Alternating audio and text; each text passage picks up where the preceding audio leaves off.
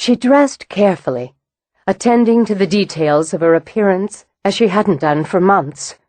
Her personal maid had run off weeks before, and she had neither the wit nor the will to hire another. So she spent an hour with the curling rods herself, as she had in the years before she'd been kept so lavishly, meticulously coiling and arranging her freshly rinsed hair. It had lost its bright gold luster over the long, bleary autumn, but she knew what lotions and potions would bring back its shine, what pots of paint to select to put false color in her cheeks, on her lips. She knew all the tricks of the trade. How else could she have caught the eye of a man like Reginald Harper? How else had she seduced him into making her his mistress? She would use them again, all of them, Amelia thought, to seduce him once more, and to urge him to do everything that must be done. He hadn't come.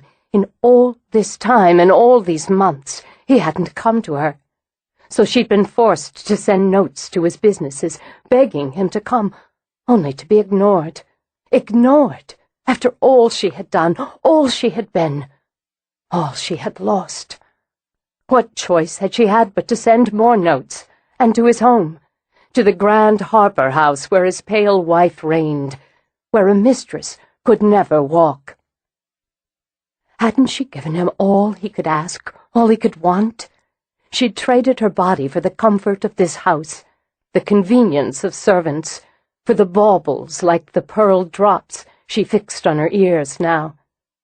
Small prices to pay for a man of his stature and wealth, and such had been the limits of her ambitions once. A man only, and what he could give her. But he'd given her more than either of them had bargained for. The loss of it was more than she could bear. Why had he not come to comfort her, to grieve with her? Had she complained, ever? Had she ever turned him from her bed, or mentioned even once the other women he kept? She had given him her youth, and her beauty, and, it seemed, her health. And he would desert her now, turn away from her now? They said the baby had been dead at birth, stillborn, they said, a stillborn girl child that had perished inside her. But hadn't she felt it move, felt it kick and grow vital under her heart, in her heart? This child she hadn't wanted that had become her world, her life, the sun she grew inside her. The sun, she thought now as her fingers plucked at the buttons of her gown, as her painted lips formed the words over and over. She'd heard him cry. Yes, she was sure of it. Sometimes she heard him cry still, in the night, crying for her to come and soothe him. But when she went to the nursery, looked in the crib, it was empty, like her womb was empty. They said she was mad.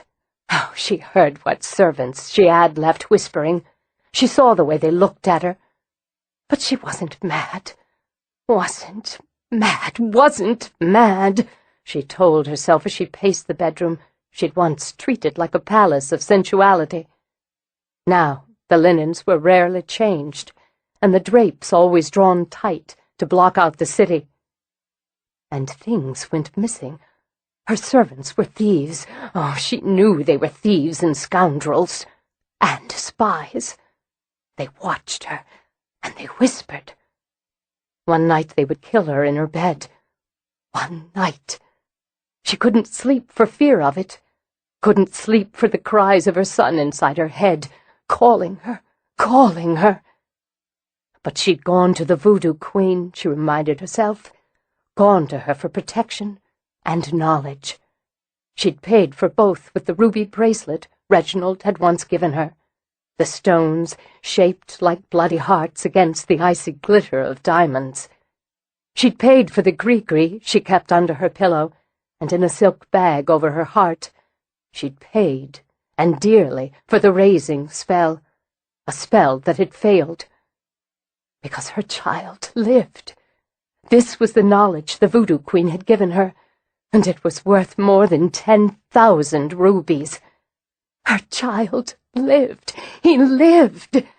And now he must be found. He must be brought back to her where he belonged.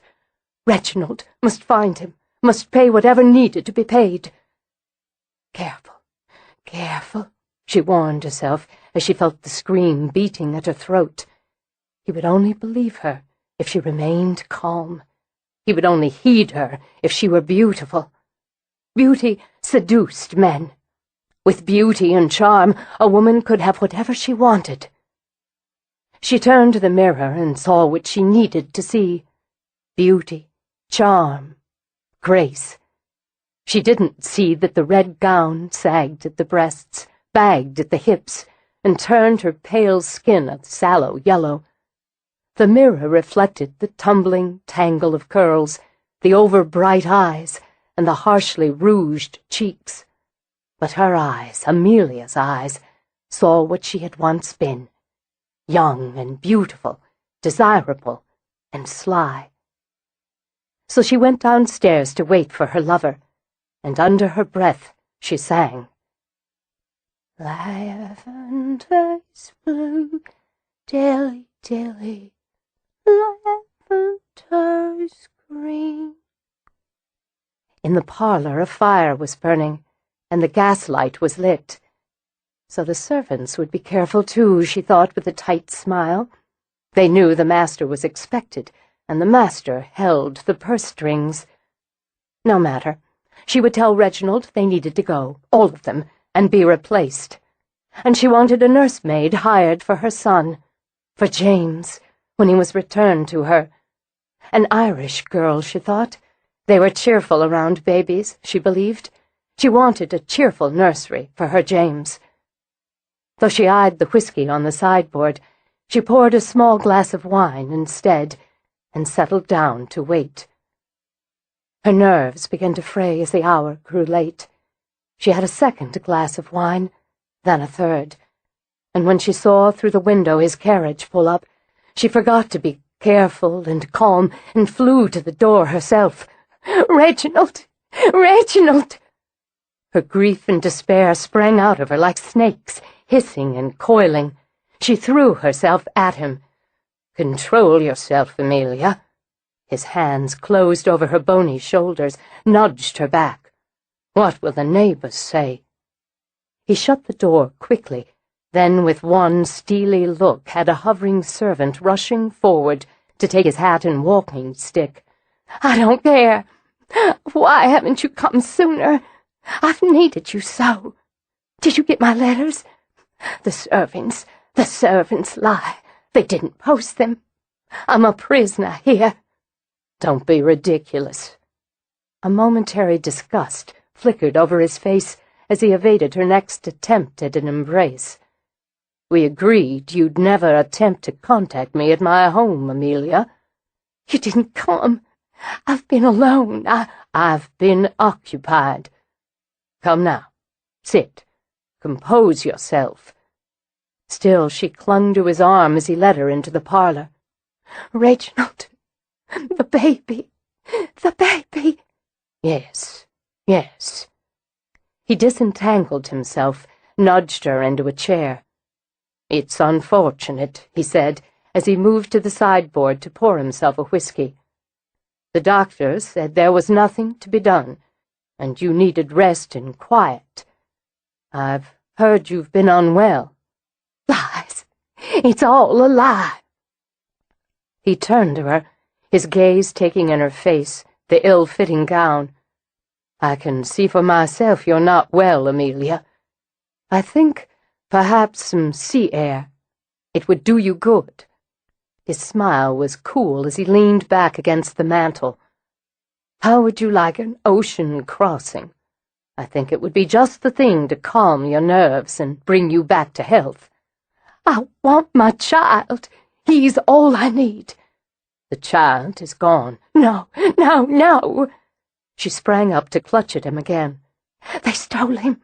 He lives, Reginald. Our child lives. The doctor, the midwife, they planned it. I know it all now. I understand it all.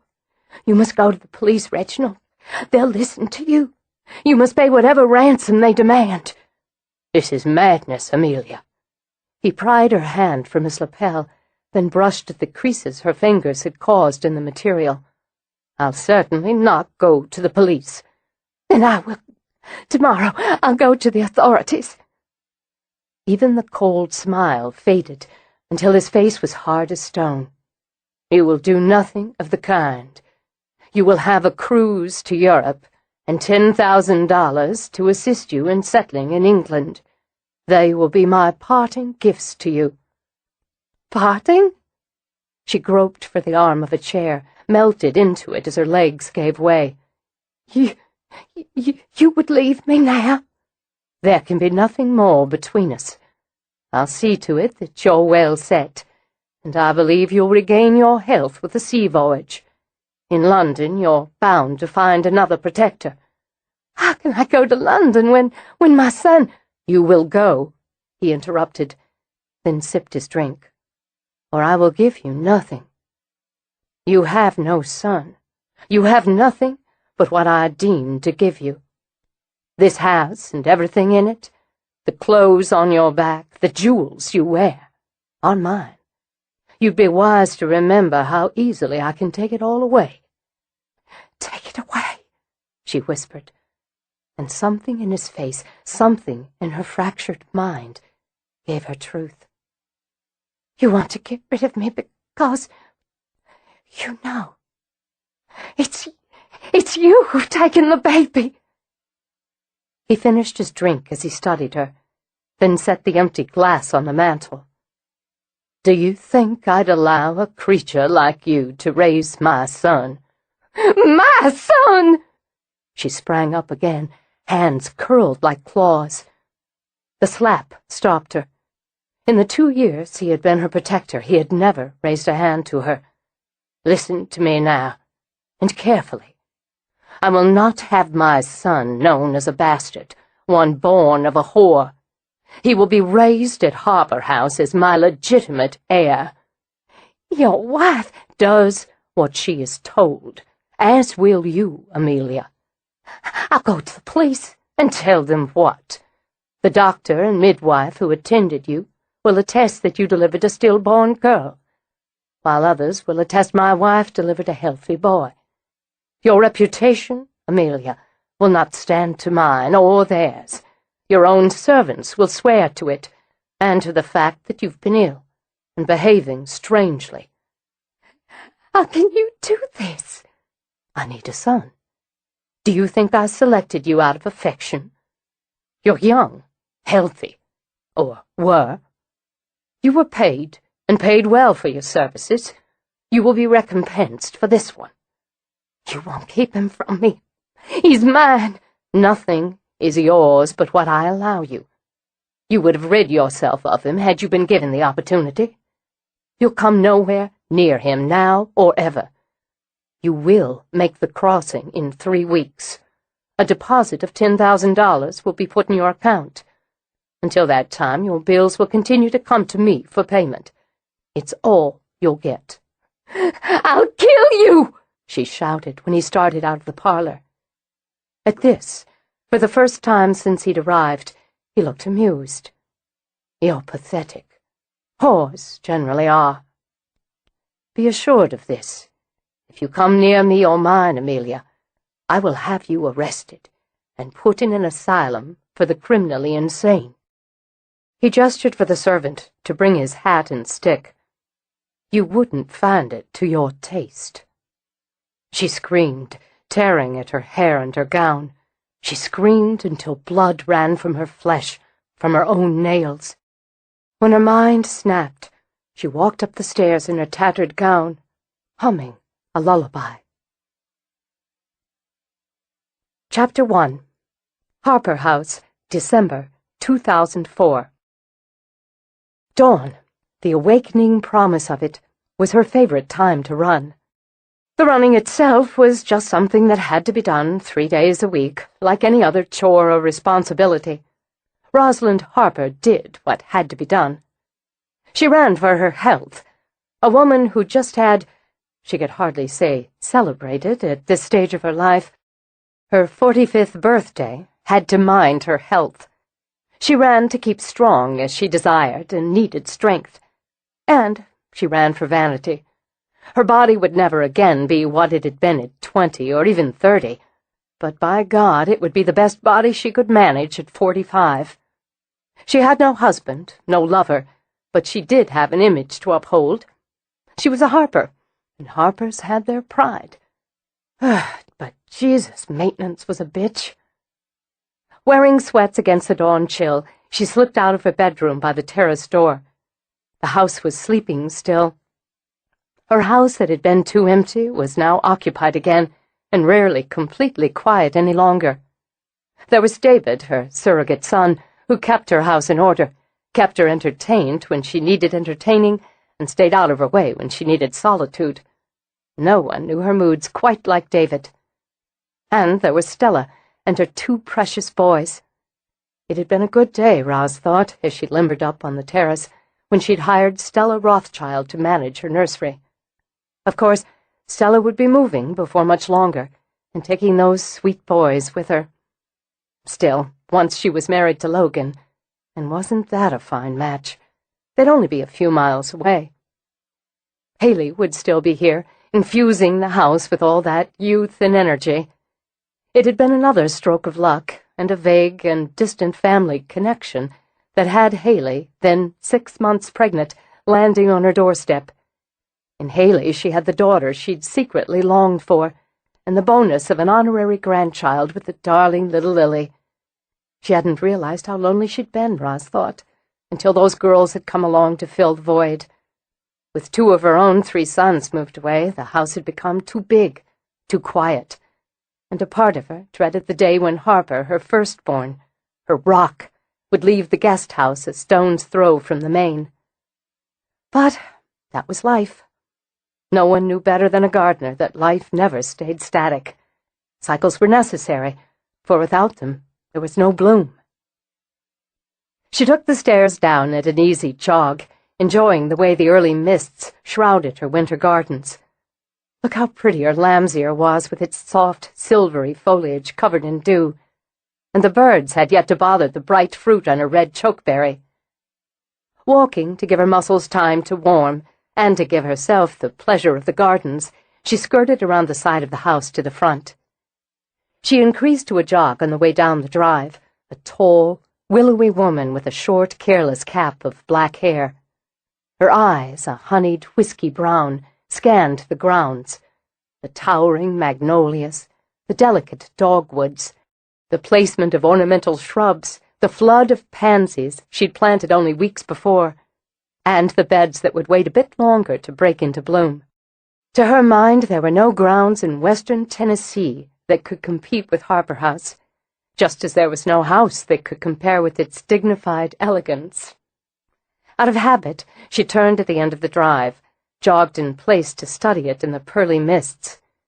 It stood grandly, she thought, with its melding of Greek revival and Gothic styles, the warm yellow stone mellow against the clean white trim. Its double staircase rose up to the balcony wrapping the second level and served as a crown for the covered entryway on the ground level. She loved the tall windows, the lacy woodwork on the rail of the 3rd floor, the sheer space of it, and the heritage it stood for. She had prized it, cared for it, worked for it, since it had come into her hands at her parents' death. She had raised her sons there, and when she'd lost her husband, she'd grieved there. One day she would pass it to Harper as it had passed to her, and she thanked God for the absolute knowledge that he would tend it and love it just as she did. What it had cost her was nothing compared with what it gave, even in this single moment, standing at the end of the drive, looking back through the morning mists. But standing there wasn't going to get her 3 miles done. She headed west, keeping close to the side of the road, though there'd be little to no traffic this early. To take her mind off the annoyance of exercise, she started reviewing her list of things to do that day. She had some good seedlings going for annuals that should be ready to have their seed leaves removed. She needed to check all the seedlings for signs of damping off. Some of the older stock would be ready for pricking off. And, she remembered, Stella had asked for more amaryllis, more forced bulb planters, more wreaths and poinsettias for the holiday sales. Haley could handle the wreaths. The girl had a good hand at crafting. Then there were the field-grown Christmas trees and hollies to deal with. Thank God she could leave that end to Logan. She had to check with Harper to see if he had any more of the Christmas cacti he'd grafted ready to go. She wanted a couple for herself. She juggled all the nursery business in her mind, even as she passed In the Garden. It was tempting, it always was, to veer off the road onto that crushed stone entryway, to take an indulgent solo tour of what she'd built from the ground up. Stella had gone all out for the holidays, Roz noted with pleasure, grouping green, pink, white, red poinsettias into a pool of seasonal color in the front of the low-slung house that served as the entrance to the retail space.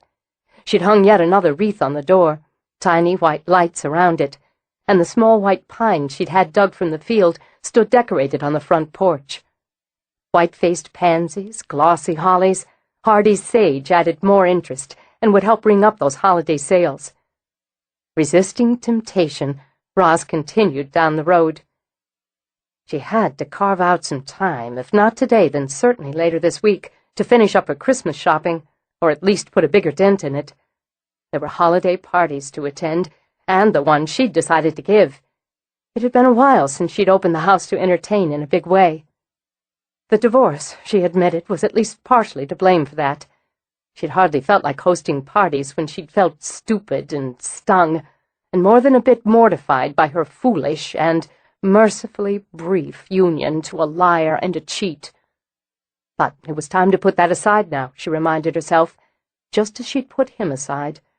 The fact that Bryce Clerk was back in Memphis made it only more important that she live her life publicly and privately, exactly as she chose. At the mile-and-a-half mark, a point she judged by an old lightning-struck hickory, she started back. The thin fog had dampened her hair, her sweatshirt, but her muscles felt warm and loose. It was a bitch, she mused, that everything they said about exercise was true. She spotted a deer meandering across the road, her coat thickened for winter, her eyes on alert by the intrusion of a human. You're beautiful, Roz thought, puffing a little on that last half-mile. Now stay the hell out of my gardens. Another note went in her file to give her gardens another treatment of repellent before the deer and her pals decided to come around for a snack. Roz was just making the turn into the drive when she heard muffled footsteps, then saw the figure coming her way. Even with the mists, she had no trouble identifying the other early riser. They both stopped, jogged in place, and she grinned at her son. Up with the worms this morning? Thought I'd be up and out early enough to catch you. He scooped a hand through his dark hair. All that celebrating for Thanksgiving, then your birthday. I figured I'd better work off the excess before Christmas hits. You never gain an ounce. It's annoying. Feel soft. He rolled his shoulders, then his eyes, whiskey brown like hers, and laughed. Besides, I gotta keep up with my mama. He looked like her. There was no denying she'd stamped herself on his face. But when he smiled, she saw his father. That'll be the day, pal of mine. How far are you going? How far'd you? 3 miles. He flashed a grin. Then I'll do 4. He gave her a light pat on the cheek as he passed. Should have told him 5 just to get his goat, she chuckled, and slowing to a cool-down walk, started down the drive. The house shimmered out of the mists. She thought, thank God that's over for another day, and she circled around to go in as she'd left. The house was still quiet and lovely, and haunted. She'd showered and changed for work and had started down the central stairs that bisected the wings when she heard the first stirrings. Stella's boys getting ready for school, Lily fussing for her breakfast. Good sounds, Roz thought. Busy, family sounds she'd missed. Of course, she'd had the house full only a couple weeks earlier, with all her boys home for Thanksgiving and her birthday. Austin and Mason would be back for Christmas. A mother of grown sons couldn't ask for better. God knew there'd been plenty of times when they were growing up that she'd yearned for some quiet, Just an hour of absolute peace, where she had nothing more exciting to do than soak in a hot tub. Then she'd had too much time on her hands, hadn't she? Too much quiet, too much empty space. So she'd ended up marrying some slick son of a bitch who'd helped himself to her money so he could impress the bimbos he'd cheated on her with. Spilled milk, Roz reminded herself, and it wasn't constructive to dwell on it. She walked into the kitchen where David was already whipping something in a bowl, and the seductive fragrance of fresh coffee filled the air. "Morning, gorgeous. How's my best girl?" "Well, up and at 'em anyway." She went to a cupboard for a mug. "How's the date last night?" Promising. He likes Grey Goose martinis and John Waters movies. We'll try for a second round this weekend. Sit yourself down. I'm making French toast." French toast. It was a personal weakness. Damn it, David, I just ran 3 miles to keep my ass from falling all the way to the back of my knees. Then you hit me with French toast. You have a beautiful ass, and it's nowhere near the back of your knees. Yet, she muttered, but she sat. I passed Harper at the end of the drive. He finds out what's on the menu, he'll be sniffing at the back door. I'm making plenty. She sipped her coffee while he heated up the skillet. He was movie star handsome, only a year older than her own Harper, and one of the delights of her life.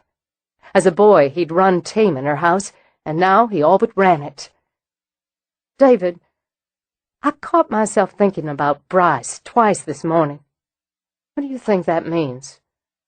"Means you need this French toast," he said, while he soaked thick slices of bread in his magic batter. "And you've probably got yourself a case of the mid-holiday blues." "I kicked him out right before Christmas. I guess that's it." "And a merry one it was, with that bastard out in the cold. I wish it had been cold," he added. "Rain and ice and frogs and pestilence." "I'm going to ask you something I never did while it was going on. Why didn't you ever tell me how much you disliked him?" "Probably the same reason you didn't tell me how much you disliked that out-of-work actor with the fake Brit accent I thought I was crazy about a few years back. I love you." "It's a good reason." He'd started a fire in the little kitchen hearth, so she angled her body toward it, sipped coffee, felt steady and solid. "You know, if you could just age 20 years and go straight, we could live with each other in sin. I think that would be just fine. Sugar pie?" He slid the bread into the skillet. "You're the only girl in the world who'd tempt me." She smiled, and resting her elbow on the table, set her chin on her fist. "Sun's breaking through," she stated. "It's going to be a pretty day." A pretty day in early December meant a busy one for a garden center. Roz had so much to do, she was grateful she hadn't resisted the breakfast David had heaped on her. She missed lunch. In her propagation house, she had a full table covered with seed trays. She'd already separated out specimens too young for pricking off, and now began the first transplanting with those she deemed ready. She lined up her containers, the cell packs, the individual pots or peat cubes.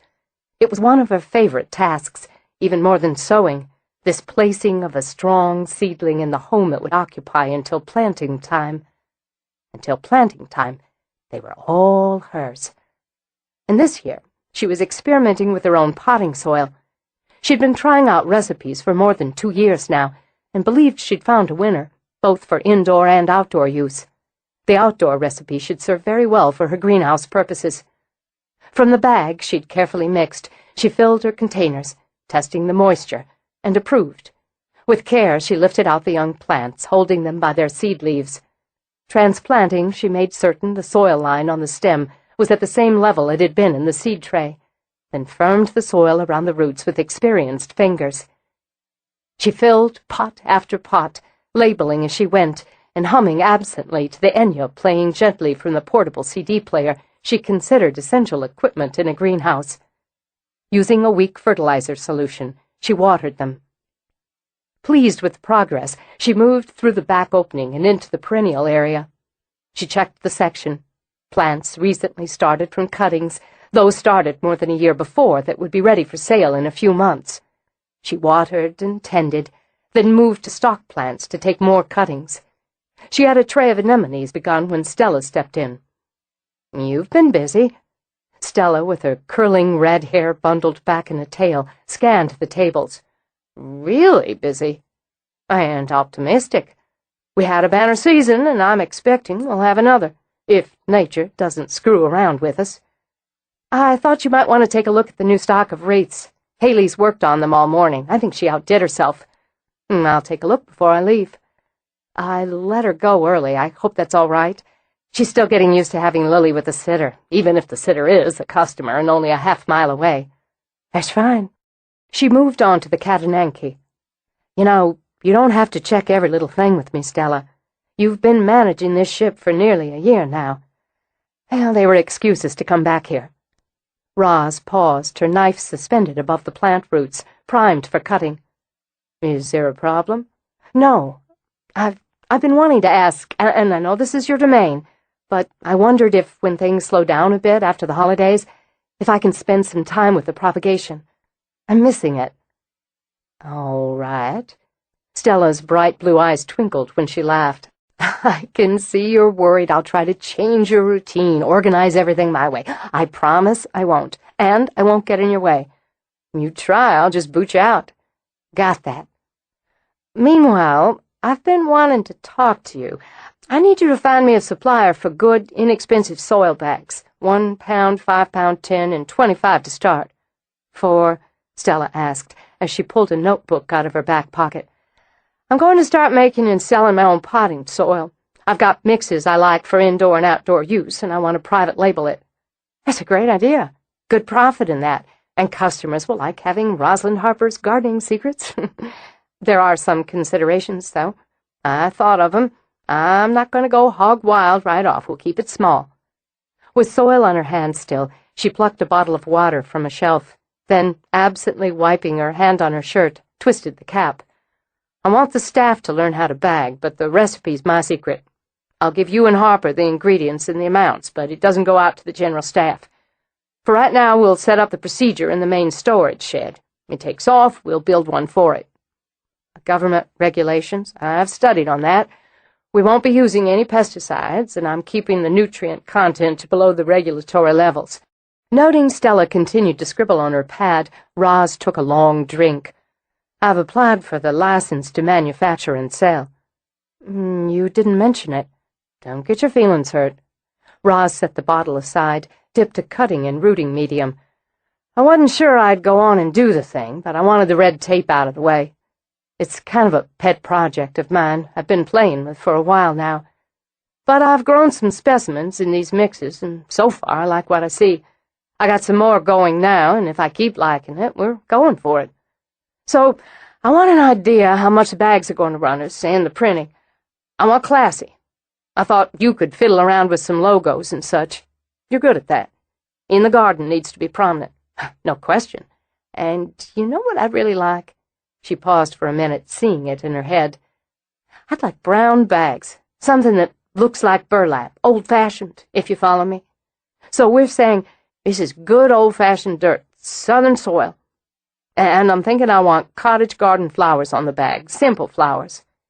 That says, this is simple to use, and it'll make your garden simple to grow. I get on it. I can count on you, can't I, to work out the costs, profits, marketing angles with me? I'm your girl. I know you are. I'm going to finish up these cuttings and take off early myself. If nothing's up, I want to get some shopping in. Roz, it's already nearly 5. 5? It can't be 5. She held up an arm, turned her wrist, and frowned at her watch. Well, shit. Time got away from me again. Tell you what, I'm going to take off at noon tomorrow. If I don't, you hunt me down and push me out. No problem. I better get back. See you back at the house. When she did get home, it was to discover the Christmas lights were glinting from the eaves, the wreaths shimmered on all the doors, and candles stood shining in all the windows. The entrance was flanked by 2 miniature pines wrapped in tiny white lights. She had only to step inside to be surrounded by the holiday. In the foyer, red ribbon and twinkling lights coiled up the twin banisters, with white poinsettias in Christmas red pots under the newel posts. Her great-grandmother's silver bowl was polished to a beam and filled with glossy red apples. In the parlor, a 10-foot Norway spruce, certainly from her own field, ruled the front windows. The mantel held the wooden Santas she'd collected since she'd been pregnant with Harper, with fresh greenery dripping from the ends. Stella's 2 sons sat cross-legged on the floor beneath the tree, staring up at it with enormous eyes. "Isn't it great?" Haley bounced dark-haired Lily on her hip. "Isn't it awesome?" David must have worked like a dog. "We helped!" The boys jumped up. "After school, we got to help with the lights and everything," the youngest, Luke, told her. "And pretty soon we get to help make cookies and decorate them and everything. We even got a tree upstairs." Gavin looked back at the spruce. "It's not as big as this one, 'cause it's for upstairs. We helped David take it up, and we get to decorate it ourselves." Knowing who was the boss at the house, Gavin looked at her for confirmation. "He said," "Then it must be true." "He's cooking up some sort of trim-the-tree buffet in the kitchen." Stella walked over to look at the tree from Roz's perspective. "Apparently we're having a party. He's already given Logan and Harper orders to be here by 7. And I guess I'd better get myself dressed for a party. Hand over that baby first." She reached out, took Lily from Haley, and nuzzled. "Tree that size, it'll take all of us to dress it up. What do you think of your first Christmas tree, little girl?" "She's already tried to belly scoot over to it when I put her on the floor. I can't wait to see what she does when she sees it all decked out." "And I'd better get a move on." Roz gave Lily a kiss, handed her back. "It's a bit warm yet, but I think we ought to have a fire. And somebody tell David to ice down some champagne. I'll be down shortly." It had been too long since there were children in the house for Christmas, Roz thought as she hurried upstairs. And damn if having them there didn't make her feel like a kid herself. Chapter 2. Roz took her holiday mood shopping. The nursery could get along without her for half a day. The fact was, the way Stella managed it, the nursery could get along without her for a week. If she had the urge, she could take herself off on her first real vacation in— how long had it been? 3 years, she realized. But she didn't have the urge. Home was where she was happiest, so why go to all the trouble of packing, endure the stress of traveling, just to end up somewhere else? She'd taken the boys on a trip every year when they were growing up. Disney World, the Grand Canyon, Washington, D.C., Bar Harbor, and so on. Little tastes of the country, sometimes chosen at whim, sometimes with great planning. Then they'd taken that 3-week vacation in Europe. Hadn't that been a time? It had been hard, sometimes frantic, sometimes hysterical, herding 3 active boys around. But oh, it had been worth it. She could remember how Austin had loved the whale watch cruise in Maine, how Mason had insisted on ordering snails in Paris, and Harper had managed to get himself lost in Adventureland. She wouldn't trade those memories for anything, and she'd seen a nice chunk of the world herself. Instead of a vacation, she could concentrate on other things. Maybe it was time to start thinking about adding a little florist shop onto the nursery. Fresh-cut flowers and arrangements, local delivery. Of course, it would mean another building, more supplies, more employees, but it was something to think about for a year or 2 down the road. She'd have to go over some figures, see if the business could handle the outlay.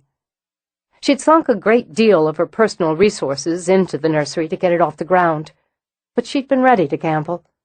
Her priorities had been always that her children were safe, secure, and well provided for, and that Harper House remained tended, protected, and in the family. She'd accomplished that, though there'd been times it had taken a lot of creative juggling and had caused the occasional sleepless night. Perhaps money hadn't been the terrifying issue for her that it often was for single parents, but it had been an issue. In the Garden hadn't just been a whim, as some thought. She'd needed fresh income, and had bargained, gambled, and finagled to get it. It didn't matter to Roz if people thought she was rich as Croesus or poor as a church mouse. The fact was, she was neither, but she'd built a good life for herself and her children with the resources she'd had at hand. Now, if she wanted to go just a little crazy playing Santa, she'd earned it. She burned up the mall, indulging herself to the point that she needed to make 2 trips out to her car with bags. Seeing no reason to stop there, she headed to Walmart, intending to plow through the toy department. As usual, the minute she stepped through the doors, she thought of a dozen other things she could probably use. Her basket was half-loaded, and she'd stopped in the aisles to exchange greetings with 4 people she knew before she made it to the toy department. 5 minutes later, she was wondering if she'd need a second cart. Struggling to balance a couple of enormous boxes on top of the mound of other purchases, she turned a corner and wrapped smartly into another cart. "Sorry, I can't seem to—" "Oh, hi." It had been weeks since she'd seen Dr. Mitchell Carnegie, the genealogist she'd hired, more or less. There'd been a few brief phone conversations, some business-like emails, but only a scatter of face-to-face contacts since the night he'd come to dinner, and had ended up seeing the Harper Bride ghost. She considered him an interesting man and gave him top marks for not hightailing it after the experience they'd all shared the previous spring. He had, in her opinion, the credentials she needed, along with the spine and the open mind. Best of all, he'd yet to bore her in their discussions of family lineage and the steps necessary to identifying a dead woman. Just now it looked as if he hadn't shaved in the past few days, so there was a dark stubble toughening his face. His bottle-green eyes appeared both tired and harassed. His hair badly needed a trim. He was dressed much like the first time she'd met him, in old jeans and a faded sweatshirt. Unlike hers, his basket was empty. "Help me," he said in the tone of a man dangling from a cliff by a sweaty grip on a shaggy limb. "I'm sorry?" 6-year-old girl. Birthday. Desperation." "Oh."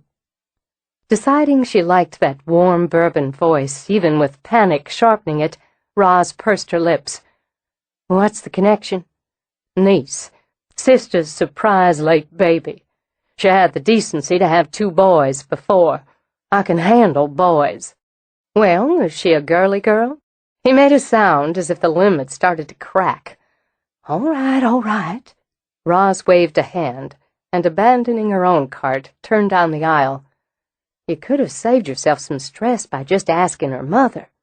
"My sister's pissed at me because I forgot her birthday last month." "I see."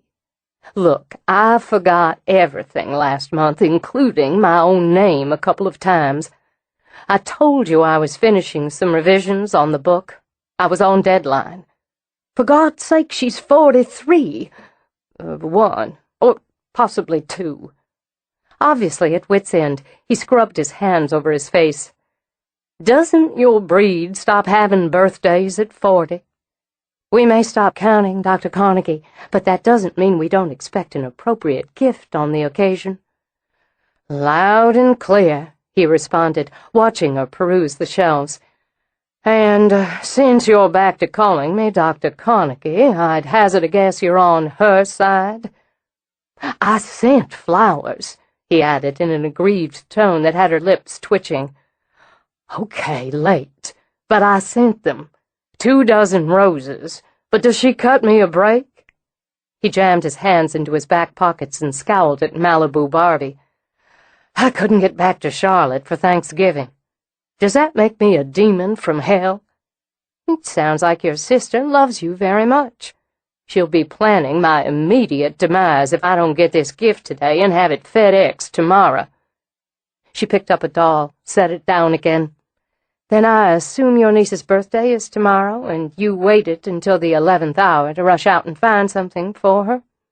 He said nothing for a moment, then laid a hand on her shoulder so that she looked over and up at him. "Rosalind, do you want me to die?" "I'm afraid I wouldn't feel responsible." "But we'll find something, and you can get it wrapped up and shoot it off." "Wrapped?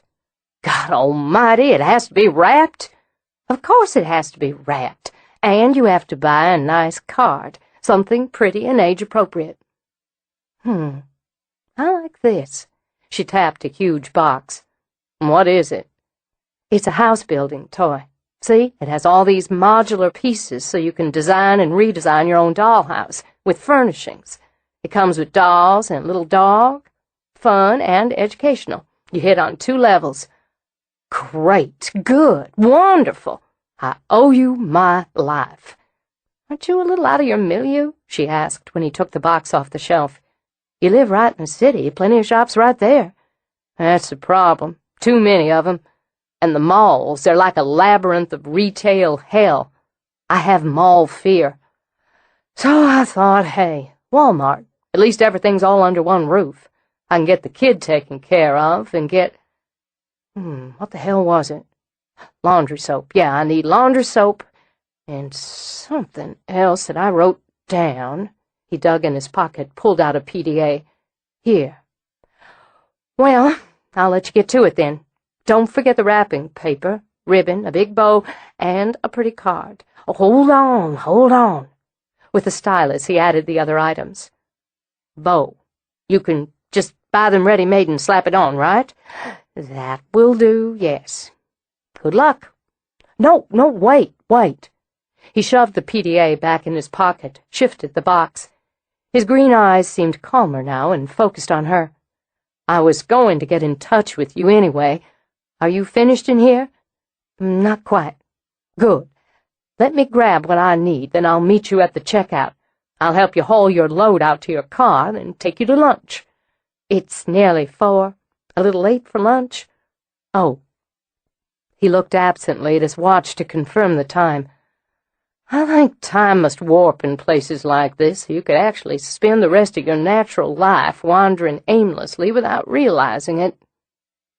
Anyway, a drink, then. I'd really like to have a conversation about the project. All right. There's a little place called Rose's right across the way. I'll meet you there in half an hour. But he was waiting at the checkout, patiently, from all appearances, then insisted on helping her load her bags in her car. He took one look at what was already stacked in the back of her Durango and said, Holy Mother of God. I don't shop often, so when I do, I make it count. I'll say. There are less than 3 weeks left till Christmas. I'll have to ask you to shut up. He hefted the last bag inside. My car's that way. He gestured vaguely toward their left. I'll meet you. Fine. Thanks for the help. The way he wandered off made her think he wasn't entirely sure just where he'd parked. She thought he should have plugged the location into that little personal data thingy he had in his pocket. The idea made her chuckle as she drove over to the little restaurant. She didn't mind a certain amount of absent-mindedness. To her, it simply indicated the person probably had a lot in his head, and it took a little longer to find just what he was after. She hadn't hired him out of the blue, after all. She had researched Mitchell Carnegie and had read or skimmed some of his books. He was good at what he did. He was local, and though he was pricey, he hadn't balked, overmuch, about the prospect of researching and identifying a ghost. She parked, then walked into the lounge area. Her first thought was to order a glass of iced tea or some coffee. Then she decided the hell with that. She deserved a nice glass of wine after such a successful shopping expedition.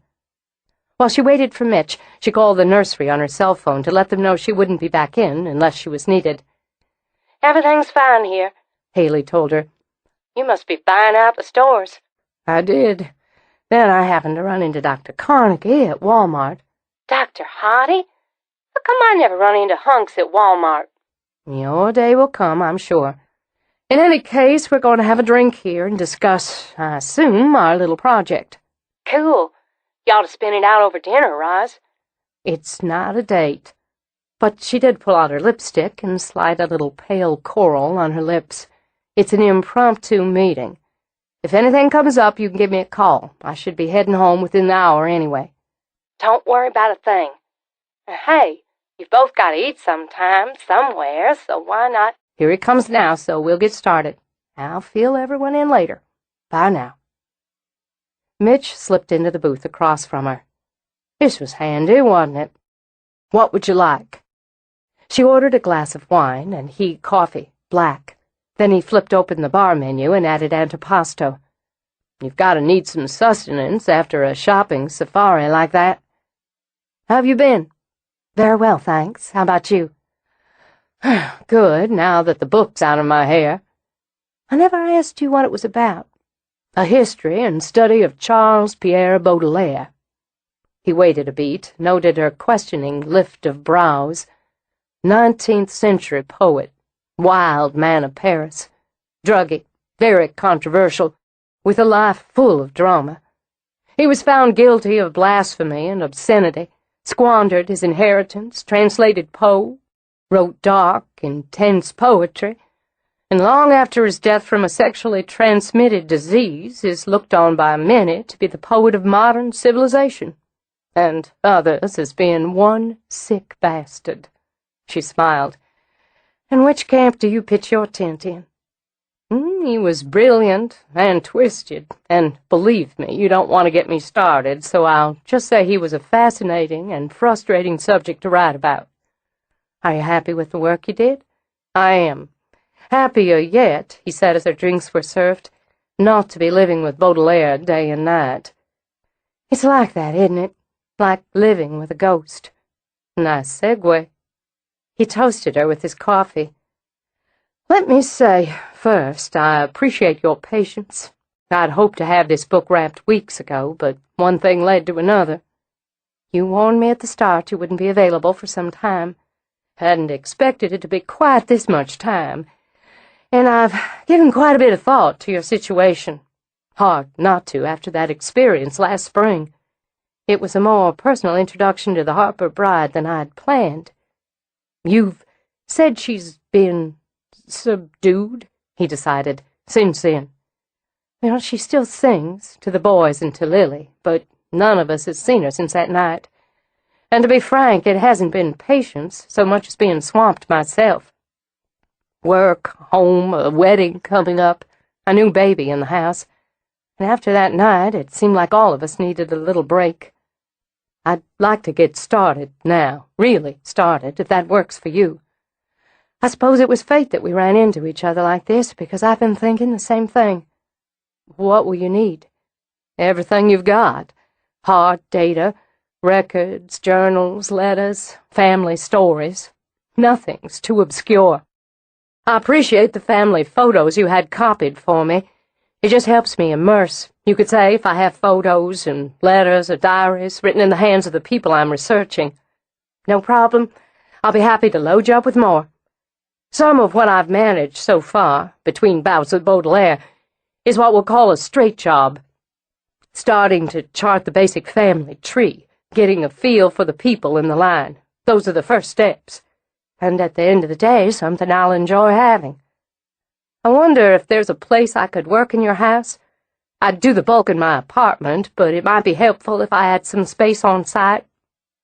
The house plays a vital part in the research and the results. That wouldn't be a problem. For the Amelia portion of the project, I'd like a list of names, anyone who's had any sort of contact with her. I'll need to interview. All right.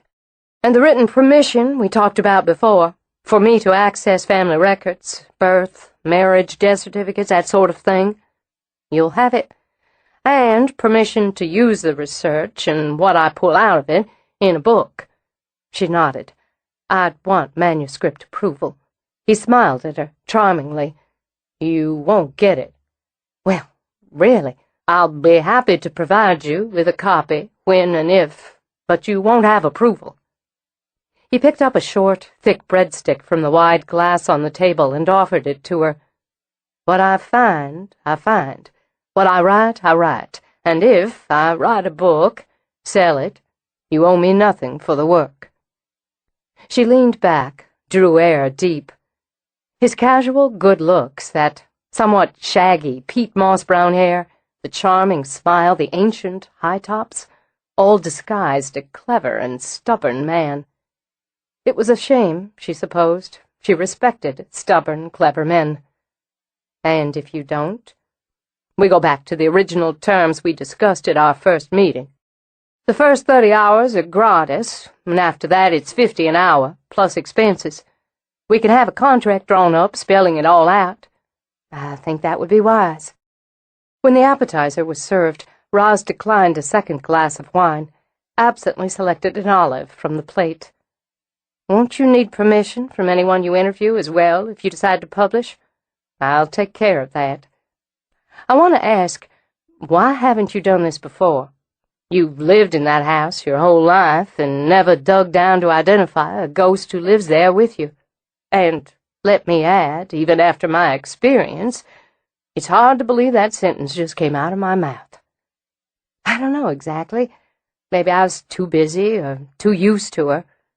But I've started to wonder if I wasn't just, well, inoculated.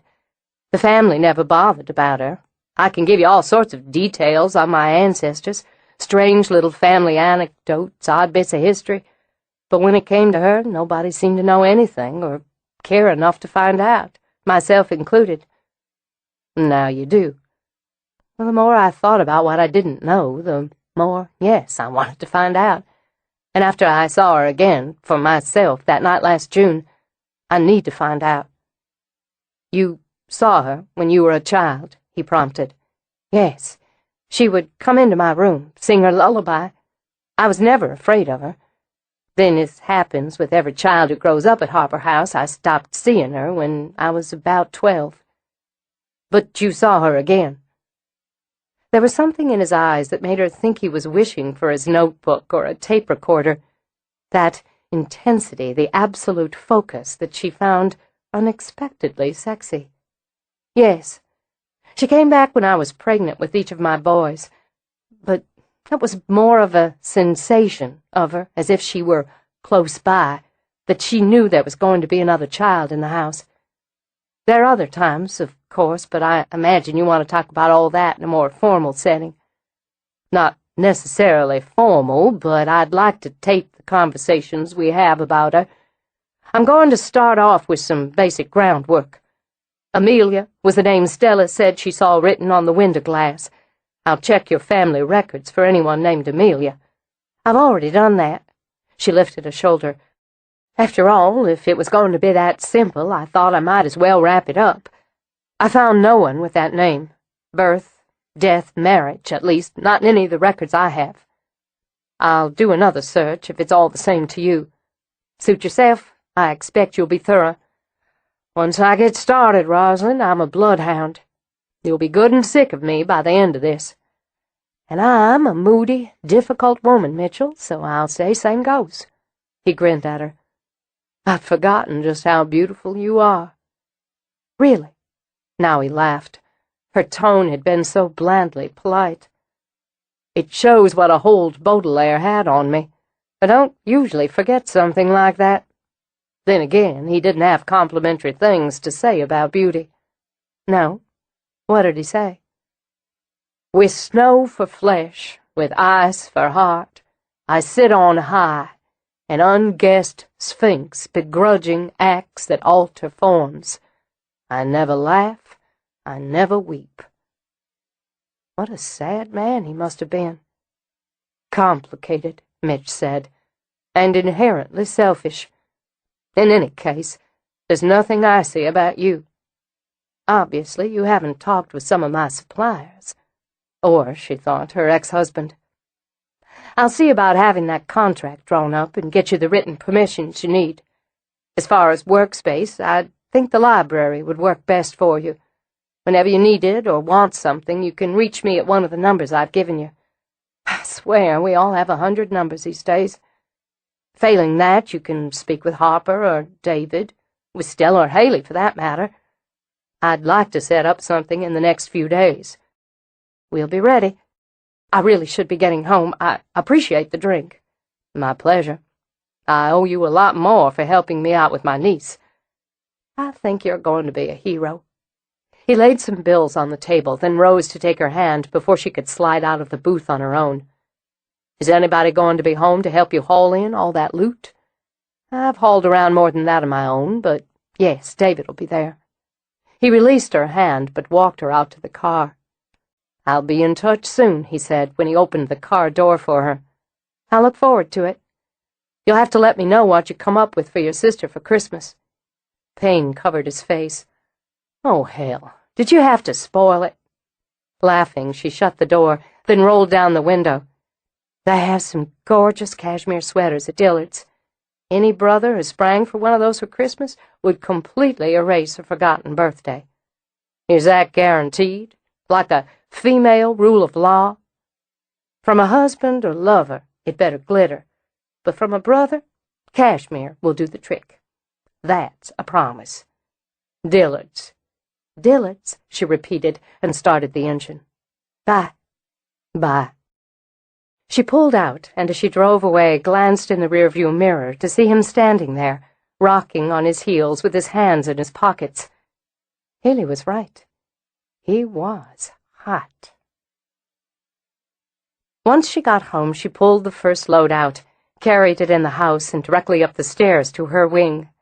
After a quick internal debate, she piled bags into her sitting room, then went down for more. She could hear Stella's boys in the kitchen regaling David with the details of their day. Better that she got everything inside by herself, upstairs and hidden away before anyone knew she was home. When she was finished, she stood in the middle of the room and stared. Why, she'd gone crazy, obviously. Now that she saw everything all piled up, she understood why Mitch had goggled. She could easily open her own store with what she'd bought in one mad afternoon. How the hell was she going to wrap all of this? Later, she decided, after dragging both hands through her hair. She'd just worry about that major detail later. Right now, she was going to call her lawyer at home, the benefit of knowing him since high school, and get the contract done. And, because they'd gone to high school together, the conversation took twice as long as it might have. By the time she'd finished, put some semblance of order back into her sitting room, then headed downstairs, the house was settled down again. Haley, she knew, would be up with Lily. Stella would be with her boys. And David, she discovered, when she found the note on the kitchen counter, was off to the gym. She nibbled on the casserole he'd left for her, then took a quiet walk around her gardens. The lights were on in Harper's cottage. David would have called him to let him know he'd made pot pie, one of Harper's favorites. If the boy wanted some, he knew where to find it. She slipped back inside, then poured herself another glass of wine with the idea of enjoying it in a long, hot bath. But when she went back upstairs, she caught a movement in her sitting room. Her whole body tightened as she went to the door, then loosened again when she saw Stella. "Oh, you got my juices up," Roz said. It was Stella who jolted and spun around with a hand to her heart. "God, you'd think we'd all stop jumping by now. I thought you'd be in here. I came by to see if you'd like to go over the weekly report, and saw this." She swept a hand toward the bags and boxes lining the wall. "Roz, did you just buy them all?" "Not quite, but I gave it a good run. And because I did, I'm not much in the mood for the weekly report. What I want is this wine and a long, hot bath. Obviously, well-deserved. We can do it tomorrow. If you need help wrapping some of this, sold. Just tap me in the evening after the kids are in bed. Haley mentioned you were having drinks with Mitch Carnegie?" "Yeah. We ran into each other, as it seems everyone in Tennessee does eventually, at Walmart. He's finished his book and appears to be raring to go on our project. He's going to want to interview you and Haley, among others. That's not going to be a problem, is it?" "No, I'm raring too. I'll let you get started on that bath. See you in the morning." "Night." Roz went into her bedroom, closed the door. In the adjoining bath, she ran water and scent and froth, then lit candles. For once, she wouldn't use this personal time to soak and read gardening or business literature. She'd just lie back and veg. As an afterthought, she decided to give herself a facial. In the soft, flickering light, she slipped into the perfumed water, let out a low, lengthy sigh. She sipped wine, set it on the ledge, then sank nearly to the chin. Why, she wondered, didn't she do this more often? She lifted a hand out of the froth, examined it, long, narrow, rough as a brick, studied her nails, short, unpainted. Why bother painting them when they'd be digging in dirt all day? They were good, strong, competent hands, and they looked it. She didn't mind that, or the fact there were no rings on her fingers to sparkle them up. But she smiled as she raised her feet out. Her toenails now. They were her little foolishness. This week she'd painted them a metallic purple. Most days they'd be buried in work socks and boots, but she knew she had sexy toes. It was just one of those silly things that helped her remember she was female. Her breasts weren't as perky as they'd once been. She could be grateful they were small and the sagging hadn't gotten too bad, yet. While she didn't worry too much about the state of her hands, they were, after all, tools for her, she was careful about her skin. She couldn't stop all the lines, but she pampered it whenever she could. She wasn't willing to let her hair go to salt and pepper, so she took care of that, too. Just because she was being dragged toward 50 didn't mean she couldn't dig her heels in and try to slow down the damage time insisted on inflicting. She had been beautiful once, when she'd been a young bride, fresh and innocent and radiantly happy. God, she looked at those pictures now, and it was almost like looking at a stranger. Who had that sweet young girl been? Nearly 30 years, she thought, and it had gone by in the snap of a finger. How long it had been since a man had looked at her and told her she was beautiful. Bryce had, certainly, but he'd told her all manner of lies. But Mitch had said it almost offhand, casually. It made it easier to believe he'd meant it. And why did she care? Men. She shook her head and sipped more wine. Why was she thinking of men? Because, she realized with a half-laugh, she had no one to share those sexy toes with. No one to touch her as she liked to be touched, to thrill her, to hold her in the night. She'd done without those things and was content, but every now and again she missed having someone, and maybe she was missing it now, she admitted, because she'd spent an hour talking with an attractive man. When the water turned tepid, she got out. She was humming as she dried off, creamed her skin, performed her nightly ritual with her moisturizer. Wrapped in a robe, she started into her bedroom. She felt the chill even before she saw the figure standing in front of her terrace doors. Not Stella, not this time. The Harper Bride stood in her simple gray gown, her bright hair in a crown of curls. Roz had to swallow once, then she spoke easily. "It's been some time since you've come to see me. I know I'm not pregnant, so that can't be it. Amelia? Is that your name?" There was no answer, nor had she expected one. But the bride smiled, just a brief shadow of a smile, then faded away. Well, standing, Roz rubbed the warmth back into her arms. "I guess I'll assume that's your way of letting me know you approve that we're getting back to work." She went back to the sitting room and took a calendar she'd begun keeping over the last winter out of her desk. She noted down the sighting on the day's date. Dr. Carnegie, she assumed, would be pleased she was keeping a record. Chapter 3. He'd never been much of a gardener. Then again, he'd lived in apartments most of his life. Still, he liked the look of plants and flowers, and had an admiration for those who knew what to do with them. Rosalind Harper obviously knew what to do with them. He'd seen some of the gardens on her estate this past June, but even their graceful beauty had paled next to his encounter with the Harper Bride. He'd always believed in the spirit of a person. Why else would he be so drawn to histories, to genealogies, to all those roots and branches of family trees? He believed that spirit could and did have influence and impact for generations, potentially centuries. But he'd never believed in the tangibility, the physical presence of that spirit. He knew better now. It was difficult for someone with Mitch's academic bent to rationalize, then absorb something as fanciful as ghosts. But he'd felt and he'd seen. He'd experienced, and there was no denying facts. So now he was caught up. He could admit it.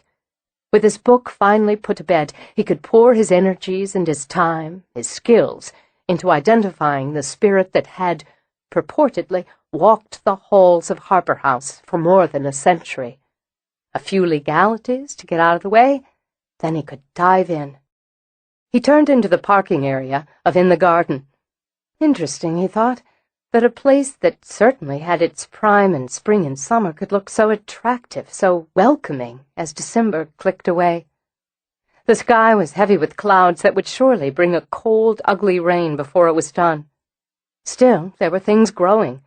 He had no clue what they were, but they looked appealing. Rusty red bushes, lush evergreens with fat berries, silvery green leaves, brightly painted pansies. At least he recognized a pansy when he saw one. There were industrious-looking piles of material he assumed one would need for gardening or landscaping. Long tables on the side that held plants he assumed could handle the chill. A small forest of trees and shrubs. The low-slung building was fronted with a porch.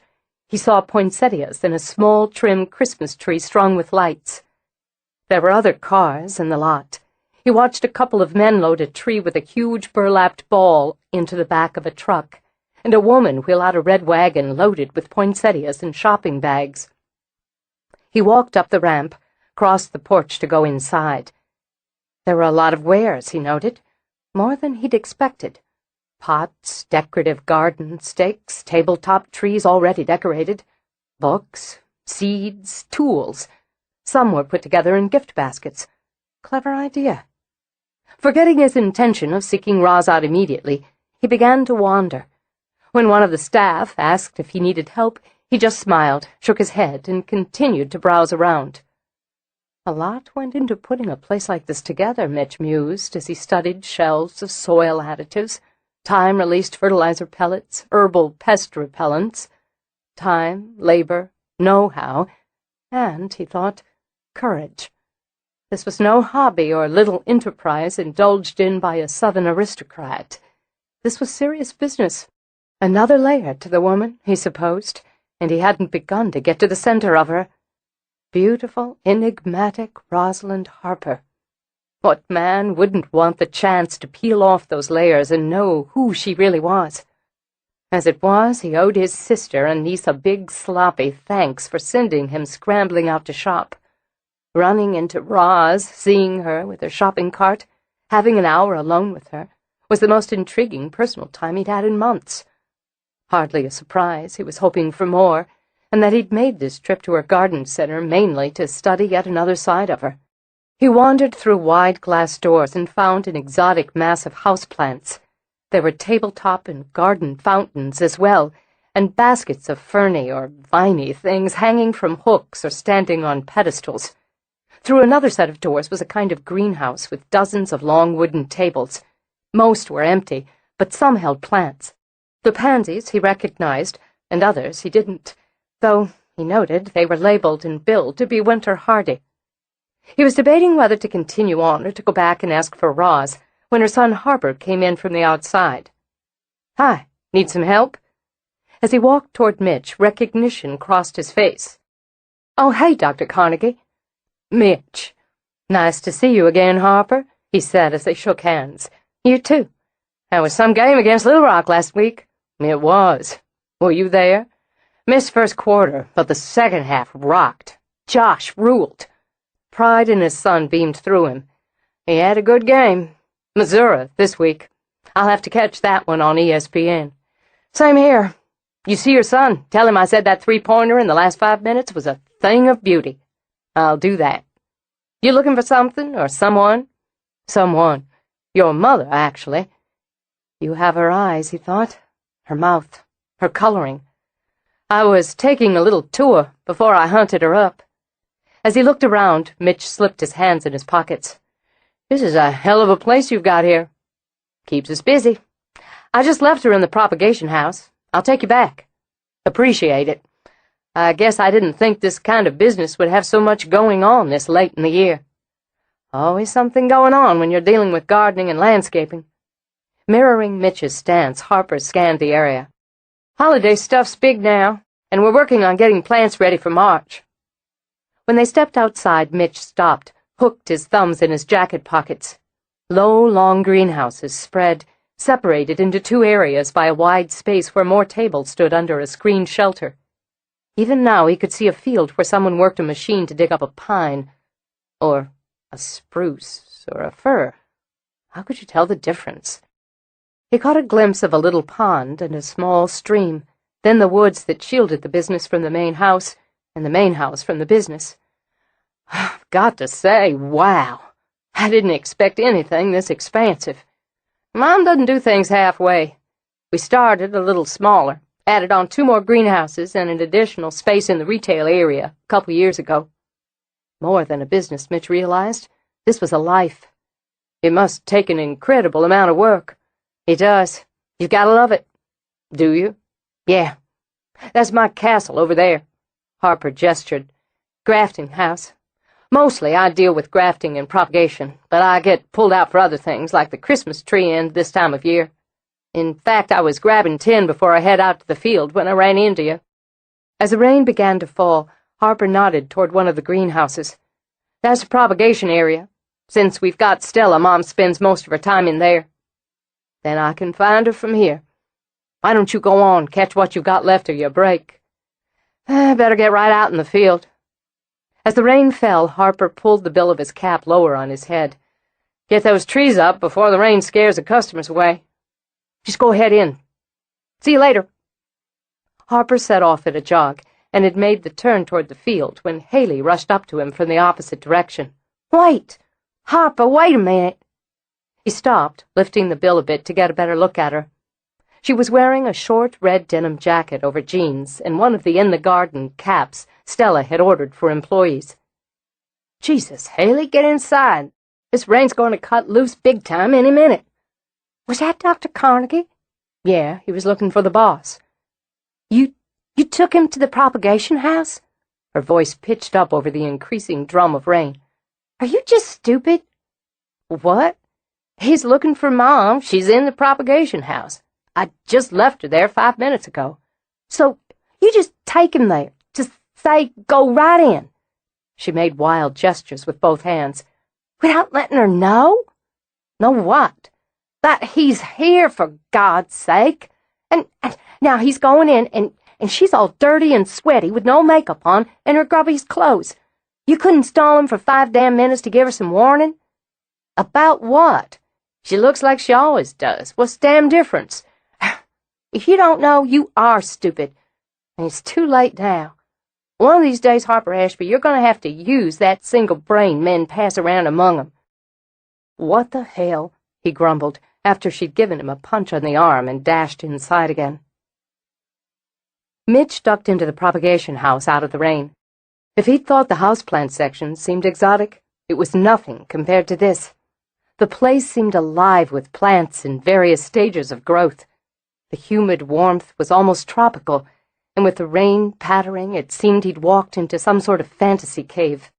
The air was pungent with green and brown, plants and soil. Music twined along with the scents. Not classical, he noted, not quite New Age, something oddly and appealingly between.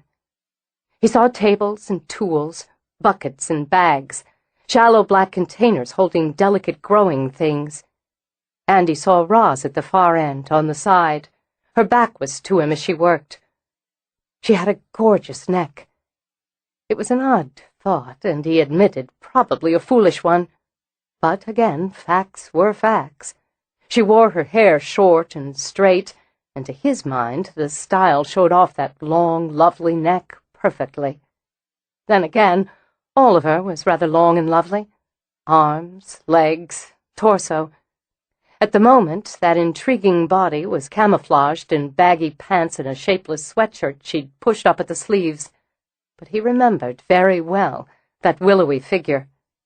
Just as he remembered, even before she heard his approach and turned, that her eyes were long as well, long-lidded and in a fascinating shade of deep, deep amber. I'm sorry. I'm interrupting. It's all right. I didn't expect to see you here. I got the paperwork and thought I'd ride out and let you know it's signed, sealed, and on its way back to your lawyer. Plus, it gave me a chance to see your place. I'm impressed. Even though I didn't know squat about gardening, I'm majorly impressed. Thank you. He glanced down at her work table. There were pots, some empty yet, some filled with soil and small green leaves. What's going on here? I'm potting up some seedlings, celosia, coxcomb. I have no idea what that is. I'm sure you've seen them. She brushed a hand absently over her cheek, transferring a smudge of soil. In bloom they're like small feather dusters in bold colors. Red's very popular. Okay, and you put them in these little pots because I don't like their roots disturbed after they're established. I pot them young, then they'll be blooming for our spring customers and only have to tolerate that last transplanting. And I don't imagine you're all that interested. Didn't think I would be, but this is like a whole new world. What's this here? She raised her eyebrows. All right, then. That's Mathiola, also called gillyflower or stock. It's very fragrant. Those there with the yellowish-green leaves, they'll be double-flowered cultivars. These will flower for spring. Customers prefer to buy in bloom, so I plan my propagation to give them plenty of blooms to choose from. This section is for annuals. I do perennials back there. Is it a gift or years of study? How do you come to know what to do, how to recognize the coxcomb from the gillyflower at this stage? It's both, and a love of it with considerable hands-on experience thrown in. I've been gardening since I was a child. I remember my grandmother, on the Harper side, putting her hands over mine to show me how to press the soil around a plant. What I remember best about her is in the gardens at Harper House. Elizabeth McKinnon Harper, wife to Reginald Harper, Jr. You have a good memory. I've been skimming over some of the lists. What was she like? It made her feel soft and a little sentimental to be asked. Kind and patient, unless you riled her up. Then she was formidable. She went by Lizzie or Elizabeth. She always wore men's pants and an old blue shirt and an odd straw hat. Southern women of a certain age always wear odd straw hats to garden. It's the code. She smelled of the eucalyptus and pennyroyal she'd make up into a bug repellent. I use a recipe for it still. She picked up another pot. I still miss her. She's been gone nearly 30 years now. Fell asleep in a glider on a hot summer day in July. She'd been deadheading in the garden and sat down to rest. She never woke up. I think that's a very pleasant way to pass. How old was she?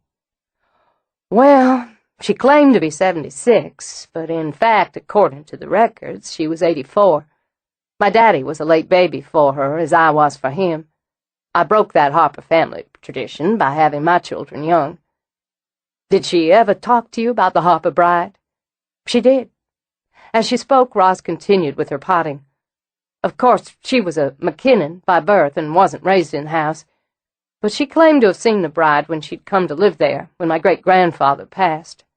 My grandfather Harper grew up at Harper House, of course, and if we were right in dating, Amelia would have been a baby around the time she died.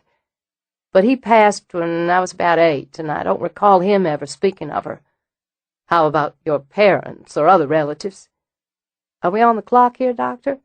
Sorry. No, I don't mind. She labeled the new potted plant, reached for another. My daddy never said much, now that I think about it. Maybe it's a thing with the Harper men, or men in general.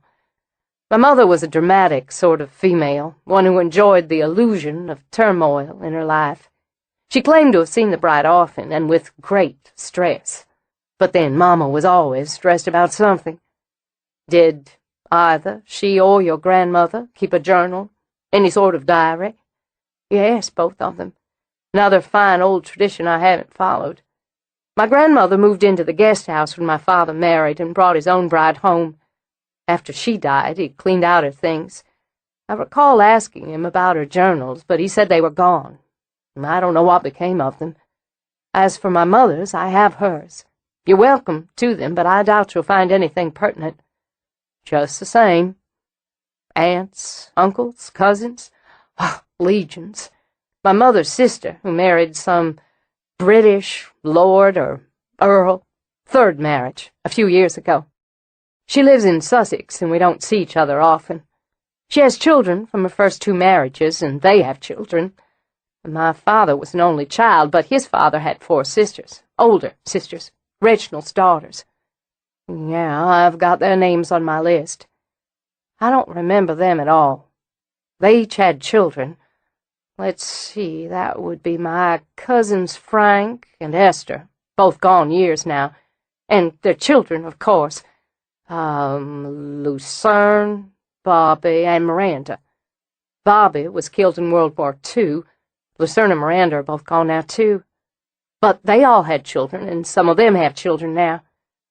Then there's Owen, Yancey, Mary Lou. Mary Lou's still living down in Biloxi, where she suffers from dementia and is tended by her children best they can. Yancey? I couldn't say. He ran off to join a carnival years back, and no one heard from him again. Owen's a fire and brimstone minister, last I heard, in Macon, Georgia. He wouldn't talk to you about ghosts, I can promise you. You never know. She made a non-committal sound as she worked. And my cousin Clarice, who never married. She has managed to live to a ripe age. Too sour not to. She's living in a retirement village other side of the city. She doesn't speak to me. Because you do ask questions. Part of the process. Well, I'm not sure I remember exactly why she stopped speaking to me. I recall she didn't appreciate that my grandparents left everything to me and my daddy, but they were my grandparents, after all, my father's parents, while she was only a niece to them. She came to visit here when the boys were young. I believe that's when she cut me off, or we cut each other off, which is more accurate. She didn't care for my style of raising the boys, and I didn't care for her criticism of them or me.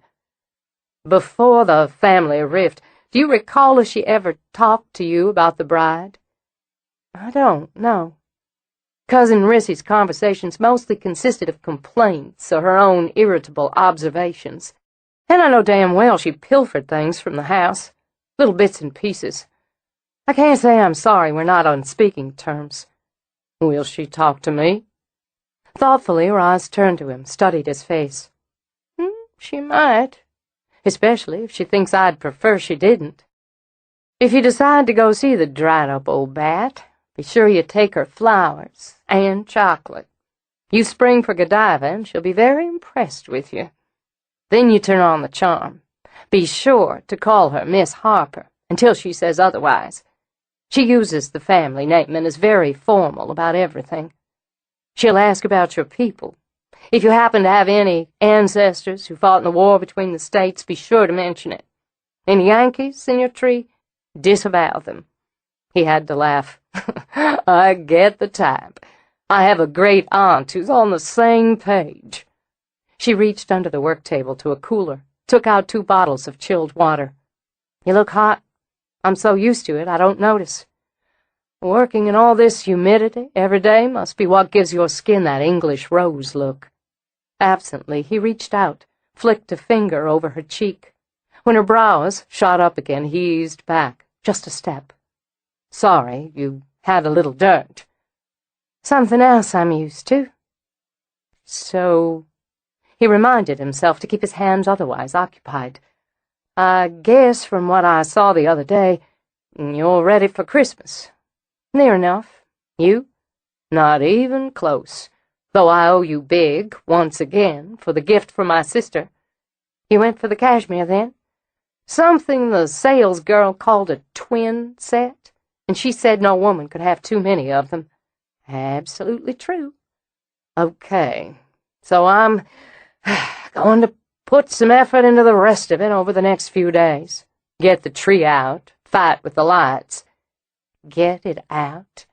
A look that might have been pity, might have been derision, covered her face. I assume that means you've got a fake tree?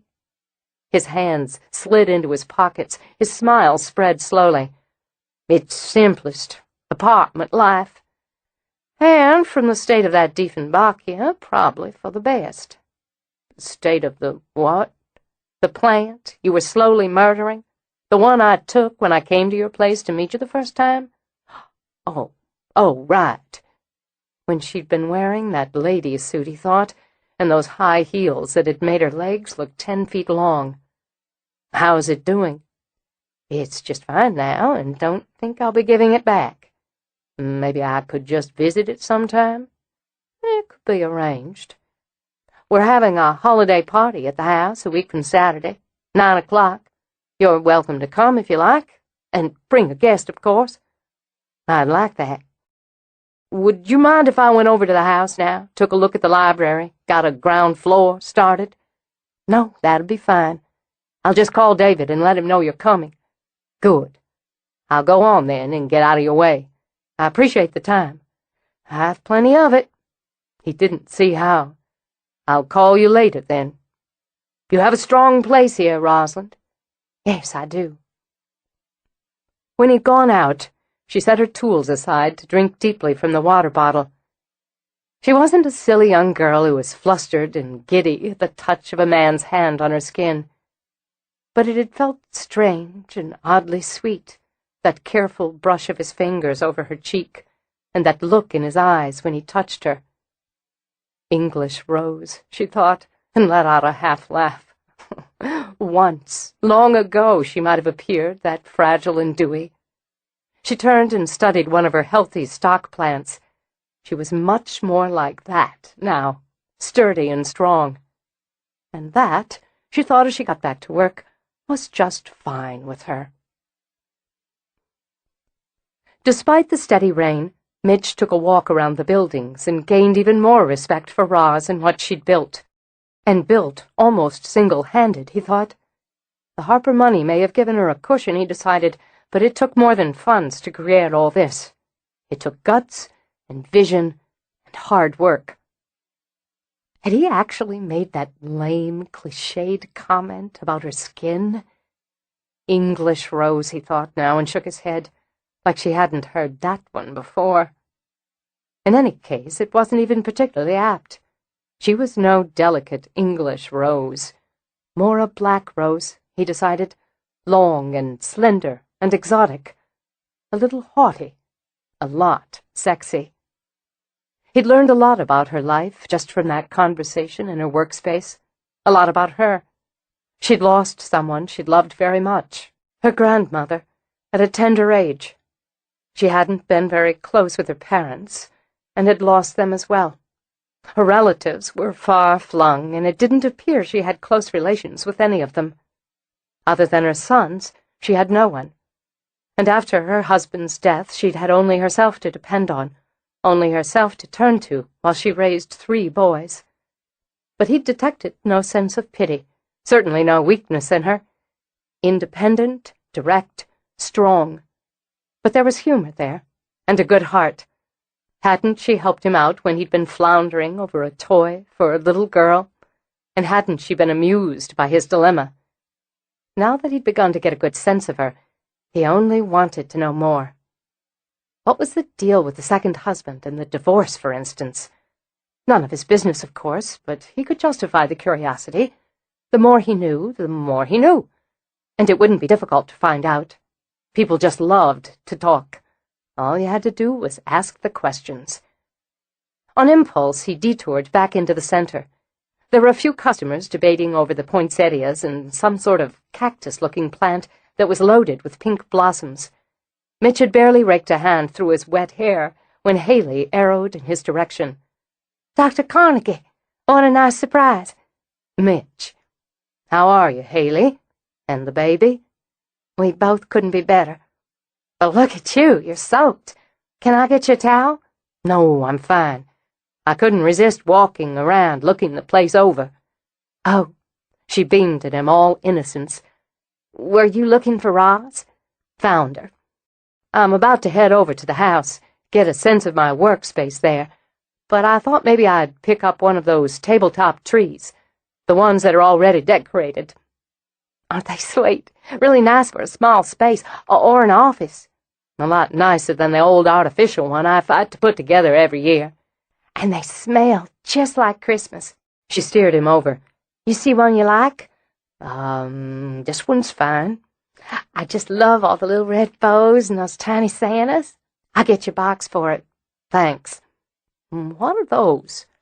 "Those are Christmas cacti. Aren't they beautiful? Harper grafts them. He's going to show me how one of these days." "You know, you should have one. They're so celebrational, and they bloom for Christmas and Easter. I'm not good with plants. Why, you don't have to do much of anything for it. She set those big baby blue eyes on him. You live in an apartment, don't you? If you take the tree, a Christmas cactus, a couple of poinsettias, you'll be all decorated for the holidays. You can have company over and be set. I don't know how much attention Josh is going to pay to a cactus, she smiled. Maybe not, but you must have a date over for a holiday drink, right? I've been pretty busy with the book. A handsome single man like you must have to beat the ladies off with a stick. Not lately. You should have a wreath for the door, too. A wreath? He began to feel slightly desperate as she took his arm. Let me show you what we've got. I made some of these myself. See this one here? Just smell that pine. What's Christmas without a wreath on the door? He knew when he was outgunned. You're really good at this, aren't you? You bet, she said with a laugh, and selected a wreath. This one goes so well with your tree. She talked him into the wreath, 3 windowsill-sized poinsettias, and the cactus. He looked bemused and a little dazed as she rang it all up and boxed his purchases. And when he left, Haley knew what she wanted to know. She dashed into Stella's office. Mitch Carnegie's not seeing anybody. Was he recently blinded? Come on, Stella, you know what I mean. He doesn't have a sweetie. She drew off her cap, raked her fingers through her oak-brown hair she was wearing long enough to pull back into a stubby tail. And he just spent a good half-hour in the propagation house with Roz before he came in here to buy a tabletop tree. Harper sent him in there without even letting her know. Just go right on in while she's working and doesn't even have time to swap on some lipstick.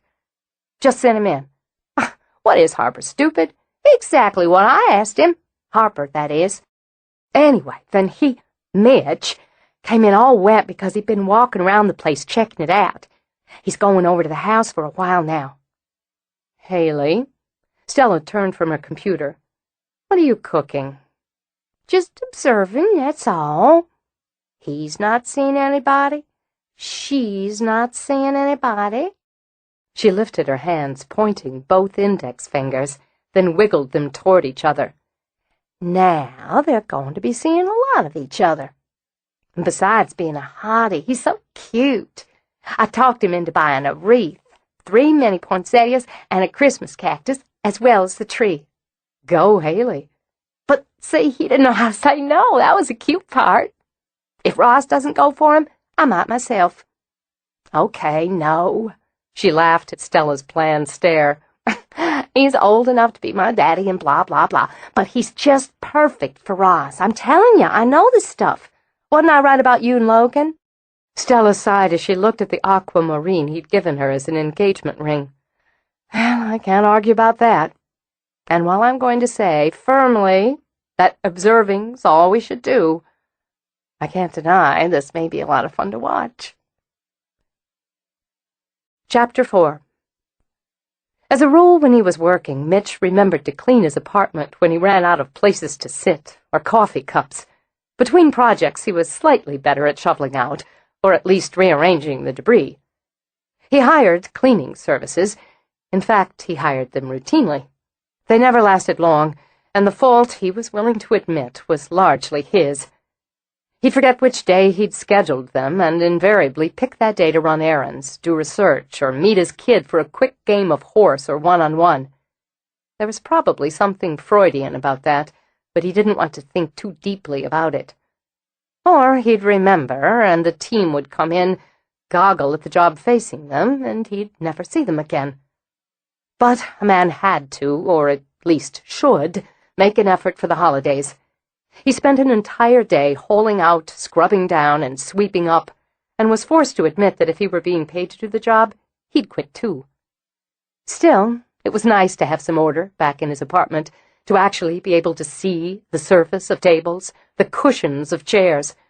Though he didn't hold out much hope he'd keep them alive for the long term, the plants Haley had talked him into added a nice holiday touch. And the little tree, well, that was ingenious.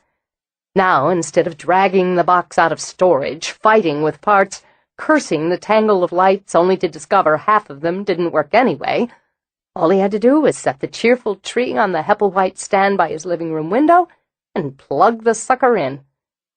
He hung the wreath on the front door, set the blooming cactus on his coffee table, and the 3 little poinsettias on the top of his toilet tank. It worked for him. By the time he'd showered, dragged on jeans and a shirt, his date for the evening was knocking at the door. Barefoot, his hair still damp, Mitch crossed the living room to answer, and grinned at the only person he loved without reservation. "Forget your key?" "Wanted to make sure I had the right place." Joshua Carnegie tapped a finger on the greenery. "You've got a wreath on your door." "It's Christmas." "I heard a rumor about that." He walked in, and his eyes, the same sharp green shade as his father's, widened. He was taller than Mitch by a full inch, but spread the height on the same lanky frame. His hair was dark, and it was shaggy, not because he forgot haircuts like his father, but because he wanted it that way. He wore a hooded gray sweatshirt and baggy jeans. "Wow! You found a new cleaning service? Do they get combat pay?" "No, haven't had a chance. Besides, I think I've ripped through all the cleaning services in western Tennessee." "You cleaned up?" Lips pursed, Josh took a brief tour of the living room. "You've got a plant with flowers on it. You're taking that with you." "I am. I'll kill it. I've already heard it gasping. I can't be responsible." "Sure?" Josh pulled absently on his ear. "It'll jazz up the dorm." "Hey, you got this little tree going on and candles." "It's Christmas," Mitch repeated, even as Josh leaned down to sniff the fat red candle. "Smelly candles. Plus, if I'm not mistaken, you vacuumed?" Eyes narrowed, he looked back at his father. "You've got a woman." "Not on me, no. More's the pity. Want a Coke?" "Yeah." With a shake of his head, Josh started toward the bathroom. "Gotta use it, John. We getting pizza?" "Your choice." "Pizza!" Josh called out. "Pepperoni and sausage. Extra cheese." "My arteries are clogging just hearing that," Mitch called out as he pulled 2 cans of Coke out of the refrigerator. From experience, he knew his son could steam through most of a pie on his own and still stay lean as a greyhound. Oh, to be 20 again. He speed-dialed the local pizza parlor, ordered a large for Josh and a medium veggie-style for himself. When he turned, he saw Josh leaning against the jamb, feet crossed at the ankles of his Nike Zooms. "You've got flowers in the John. Poinsettias. Christmas. Deal. You've got a woman. If you haven't bagged one, you've got one in the sights. So spill." "No woman." He tossed one of the cans to Josh. "Just a clean apartment with a few holiday touches. We have ways of making you talk." "Where'd you meet her? Is she a babe?" "Not talking." Laughing, Mitch popped the can. "I'll get it out of you." "Nothing to get." Mitch walked by him into the living room. "Yet." "Aha!" Josh followed him in, plopped down on the couch, propped his feet on the coffee table. "I repeat, not talking. And that's a premature aha. Anyway, I'm just feeling a little celebrational. Book's done, which means a check will be in the mail shortly. I'm starting on a new, interesting project. Already? No decompressing? I've had this one dangling a while, and I want to get on it full steam. It's better than thinking about Christmas shopping. Why do you have to think about it? It's still a couple weeks away. Now that's my boy." Mitch raised his Coke in toast. "So, how are your mother and Keith?" "Good. Fine." Josh took a long swallow from his can. "She's all jazzed up about the holidays. You know how it is." "Yeah, I do." He gave Josh an easy slap on the knee. "It's not a problem, Josh. Your mom wants you home for the holidays. That's the way it should be." "You could come. You know you could come." "I know, and I appreciate it. But it'd be better if I just hang out here. We'll have our Christmas deal before you leave. It's important for her to have you there. She's entitled. It's important for you, too. Well, I don't like thinking about you being alone. Just me and my cup of gruel. It was a sting. It always was. But it was one he'd earned. You could go to Grandma's. Please. Exaggerated pain covered Mitch's face, rang in his voice. Why would you wish that on me? Josh smirked. You could wear that reindeer sweater she got you a couple years ago. Sorry, but there's a nice homeless person who'll be sporting that this holiday season. When'd you head out? 23rd. We can do our thing the 22nd, if that works for you. Sure. I've just got to juggle Julie. She's either going to Ohio to her mother's or L.A. to her father's. It's seriously messed up. They're both doing the full-court press on her, laying on the guilt and obligation crap, and she's all I don't want to see either one of them. She's either crying or bitchy or both.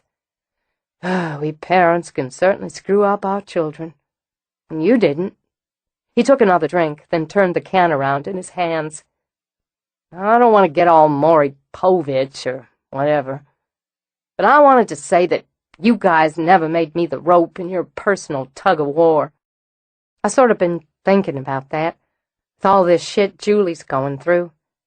You and Mom, you never hung that trip on me, never made me feel like I had to choose or ripped on each other around me. It sucks when people do. It sucks long. Yeah, it does. I remember, before you guys split, it was rugged all around. But even then, neither of you used me as a hammer on the other. That's what's going on with Julie, and it makes me realize I was lucky.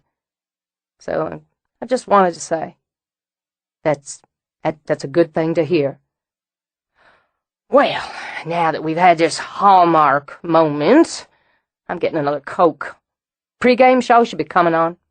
I'm on that. Mitch picked up the remote. He wondered what stars had shone on him to give him the gift of such a son. Hey, man, salt and vinegar chips! Hearing the bag rip and the knock on the door, Mitch grinned and, rising, took out his wallet to pay for the pizza. I don't get it, Stella. I just don't get it. Haley paced Stella's room while the boys splashed away in the adjoining bath.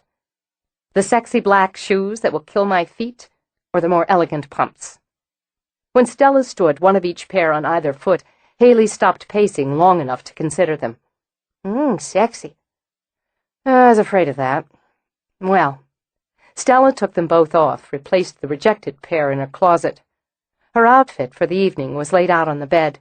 The jewelry she'd already selected was in a tray on the dresser. Now all she had to do was settle the boys down for the night, get dressed, deal with their hair, her makeup, check the boys again, check the baby monitors, and... Haley's pacing and muttering distracted her enough to have her turn. What? Why are you so nervous? Do you have a date going on for tonight's party I don't know about? No, but it's dates I'm talking about. Why would Roz tell Mitch to bring a date? Now he probably will, because he'll think if he doesn't, he'll look like a loser, and they'll both miss a golden opportunity. I missed something. She hooked on her earrings, studied the results. How do you know Roz told him to bring a date? How do you find this stuff out? It's a gift of mine. Anyway, what's up with her? Here's this perfectly gorgeous and available man, and she invites him for tonight. Points there. But then tells him he can bring somebody. Jeez. She'd have considered it the polite thing to do, I guess. You can't be polite in the dating wars, for God's sake. On a long huff, Haley plopped down on the foot of the bed, then lifted her legs out to examine her own shoes. Date's from the Latin, or maybe it's Old English. Anyway, it comes from data, and it's a female part of speech. Female, Stella. We're supposed to take the controls. Since she hadn't yet started her makeup, Stella was free to press her fingers to her eyes. How? How do you know that kind of thing? Nobody knows that kind of thing. I was a bookseller for years, remember? I read a lot. I don't know why I retain the weird stuff. But anyway, it's a holiday party here, her house, and you know she'll look amazing. And now he'll show up with some woman and screw everything up. I don't actually think there's anything to screw up at this point. Haley tugged at her hair in frustration. But there could be. I just know it. You watch. You just watch him tonight and see if you don't get the vibe. All right, I will. But now I've got to get the kids out of the tub and into bed. Then I have to get dressed and strap on my sexy shoes with the single goal of driving Logan crazy. Want a hand? With the kids, not with driving Logan crazy. Lily's already sleeping. No, you'll get wet or wrinkled, and you look fantastic. I wish I could wear that shade of red. Talk about sexy. Haley looked down at the short, siren-red slip dress. You don't think it's too... No, I think it's exactly. Well, I'll go down, see if I can give David a hand with the caterer and all. Then I can get his take on the outfit. He rules in fashion. Roz was already downstairs, checking details and second-guessing herself. Maybe she should have opened the third-floor ballroom and held the party there. It was a gorgeous space, so elegant and graceful. But the main level, with its hive of smaller rooms, the fires burning, was warmer and more friendly somehow. Space wasn't a problem, she assured herself, as she checked the positioning of tables, chairs, lamps, candles. And she liked throwing open rooms this way, knowing people would wander from here to there, admiring the home she loved. It was a clear night, so they could spill onto the terraces, too. There were heaters if it got too chilly, and more tables, more seating, more candles, and all those festive lights in the trees, the luminaries along the garden paths.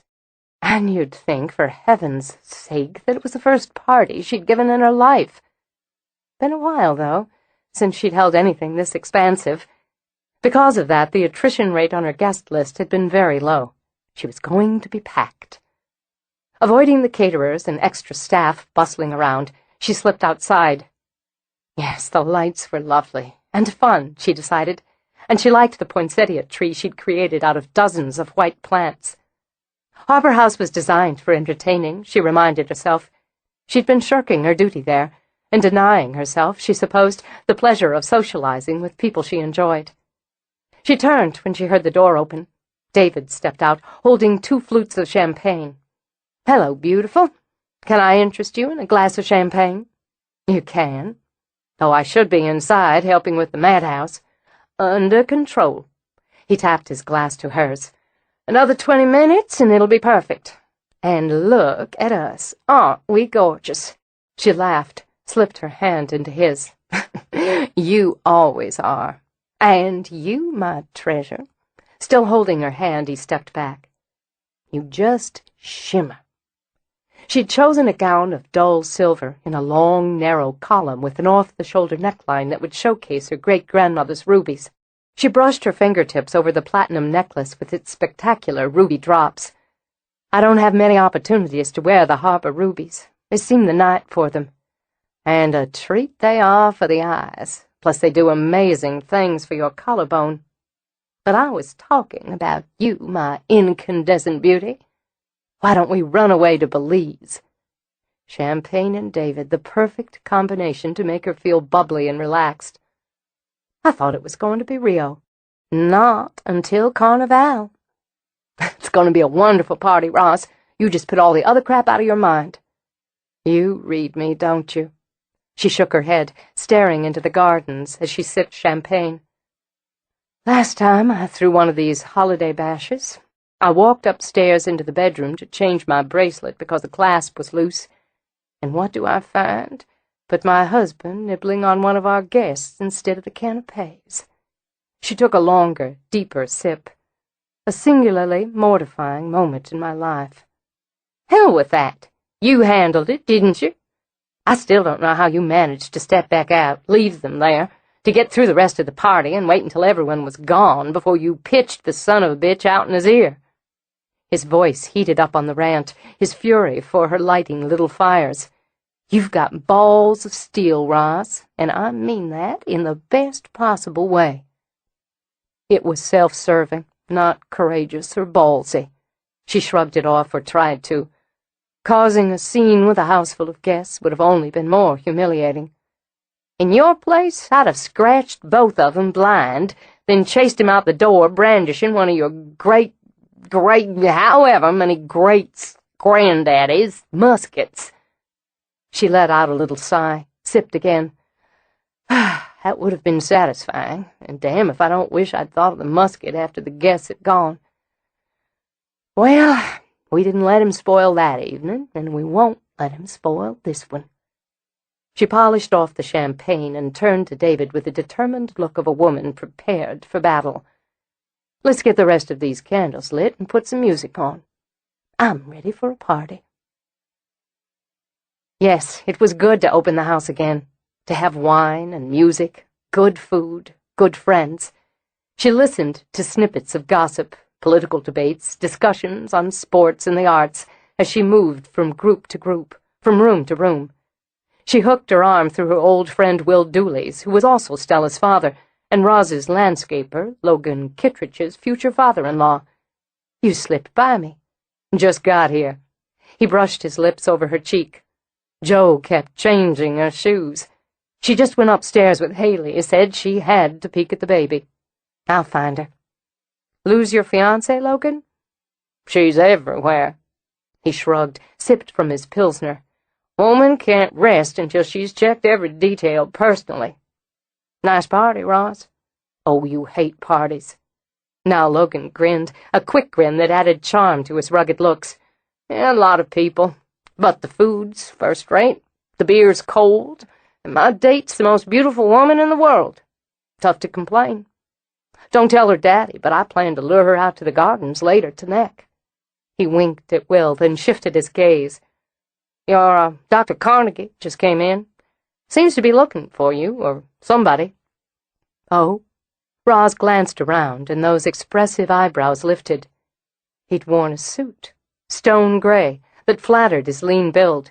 He'd gotten a haircut since the last time she'd seen him, she noted, and was looking a little more GQ than professorial.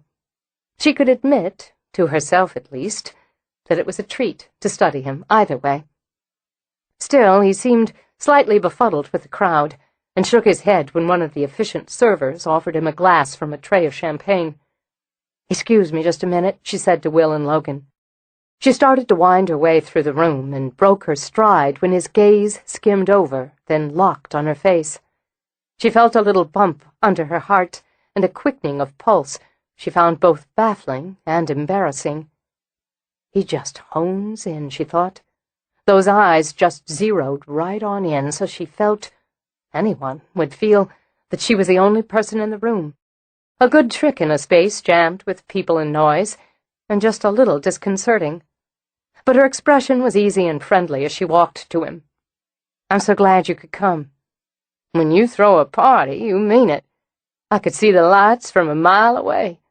You don't actually know all these people, do you?" "Never seen them before in my life." "What can I get you to drink?" "Club soda, lime." "There's a bar set up over here." To guide him, she laid a hand on his arm. "Let's get you fixed up." "Thanks. Listen, I have something for you. A gift." He dug into his pocket as they crossed to the bar, then offered her a small wrapped box. "It's completely unnecessary, and awfully sweet. Just a thanks for bailing me out with the gift for my niece." He ordered his drink. "You look amazing is the word that springs to mind, with spectacular coming right behind it." "Thank you." From head, his gaze skimmed down to her silver-heeled sandals and the ruby-red toenails. To toe. "My mama always said a woman wasn't groomed unless her toenails were painted. It's one of the few pieces of advice she gave me I agreed with. Should I open this now?" He'd barely glanced at the rubies, though his amateur antiquer's eye judged them to be vintage. But the toes were terrific. "What?" "The gift." She smiled. It was hard not to be pleased and a little bit smug when a man was enraptured by your feet. "Should I open it now?" "Oh, no, I wish you wouldn't. If you open it later and you hate it, you'll have time to prepare a polite lie." "Don't be silly. I'm opening it now." She tugged off the ribbon, lifted the top. Inside was a miniature clock, framed in silver filigree. "Why, it's lovely. It's really lovely. Antiquing's a hobby of mine. Makes sense, considering. I figured with this house you'd enjoy old things. There's an inscription on the back. It got to me. She turned it over and read, L, count the hours. N. Lovely. And romantic. It's wonderful, Mitch, and certainly more than I deserve for picking out a toy. It made me think of you. When she lifted her head, he shook his.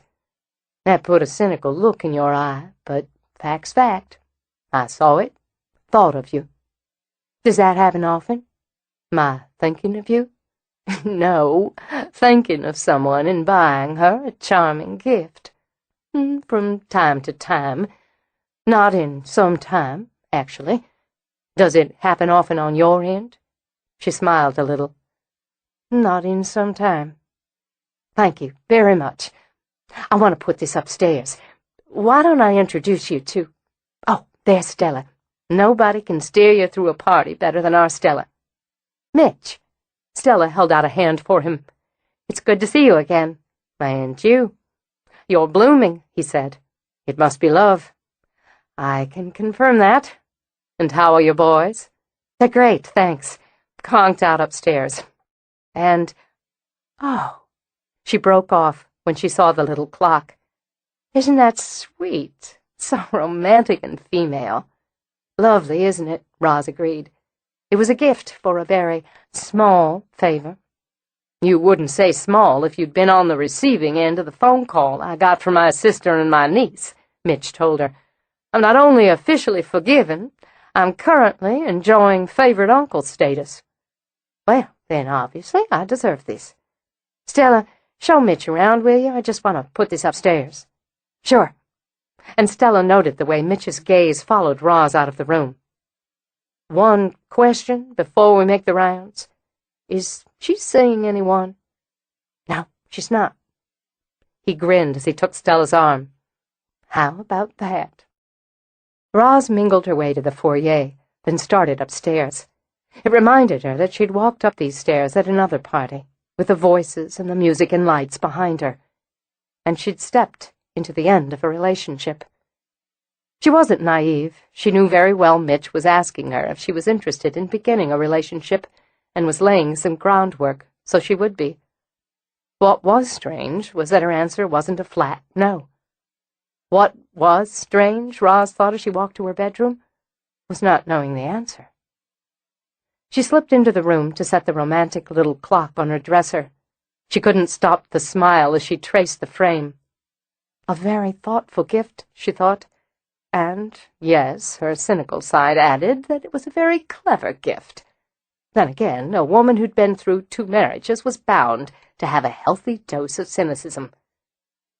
A relationship with him might be interesting, even entertaining, and God knew she was due for some passion in her life. But it would also be complicated, possibly intense, and potentially sticky with the work she'd hired him to do. She was allowing the man to write a book that involved her family history and would certainly involve herself to some extent. Did she really want to become intimate with someone who could, if things burned out, slap her and her family in print? Her experience with Bryce warned her that when things went bad, things got worse. A lot to consider, she mused. Then she raised her eyes to the mirror. She saw not only herself, her skin flushed, her eyes bright from her own thoughts, but the pale figure behind her. Her breath caught, but she didn't jolt. She didn't spin around. She simply stood as she was, her eyes linked with Amelia's in the glass. "Twice in so many weeks," she said calmly. "You, I imagine, would tell me to brush him off. You don't like men much, do you, Amelia? Boys, yes. Children. But men are a different kettle. No one but a man puts that kind of anger in a woman. I know. Was it one of my blood who put that anger in you?" There was no answer, none expected. "Let me finish this one-sided conversation by saying I have to think for myself, decide for myself just as I always have. If I let Mitchell into my life, into my bed, the consequences and the pleasure will be on me." She took a slow breath. "But I'll make you one promise. Whatever I do or don't, We won't stop looking for the answers for you. Not now that we've started." Even as the figure began to fade, Roz felt something brush her hair, like a soft stroke of fingers that warmed even as it chilled. She had to steady herself, pressing both hands to the top of the dresser. Then she meticulously freshened her lipstick, dabbed a bit more scent on her throat, and started back to the party. She thought a ghostly caress would be enough of a shock for one night, but she had another, harder shock as she reached the bottom of the stairs. Bryce Clerk stood in her foyer. The rage spewed through her, hot and horrid, and had a vision of herself flashing through her brain, of leaping down the stairs, spitting out all the bitter insult and fury as she beat him senseless and threw him out the door. For an instant, that vision was so sharp, so clear, that the rest, the reality around her, blurred and vanished. She heard nothing but the pounding blood in her ears. He beamed up at her as he helped a woman she knew through the garden club with her wrap. Roz clutched the newel post until control clamped down over temper, and she was marginally sure her hand wouldn't bunch into a fist and fly out. She took the last step. "Mandy," she said. "Oh, Roz!" Amanda Overfield giggled, kissed both of Roz's cheeks in a couple of quick pecks. She was Harper's age, Roz knew, a silly, harmless, and wealthy young woman. Recently divorced herself, she'd only relocated in Memphis the previous summer. "Your house is just gorgeous. I know we're awfully late, but we got—" She giggled again and set Roz's teeth on edge. "It doesn't matter. I'm so glad you asked me to come. I've been dying to see your home. Where are my manners? Let me introduce you to my date. Rosalind Harper. This is Bryce Clerk." "We've met." "Roz, you look spectacular, as always." He started to lean down as if to kiss her. She knew conversations nearby had died off, knew people were watching, listening, waiting. She spoke very softly. "Touch me, and I'll kick your balls right up into your throat." "I'm an invited guest in your home." Bryce's voice was smooth and lifted enough to reach interested ears.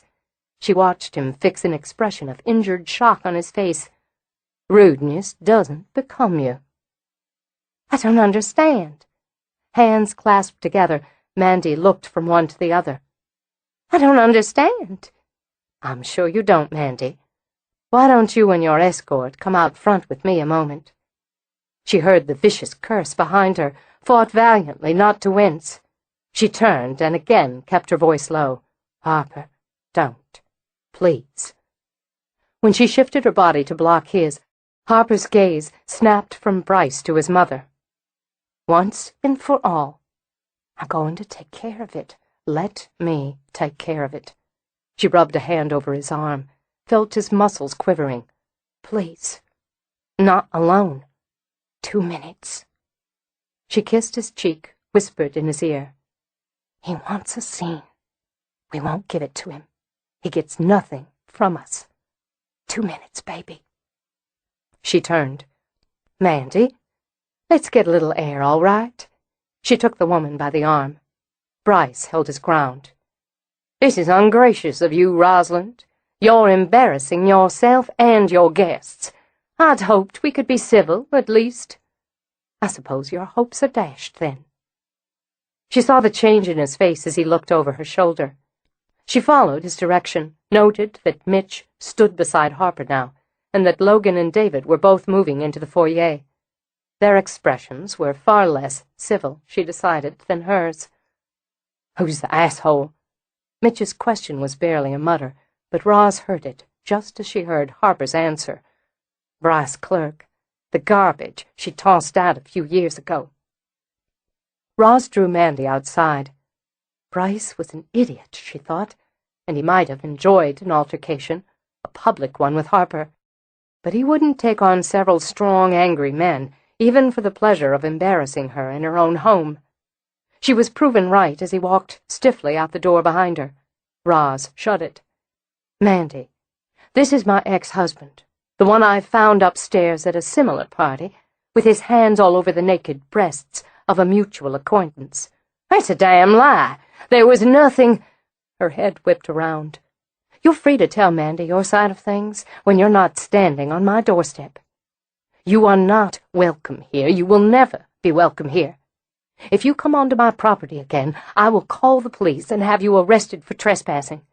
And you can bet your lying, cheating ass I will prosecute.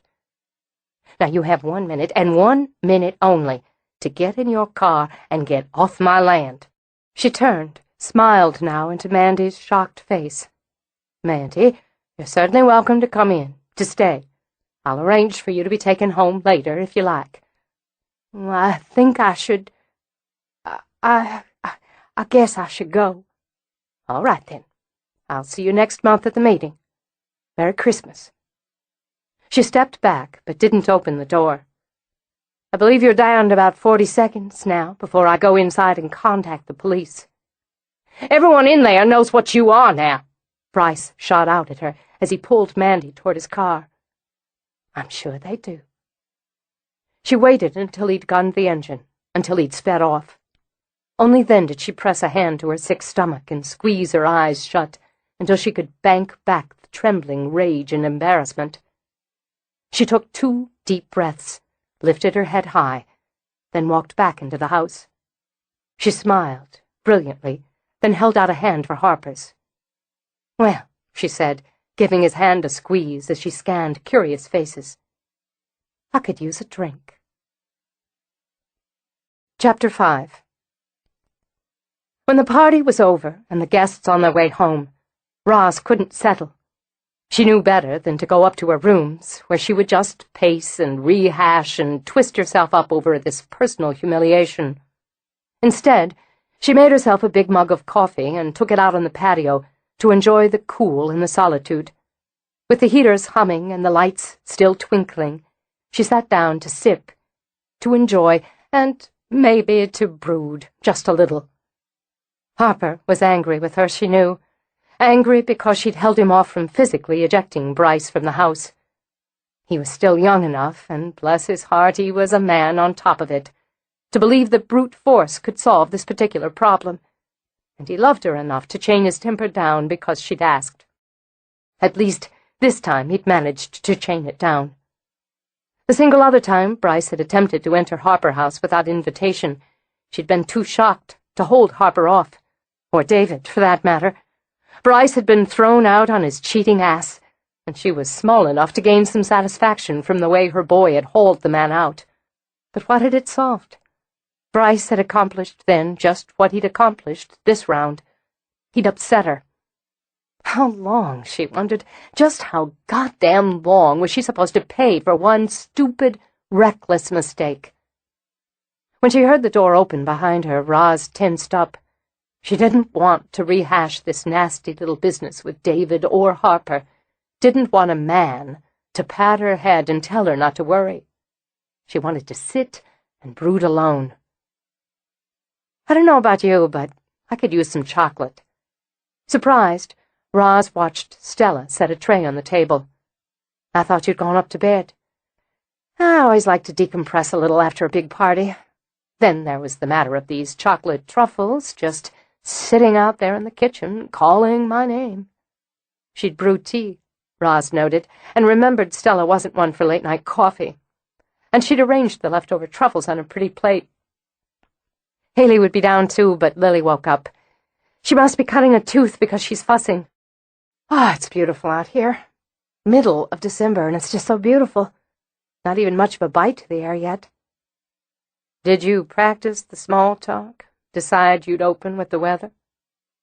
There'd been a time when that aloof tone would have had Stella easing back, but those days were over. "I always figure the weather's a good starter, especially for a couple of gardeners. I was going to segue into how spectacular the poinsettias are this year, but I guess we'll skip that part." She selected a truffle, bit in. But the chocolate was just a natural, all around. Oh, God, whoever invented these should be canonized. Ask Haley. If she doesn't know who made the first chocolate truffle, she'll find out.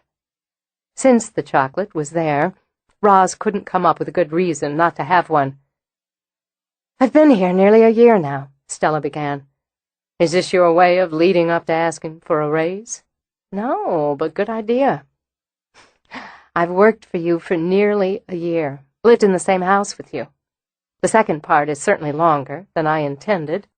No point in moving somewhere else than moving again when you and Logan get married. Now, and I appreciate you understanding that and making it easy for me not to shuffle my kids around. The fact is, even though I'm looking forward to getting married and moving into Logan's place, especially now that I've been getting my hands on it, I'll miss being here.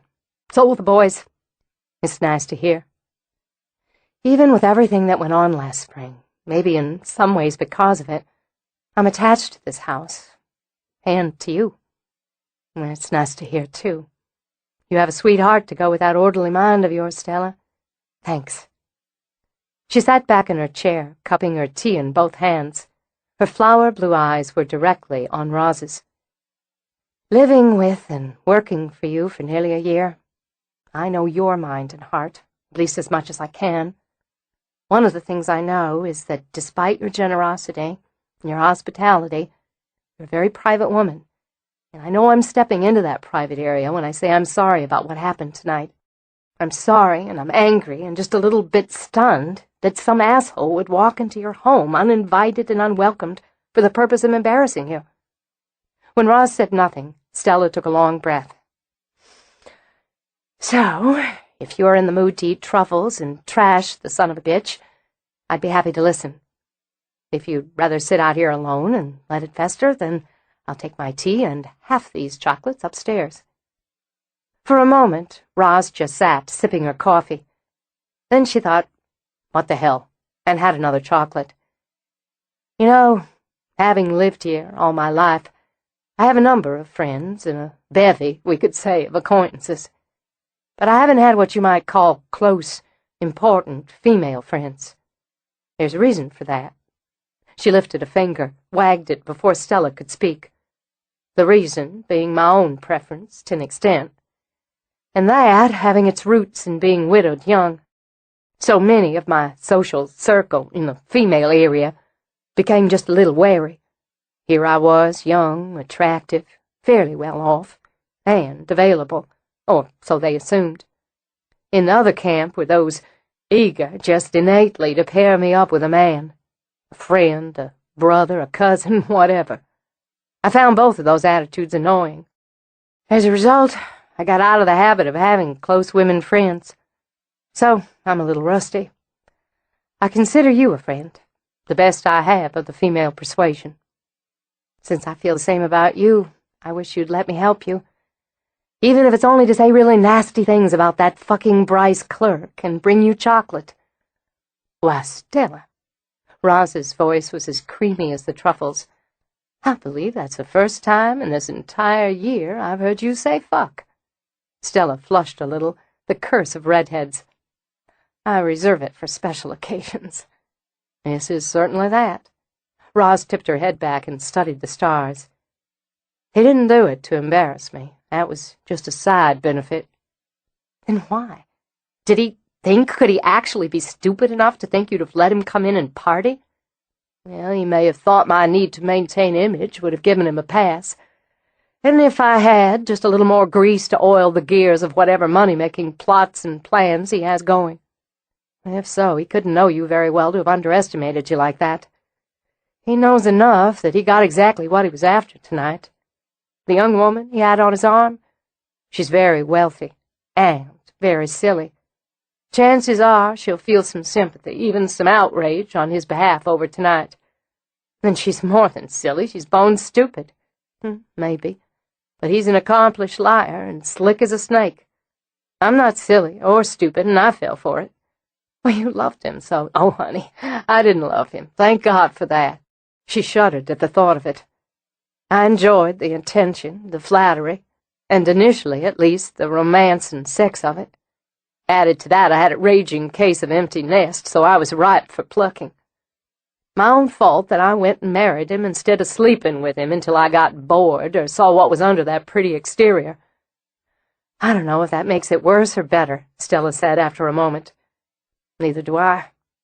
But it is what it is.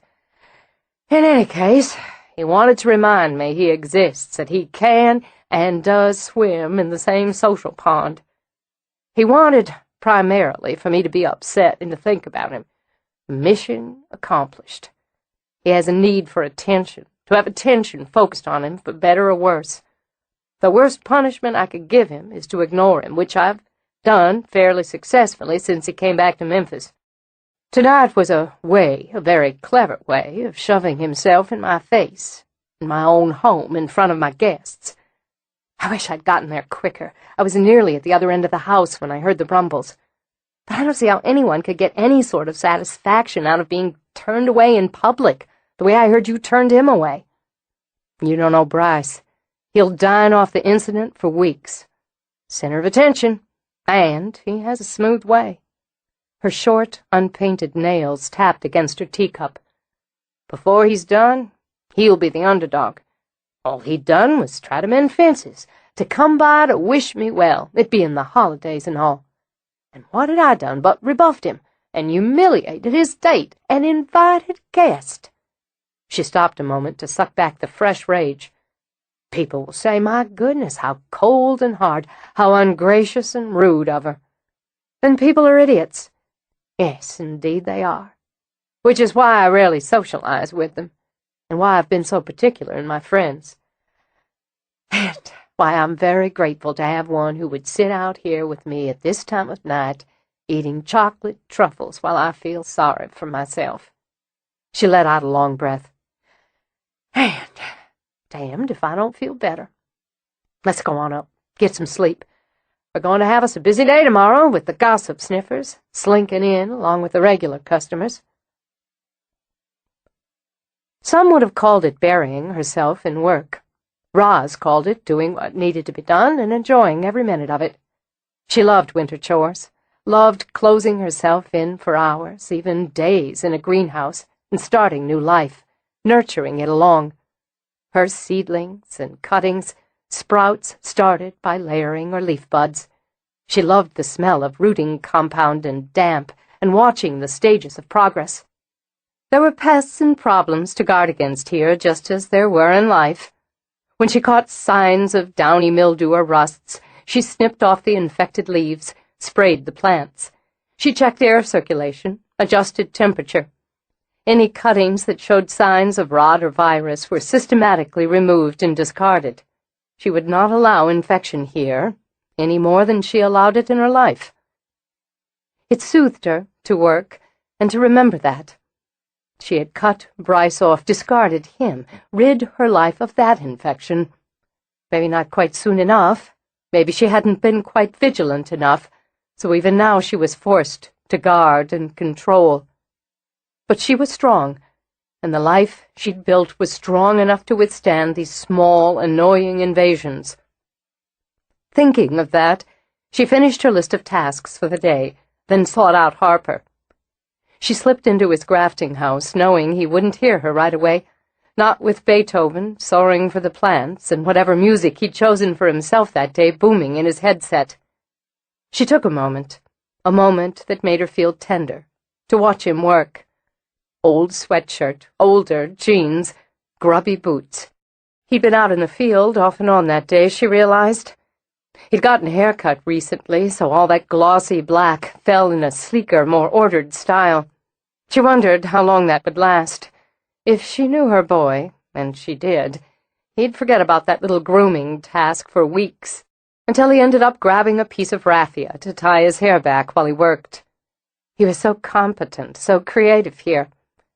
Each of her sons had their own talent, their own direction. She'd made sure of it. But only Harper had inherited her abiding love for gardening.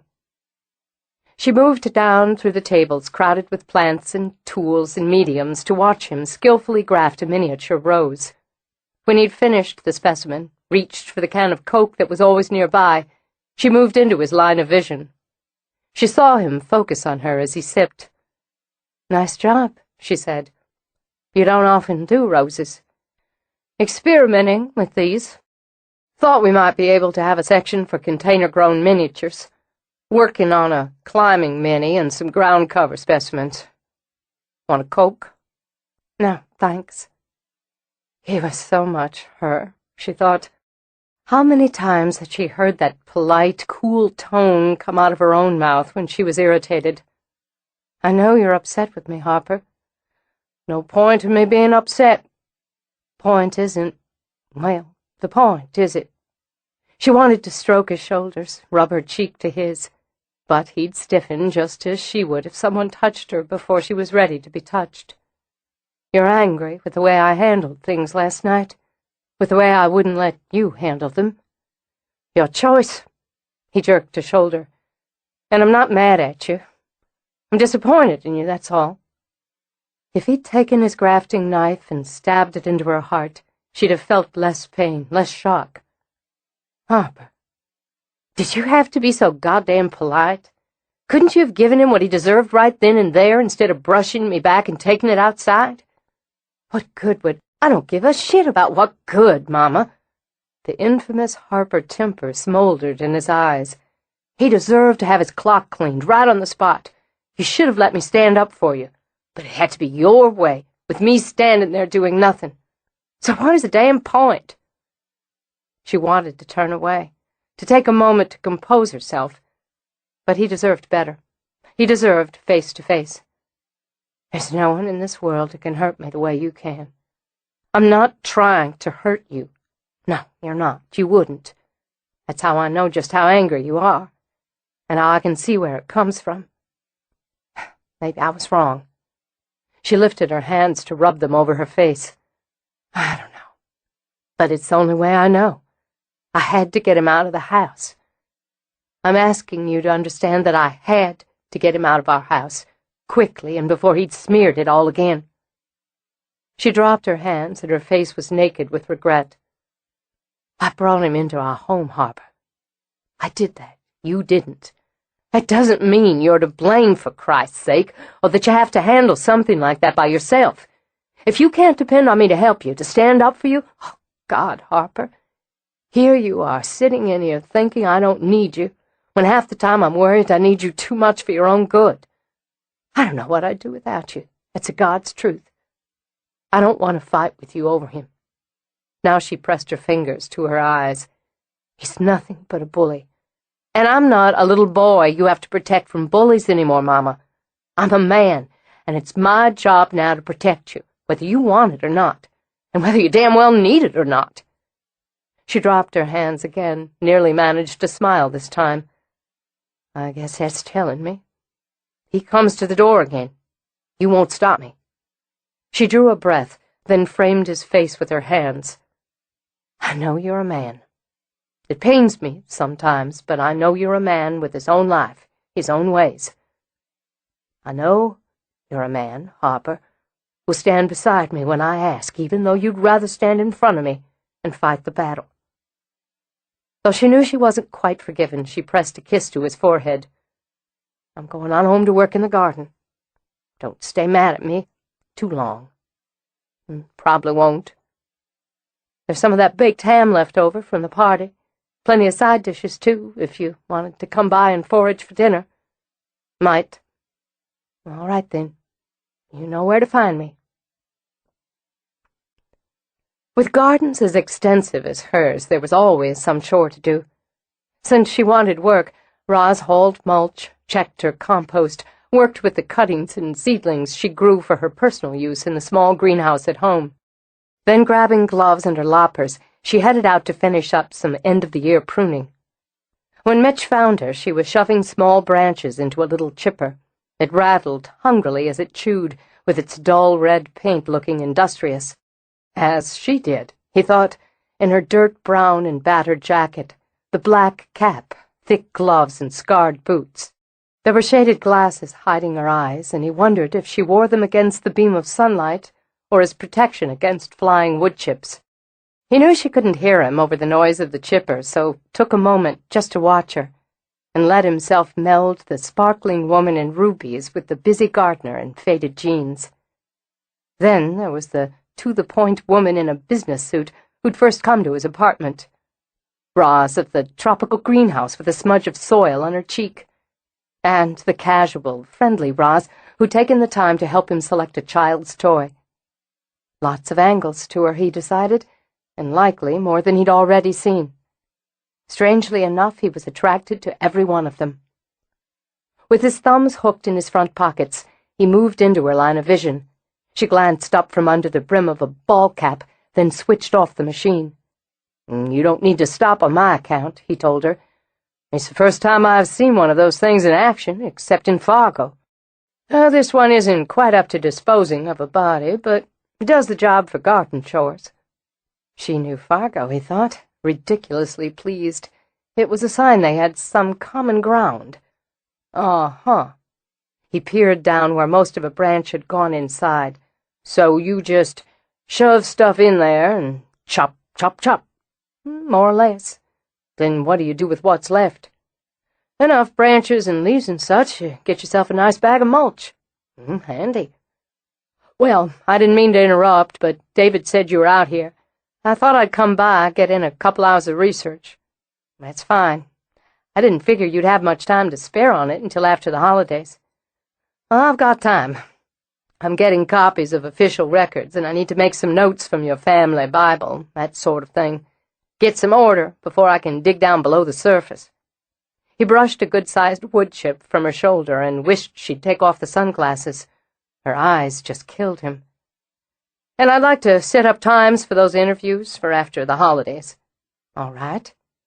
He stood, his hands in the pockets of his leather jacket.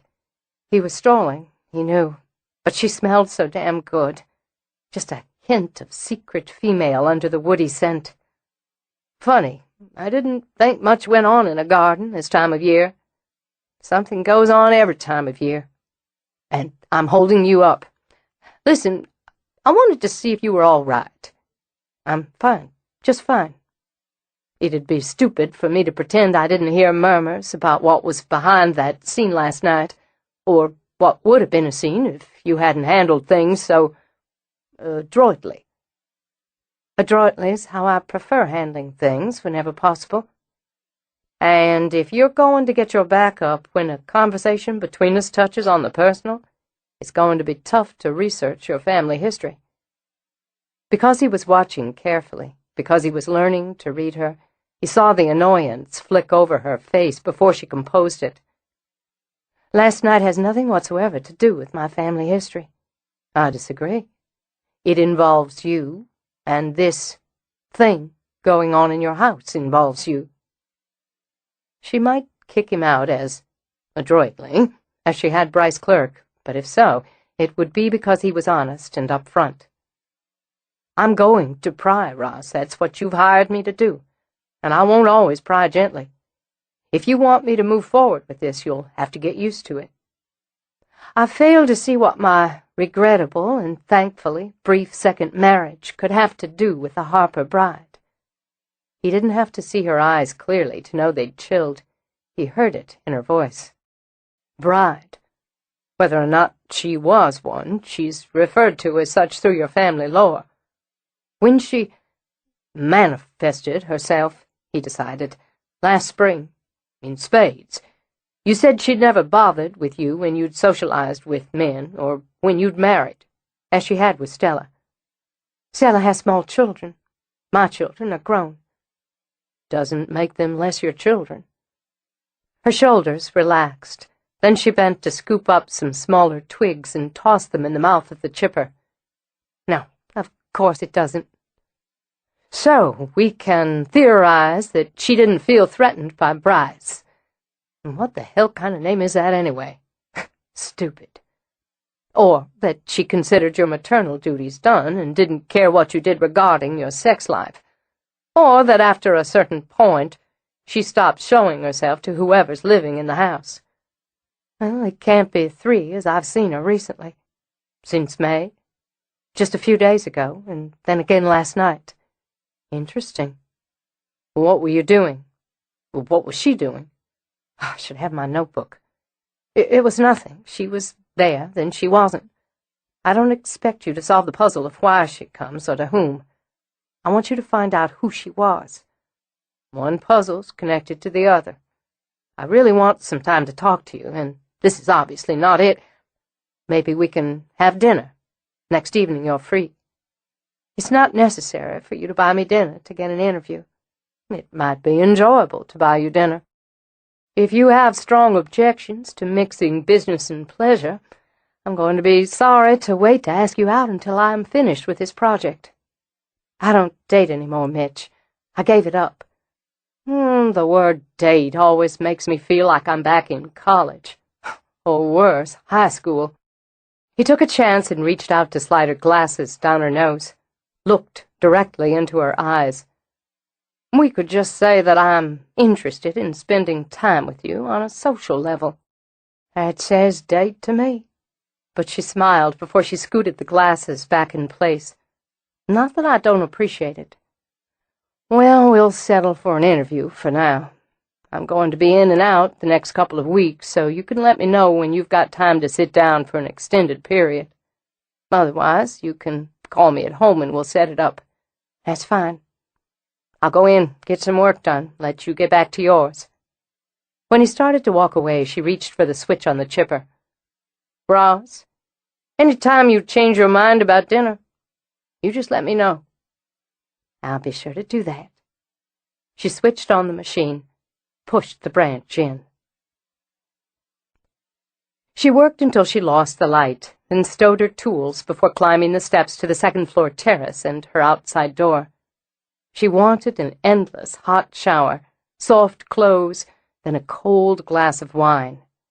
Now, she thought, a martini, one of David's amazing icy martinis with the fancy olives he squirreled away. Then she'd make a sandwich out of that glorious leftover ham. Maybe she'd spend most of the evening playing with sketches and ideas for the florist expansion. Then there were the bag selections Stella had gotten for her for the in-house potting soil. Dates, she thought as she shed her clothes and turned on the shower. She didn't have time, certainly didn't have the inclination to date at this stage of her life, even if the offer had come from a very attractive, intelligent, and intriguing man, one who'd asked her out when she was covered with wood chips. Why couldn't they just have sex and clear the air? Because she wasn't built that way, she admitted, and wasn't that too damn bad? There had to be a little more something before she stripped down, literally and figuratively, with a man. She liked him well enough, she thought, as she tipped her head back and let the hot water beat on her face, her shoulders. She appreciated the way he'd reacted last spring when there'd been trouble, admired, now that she had the distance to look back, the way he'd leaped in without hesitation, without investment. Some men would have run the other way, and would certainly have dismissed the idea of working for her in a house haunted by what they now knew could be a dangerous spirit. And, well, she'd been charmed, really, at the way he'd been so flummoxed over buying a child's gift, and how much he'd wanted to find the right thing. It was a point in his favor, if she were keeping score. If she wanted to dip her toe in the dating pool again, it would probably be with someone like him. Someone she could have conversations with, someone who attracted and interested her. And it didn't hurt that he was what Haley termed a hottie. Then again, look what happened last time. It was a stupid woman who'd use anyone like Bryce as a yardstick. She knew that, so why couldn't she stop? The fact that she was doing it was a sort of victory for Bryce, wasn't it? If she could do nothing else about it, she could and would work on pushing him out of her thoughts. Prick. All right, she thought as she switched the water off again and reached for a towel. Maybe she'd consider, just consider, going out to dinner with Mitch, just to prove to herself that she wasn't letting Bryce affect her life in any way. A little dinner out, some conversation, a mix of business and pleasure. That wouldn't be so bad, when she drummed up the energy for it. She wouldn't mind seeing him on a personal level. In fact, it might help all around if she got to know him better. She'd think about it. After wrapping the towel around her body, she reached automatically for her lotion, and her hand froze inches from the bottle. Written in the steam of the bathroom mirror were 2 words: Men lie. Chapter 6. Roz put men, family ghosts, and messages written in steam out of her mind. Her sons were home. The house was full of them, their voices, their energy, their debris. Once the piles of shoes, the hats, the things they'd leave scattered around had driven her slightly crazy. Now she loved seeing the evidence of them. Once she'd longed for an ordered, quiet house, and now reveled in the noise and confusion. They'd be gone soon enough, back to the lives they were building, so she would treasure every minute of the 2 days she had her family under one roof again. And wasn't it fun to see her sons with Stella's boys, or watch Harper lift a fussy Lily and cuddle her in his arms? It made up for finding herself at the head of this mixed generational train. "I want to thank you for letting Logan stay tonight." Stella settled onto the sofa beside Roz. "It's Christmas Eve. We generally have room at the inn. You know what I mean. And I know it's probably fussy and anal and silly, but I really want our first Christmas in our house to be when we're official. Well, I think it's sweet and sentimental. And selfishly, I'm glad everyone's here tonight." She watched Haley scoop Lily up as the baby made a crawling beeline for the tree. "Glad to have children in the house tonight." "Austin," she called out as her middle son began to juggle 3 apples he'd plucked out of a bowl. "Not in the parlor." "That tune's so familiar, I can add the music." A tall, narrow-hipped young man with his father's wavy blonde hair. He winked at Gavin while giving the apples one more rotation. "Not in the parlor, Austin, not in the parlor," he sang, making Stella's sons roll with laughter before he tossed them each an apple and took a bite out of the third. "Here, Mama, have some wine." Her youngest, Mason, sat on the arm of the sofa and handed her a glass. There was a wicked twinkle in his blue eyes that warned Roz trouble was coming. "Austin, you know the parlor is sacred ground. You don't want to be juggling in here, especially something like, say, shoes." "You can juggle shoes?" Awestruck, Luke goggled at Austin. "I can juggle anything. I have amazing talent and dexterity." But sadly, I wasn't able to talk him into running off and joining the circus when he was 8. Harper took Lily when she leaned away from Haley and held out her chubby arms to him. "Can you juggle mine?" Luke asked. "Hand one over." "Austin?" Resigned, Roz sighed and sipped her wine. "You break anything, you're grounded." "Why, another familiar tune." "Let's see, I need a challenge.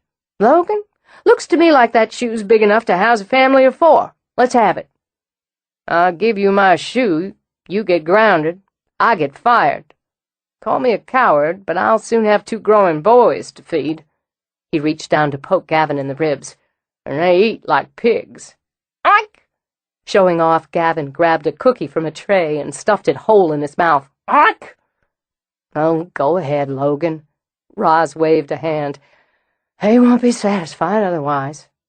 "Let's see, one more." His gaze scanned, landed on Haley. "Look at those pretty, delicate feet. How about it, sweetheart?" Haley laughed. "They're about as delicate as banana boats." But she slipped her shoe off. "Harper, move your grandmother's back right there to safer ground," Roz ordered, "so your brother can show off."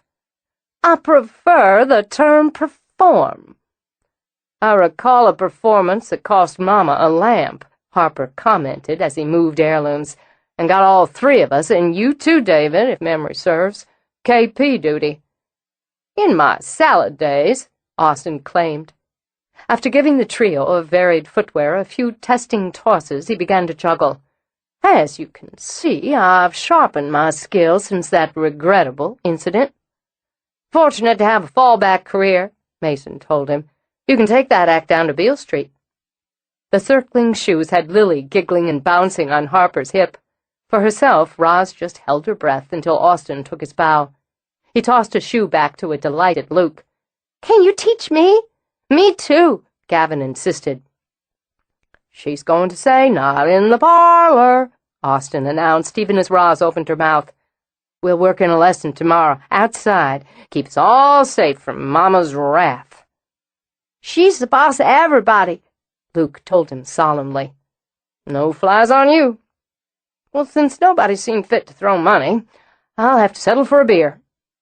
He strolled over to hand Logan his shoe, then walked to Haley. "All right, Cinderella, let's see if this fits." He made a production out of slipping it back on her foot, then grinned at Harper over Haley's head. "Shoe fits." He took her hand, kissed it. "We'll just have to get ourselves married when I get back from the kitchen." "That's what they all say." But she gave him a flirting sweep with her eyes. "Why don't you get me a beer while you're at it?" Mason asked. "If I'm taking orders, why can't I get everyone?" After a scatter of requests, he looked over at Harper again. "Why don't you give me a hand fetching the supplies?" "Sure." He passed Lily back to Haley and followed his brother out of the room. "Can't miss this," Mason whispered to his mother, then strolled out behind them. "Pretty thing, isn't she, our cousin Haley?" Austin commented. "You've always had a keen knack for stating the obvious. Then I'll keep my streak going by saying I think she's soft on me, and an infallible way of misjudging women." "Hold on," Mason told them. "I've got to find something to write on so I can keep score." "She's got the prettiest mouth. Not that you'd notice, big brother, since it's not something growing out of a pot." He took out a beer, had a swig from the bottle, even as Harper got out Pilsners. "And the only way you'd get your fat lips on hers is if she has a seizure and requires mouth-to-mouth." "He shoots, he scores." "By the way, I'm the doctor here," Mason reminded them. "She needs mouth-to-mouth. I'm first in line. We got any Fritos or anything around here?" "Got $10, says different."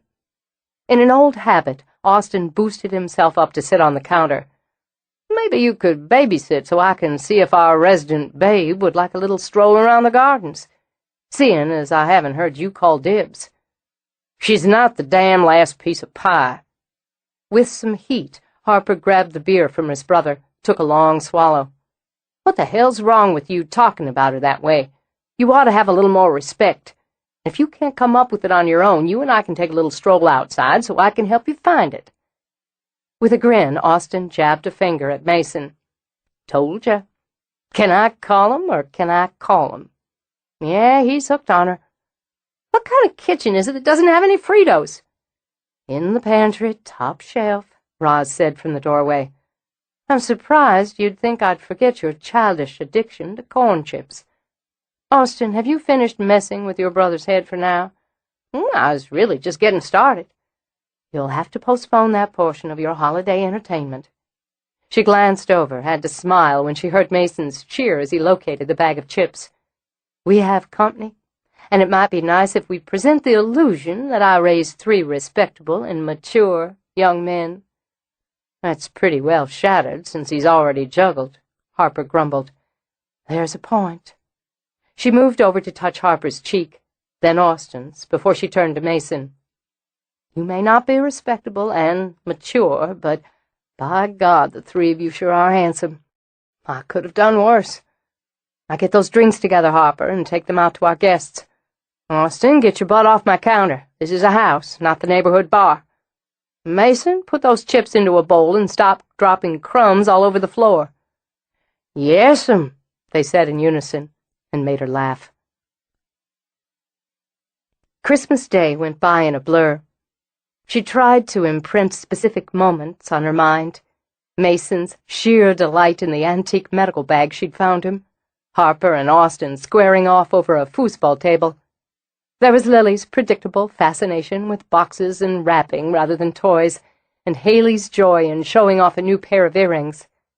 She loved seeing Logan sitting cross-legged on the floor, showing Stella's boys. His boys, now. The child-sized tools inside the toolboxes he'd made them. She wanted to slow the clock down just for this day, just this one day. But it sped by from dawn and the excitement of opening gifts to the candlelight and the lavish meal David prepared and served on her best china. Before she knew it, the house was quiet once more. She wandered down to take a last look at the tree, to sit alone in the parlor with her coffee and her memories of the day and all the Christmases before. Surprised when she heard footsteps, she looked over and saw her sons. "I thought you'd all gone over to Harper's." "We were waiting for you to come down," Harper told her. "Come down? You always come down Christmas night after everyone's gone to bed." She lifted her eyebrows at Mason. "I have no secrets in this house." "Plenty of 'em," he disagreed. "Just not this one." Austin came over, took her coffee, and replaced it with a glass of champagne. "What's all this?" "Little family toast," he told her. "But that comes after this one last gift we've got for you." "Another? I'm going to have to add a room on the house to hold everything I got this morning. This is special. You've already got a place for it, or did at one time." "Well, don't keep me in suspense. What have y'all cooked up?" Harper stepped back into the hall and brought in a large box wrapped in gold foil. He set it at her feet. "Why don't you open it and see?" Curious, she set her glass aside and began to work on the wrap. "Don't tell Stella I'm tearing this off. She'd be horrified. Myself, I'm amazed the three of you got together and agreed on something, much less kept it quiet until tonight. Mason always blabs. Hey, I can keep a secret when I have to. You don't know about the time Austin took your car and—" "Shut up!" Austin punched his brother's shoulder. "There's no statute of limitations on that sort of crime." He smiled sweetly at Roz's narrowed look. "What you don't know, Mama, can't hurt this idiot." "I suppose." But she wondered on it as she dug through the packing, and her heart simply stuttered as she drew out the antique dressing mirror. It was the closest we could come to the one we broke. Pattern's nearly the same, and the shape, Harper said. "Queen Anne," Austin added, "circa 1700, with that gold and green lacquer on the slanted drawer. At least it's the best our combined memories could match the one Mason broke. Hey, it was Harper's idea to use it as a treasure chest. It's not my fault I dropped it out of the damn tree. I was the baby."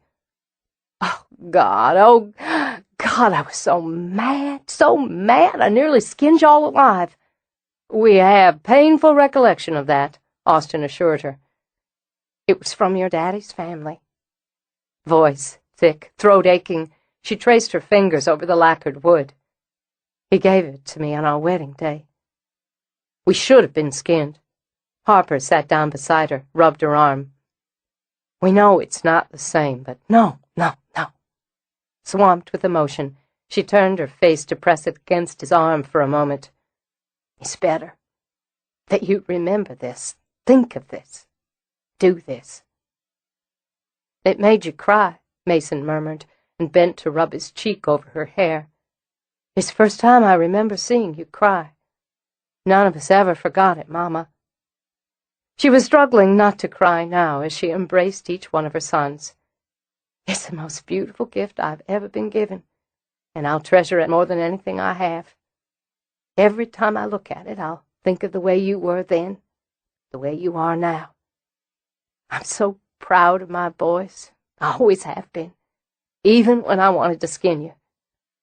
Austin picked up her glass, handed it to her, then passed around the other 3 flutes. "Harper gets the honors, as he's the oldest, but I want it on record that I thought it up." "We all thought it up," Mason objected. "Well, I thought most of it up." "Go on, Harper." "I will, if you'll shut up for 5 seconds. He lifted his glass. "To our Mama, for everything she's been to us, everything she's done for us, every single day."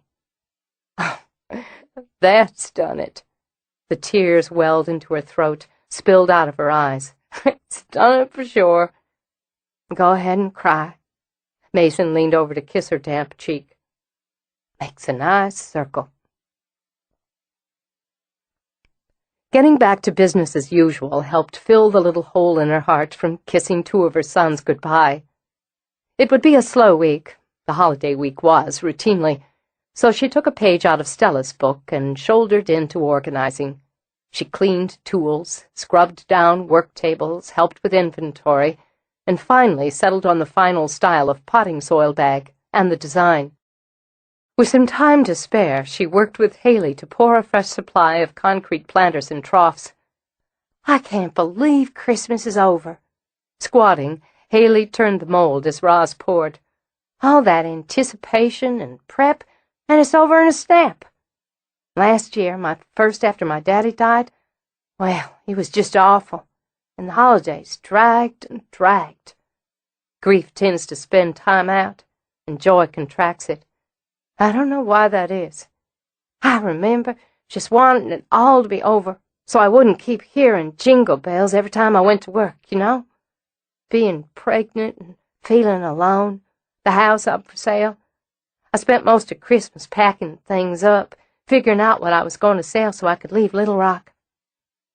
She sat back on her heels to sigh happily.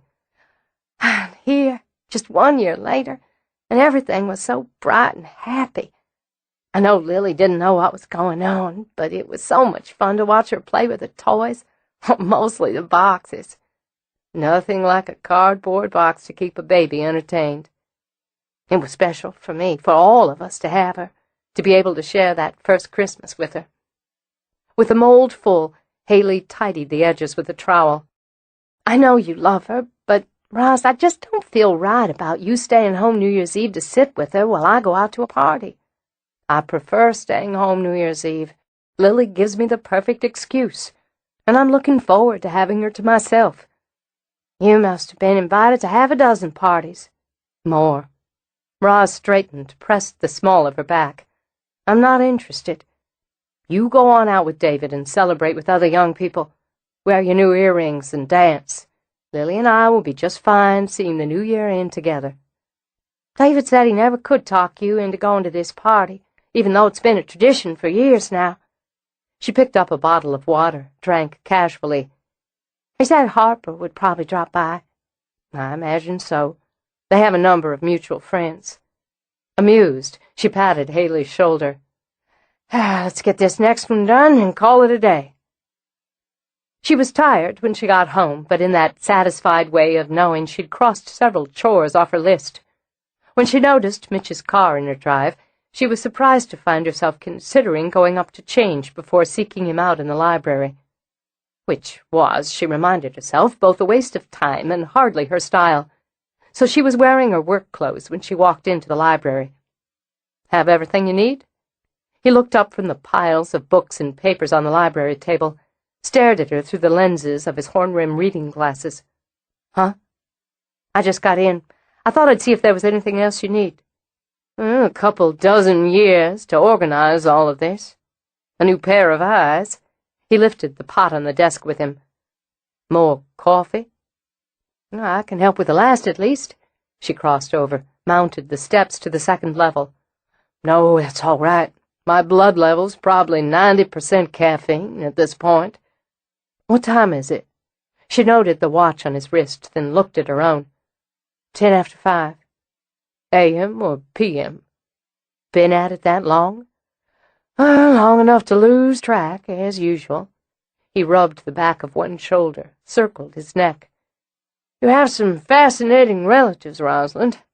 I've gathered up enough newspaper clippings on the Harpers going back to the mid-19th century so far to fill a banker's box. Did you know, for instance, you have an ancestor who rode for the Pony Express in 1860, and in the 1880s traveled with Buffalo Bill's Wild West show? My great-great-uncle Jeremiah, who'd run off as a boy, it seems, to ride for the Pony Express, fought Indians, scouted for the Army, took both a Comanche wife and, apparently, another in Kansas City, at more or less the same time. He was a trick rider in the Wild West show and was considered a black sheep by these stuffier members of the clan in his day. How about Lucy Bell? Gotcha. Married Daniel C. Harper, 1858. Left him 2 years later. The chair creaked as he leaned back. She pops up again in San Francisco in 1862, where she opened her own saloon and bawdy house. Oh, that one slipped by me. Well, Daniel C. claimed that he sent her to a clinic in New York for her health and that she died there of a wasting disease. Wishful thinking on his part, I assume. But with a little work and magic, I found our Lucy Bell entertaining the rough-and-ready crowd in California, where she lived in apparent good health for another 23 years. You really love this stuff. I really do. Imagine Jeremiah, age 15, galloping over the plains to deliver the mail. Young, gutsy, skinny. They advertised for skinny boys so they didn't weigh down the horses. Really? She eased a hip on the corner of his desk. Bent over his mount, riding, hell for leather, out running, war parties, covered with dirt and sweat or half frozen from the cold. And from your tone, you'd say having the time of his life. Had to be something, didn't it?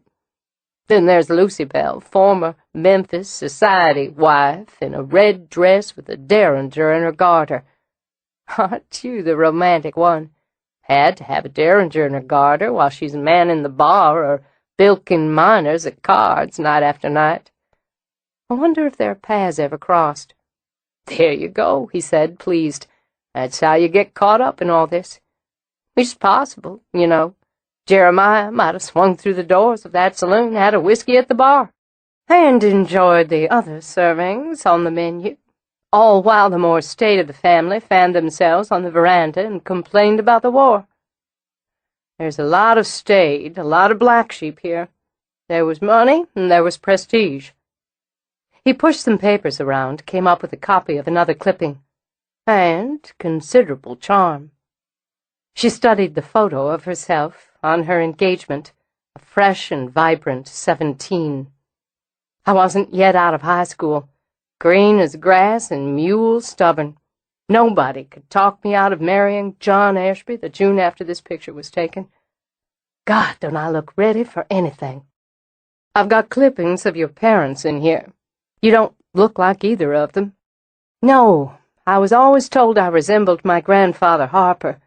He died when I was a child, but from the pictures I've seen, I favor him. Yeah, I've come across a few, and you do. Reginald Edward Harper, Jr., born 1892, youngest child and only son of Reginald and Beatrice Harper. He read his notes. Married, Elizabeth McKinnon. I remember her very well. It was she who gave me her love of gardening and taught me about plants. My father claimed I was her favorite because I looked like my grandfather. Why don't I get you some tea, something herbal, to offset the coffee? No, that's okay. I can't stay. I've got a date. Oh, then I'll let you go. With my son, he added. Pizza and ESPN. We try to fit one in every week. That's nice. For both of you. It is.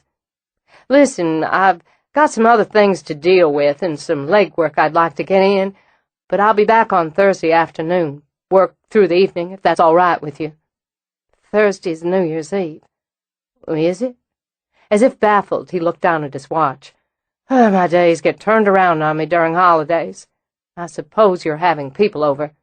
Actually, no. Then if you're going out, maybe you wouldn't mind if I worked? I'm not going out. I'm going to take care of the baby. Haley's Lily. I'm scooting her out to a party, and Stella and her boys are going to have a little family party of their own at Logan's house. If you weren't asked to a dozen parties and didn't have twice that many men after you for a New Year's Eve date, I'll eat those newspaper clippings. Your numbers might be somewhat exaggerated, but the point is I declined the parties and the dates. I like staying home. Am I going to be in your way if I work in here? She angled her head. I imagine you were asked to your share of parties, and that there were a number of women eager to have you for their date. I stay in on New Year's, a tradition of mine. Then you won't be in my way. If the baby's not restless, we can take part of the evening to start on that interview. Perfect. All right, then. I've been busy, she said after a moment. The house full over Christmas, all my sons home, and those are only part of the reason I haven't brought this up before. Brought what up? A couple of weeks ago, Amelia left me a message. A couple of weeks ago? I said I'd been busy. Irritation edged into her voice. And besides that, I didn't want to think about it through the holidays. I don't see my boys very often, and there were a lot of things I wanted to get done before they got here. He said nothing, simply dug out his tape recorder, pushed it closer to her, switched it on. Tell me." Irritation deepened, digging a line between those dark, expressive eyebrows. She said, "Men lie." "That's it?" "Yes, that's it. She wrote it on a mirror." "What mirror? Did you take a picture of it?" "No, I didn't take a picture." And she could privately kick herself for that later. I don't know what difference it makes what mirror. The bathroom mirror. I'd just gotten out of the shower. A hot one. The mirror was steamy, and the message was written on it through the steam. Written or printed? Printed, with an exclamation point at the end. Like this. She picked up one of his pens, demonstrated. Since it wasn't threatening or earth-shattering information, I figured it could wait. Next time, don't. Figure it can wait. What had you been doing before you— "Don't think about her naked in the shower," he ordered himself. "Before you went up to shower." "As a matter of fact, I'd been out in the garden talking to you." "To me?" "Yes, that day you came by and I was mulching up branches." "Right after your holiday party," he said, making notes. "I asked you out to dinner." "You mentioned something about— No, I asked you out socially." In his excitement, he came around the table, sat on it so they were closer to eye level. "Next thing you know, she's telling you men lie." "Fascinating." "She was warning you away from me." "Since I'm not heading in your direction, there's hardly any reason to warn me away." "It doesn't seem to bother her that I'm working here." He took off his glasses, tossed them on the table. "I've been waiting, actually hoping for some sort of sighting or confrontation, something. But she hasn't bothered about me, so far. Then I make a personal overture, and she leaves you a message. Did she ever leave you one before?" "No." But he caught something flicker over her face. "What? You thought of something?" "Well, just that it might be a little odd. I saw her recently, right after I'd taken a long, hot bath. Shower, bath. Strange." "Don't think of her naked in the tub," he reminded himself. "What had you been doing before the bath?" "Nothing. Some work, that's all." "All right. What were you thinking while you were in the tub?" "I don't see what that has to do with anything. It was the night after I did that insane bout of Christmas shopping. I was relaxing. You'd been with me that day, too." "Your ego looks a little heavy, Mitch. Need any help with it?" "Facts are facts. Anyway, she might have been interested or upset by what you were thinking. If she could get into Stella's dreams," he said when she started to brush that aside, "why couldn't she get into your waking thoughts?" "I don't like that idea. I don't like it at all." "Neither would I, but it's something to consider. I'm looking at this project from two ends, Roz. From what's happening now and why, to what happened then and why. Who and why and what, it's all of a piece. And that's the job you hired me to do. You have to let me know when something happens, and not a couple weeks after the fact." "All right. Next time she wakes me up at 3 in the morning, I'll give you a call." He smiled. "Don't like taking orders, do you? Much too used to giving them." "That's all right. I can't blame you. So why don't I just ask, politely, if I could take a look at your bathroom?" "Not only does that seem downright silly at this point, but aren't you supposed to be meeting your son?" "Josh? Why?" "Oh, hell, I forgot. I've got to go." He glanced back at the table. "I'm going to just leave this. Do me a favor and don't tidy it up. I'm not obsessed with tidy. Thank God." He grabbed his jacket, remembered his reading glasses. "I'll be back Thursday. Let me know if anything happens before then." He hurried toward the door, then stopped and turned. "Rosalind, I have to say, you were a lovely bud at 17, but the full bloom, it's spectacular." She gave a half-laugh and leaned back on the table herself when she was alone. Idly, she studied her ancient boots, then her baggy work pants, currently smeared with dirt and streaks of drying concrete. She figured the flannel shirt she was wearing over a ragged tee was old enough to have a driver's license. Men lie, she thought, but occasionally it was nice to hear.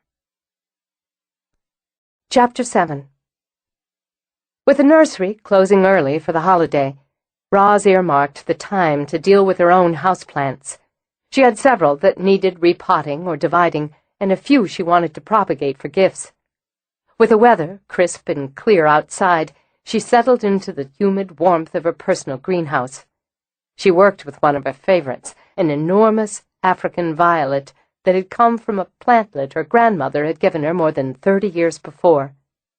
As Nora Jones's bluesy voice surrounded her, she carefully selected a half-dozen new leaves, taking them with their stalks for cuttings.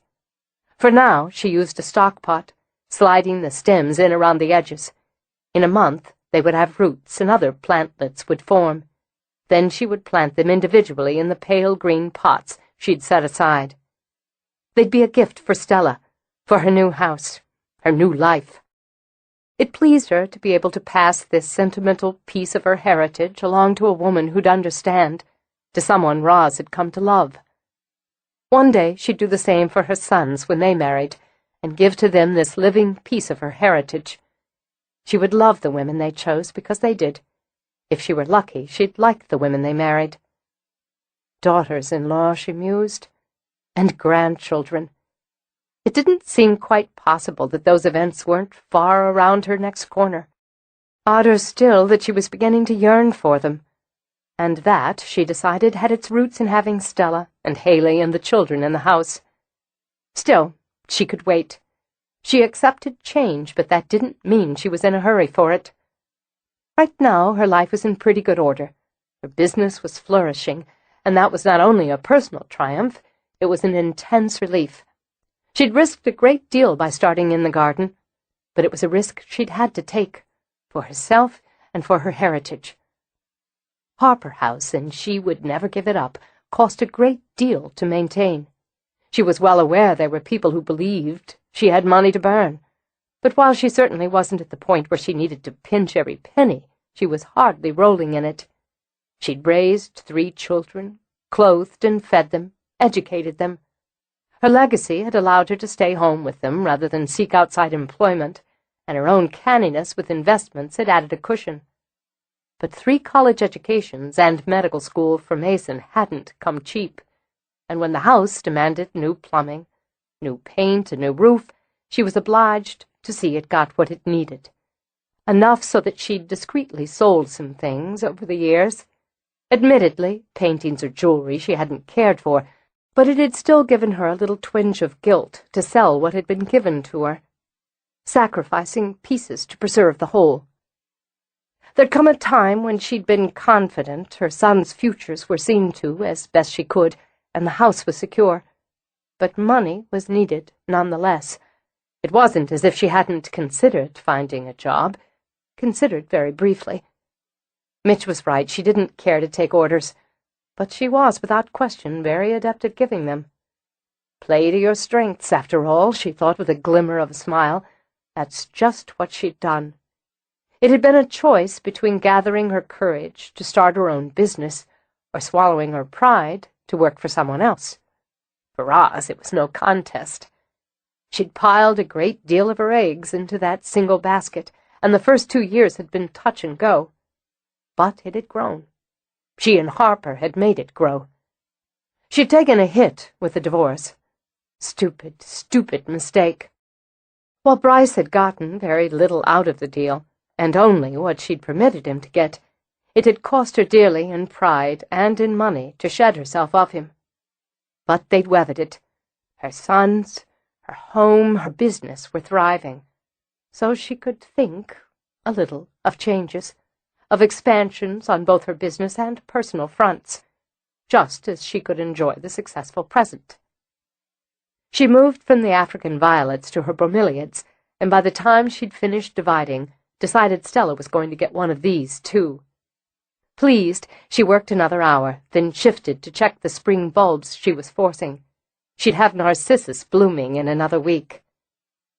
When she was satisfied, she carted everything she wanted in the house inside, arranging, as she preferred them, a forest of plants in the solarium, then placing other pots throughout the house.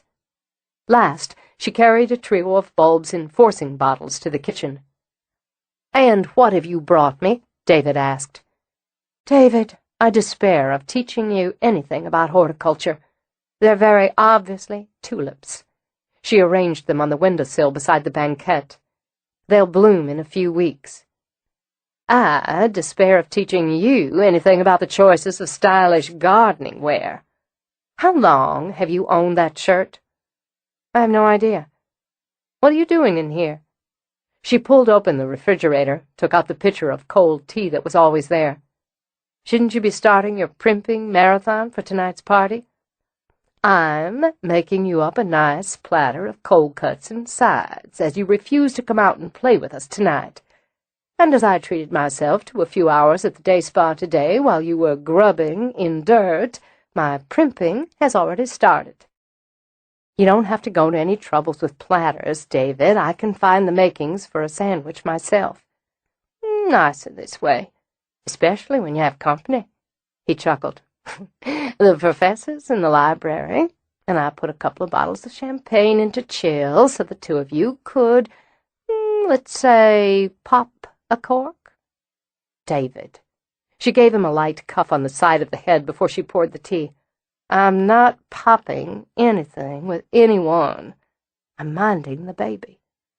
"Baby sleep. Roz, my treasure, he's gorgeous, in that sexily rumpled academic sort of way. Chump him.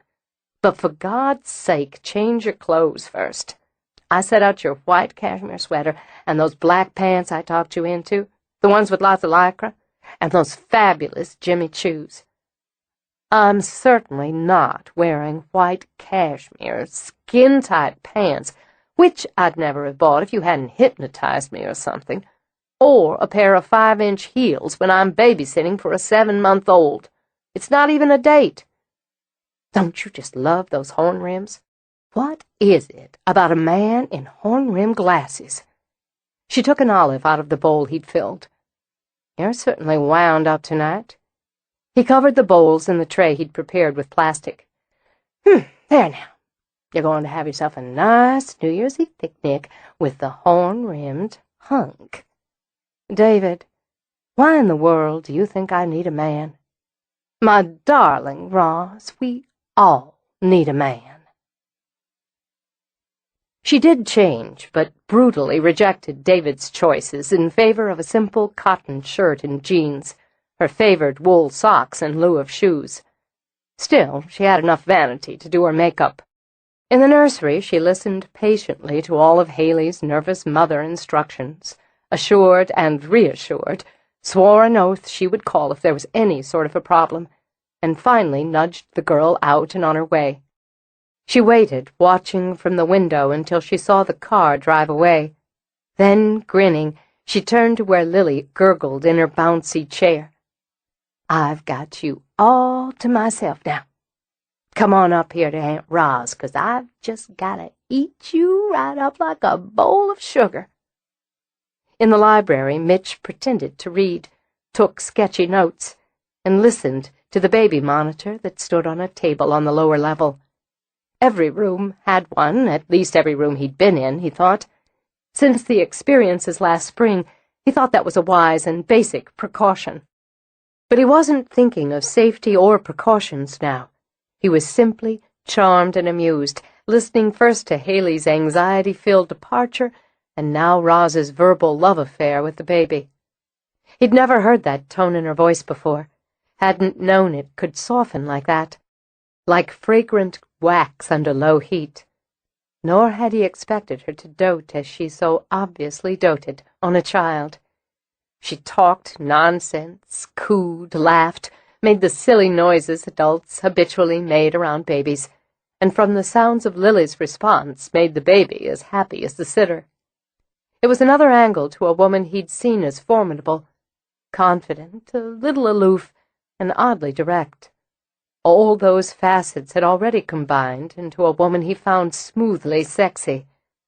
Now, this softness, he supposed, was a surprising icing on an already desirable cake. He heard her laugh, a long, lovely roll, and gave up even the pretense of working. He heard the music and banging of toys, the child's burbling and giggles, and the undiluted pleasure in the woman's voice. Later, he heard her singing as she rocked the baby to sleep. Soon after, he heard her murmured words, her quiet sigh. Then the monitor was silent. He sighed himself, sorry the interlude was over. Then, reaching for his coffee pot, found it empty. Again. He carried it into the kitchen to brew another pot, and was just measuring out the grounds when Roz came in. "Hi," he said. "Be out of your way in a minute. David said I should just make myself coffee whenever." "Of course. I was about to make use of the cold cuts he put together earlier, if you'd like something to eat." "I would, thanks. He mentioned there'd be makings when he showed me where I could find what I needed for the coffee, and—" He widened his eyes as Roz took out the tray, the bowls. "I see he meant it. He's constantly afraid I'll starve to death if he doesn't leave me enough food for 6 people. She glanced over. "And? Sorry? You started to say something else regarding David?" "Oh, well, just that I think he was hitting on me." She got long, fresh rolls from the bread drawer. "Not very hard, I'm sure." "No, not hard. Just charmingly, actually. I hope you weren't offended." "No, I was, well, sort of flattered, really, considering the age difference." "He likes the way you look in your glasses." In my what?" "Horn rims. They just turn 'em to mush, apparently." "You want me to just pile everything on here, or would you rather pick and choose?" "Just pile, thanks. I appreciate it.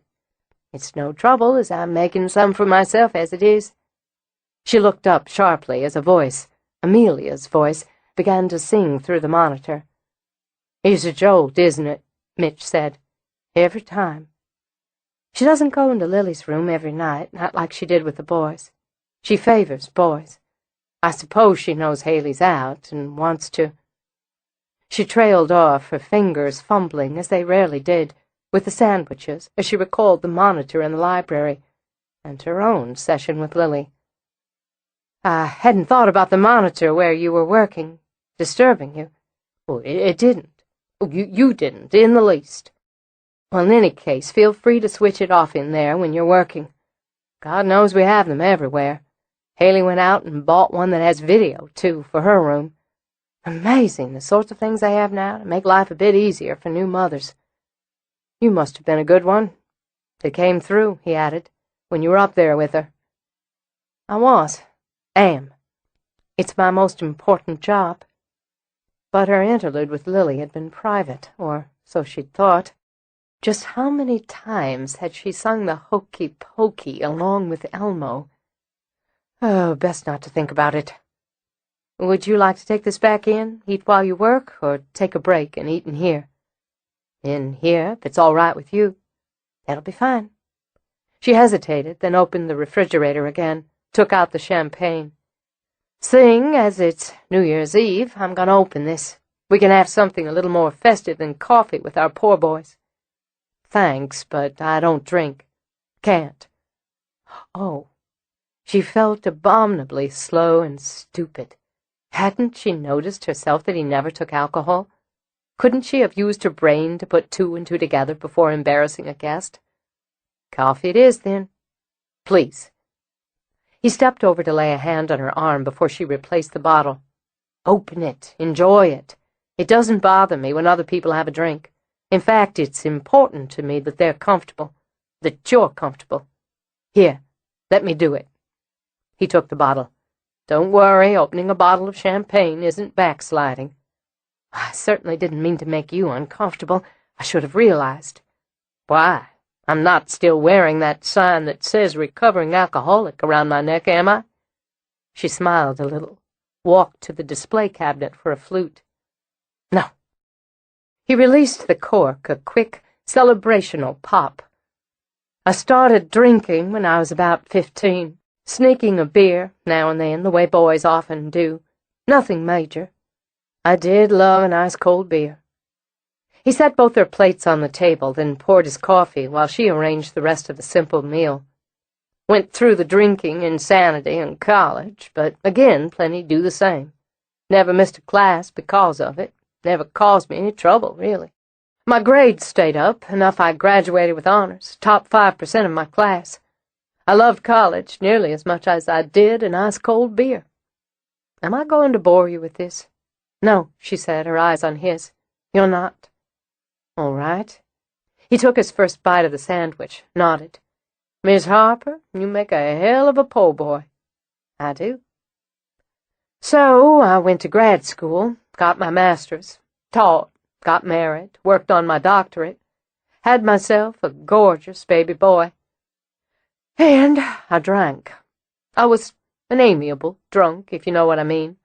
I was never confrontational, never abusive. Physically, never picked fights. But I can't say I was ever completely sober from the time Josh was born. A bit before that, to be honest, until I set the bottle down the last time. He sampled David's potato salad. I worked, taught, wrote, provided my family with a good living. Drinking never cost me a day's work any more than it had cost me class time. But it cost me my wife and my son. I'm sorry, Mitch. No need to be. Sarah, my ex, did everything she could do. She loved me, and she wanted the life I'd promised her. She stuck with me longer than many would have. She begged me to quit, and I'd promise or reassure or fluff her off. Bills were paid, weren't they? We had a nice house, and we never missed a mortgage payment. I wasn't some stumbling down, sprawled in the gutter drunk, was I, for God's sake? I just had a few drinks to take the edge off. Of course, I started taking the edge off at 10 in the morning. But I was entitled. He paused, shook his head. It's easy to delude yourself that you're entitled, that you're just fine when you're in a haze most of the time. Easy to ignore the fact that you're letting your wife and child down in a dozen ways every single day. Forgetting dinner parties or birthdays, slipping out of bed, where you're useless to her in any case, to have just one more drink, dozing off when you're supposed to be watching your own baby. Just not being there. Not completely there. Ever. It's a hard thing to go through, I imagine, for everyone involved. Harder for the ones you shipwreck with you, believe me.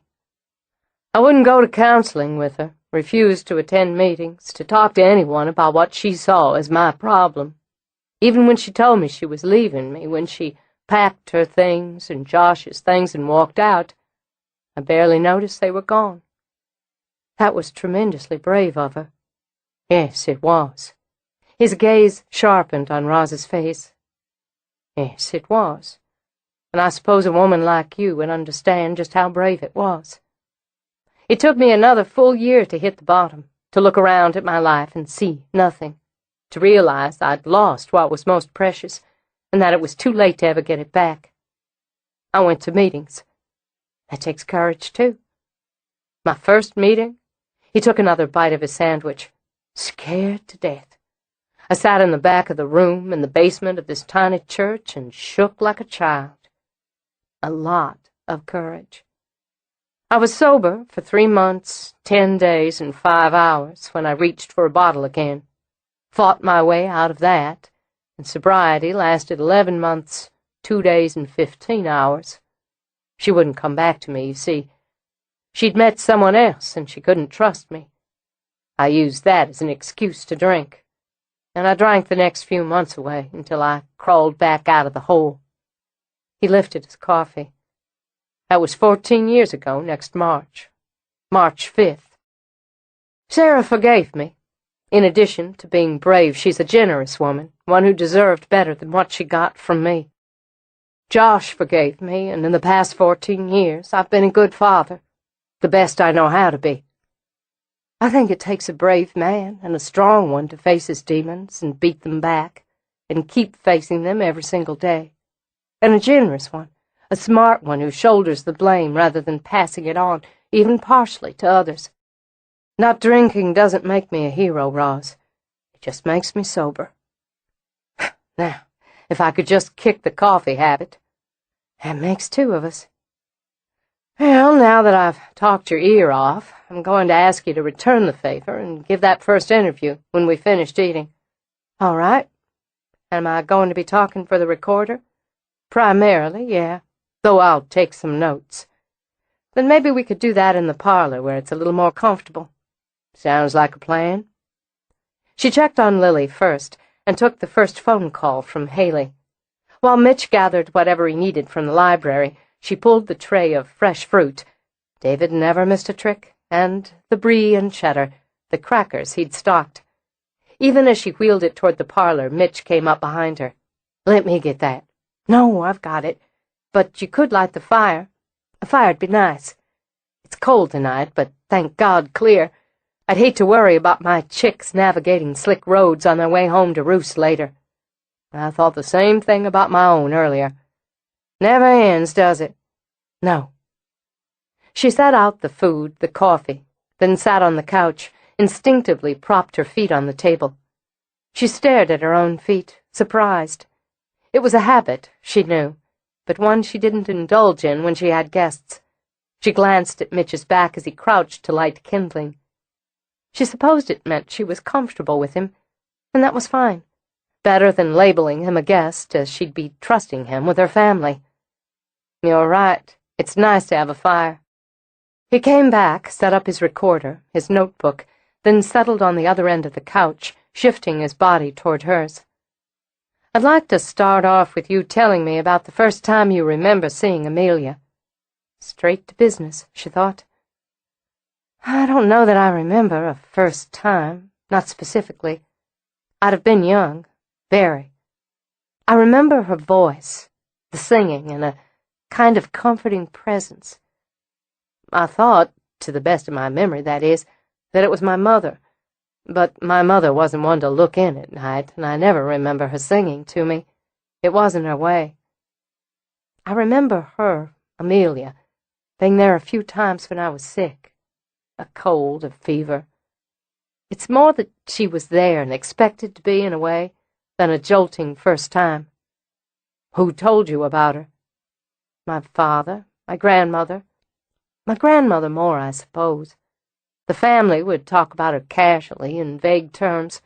She was both a point of pride, we have a ghost, and a slight embarrassment, we have a ghost, depending on who was talking. My father believed she was one of the Harper Brides, while my grandmother maintained she was a servant or guest, someone who'd been misused somehow, someone who had died here but wasn't blood kin. Did your father, your grandmother, or your mother ever tell you about their specific experiences with her? My mother would get palpitations if the subject was brought up. My mother was very fond of her palpitations. Mitch grinned at the dry tone, watched her spread some brie. I had a great aunt like that. She had spells. Her day wasn't complete without at least one spell. Why some people delight in having conditions is more than I can understand. My mother did speak to me of her once or twice in a sort of gloom and doom manner, something else she was fond of, warning me that one day I'd inherit this burden, and hoping for my sake it didn't shatter my health as it had hers. She was afraid of Amelia then. No, no. Roz waved that away, nibbled on a cracker. She enjoyed being long-suffering, and a kind of trembling martyr. Which sounds very unkind coming from her only child. Let's call it honest instead. Comes to the same. In any case, other times it was bearing and birthing me that had ruined her health, and others she'd been delicate since a bout of pneumonia as a child. Hardly matters. Actually, it's helpful.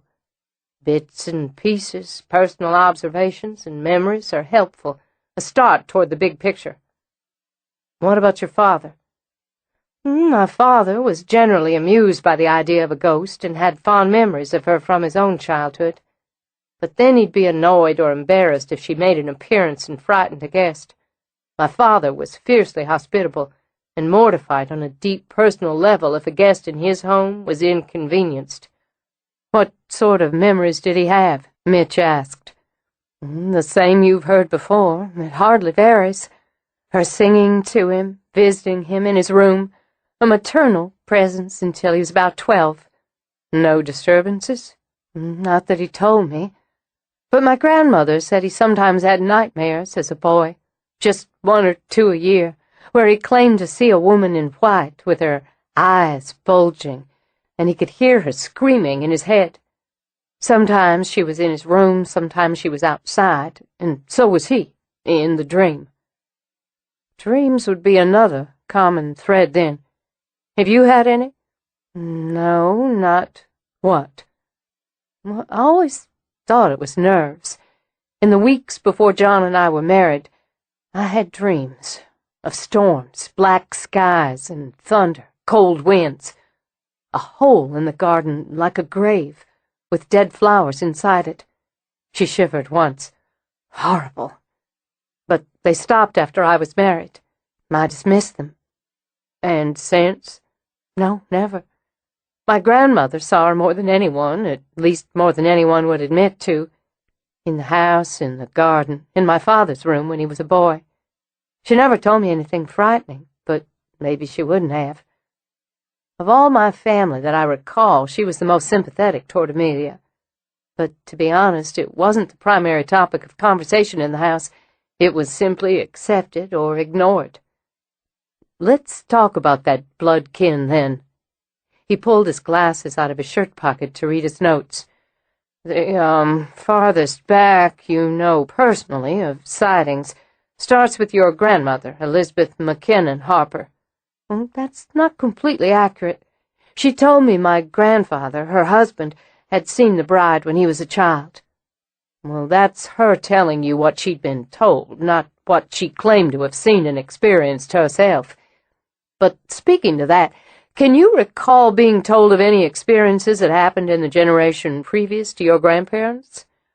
Oh, well, she said her mother-in-law, that would be my great-grandmother Harper, refused to go into certain rooms. Which rooms?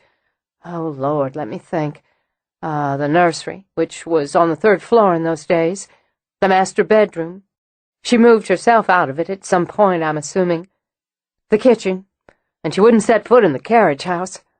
From my grandmother's description of her, she wasn't a fanciful woman. It was always thought she'd seen the bride. If there was another prior to that, I don't know about it, but there shouldn't be. We've dated her to the 1890s. You've dated her based on a dress and a hairstyle, he said as he scribbled. That's not quite enough. Well, it certainly seems sensible, logical. He looked up, smiling, his eyes distracted behind his glasses. It may be. You may be right, but I like a little more data before I call something a fact. What about your great-aunts? Reginald Jr.'s older sisters? Well, I couldn't say. I didn't know any of them, or don't remember them, and they weren't close with my grandmother or my father. There was some attempt on my grandmother's part to cement some familial relations between their children and my father as cousins. I'm still in contact with some of their children. Will any of them talk to me? Yeah, some will, some won't. Some are dead. I'll give you names and numbers. All, he said, except the dead ones. I can be persuasive. Again, he murmured as the singing came from the monitor across the room. Again. I want to go check on Lily. Do you mind if I come with you? No, come ahead. They started upstairs together. Most likely it'll stop before we get there. That's the pattern. There were 2 nursemaids, 3 governesses, a housekeeper, an under-housekeeper, a total of 12 housemaids, a personal maid, 3 female kitchen staff between 1890 and 1895. I've dug up some of the names, but as ages aren't listed, I'm having to wade through a lot of records to try to pinpoint the right people. If and when I'll start on death records and tracking down descendants. You'll be busy. Gotta love the work. You're right. It stopped, but they continued down the hall to the nursery. "Cold still," Roz commented. "It doesn't last long, though." She moved to the crib, slid the blanket more neatly around the sleeping baby. "Such a good baby," she said quietly. "Sleeps right through the night most of the time. None of mine did at this age. She's fine. We should leave her be." She stepped out, leaving the door open. They were at the top of the stairs when the clock began to bong. "Midnight?" Roz looked at her watch to be certain. "I didn't realize it was so late. Well, Happy New Year." "Happy New Year." He took her hand before she could continue down the steps, and laying the other on her cheek, said, "Do you mind?" "No, I don't mind." His lips brushed hers very lightly, a kind of civilized and polite gesture to commemorate the changing year. And somewhere in the east wing, Roz's wing, a door slammed shut like a gunshot. Though her heart jumped, she managed to speak evenly. "Obviously, she doesn't approve. More like she's pissed off. And if she's going to be pissed off, we might as well give her a good reason." He didn't ask this time, just slid the hand that lay on her cheek around to cup the back of her neck. And this time his mouth wasn't light, or polite, or civilized. There was a punch of heat straight to her belly, as his mouth crushed down on hers, as his body pressed hard against hers. She felt that sizzle zip through her blood, fast and reckless, and let herself ride on it for just one mad moment. The door in the east wing slammed again and again, and the clock continued to chime, madly now, well past the hour of 12. He'd known she'd taste like this, ripe and strong, more tang than sweetness. He'd wanted to feel those lips move against his as they were now, to discover just how that long, slender body fit to his. Now that he was, she settled inside him and made him want more. But she eased back, her eyes open and direct. "Well, that ought to do it. It's a start. I think it'd be best to keep everything calm for tonight. I really should tidy up the parlor and settle on up here with Lily. All right. I'll get my notes and head home." In the parlor, she loaded the cart while he gathered his things. "You're a difficult woman to read, Rosalind." "I'm sure that's true." "You know I want to stay. You know I want to take you to bed." "Yes, I know." She looked over at him. "I don't take lovers." "I was going to say just that I don't take lovers. But I'm going to say instead, I don't take them rashly or lightly. So if I decide to take you as a lover, or let you take me, it will be serious business, Mitchell. Very serious business. That's something both of us need to consider." "Ever just jump off the ledge, Roz?" "I've been known to. But except for the regrettable and rare occasion, I like to make certain I'm going to land on my feet. If I wasn't interested, I'd tell you flat out I don't play games in this arena. Instead, I'm telling you that I am interested, enough to think about it, enough to regret, a little, that I'm no longer young and foolish enough to act without thinking." The phone rang. "That'll be Haley again. I need to get that or she'll panic. Drive carefully." She walked out to get the phone, and heard, as she assured Haley the baby was fine, was sleeping like an angel, had been no trouble at all, the front door close behind him. Chapter 8. A little distance, Mitch decided, was in order. The woman was a paradox, and since there was no finite solution to a paradox, it was best accepted for what it was, instead of puzzling over it until blood leaked out of your ears. So he'd try a little distance where he could funnel his energies into puzzles other than the enigmatic Rosalind Harper. He had plenty of legwork, or more accurately, butt work. A few hours on his computer, and he could verify the births and deaths and marriages listed in the Harper family Bible. He'd already generated a chart of the family ancestry using his online and his courthouse information. Clients liked charts. Beyond that, they were tools for him, as the copies of family pictures were, as letters were. He penned everything onto a huge board, 2 in this case, one for his office in his apartment and one in the library at Harper House. Pictures, old photos, old letters, diaries, scribbled family recipes, all of those things brought the people alive for him. When they were alive for him, when he began to envision their daily routines, their habits, their flaws and grievances, they mattered to him more than any job or project could matter. He could lose hours paging through Elizabeth Harper's gardening notes, or the baby book she'd kept on Roz's father. How else would he know the man who'd sired Roz had suffered from celiac at 3 months, or had taken his first steps 10 months later? It was the details, the small bits, that made the past full and immediate. And in the wedding photo of Elizabeth and Reginald Jr., he could see Rosalind and her grandfather. The dark hair, the long eyes, the strong facial bones. What else had he passed to her, and through her, to her children, this man she barely remembered? Business acumen, for one, Mitch concluded. From other details, those small bits found in clippings and household records, he gained a picture of a man who'd had a sharp skill for making money, who'd avoided the fate of many of his contemporaries in the stock market crash. A careful man, and one who'd preserved the family home and holdings. Yet, wasn't there a coolness about him, Mitch thought, as he studied the photographs on his board? A remoteness that showed in his eyes, more than just the photographic style of the day. Perhaps it came from being born wealthy, the only son on whose shoulders the responsibilities fell. What, Mitch wondered aloud, did you know about Amelia? Did you ever meet her, in the flesh? Or was she already dead, already just a spirit in this house when your time came around? Someone knew her, he thought. Someone spoke to her, touched her, knew her face, her voice. And someone who did, lived or worked in Harper House. Mitch moved to a search of the servants he had by full names. It took time, and didn't include the myriad other possibilities. Amelia had been a guest, a servant whose name was not included or had been expunged from family records. A relative's relative, a friend of the family.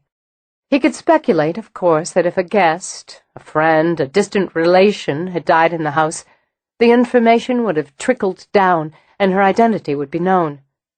Then again, that was speculation and didn't factor in the possibility of scandal and the tendency to hush such matters up, or the fact that she'd been no one important to the Harpers, had died in her sleep and no one considered it worth discussing. And it was just another paradox, he supposed, as he leaned back from his work, that he, a rational, fairly logical, thinking man, was spending considerable time and effort to research and identify a ghost. The trick was not to think of her that way, but to think of her as a living, breathing woman, a woman who had been born, lived a life, dressed, ate, laughed, cried, walked, and talked. She had existed, she had a name. It was his job to find who, what, when. Why was just the bonus question. He dug the sketch out of his file, studied the image Roz had created of a young, thin woman with a mass of curly hair and eyes full of misery. And this is how they dated her, he thought with a shake of his head, by a dress and a hairstyle.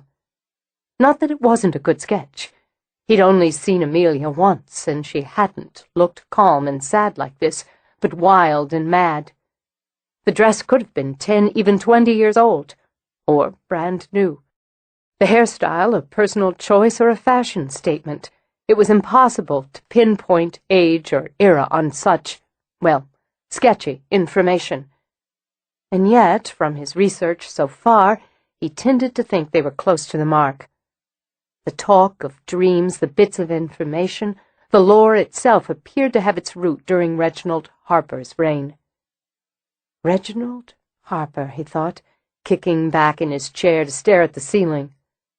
Reginald Edward Harper, born 1851, the youngest of 4 children born to Charles Daniel Harper and Christabel Wesley Harper, second and only surviving son. Older brother Nathaniel died July 1864 at age 18 during the Battle of Bloody Bridge in Charlestown. Married Beatrice. He rummaged through his notes again. Yes, there it is. 1880. 5 children. Charlotte, born 1881. Edith Ann, 1883. Catherine, 1885. Victoria, 1886. And Reginald Jr., 1897. Big gap between the last 2 kids, considering the pattern beforehand, he thought, and noted down possibilities of miscarriages and/or stillbirths. Strong possibilities with the factors of unreliable birth control and the natural assumption that Reginald would have wanted a son to continue the family name. He scanned the family chart he'd generated for Beatrice. A sister, 1 brother, 1 sister-in-law, but neither female relation had died until well after the first reports of sightings and dreams, making them unlikely candidates, and neither had been named Amelia.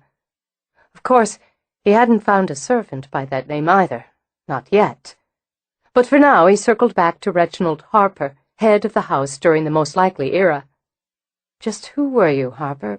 Prosperous, well-heeled, inherited the house and the holdings because the older brother ran off to be a soldier and died fighting for the cause. Baby of the family on top of it. Married well, accumulating more holdings through that marriage. Expanded and modernized the house, according to Roz's notes. Married well, lived well, and you weren't afraid to spend the dough. Still, there'd been a consistent turnover of housemaids and other female staff during his years at the helm. Maybe Reginald liked to play with the help, or his wife had been a tyrant. Was the long wait for a son frustrating and annoying, or was he happy with his girls? It would be interesting to know. There was no one alive to say. Mitch went back to his computer and contented himself, for the moment, with facts.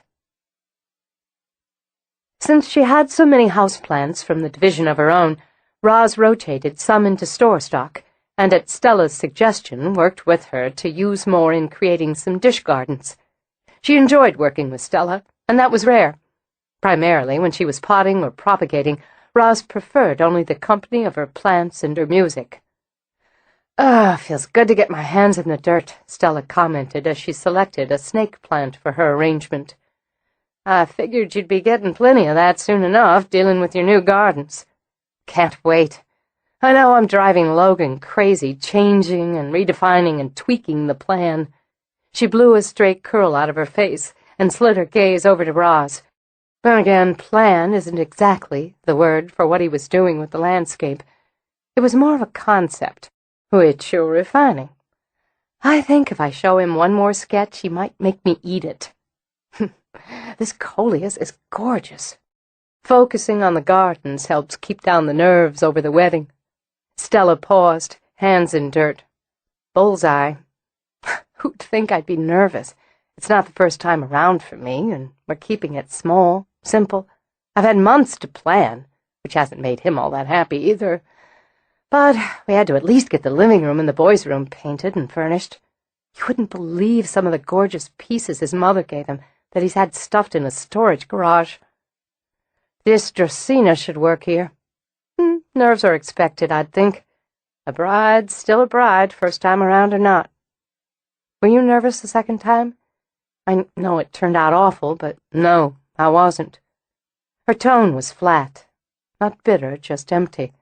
Should have told me something. You're nervous because you're excited and you're happy, and because you're the type who worry over every detail. Worry especially when it's important. I just want everything to look special, perfect. I must have been crazy deciding to have the wedding outside in the backyard when the gardens weren't even finished. Now we only have until April to get it all done. And you will. You and Logan know what you're doing about the planting, about each other, about everything that matters. Remind me of that every now and again, would you? Happy to. These look good. She stepped back, fisted her gloved hands on her hips. You got prices worked up? $34.50, $45.95 for the large size. Sounds good. Nice profit margin, since the plants are mostly all divisions. And a good value for our customers, since they're not going to see dish gardens this full or lush anywhere. I'll help you carry some in, then plug these into the inventory. They loaded a flat cart, wheeled it into the main building. When Stella started to shift stock to rearrange, Roz nudged her aside. Go on, do the paperwork. If you start here fiddling with display, you'll be here an hour. You're just going to come back when I'm done and fool with it anyway. Well, I was just thinking if we grouped some of the smaller ones over there and used a couple of those tile-topped tables, I'll figure it out, and you can come behind me and refine it. If you put one of the larger ones on that wrought iron patio table and put one of the little brass lanterns with it, then set that 16-inch clay pot of bird of paradise beside it, it would be a strong display. And I'm going. Amused, Roz shifted stock, arranged the new, and since she had to admit Stella was on target, as usual, set up the table as outlined. Why, Rosalind Harper, there you are! Because Roz's back was turned, she indulged herself in a single wince before schooling her face to more welcoming lines. Hey there, sissy. She allowed the standard greeting, a peck that stopped an inch from her cheek, then resigned herself to losing a quarter of an hour in chatter. Don't she look pretty? Roz said. Is that a new suit? This? Sissy waved one of her French manicured hands, dismissing the cherry-red suit. Just yanked it out of my closet this morning. I swear, Roz, are you ever going to gain an ounce? Every time I see you, I feel obliged to sweat an extra 20 minutes on my exercise machine. You look wonderful, sissy, which was invariably true. One of the skills Cecilia Pratt had most honed was in turning herself out. Her hair was an attractive, streaky blonde, worn in a ruler-straight swing that suited her round, youthful face with its winking dimples and walnut-brown eyes. From the outfit, Roz assumed she'd just come from some lady lunch or committee meeting and had come by to sow into harvest gossip. Gossip was Sissy's other keen skill. I don't see how I could. I'm just worn out. The holidays just about did me in this year. Every time you turned around, there was another party. I don't think I've caught my breath since Thanksgiving. Now, before you know it, it'll be the spring ball at the club. Tell me you're going this year, Roz. It's just not the same without you. I haven't thought about it. Well, do. Let's sit down here a minute and let's catch up. I swear I can't stay on my feet another minute. To prove it, she sat on the bench near the table display Roz had just completed. Isn't this nice? It's just like sitting in a tropical garden somewhere. Hank and I are heading down to the Caymans next week for some sun. I need the break, let me tell you. Won't that be fun? Trapped by manners, Roz joined her on the bench.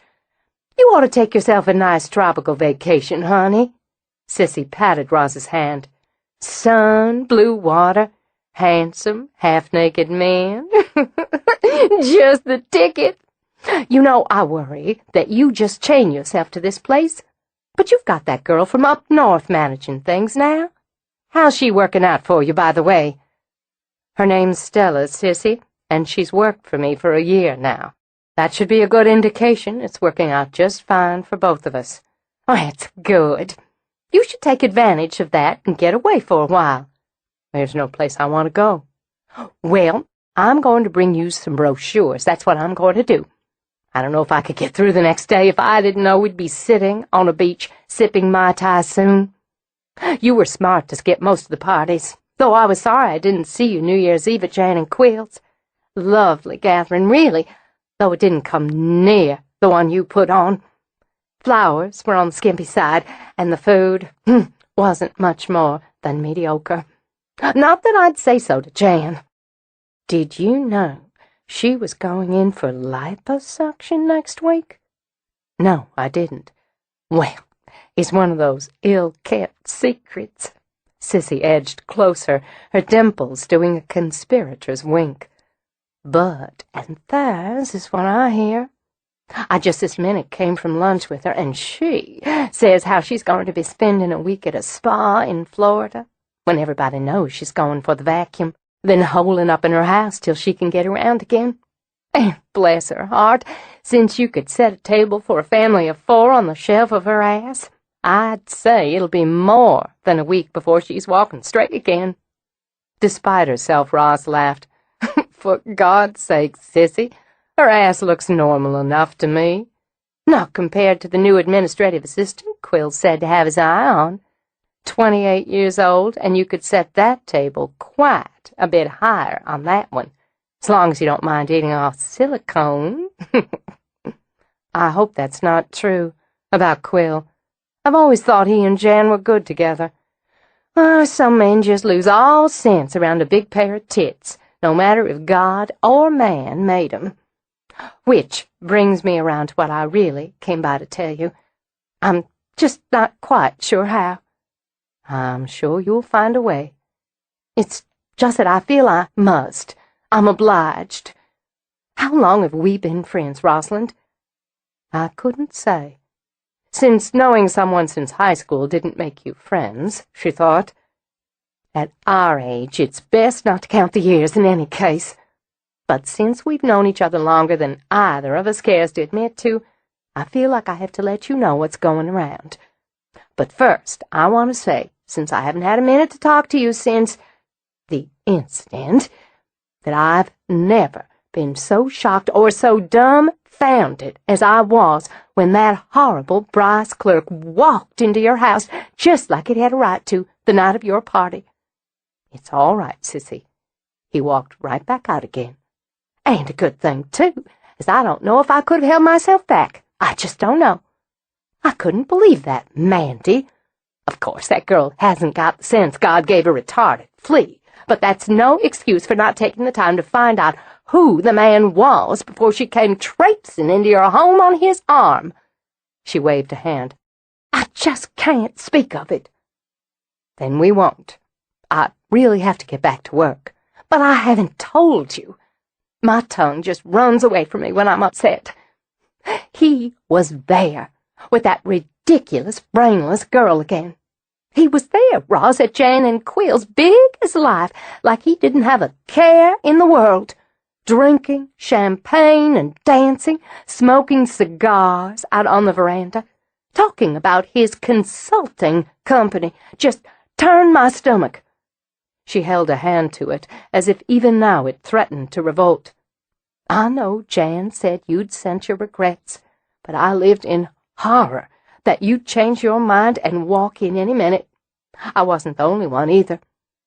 I'm sure, very sure, Roz thought, that there'd been plenty of excited buzz and half-hopeful glances toward the door. Jan's entitled to have anyone she wants to in her own home. I certainly don't agree with that. It's a matter of loyalty, if not good taste, and I had lunch with her today to say just that. As she spoke, she opened her purse and took out a compact to blot her nose. Turns out, Quill cleared the way for him. They're doing some business together. Not that Jan seems to know a thing about that. The woman's just clueless when it comes to money matters. Not like you and me. Was the most polite response Roz could think of, as Sissy had never worked a day in her life. To her credit, she was mortified while we talked about it over lunch. Mortified. Taking out a lipstick, she repainted her mouth to match her suit.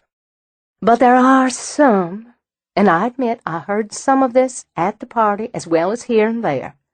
There are some who feel some sympathy for the man, who actually believed he was treated poorly, which just beats all, if you ask me. The worst of it is the version that you physically assaulted him the night of the party, running him out when he attempted to make bygones, so to speak. That you threatened him and that silly girl, even when they went out again. Of course, every time I hear it, I do what I can to straighten it out. I was there, after all."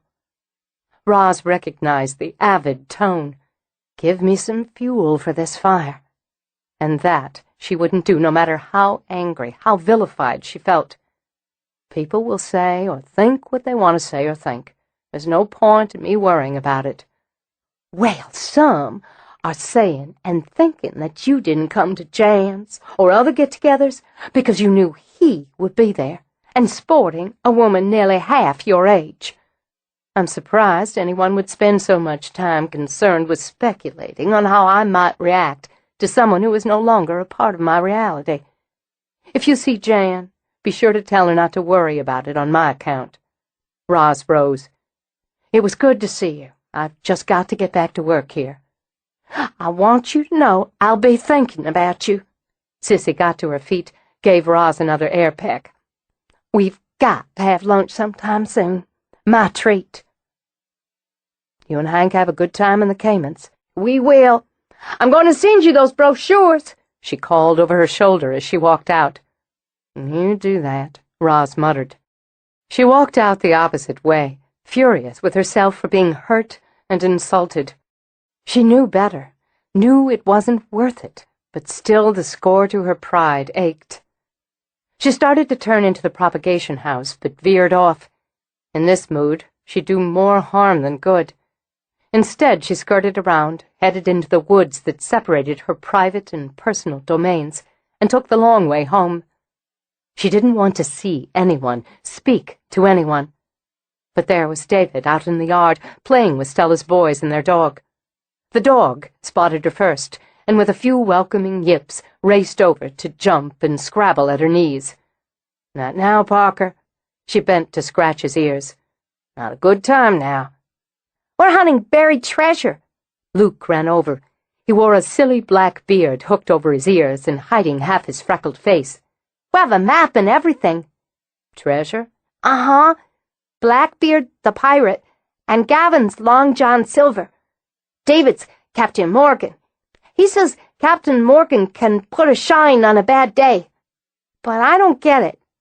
She smiled, ruffled the boy's hair as she had the dog's fur. She could use a belt of Captain Morgan herself, she decided. A double. What's the treasure? It's a surprise, but David, Captain Morgan, says if we scallywags don't find it, we have to walk the plank. She looked over at Gavin, who was hobbling around with a broomstick strapped to his leg, and David sporting a black eye patch and a big plumed hat he must have dug out of his costume party bag. And you'd better go on back and find it. Don't you want to play? Not right now, sugar. Better find my pieces of 8, David said as he came over, or I'll hang you from the highest yardarm. With an un-pirate-like squeal, Luke scrambled off to count off more pieces from the map with his brother. What's wrong, honey? Nothing. Roz shook her head. Little headache. Came home early. I hope to God you didn't actually bury something. I'd hate to fire you. New PlayStation game up in the crook of the lowest branch of that sycamore. You're a treasure, Captain Morgan. 1 in a million. I know that face. He lifted a hand to it. It'd pass most anybody, but not me. What's upset you? And what the hell are you doing walking all that way without a jacket? I forgot it, and I do have a headache. Brought on by some foolishness Sissy Pratt was obliged to carry over to me. One of these days her flapping tongue's gonna wrap around her own throat.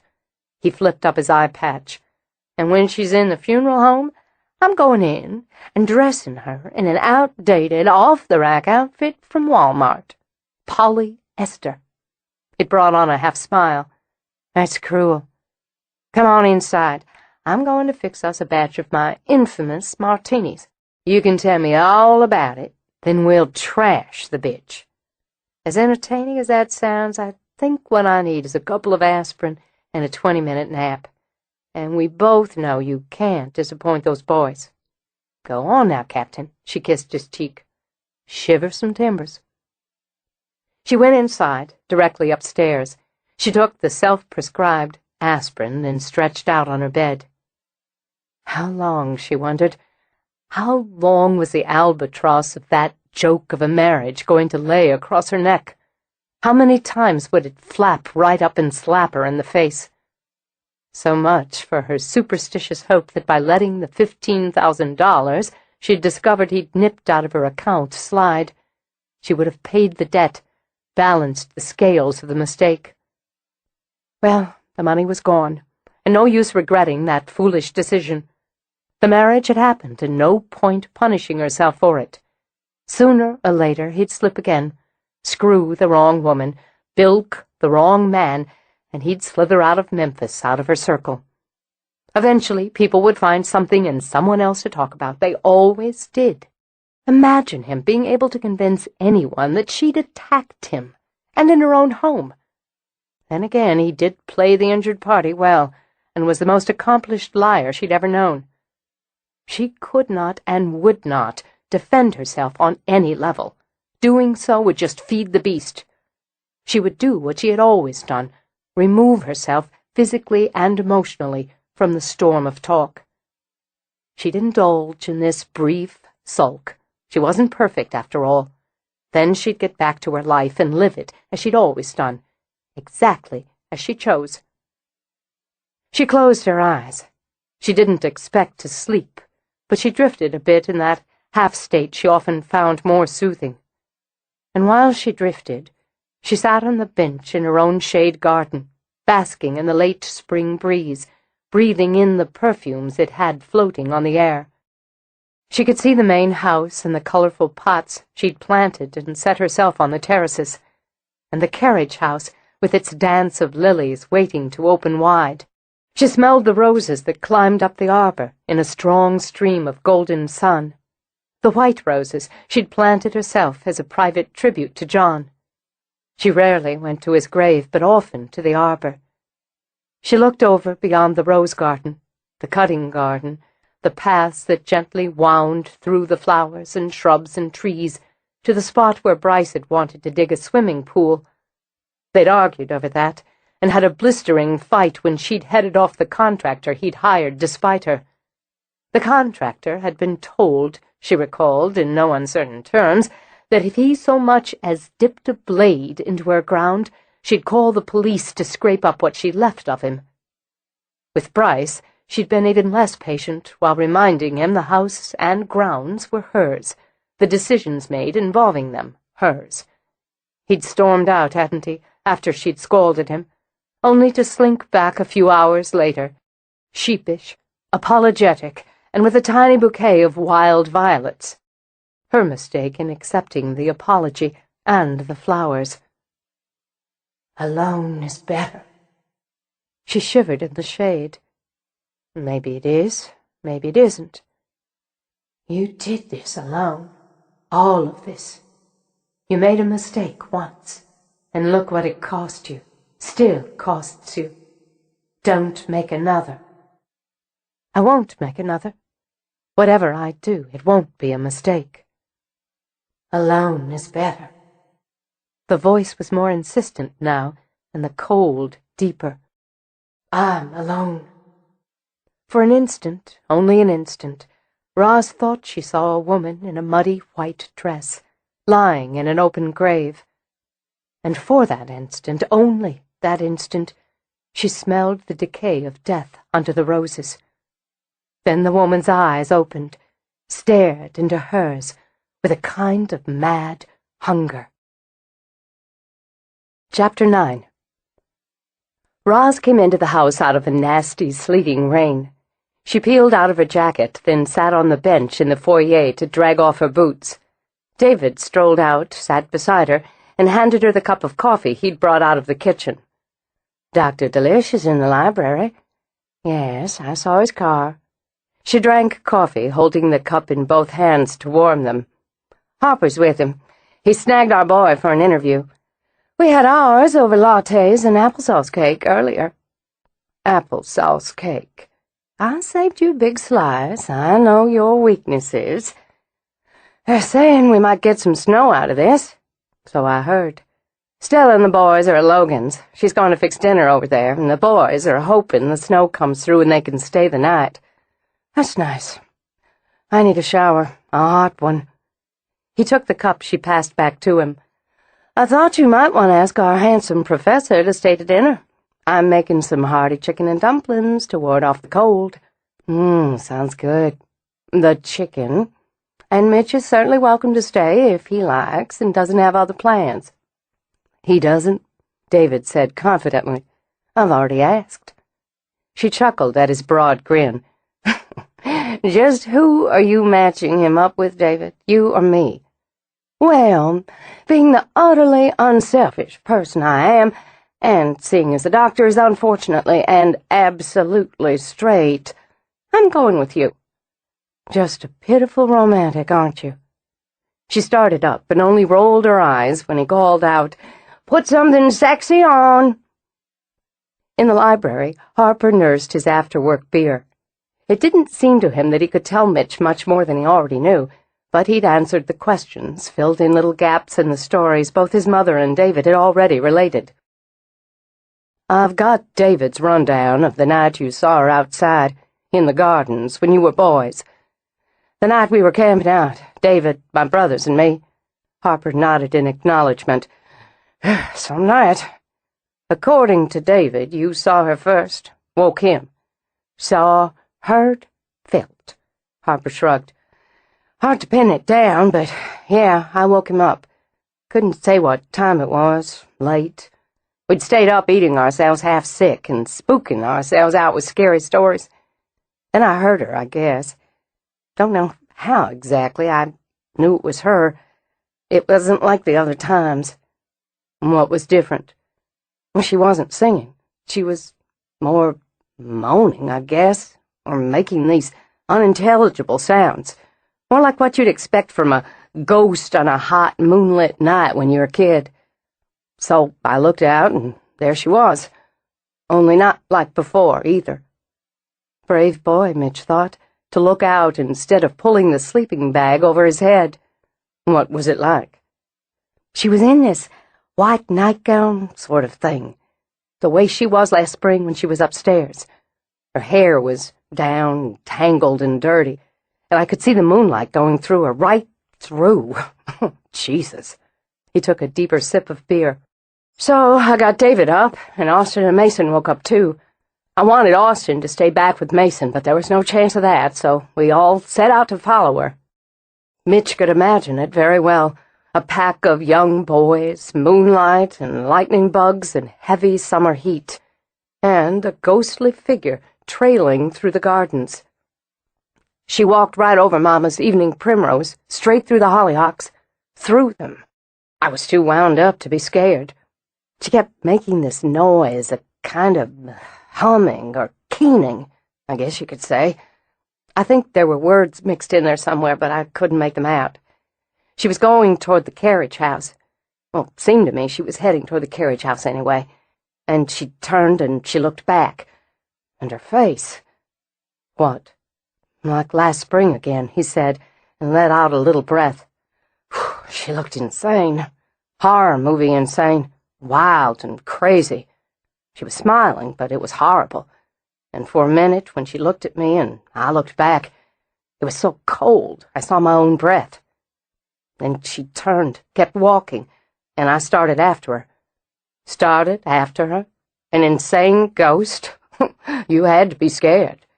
Not so much. Not that I realized, anyway. I was caught up, I guess. Really fascinated. I had to know. But Mason started screaming, and then I was scared spitless. I thought somehow she'd gotten him, which was stupid since she was up ahead and he was behind me. Farther behind me, all of them, than I'd realized.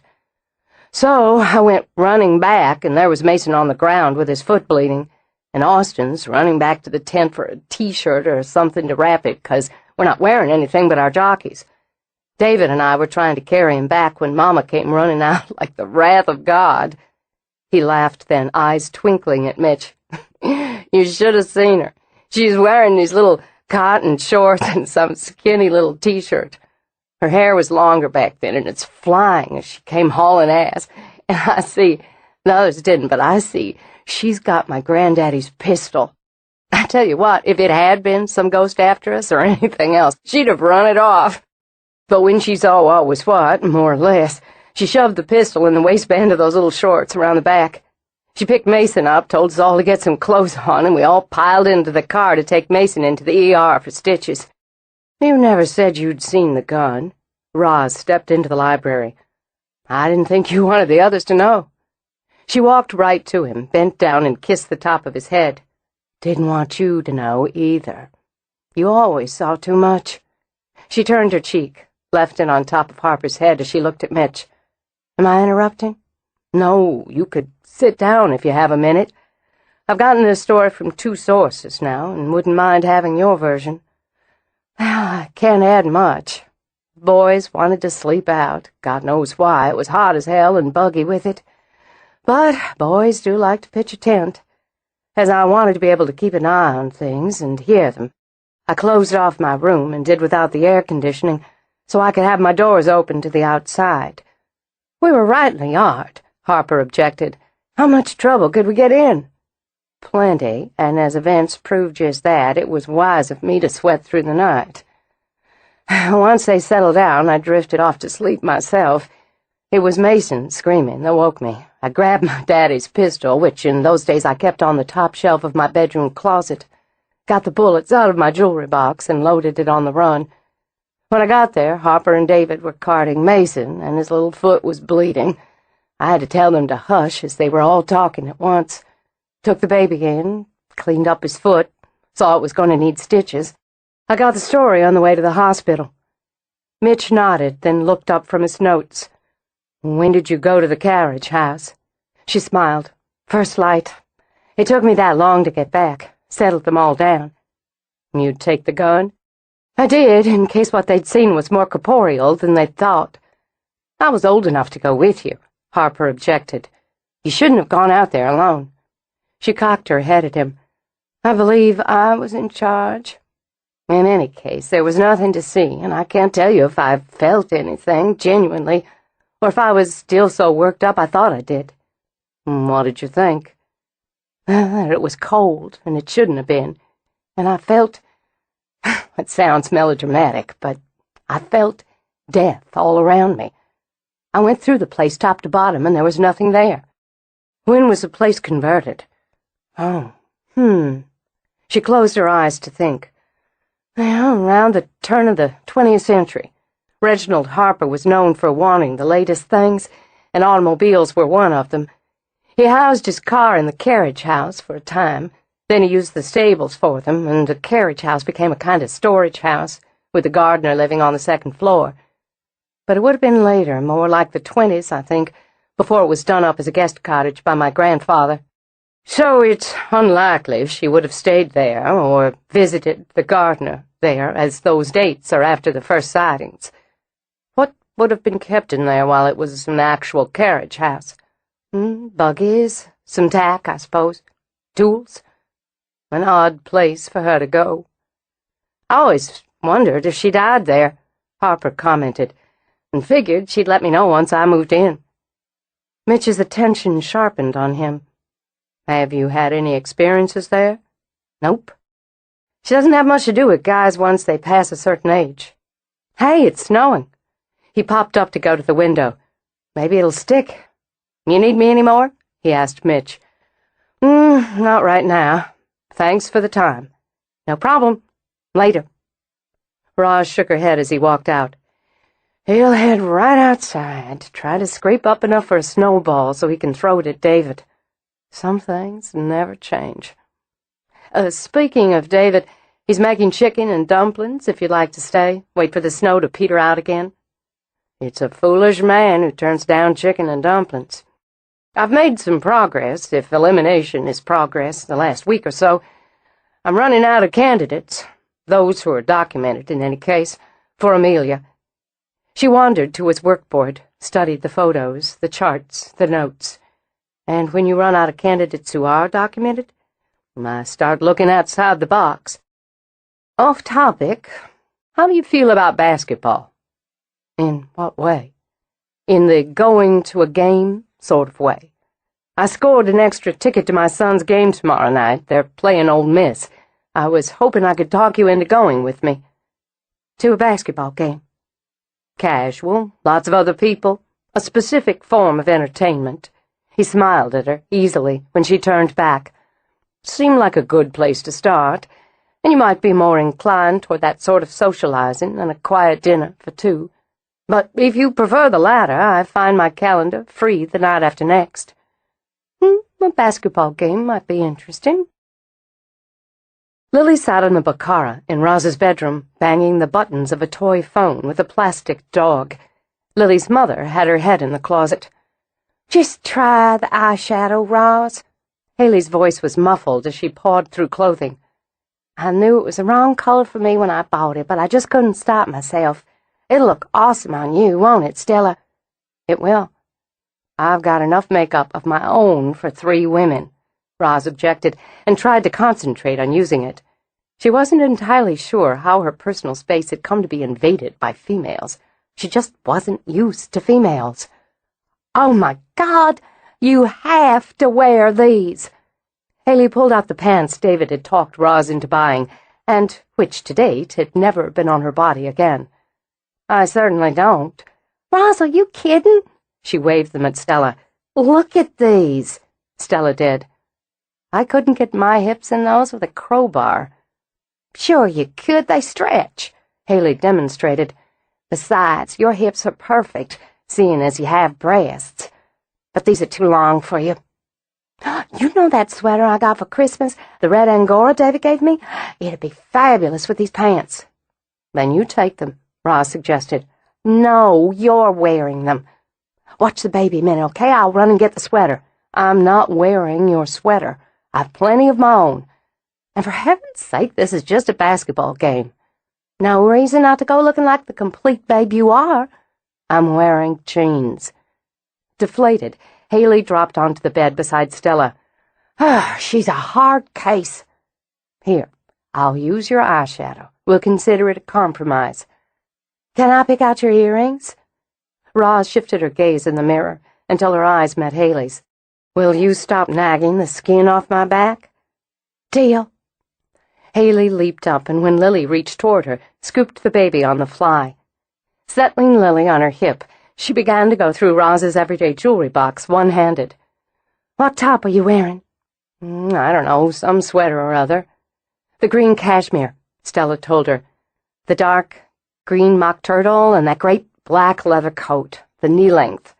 Roz considered as she worked on her eyes. Fine, that'll work. All right, then. These.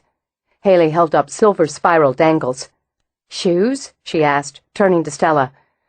Those black leather half boots with a stubby heel. You get those, I'll get the sweater, and... Girls, Roz interrupted. Scoot. I can handle the rest of this myself. But she leaned over to kiss Lily's cheek. Y'all go play somewhere else now. Come on, Haley, before she decides to wear a sweatshirt and gardening shoes just to spite us. She was right about the eyeshadow, Stella added, as she pulled Haley out. Maybe so, Roz decided. It was an interesting shade of brown with a hint of gold to jazz it up. She knew how to use it to her advantage. God knew she had plenty of practice fixing herself up, and enough vanity to put effort into looking her best when looking her best was called for. At the same time, there was a certain advantage to having other women, younger women in the household, she supposed, and she'd take their advice on the wardrobe, except for the pants. She crossed to her dresser, opened the middle drawer where she kept her good sweaters. She did love those soft fabrics, she thought, as she went through the folded garments, the cashmeres and brushed cottons, the silks. She took out the dark green, unfolded it. The chill hit with a shock, a punishing little slap that had her taking a step back, then freezing as the sweater was ripped out of her hands. She watched with disbelief as it hit the opposite wall, then fell to the floor. Her knees wanted to buckle, but she kept her feet and walked slowly across the room to pick it up. There were jagged tears across the front, as if angry nails had raked through the material. Her breath streamed out in visible vapors as she fought to stay calm. Well, that was nasty and small of you, petty and mean. I was fond of this sweater, very fond, but it won't make a damn bit of difference. Angry now, she whirled around, waiting, hoping to see something, someone, to battle. I've got more. And if you're thinking to repeat this performance on the rest of my clothes, I'll tell you now I'll walk out of here bare-ass naked before I give in to this kind of blackmail. So you go have your temper fit somewhere else." Roz tossed the sweater onto her bed, marched back to her dresser. She grabbed a sweater at random and dragged it over her head. Her fingers trembled as much with rage as distress as she pulled on jeans. "I make my own decisions and always have. Keep this up, you just keep this up, and I'll sleep with him just to piss you off." She finished dressing, shoved her feet into her boots, grabbed the leather coat, then had to order herself not to slam the door. On the other side, she leaned back against it, breathed in and out until she was calm again. One thing for certain, she decided, she and Mitch wouldn't lack for things to talk about en route to the game. Still, she waited until they were on their way with the lights of Harper House behind them. "There are a couple of things I need to tell you. Then I think it'd be nice if both of us put business aside for a few hours." "Something happened?" "Yes. First, I had an irritating encounter at work one day recently with an acquaintance who has gold medaled in the Gossip Olympics for more than 20 consecutive years. A hell of a record, and she's proud of it. It dealt with my ex-husband and isn't important of itself, but it upset me a bit, gave me what I call a temper headache, so I went home, took some aspirin, and decided to lie down for a few minutes. I wasn't asleep, just sort of hovering in that nice, cozy in-between. And in my head, I was out in the garden, sitting on the bench in the shade, and it was late spring." "How did you know it was spring?" "Late spring, early June. I could tell by the plants, the flowers that were blooming. Then it got cold." She told him the rest, careful with every detail. "This is the first dream you've mentioned." "It wasn't a dream. I wasn't asleep." She gave an impatient wave of her hand. "I know people say that all the time when they thought they were awake. I was awake." "All right, you should know." "She took me there in my mind. I felt the cold. I smelled the flowers, the white roses on the arbor. I felt the air on my skin. All the while I was aware in another part of myself that I was still in my room, on the bed with a headache pounding." "Disconcerting." "You're subtle," she replied. "Yes, it was disconcerting, disorienting, and upsetting. I don't like having anyone direct my thoughts. And the way she looked at me when she opened her eyes in that grave, it was with a terrible kind of love. She's never hurt me, and I've never felt that she would. Until tonight." He pulled off the side of the road, braked hard, then turned to her. The calm she most usually saw in him, felt from him, was replaced by a percolating anger. "What do you mean? Did she attack you? For God's sake, not me, but a very nice cashmere sweater. It was a birthday gift, so I've only had it since November, and I'm still mad she ruined it." "Tell me exactly what happened." When she had, he sat back, tapped his fingers on the wheel. "She didn't want you coming out with me tonight." "Apparently not, but that's too bad. Here I am." He looked at her again. "Why?" "I said I would, and I do what I say I will." "Then you can add that she made me mad, and I don't back down either. And, lastly, I wanted to explore whether or not I'm going to like your company on a purely social level." "You shoot very straight." "I do. It irritates some people." "Well, I'm not one of them."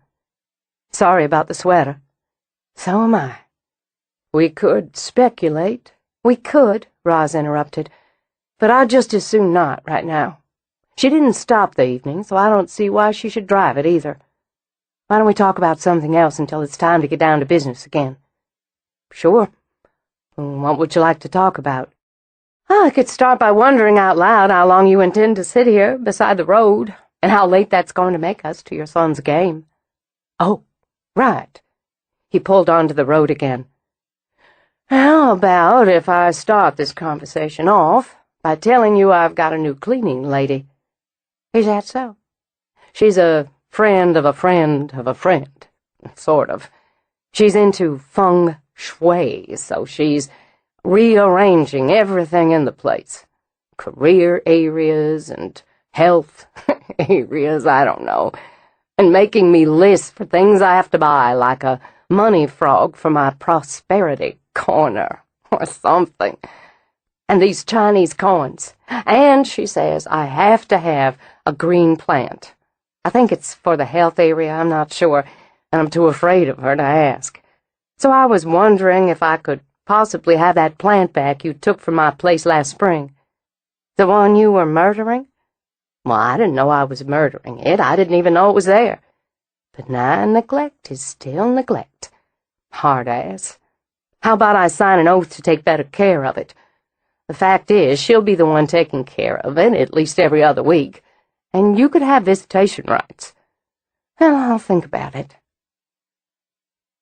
The auditorium was already packed when they arrived, and humming with pre-game excitement. They moved through the noise and color and excitement, scooting down the row to their seats, while both teams practiced layups on the court. That's Josh there, number 8. She watched the tall boy in his trimmed-in-blue white jersey lope forward and tap the ball off the backboard and into the net. Nice form. He was the NBA's number 10 draft pick. He'll play for the Celtics next year. It's hard for me to believe it. I'm not going to brag all night, but I had to get that one in. He's going pro? The Celtics? Brag all you want, I would. Well, I'll keep it to a minimum. In any case, Josh is point guard. That's the position that directs the team's offense from the point. She listened, sipping the soft drink he'd brought her, as he ran through a primer of basketball terms and explanations. At tip-off, she watched the action, enjoyed the lightning movements on court, the echoing voices, the thunder of the ball on wood. Now and again, through the first quarter, Mitch would lean closer to explain a call, a strategy, or a play, until she got to her feet with the rest of the Memphis crowd to boo a blown call. What? Do those refs need eye surgery? We had established position, didn't we? Does he need 3 feet planted on the ground? That was charging, for God's sake. All he was missing was a Visa card. When she sat again with a disgusted huff, Mitch scratched at his chin. Okay. Either I'm an exceptional teacher or you know basketball. I have 3 sons. I know basketball. I know football and baseball, and at one time I knew entirely too much about professional wrestling. But they mostly outgrew that one. She took her eyes from the game long enough to smile at him. But you were having such a nice time educating a little lady, I didn't want to break your stride. Thanks. Want some nachos? I wouldn't mind. She enjoyed herself, and was amused at halftime when Josh zeroed in on his father in the crowd and grinned. More amused when the boy's gaze drifted to her, then back to his father before Josh executed an enthusiastic thumbs up. And when, at game's end, the Memphis Tigers clipped Ole Miss's Rebels by 3 points, she decided the experience had nearly been worth one cashmere sweater. You want to wait around, congratulate your boy? Not tonight. It'll be better than an hour before he gets out of the locker room and through the groupies. I'd like you to meet him sometime, though. I'd be glad to. He's a pleasure to watch on the court. Not just his style and skill, though he has plenty of both, but his enthusiasm. You can tell he loves the game. Has since he was a baby. Mitch slipped an arm around Roz's waist to help maneuver them both through the departing crowd. It'll be tough on you, him moving to Boston. Well, he's always wanted it. Part of me wants to move up there with him, but sooner or later you've got to let go. Nearly killed me when my 2 youngest moved away. They were 5 years old yesterday. He dropped his arm, then took her hand as they crossed the parking lot. Can I interest you in a post-game meal? Not tonight. I need to get an early start in the morning, but thanks. Dinner tomorrow? She slid a look up at him. I should tell you, getting me out of the house 2 nights running generally takes a team of wild horses, and I've got a garden club meeting tomorrow, which for personal reasons I can't miss. The night after? I sense a campaign. How's it going? It's not bad. Not bad at all, she thought, enjoying the bracing air and the warmth of his hand over hers. I'll tell you what, you can come to dinner night after next, but I'll warn you I'll be cooking. David's not off. You cook? Of course I cook. Not that I'm allowed to when David's in the house, but it happens I'm a very good cook. What time's dinner? She laughed. Let's make it 7. I'll be there. When they reached his car, he walked her to her side, then turned her around, slid his arms around her, and drew her toward him, laid his mouth on hers in a long, lazy kiss. She curled her hands around his arms, held on to them, to him, and let herself float on the sensation, the warmth of his body, the cool of the air, the simmering demand just under the lazy tone of the kiss. Then he eased back, his eyes on hers, and reached around to open her door. I did that now because I figured if I waited until I walked you to your door, you'd be expecting it. I'm hoping to surprise you, at least now and again. I don't think it's the easiest thing to do. You've managed it a few times so far. When she slid into the car, he closed the door, and thought he might have a few more surprises up his sleeve before they were done.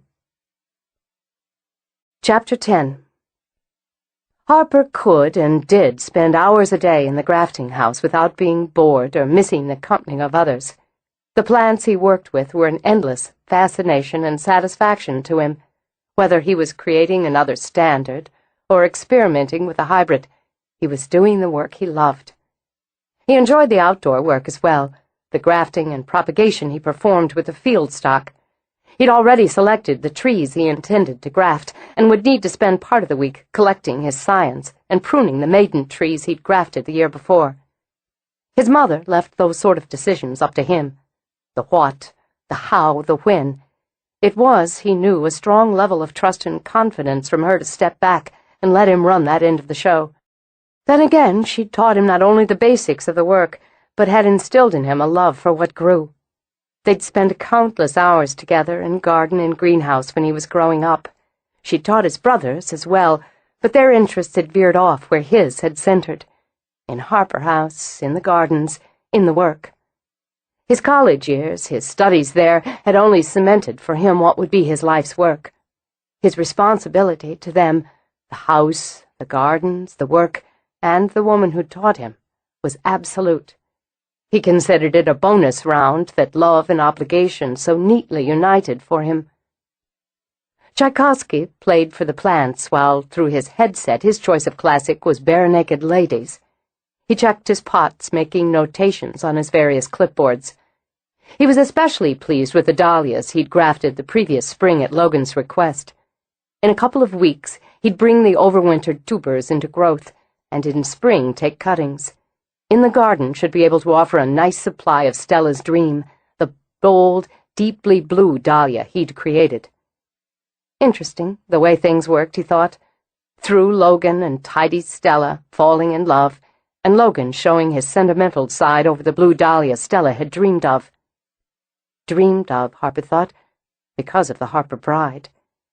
Sort of circled around, didn't it, back to the house and what grew there. There would be no Stella's dream without the bride, and no bride without Harper House. None of it, he supposed, without his mother's steady determination to keep the house and build the business. Since he was facing the door, he saw it open, and watched Haley walk in. She wouldn't be here either without his mother. There would have been no beautiful, pregnant woman knocking on the door of Harper House last winter, looking for work and a place to live. When she smiled, his heart did that quick, automatic stutter, then settled back to normal again. She tapped the side of her head, and he pulled off his headsets. "Sorry to interrupt. Roz said you had some pots mature enough for me to rotate into the houseplant stock. Stella's looking to do a winter sale." "Sure. You want me to bring him out?" "That's okay. I got boxes in a flat cart outside the door." "Let me check the inventory. Adjust it first." He walked down to his computer station. "Want a Coke?" Love one, but I'm still watching my caffeine." "Oh, right." She was nursing Lily, a concept that made him feel sort of warm and twisty inside. Got some water in the cooler, too." "That'd be good." "Oh, when you've got time, can you show me some grafting? Stella said how you do most of it, at least the field work, about this time of year. I'd really like to do something, then, follow it on through." "Sure, if you want." He handed her a bottle of water.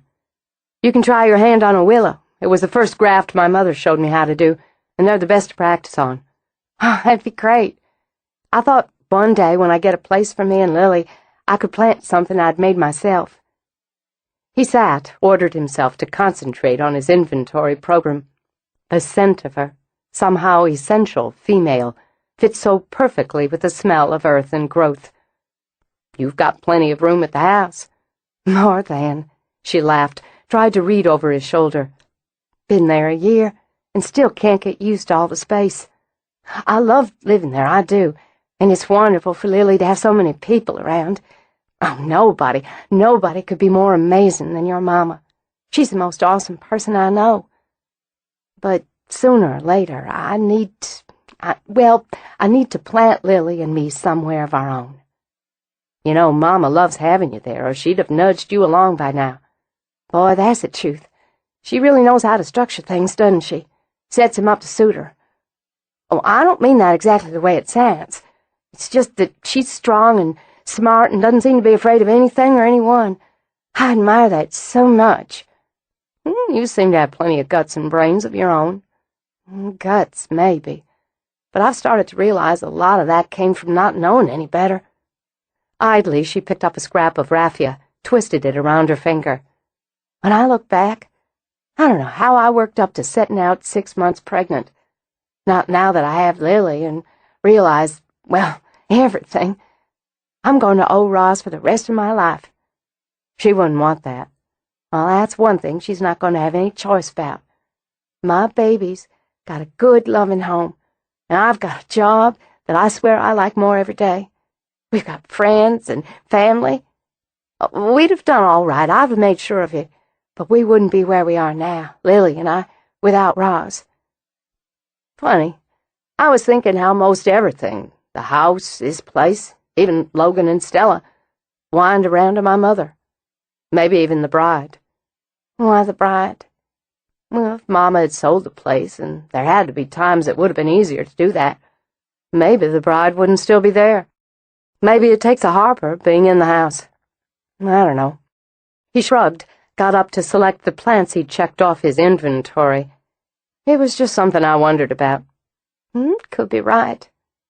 You wouldn't sell it, would you, when it comes to you?" "No. Fact is, every time I think maybe I should move out of the carriage house, get someplace, I just can't do it. It's where I want to be, that's one thing. And the other is, no matter how smart or strong my mother is, I feel it's better that I'm around.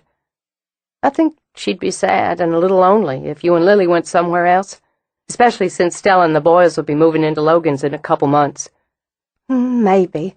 And I'm not planning on anything right away. But with her and Mitch dating, it could be she'll have all the company she wants." "What?" He stopped, dead, with a young, healthy ficus in his arms. "Dating? What do you mean, dating? They're not dating." "When two people go out 2 or 3 times, to basketball games, to dinner and whatnot, when the she in the pair cooks the he dinner herself, I tend to call it dating. They're working on this project. It's like meetings." She gave him the female smile he recognized, the one that categorized him as a pitifully out-of-touch male. "You don't generally adjourn a meeting with a long, hot kiss. At least I haven't been lucky enough to have a meeting like that for some time." "Kiss? What?" "I wasn't spying or anything," she said quickly. "I happened to be up with Lily one night. Looked out the window when Mitch brought Roz home. Okay, I sort of looked out on purpose when I heard the car, just to see what was what. And if the lip lock I witnessed is anything to go by, that's some serious dating." He set the plant down again with a thump.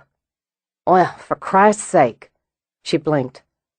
"Harper, you don't have any problem with Roz seeing a man like that. That'd be just silly. Last time she was seeing a man like that, she ended up married to the son of a bitch." "She made a mistake," Haley said, heating up. "And Mitch is nothing like that bastard Bryce Clerk. And we know this because we do. Not good enough. He certainly is good enough for her. That's not what I said. I said just because he isn't rich or doesn't have that fancy Harper blood running through him doesn't mean you should build a case against him." She drilled a finger straight into Harper's chest. "You ought to be ashamed of yourself, talking like some snob." "I'm not saying that. Don't be stupid." "Don't you call me stupid." "I didn't call you stupid. Jesus Christ, I don't even want to talk to you right now." She turned on her heel, stomped out. Fine, I don't want to talk to you either, he shot back. He stewed about it, worked himself up about the entire situation while he loaded and transported the plants himself. Ready for battle, he searched out his mother. She was in the field, checking on the nursery beds and the roses he'd tea-budded earlier in the season. She wore a stone-gray hoodie, fingerless gloves, and a pair of boots, so old and scarred they were no discernible color. She looked, Harper realized, more like a contemporary than his mother. "Haley find you?" she called out. "Yeah, it's done." "You know, I'm thinking of adding a mist propagation tent and doing more palms. Honey, I've got to tell you, I'm excited at how these multiple trees you did are coming along. Our customers are going to have fun with these. I'm thinking of taking one of the nectarine and peach myself." She studied one of the young trees Harper had grafted, then fan-trained on stakes. "This is lovely work, Harper. And that weeping pear over there, Mama, are you sleeping with Mitch Carnegie?" "What?" She turned fully to face him, and the pleased smile, the glint of pride in her eyes, both froze away. "What did you ask me?" "You heard what I asked. I'd like an answer." "And why would I answer a question that you have no business asking? I want to know how seriously you're involved with him. I have a right to know. You certainly do not. I kept my mouth shut about Clerk. That was my mistake. I'm not making it again. I'm looking after you whether you like it or not. So if you don't tell me, I'll go ask him." "You'll do no such thing, Harper." She paced away, stood with her back to him. He knew her well enough to be sure she was battling back a spew of temper. They both had a dangerous one, and were both very careful with it. "When's the last time I quizzed you about who you see socially, or who you are intimate with? When's the last time I married a fortune hunter?" She whirled back, and the temper was so close to the surface now he saw it burning out of her eyes. "Don't you throw that in my face. I don't like it. I don't like doing it. I don't care how mad you get. Nobody's going to hurt you like that again while I'm around. Just how much do we know about him? From where I'm standing, he's already crossing the line hitting on someone he's working for. You're so damn proper about the oddest things. How did I ever manage that?" She let out a long breath. "Let me ask you this. Have you ever known me to make the same mistake twice?" "Not so far." "Your confidence in me is overwhelming." She took off one of the gloves she wore, slapped it against her thigh. "I'll tell you this. He's an interesting and attractive man who I've enjoyed seeing a couple of times on a social level. He has a strong and loving relationship with his son, and since I pride myself on the same, that goes a long way with me. He's divorced and maintains a cordial relationship with the mother of his son and her second husband. This is not always an easy feat. He's done nothing improper, even by your lofty standards. They're lofty when it comes to you." "Oh, Harper, I'm not a paragon. Who wants you to be? What I want you to be is safe and happy." "Honey." She stepped to him then, laid her hands on his cheeks, shook his head gently from side to side. "That's supposed to be my line to you. If I promise you, take a solemn oath, that I learned my lesson with Bryce, will you relax? Only if you promise to tell me if he pushes where you don't want to be pushed." "Listen to you." "All right, then. I'll promise. Come on, let's take a look at the rest of this before we go in." It certainly gave Roz a lot to think about. How could she know her firstborn so well, yet have been completely surprised by the altercation that afternoon? Then again, did any mother ever consider her children would worry about her? There just wasn't enough room in the brain or heart for that possibility when they were both so full of worry and concern for the child. Added to that, it had come home fully for the first time just how much she'd let him down with Bryce. She'd hurt Harper as much and maybe more than she herself had been hurt. Was that something you could make up to those you loved? Or was it something that just had to heal over like a wound? Because she wanted quiet, she went into her room from the outside entrance, peeled off her outer gear. She wandered into her sitting room, intending to put on music and spend some time sketching just to wind down from the day. But she saw the neat piles of mail on her desk. David, as was his habit, had separated the personal correspondence, Not much these days, as she and most everyone she knew had slid into email posts, business, and bills. Because she believed in handling the bad news first, she sat and began to open the bills. The utilities on the house made her wince a bit, but that was the price to be paid for having so much space and so many people using it. She got out her checkbook, promising herself that soon, before next month, she would master the bill-paying business online.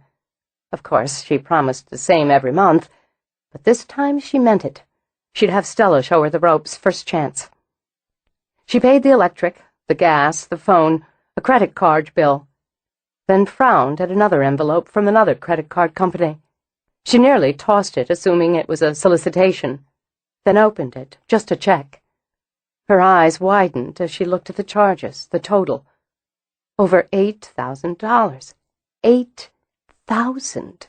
It was ridiculous, absurd. She didn't have a card with this company and certainly hadn't charged $8,000. Restaurants, electronics, the men's department at Dillard's. Baffled, she picked up the phone to report the mistake, then spent the next half an hour winding her way through tangled and sticky red tape. The next call she made was to her lawyer. Once the wheels were set in motion, she sat back, the sinking sensation in her stomach making her queasy. The card had been taken out in her name with all her information, her address, her social security number, even her mother's maiden name. The other user on the card was listed as Ashby Harper. Clever, she thought. Very clever. He hadn't used his own name and hadn't accumulated charges at his most usual haunts. By now she had no doubt the card was destroyed. The last charge had been made 3 days before the end of the billing cycle. Covered all the bases as usual. That bastard Bryce. The money wouldn't have been the main thrust, she thought now. Not that he wouldn't enjoy the benefits of $8,000 and change, but the point would have been the trouble for her, the irritation, and most of all the reminder that he was still in her face, and there was little she could do about it. It was doubtful the charges could be traced back to him, that it could be proved he'd defrauded the credit card company. It was she who would be forced to untangle the knots, spending the time, the effort, and paying any legal fees. It was mean and small of him, and suited him perfectly. And Harper, poor Harper, worried she'd make that kind of mistake again. Not in a million years. To give herself more time to settle, she skipped dinner, then wrote long, detailed posts to her 2 younger sons before calling Harper. Once she knew the children were in bed for the night, she asked Harper, David, along with Stella and Haley, to join her in the front parlor. "I'm sorry," she began. "I know some of you might have plans for the night. I don't think this'll take long." "It's all right," Stella told her. "Something's the matter. Just tell us what it is." "I've already taken steps to deal with it, but it's likely all of you will be asked, at least to answer some questions. In going through my bills this evening, I came upon a credit card bill. A card I don't have. Charges I didn't make. However, it was applied for and taken out with considerable personal information. The credit card company will of course follow this through, but as I was obliged to list all those who live in the house, I wanted you to be aware. I've no doubt the card was taken out by Bryce. He'd know the information, and it's just his style." "You don't have to pay it," Haley said quickly. "This kind of thing happened in the bookstore once where I used to work. You don't have to pay it." "No, I won't pay it. It simply costs me time and energy, and upsets me, which would have been the motive. It also upsets the household, which he'd enjoy, I'm sure. I'm sorry for that." She looked at Harper. "I'm sorry." "Don't say that again." He spoke very softly.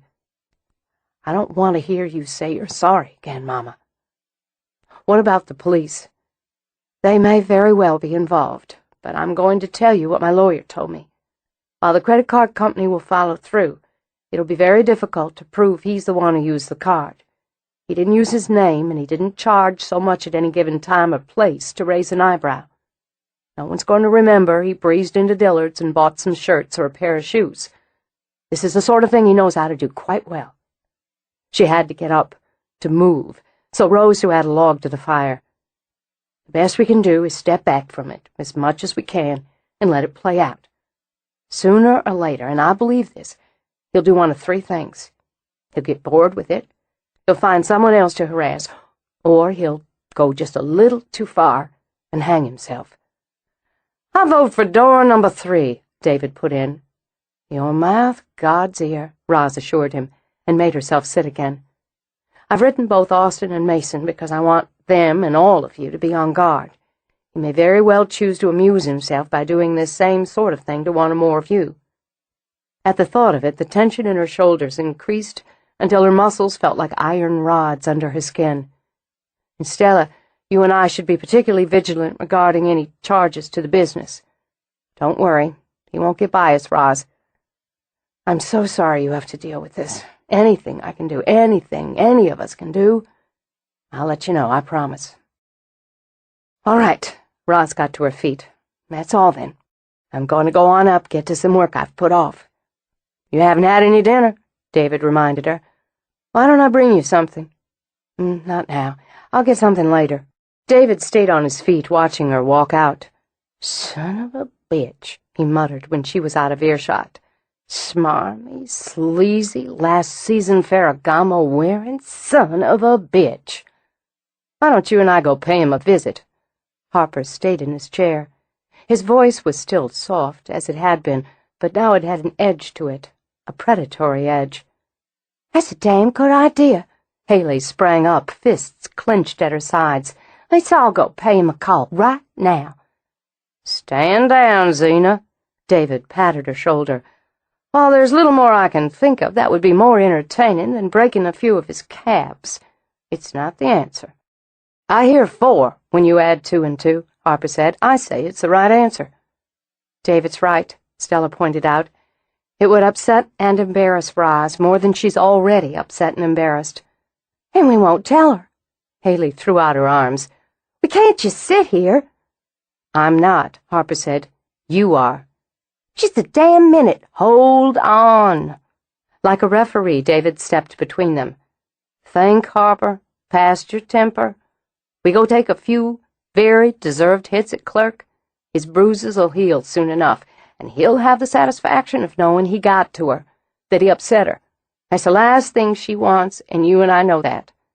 The most important weapon she has against him is indifference. She won't have that when she has to bail you out on assault charges.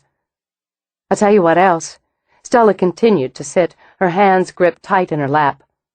"The more we make of it, the more upset she'll be. The best thing we can do for her is to take a page from her book. Treat it coolly, like business. And to remember, if it's hard for us to do that, how much harder it is for her." "Oh, I hate it," Haley raged. "I hate that you're right, and I wish you'd been right after we beat the hell out of him. It shows character, Harper, that you want to stand up for her. And it shows character, I guess, to know it's not the way." Maybe not, but Harper couldn't quite erase the picture of Bryce in a bloody pulp at his feet. It probably didn't hurt that he didn't know exactly where to find the man. Oh, he could find out. A few calls would do the trick. But those calls might trickle back to the source before he got there. And in the end, he knew David was right. But he couldn't just sit at home and stew. There was another matter he could deal with, and he didn't give a damn whether or not his mother liked it. He was still spoiling for a fight when he knocked on Mitch's apartment door. He half hoped he'd find Mitch with another woman. Then he could punch him in the mouth and diffuse the sparking end of his temper. But when Mitch answered, he appeared to be alone, unless you counted the noise that Harper recognized as a televised basketball game. "Hey, how's it going?" "Come on in." "I want to talk to you." "Sure. Wait." Mitch's attention had already swung back to the huge television screen that dominated one wall. "Less than a minute to halftime. We're down 2. Damn it. God damn it, loose ball." Despite himself, Harper found himself standing there, caught up in the action, calling out when number 8 recovered the ball and, pivoting with a kind of magical grace, sent it sailing through the air. "3! Let's 3!" Mitch punched Harper companionably in the arm. "And there's the buzzer. Want a drink?" "Could use a beer." Don't have any. Sorry. Coke?" Fine, thanks." He slipped his hands into his pockets as Mitch wandered off. Alone, he scanned the room, brow knitting over some coins dangling from red ribbons. "Hell of a TV," he said when Mitch came back with a can. "Next to my son, my pride and joy. Have a seat." "I'll get right to it. Where's this thing you've got going with my mother heading?" Mitch sat, studied Harper as he lifted his own can. "I can't tell you, as a lot of it depends on her and where she wants it to head. Obviously, since I'm not blind, deaf, or dead, I find her very attractive. I admire what she's done with her life and enjoy her company. If any of that attraction has to do with her money or her position, you're going to want to step away right now." With apparent calm, Mitch picked up the remote, hit the mute button, then set it down again. "That's a very ugly thing to say. She had a very ugly time not that long ago, which is why I'm not kicking you out of my home, such as it is." He reached down below the insult and got a tenuous hold on Patience. "Your mother doesn't need money or position to be attractive. She's one of the most beautiful and fascinating women I've ever known. I feel something for her, and I believe she feels something for me. I'm hoping we'll be able to explore those feelings. Your first marriage cracked up." "It did. I cracked it." He turned the Coke can in his hand. "There's no beer in the fridge because I don't drink anymore and haven't for 14 years. I'm an alcoholic, and I destroyed my first marriage, all of which I've told your mother, in more detail than I'm willing to tell you, because I thought she deserved to know before we took those initial steps into what I'm hoping is a relationship. I apologize for embarrassing you. You haven't. Pissed me off some. I'm not sorry about that. She's my mother, and you weren't there to see what she went through, what she's still dealing with." "How do you mean, still?" "She found out tonight he opened a credit card in her name. Can't prove it, not yet anyway, but it was him. Charged on it, so she's got the hassle of closing it down, dealing with the legal end, and having to tell the rest of us about it." Mitch set the drink aside, pushed out of the chair to pace a circle around the room, and it was the temper pumping off him that calmed Harper. "I thought about hunting him down, beating the crap out of him. I'll hold your coat, then you can hold mine." Another knot in Harper's belly loosened. It was exactly the sentiment he could respect. "David talked me out of it. David and Stella, actually. Mama would hate it. It's one of those things she'd find unseemly. Then there'd be the gossip that rolled out of it. So I came here to take a few punches at you instead, work off some of the mad. Mission accomplished? Seems like it. That's something." Mitch scooped both hands through his hair. "Is she okay? How's she handling it?" "Well, like she handles everything. Straightforward, take the steps. She deals. But she's turned up. More worried that he'll take some sort of shot at me or my brothers. Embarrassed, too," he added. "It's the kind of thing that embarrasses her." Mitch's expression went grim. "He'd know that, wouldn't he? That'll be the perk, even more than whatever he charged on the bogus account." "Yeah, you got that right." "I want you to know, if you hurt her, any way, shape, or form, I'll make you pay for it. Seems fair to tell you up front." "Okay." Mitch came back to the chair, sat. "Let me lay this out so we understand each other. I'm 48. I make a good living. Nothing spectacular, but I do fine. I like my work. I'm good at my work. And lucky for me, it pays the bills and gives me enough to be comfortable." As an afterthought, Mitch shoved the open bag of chips on the table in Harper's direction. "My ex-wife and her husband are good people, and between us, without much help from me for the first 6 years, we raised a hell of a young man. I'm proud of that. I've had 2 serious relationships since my divorce, and a few that weren't so serious. I care about your mother.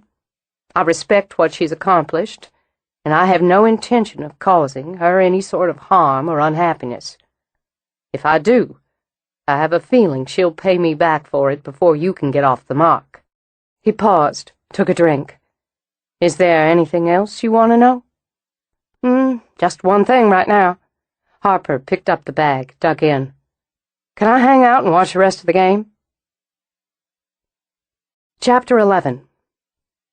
With her hands on her hips, Roz studied her newly arranged in-the-garden potting soil preparation area. It had taken 2 days, eking out time between other chores and working with the precise-minded Stella to set it up. In Roz's estimation, it would have taken her half that time alone, but it wouldn't have been nearly as practical a workspace. There were tubs of soil she'd already mixed herself, the work tables, the bag storage, the scale, scoops, bag sealer, stools. Everything was arranged in assembly line efficiency. The outlay had been relatively little, which had pleased Stella, who had a head for profit as well as precision. With a simple design of the bags, some clever marketing, and what she knew to be an excellent product, Roz felt confident they'd do very well. Very well indeed.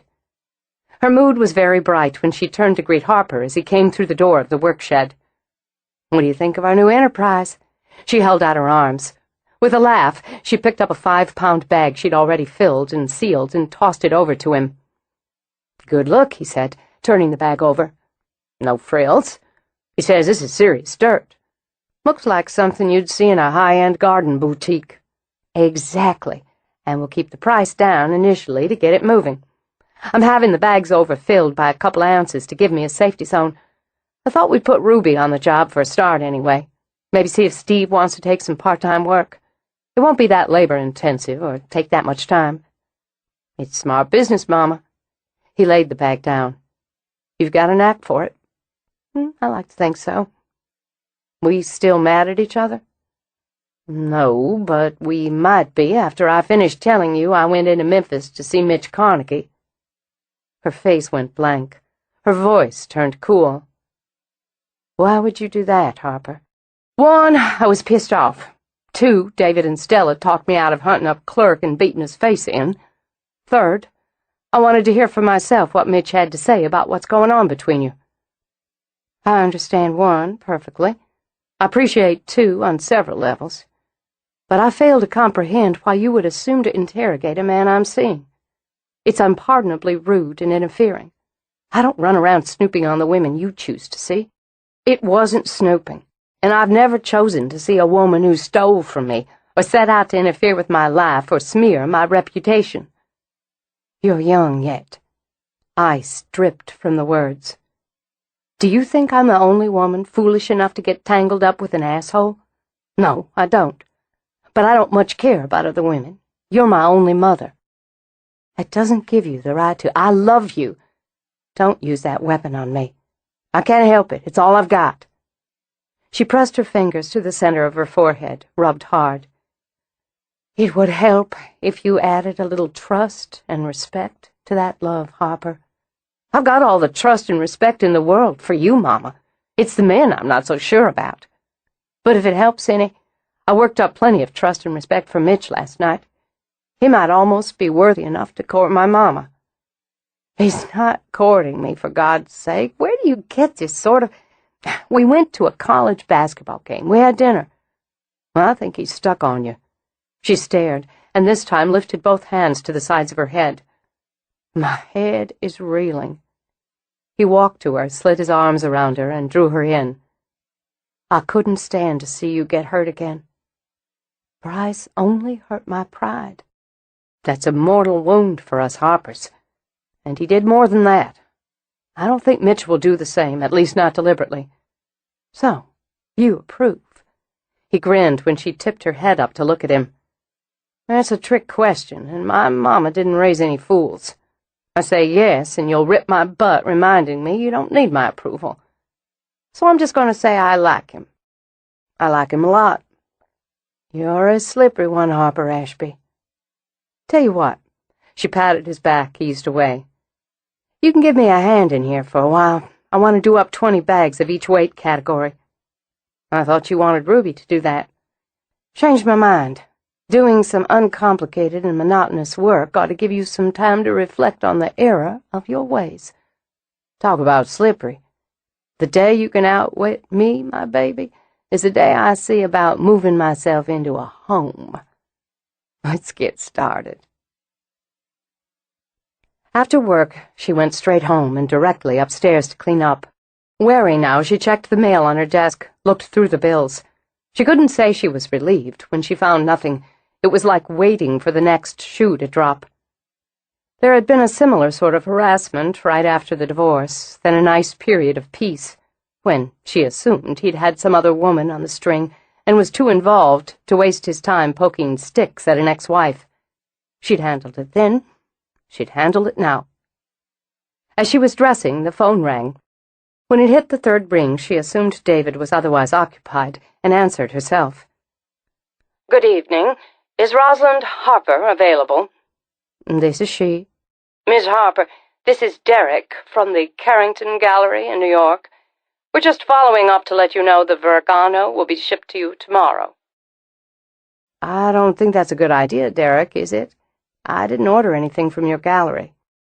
The Cristino Vergano, Miss Harper? Your representative spoke with me personally only last week. I don't have a representative. Miss Harper, I'm very confused. The charge has already been cleared to your account. Your representative indicated that you were very taken with the painting and wished to have it shipped as soon as the showing was over. We've had considerable interest in this work, but as it was already sold— She rubbed hard at the back of her neck where the tension had settled. It looks like we both have a problem, Derek. Let me give you some of the bad news. She explained briefly, caught herself pacing as she spoke, and as a fresh headache brewed. She noted down the credit card company and number. This is very upsetting. Yes, she agreed. It certainly is. I'm sorry you and your gallery have been inconvenienced by this. Would you mind, just for curiosity's sake, telling me the name of the painting? Vergano's a very powerful and dynamic artist. This oil on linen, custom framed by the artist, is from her Bitches collection. It's called The Amazing Bitch.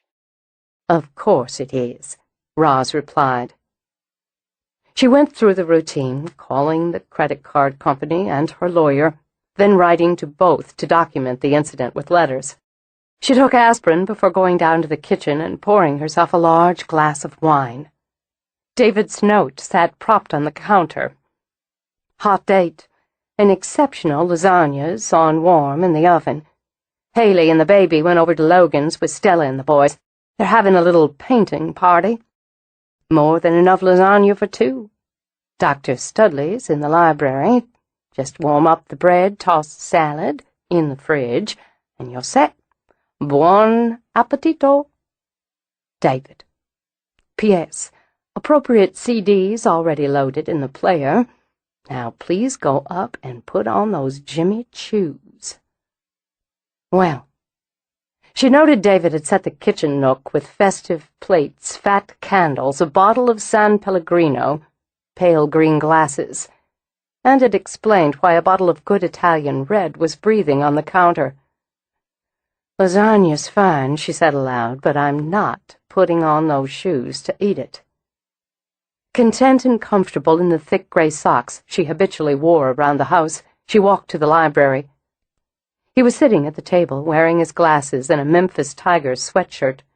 His fingers were moving quickly over the keyboard of his laptop. On the desk was a large bottle of water. David's doing, no doubt. He'd have nagged Mitch to rotate water with his habitual coffee. He looked studiously sexy, she decided, with his intellectual glasses and the mass of thick, disordered hair, that rich brown with just a hint of chestnut. There were good eyes behind those glasses, she thought. Not just the color, so deep, so unique, but good, direct eyes. A little intense, unnervingly intense, and she had to admit she found that exciting. Even as she watched, he paused in his typing to scoop the fingers of one hand through his hair, and muttered to himself. It was interesting to hear him mutter to himself, since she often caught herself doing the same. It was interesting, too, to feel this long, slow pull in her belly, and the little dance of lust up her spine. Wasn't it good to know those instinctive charges still had spark? And wasn't she curious to see what would happen if she took a chance and lit the fuse? Even as she thought it, books flew off the shelf, slammed into each other, then the walls, the floor. In the fireplace, flames leaped in hot reds, while the air shivered with cold. Jesus Christ! Mitch shoved back from the table so fast his chair hit the floor. He managed to duck one book, then block another. As Roz rushed forward, everything stopped. "You see that? Did you see that?" He bent, picked up a book, then dropped it on the table. It wasn't fear in that lovely liquid drawl, she noted. It was fascination. "It's like ice." Temper tantrums. She picked up a book herself, and the cold nearly numbed her fingers. "Impressive ones. I've been working in here since about 3. Grinning like a boy, he checked his watch. "Nearly 4 hours. It's been quiet, as you'll excuse the expression, a tomb, until now. I suppose I set her off, as I was about to ask if you'd like to have dinner. David left a meal." Together they began to retrieve the rest of the books. "No question that she doesn't like the two of us together." "Apparently not." He set the last book on the shelf. "So, what's for dinner?" She glanced over at him, smiled, and in that moment realized that beyond the lust, there wasn't anything about him she didn't like. "Lasagna, which David bills as exceptional. As I've sampled it in the past, I can vouch for his claim." "Sounds great. Oh, God, you smell good." "Sorry," he added when her eyebrows lifted, thinking out loud. "Listen, I've been able to eliminate more names, and I've been transcribing the interviews we've done so far. I've got a file here for you." "All right." "I'm going to work on tracking down some of the descendants of staff and what we'll call the outer branches of the family tree. But what I'm seeing as the oldest living relative is your cousin Clarice, and happily she's local. I'd like to talk to her." "Good luck with that." "She's still in the area at the Riverbank Center. Yes, I know." "She puts me a full generation closer to Amelia. It'd be simpler, I'd think, to approach her if you spoke to her first." "I'm afraid Cousin Clarice and I aren't on speaking terms, or any sort of terms whatsoever. I know you said there was a rift, but wouldn't she be interested in what I'm doing with the family?" "Possibly, but I can assure you she wouldn't take my call if I made one." "Look, I understand about family schisms, but in this case, you don't understand Clarice Harper. She dropped her surname years ago, choosing to go legally by her first and middle names. That's how entrenched in the Harper name she is. She never married. My opinion being she never found anyone soft or stupid enough to take her on." Frowning, he hitched a hip on the table. "Is this your way of telling me you don't want me contacting her? Because I hired you to do a job and don't intend to tell you how to go about it, so don't get your back up. I'm telling you she's chosen to banish me and mine from her plane of existence, which is just fine by me. The one good thing I can say about her is once she's made up her mind on something, she follows through. But you don't have any objection to me talking to her, involving her? None? Your best bet is to write her, very formally, and introduce yourself, being sure to use the doctor part and any other impressive credentials you might have at hand. If you tell her you intend to do a family history on the Harpers and play up how honored you would be to interview her and so on, she might agree. This is the one you kicked out of the house, right?" "In a manner of speaking. I don't recall telling you about that." "I talk to people. She's not the one you chased off with a weed whacker." Amusement, very faint, ran over her face. "You are talking to people.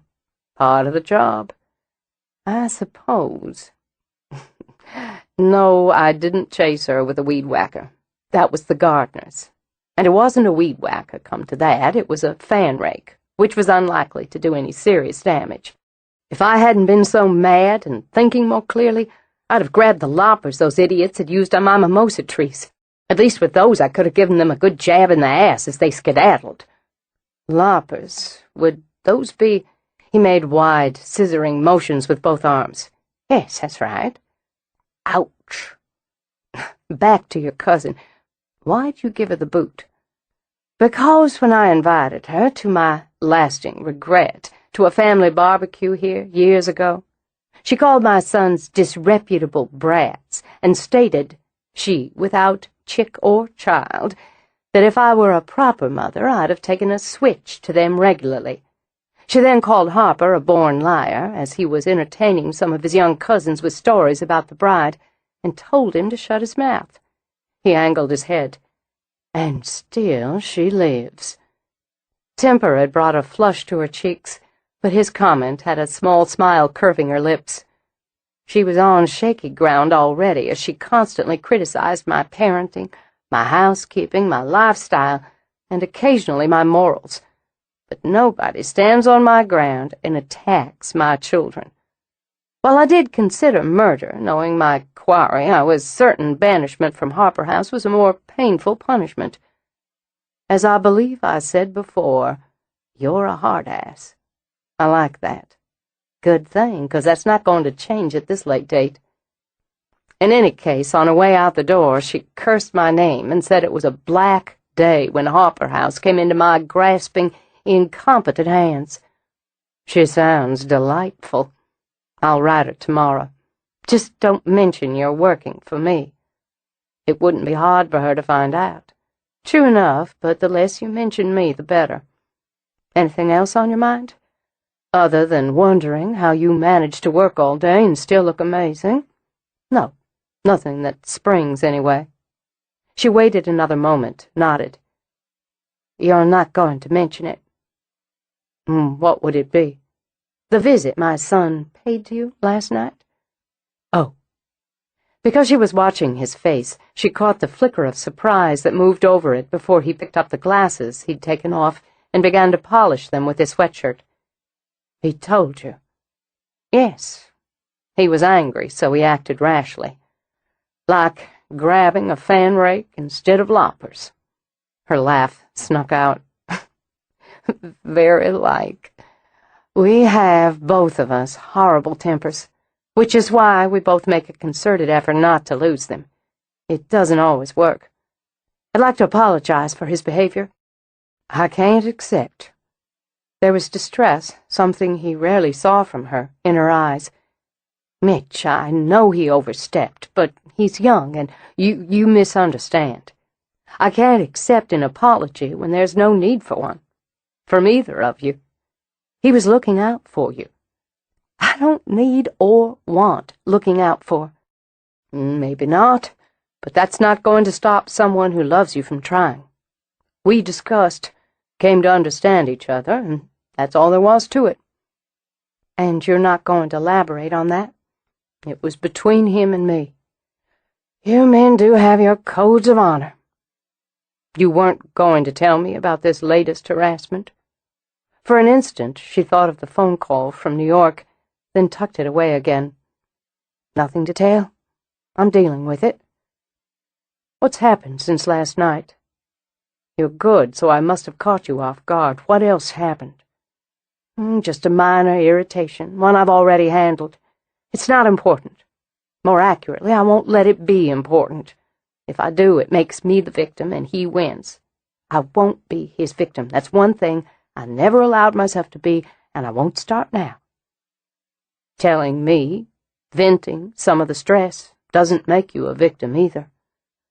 I'm not used to airing my problems. I'm not comfortable with it.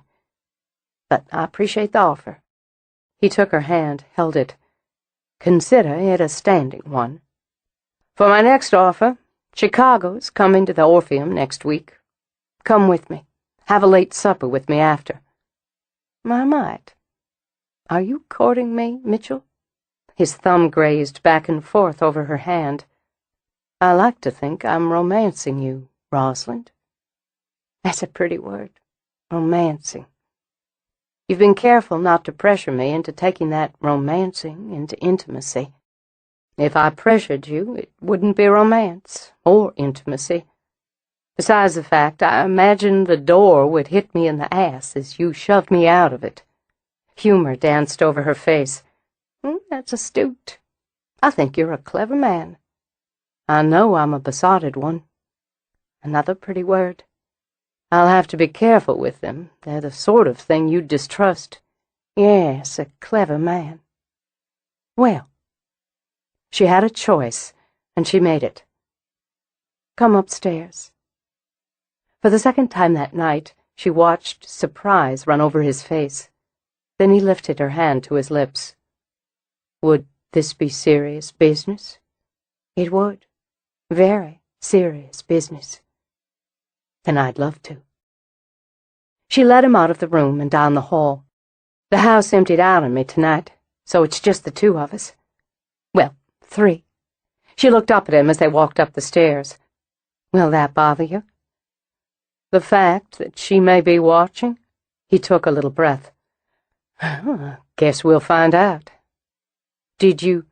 He cut himself off, shook his head. What? No, we'll save that. All right. I hope you don't mind putting off dinner a bit. As an answer, he turned to her, into her, backing her against a wall, then laying his lips on hers. It began warm and soft, then edged up to heat and demand. She trembled, just once, a shiver of anticipation that spread through her system and reminded her what it was like to be poised on the brink. He lifted his head, angled it. You were saying? It made her laugh and feel easy. Taking his hand, she drew him into her bedroom, shut the door. He took a moment, scanned the room with its lovely old 4-poster and tall windows with the curtains drawn back to let in the night. It looks like you. The room, he explained, taking in the silvery green walls, the antiques, the clean lines and elegant details. Beautiful and classy, with a simple elegance that reflects an innate grace and sense of style. You make me wish I'd taken the time to fuss with myself a bit.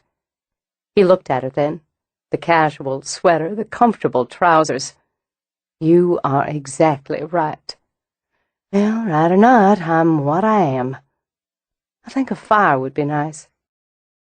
She stepped toward it, but he laid a hand on her arm. I'll do it. You'd have a view of the back gardens from here, he began as he crouched in front of the fire. And the terrace doors slashed open on a frigid gust of wind. Yes, I do. Calmly, Roz crossed over, muscled the doors, closed again.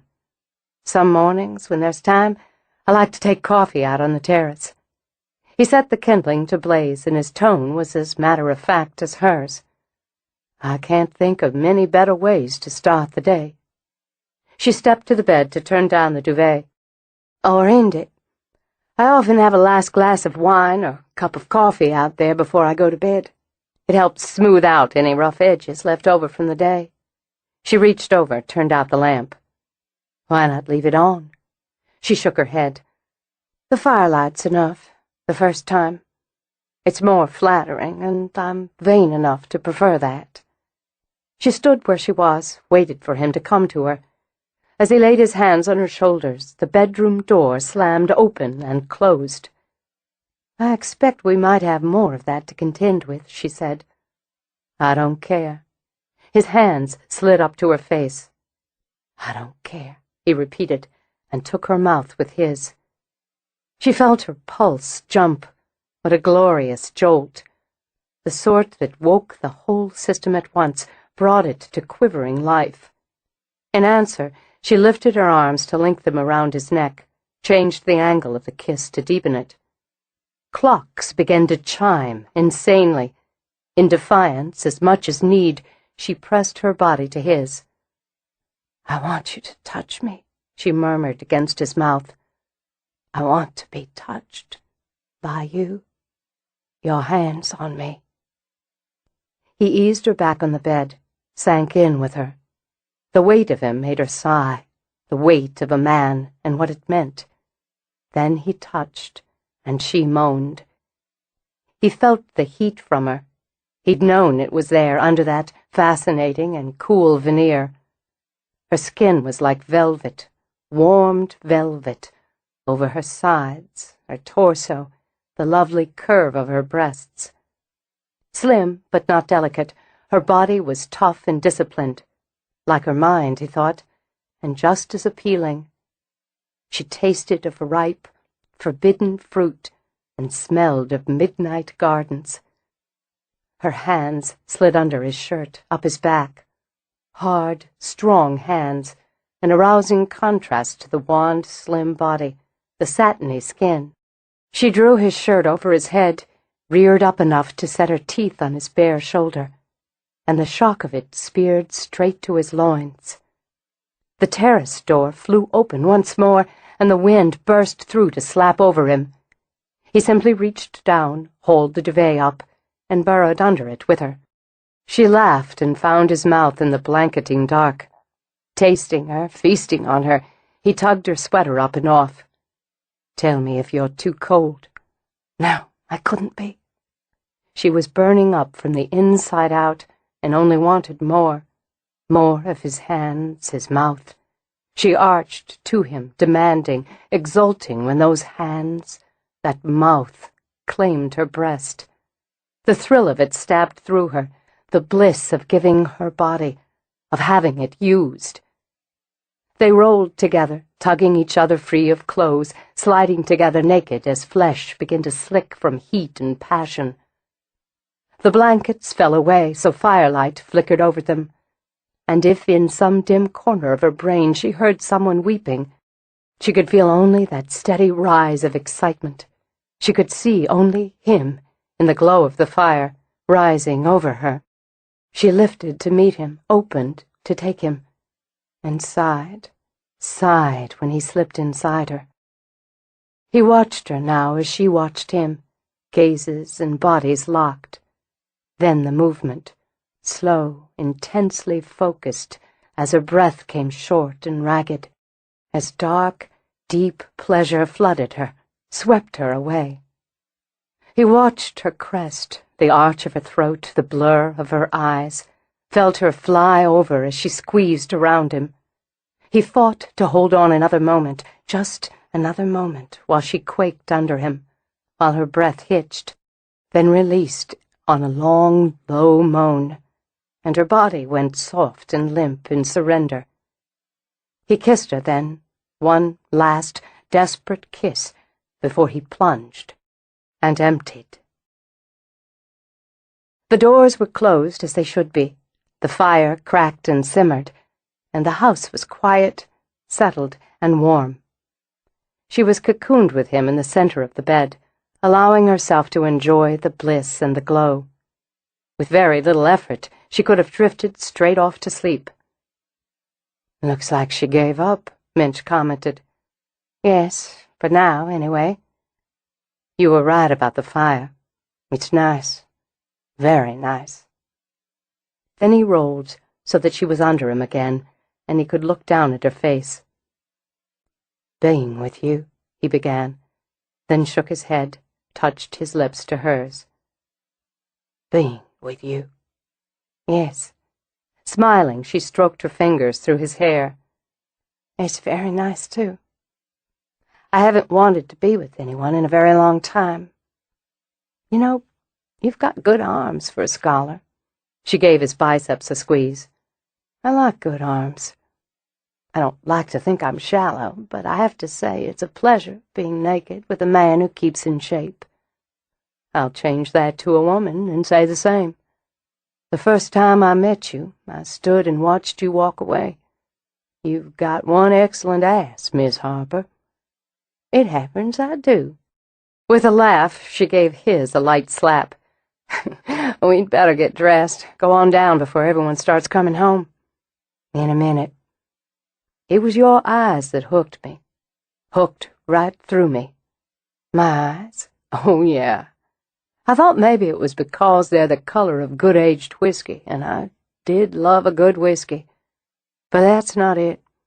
It's the way they look straight at me, straight on. Fearless and just a little regal. Please. Oh, yeah, there's Lady of the Manor in there, and it beats hell out of me why it's so sexy. Ought to be irritating, or intimidating at least, But for me, it's just stimulating.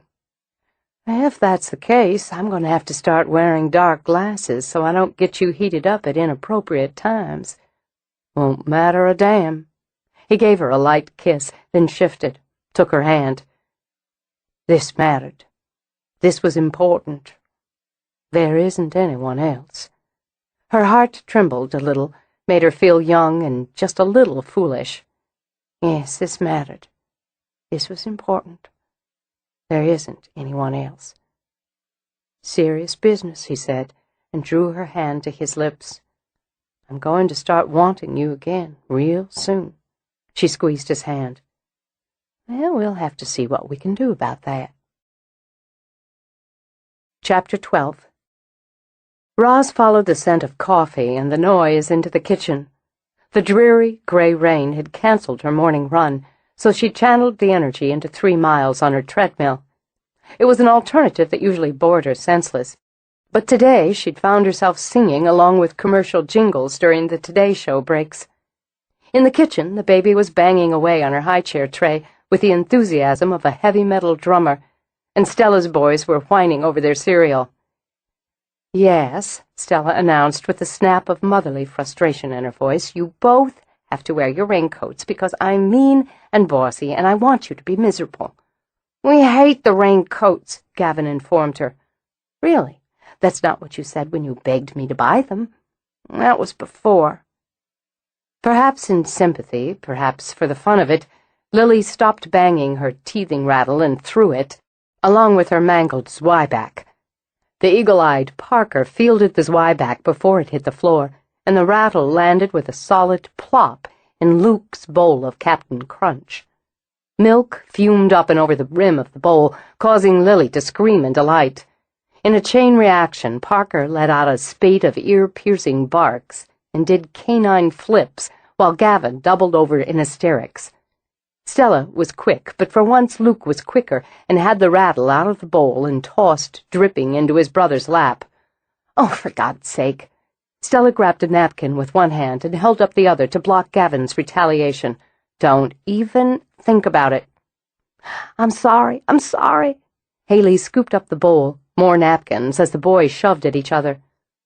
A calm in the storm, David walked over with the damp rag. We'll mop it up. Troublemaker, he said to Lily, who answered him with a huge, crummy grin. Roz studied the chaos and just beamed. Morning, she said, and strolled in. Heads turned. Roz? Stella stared at her. What are you doing here? Since I live here, I thought I'd come in and get myself a cup of coffee. She bent down to brush a kiss over the top of Lily's head. Hello, boys.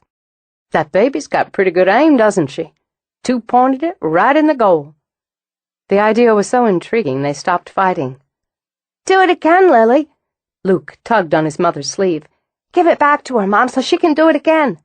Not right now. You've got to finish up or you'll be late for school. She checked her watch and saw it was indeed just after 8, and a full hour after Roz was usually on her way out the door. My cereal's got baby spit in it now, Luke complained. You can have a muffin instead. Well, I want a muffin. Gavin shoved his cereal aside. If he can have a muffin, I can have a muffin too. Fine. I'll get them. Haley gestured Stella back. Least I can do. Don't they smell great? Roz sniffed at the bowl filled with fresh apple muffins. She plucked one out for herself, then leaned back against the counter, her coffee in one hand, her muffin in the other. Can't be a better way to start the day. And look at that rain, nothing like a good all-day soaker. After Haley passed out muffins, she bent close to Stella's ear. Somebody got her batteries charged. Stella fought to swallow a snorting laugh. We'll be out of your way in a minute. No rush. Roz bit into the muffin. You're usually gone or finishing up before the invasion. Slept in a little today. That explains the bulletin I heard on the news this morning about hell freezing over. David didn't bother to hide the smirk as he brought the coffee pot over to top off Roz's mug. Aren't you full of sass this morning? I'm not the only one full of something. How'd the lasagna go over? Very well. She gave him a bland look over the rim of her cup and wondered if she was wearing a sign. Recently got laid. You ought to have a nice big helping of it more often. Puts roses in your cheeks. I'll keep that in mind. I could use a nice hot dish of lasagna myself, Haley commented. Come on, baby doll, let's get you cleaned up. She took Lily out of the high chair. You guys go up and get your things, including raincoats, Stella ordered. It's almost time to go. But she loitered another minute. You want to ride over with me? She asked Roz. I guess I will. Stella waited until they were starting down the drive. By her calculations, swinging just a half a mile out of the way to drop Lily off at the babysitter's should give them enough time. We made a lot of progress on the painting last night. It's going to be nice to have the dining room finished and put together by the wedding. I'd really like to have a dinner party once we're set. David and all of us, Harper, my parents.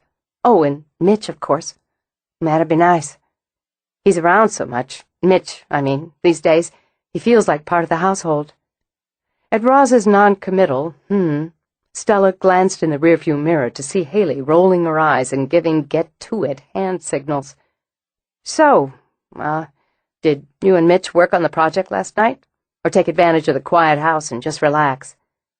Stella, why don't you just ask me if I had sex with him instead of beating around the bush? Nothing I hate more than seeing a bush beat half to death. I was being subtle, Stella replied. No, you weren't. I told her she didn't have to lead up to everything, Haley said from the back. Besides, we know you had sex. You've got that recently waxed and lubed look. God. Of course, it's none of our business, Stella put in, shooting Haley a hot look in the mirror. Of course it's not, Roz agreed easily. But we just wanted to find a way to say that we're happy, if you're happy, that we think Mitch is a terrific guy, and we're here to support— Chase! Haley leaned forward as much as her seatbelt would allow. What she's trying to say in her Stella way is score. I am not. Exactly. I'm trying to say with some delicacy. Screw delicacy. Hey, just because people are a little older and all doesn't mean they don't want and deserve some touch, the same as the next guy. Oh, Roz declared. I repeat, God. You're beautiful and sexy, Haley continued. He's great-looking and sexy, so it seems to me that sex is— She really can't understand all this, right? Biting her lip, she glanced at Lily, who was busy playing with her own fingers. I've read this theory on how babies absorb all the stimuli around them, including voices and words, and kind of file them away, and— oh, shoot, here we are. She gathered the diaper bag, then jumped out of the car in the rain. After jogging around, she opened the door to release Lily's harness and drape a blanket over her head. Don't say anything interesting while I'm gone. I mean it. When she dashed off, Roz let out a long, heartfelt sigh. Half the time that girl makes me feel old and creaky, and the other half she makes me feel about 18 and grass green. I know exactly what you mean. And I know it sounds like we're pushing and prying into your private life, but it's because, well, it's just because we love you, that's all. And added to it, we were wondering when you and Mitch might take things up a level. Wondering, were you? Stella winced. The subject might have come up in casual conversation once or twice. Why don't I let you know when and if I'd like to have a casual conversation on the subject? Sure, absolutely. When Haley ran back out, jerked open the door, Stella cleared her throat loudly and gave a quick shake of her head. As Haley let out a disgusted sigh, Stella pulled away from the side of the road and spoke brightly. So, I've been working on ideas for displaying the potting soil. Her life didn't change, Roz reminded herself, just because she'd gone to bed with a man she found attractive and appealing. Life went on with its duties and obligations, its irritations and its pleasures. As she headed for her garden club's monthly meeting, she wasn't sure which category her current destination landed in. Harper had been a member of the garden club since her grandmother's day. In fact, her grandmother had helped form it in 1928, and Harper House had held many of its early meetings. As the owner of a garden center, she felt a double obligation to support the group and remain an active member. And there were some pleasures attached to it. She enjoyed talking with like-minded people about gardening and felt the club had worked hard to implement fundraisers for beautification projects. But then there were plenty who just wanted to dress up, have lunch, and gossip. She walked into the meeting room at the country club, into that beehive hum of female voices. Square enameled pots exploding with forced narcissus sat festively on tables draped with spring green linen. A podium stood in front of the room for the various committee chairs who'd give their reports or pitches. She could only thank God she wasn't chairing anything currently. When she stepped farther into the room, glances shot her way, and the hum of voices trailed off and died. Almost immediately, they started up again, just a bit too loud, just a bit too bright. She let the cold shield slide over her and continued to walk straight to a table. "Aren't these flowers sweet?" She looked directly at Jan Forrester as if she couldn't hear the whispers under the forced chatter. "A nice reminder spring's just around the corner. How are you, Jan?" "Oh, fine, Roz. I'm just fine. How about you?"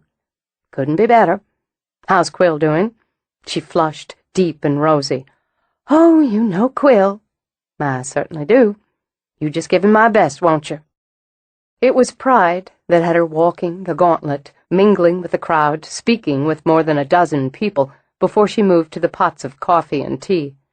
She opted for tea, cold, rather than her habitual coffee. Her throat felt scalded.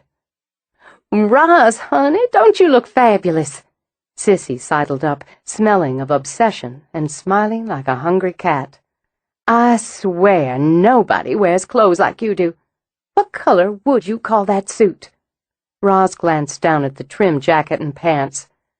"I have no idea." "Apricot.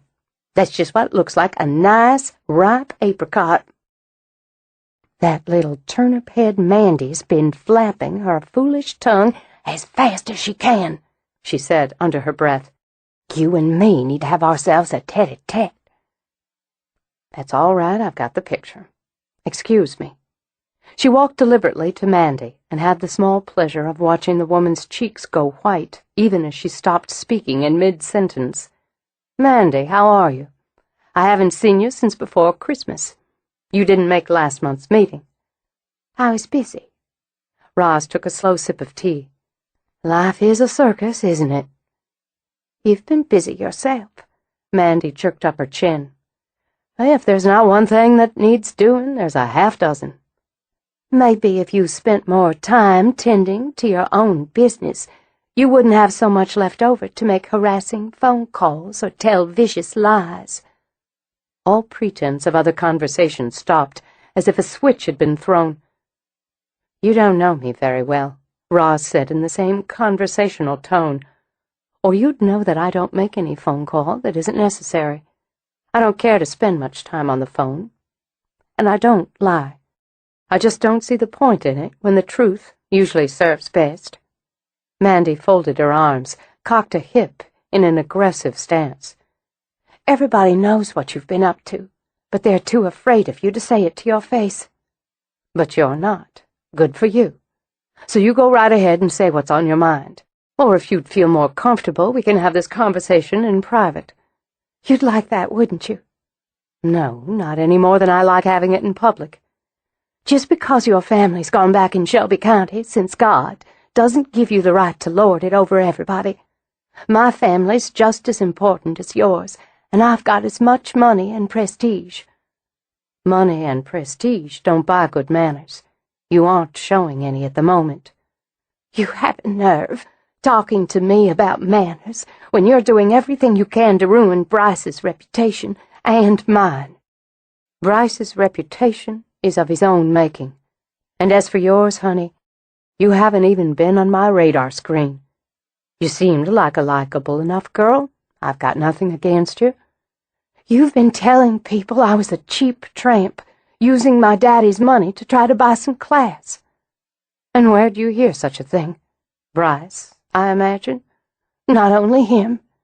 With her chin still lifted, red spots of color flagged in her cheeks, Mandy looked over at Jan. "Jan, Surprise softened Roz's voice, and regret flickered in her heart just once as she saw the woman flush. "You know better. Shame on you." "It was something I heard from a reliable source," Jan said as she hunched her shoulders. "A reliable source?" Roz didn't bother to temper the disgust in her voice. "And suddenly you're, what, an investigative reporter hunting up sources? You might have come and asked me. It would have been the simple and decent thing to do before spreading such nonsense any further." "Everyone knows how mad you were when Bryce showed up at your house with Mandy. This isn't the place to discuss it." "No, it isn't. But it's too late for that. At least this girl has the spine to say what she has to say straight to my face, which is more than you." Dismissing Jan, Roz turned back to Mandy. "Mandy, did I seem mad when you arrived at my door with Bryce for my holiday party?" "Of course you were mad. You turned us away, didn't you, when he was only trying to make peace with you?" "We can disagree on what he was trying to do." "How did I seem mad? Did I shout and scream?" "No, but did I curse and push you physically out the door?" "No, because you're cold-blooded, just like he says. Just like plenty others say when you're not around to hear. You waited until we were gone to go in and say awful things about us." "Did I?" She turned, determined now to finish it out. "Most of you were there that night. Maybe someone here could refresh my memory, as I can't recall saying awful things." "You did nothing of the sort." Mrs. Haggerty, one of Roz's oldest customers and a pillar in the gardening community, pushed her way through. "I'm as interested in juicy gossip as the next, and don't mind some enhancements to a story.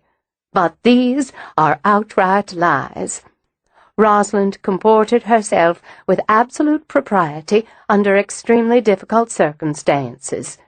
And, young lady, she was kind to you. I saw that with my own eyes. When she came back inside, she said nothing whatsoever about you or that unfortunate bastard you've chosen to champion.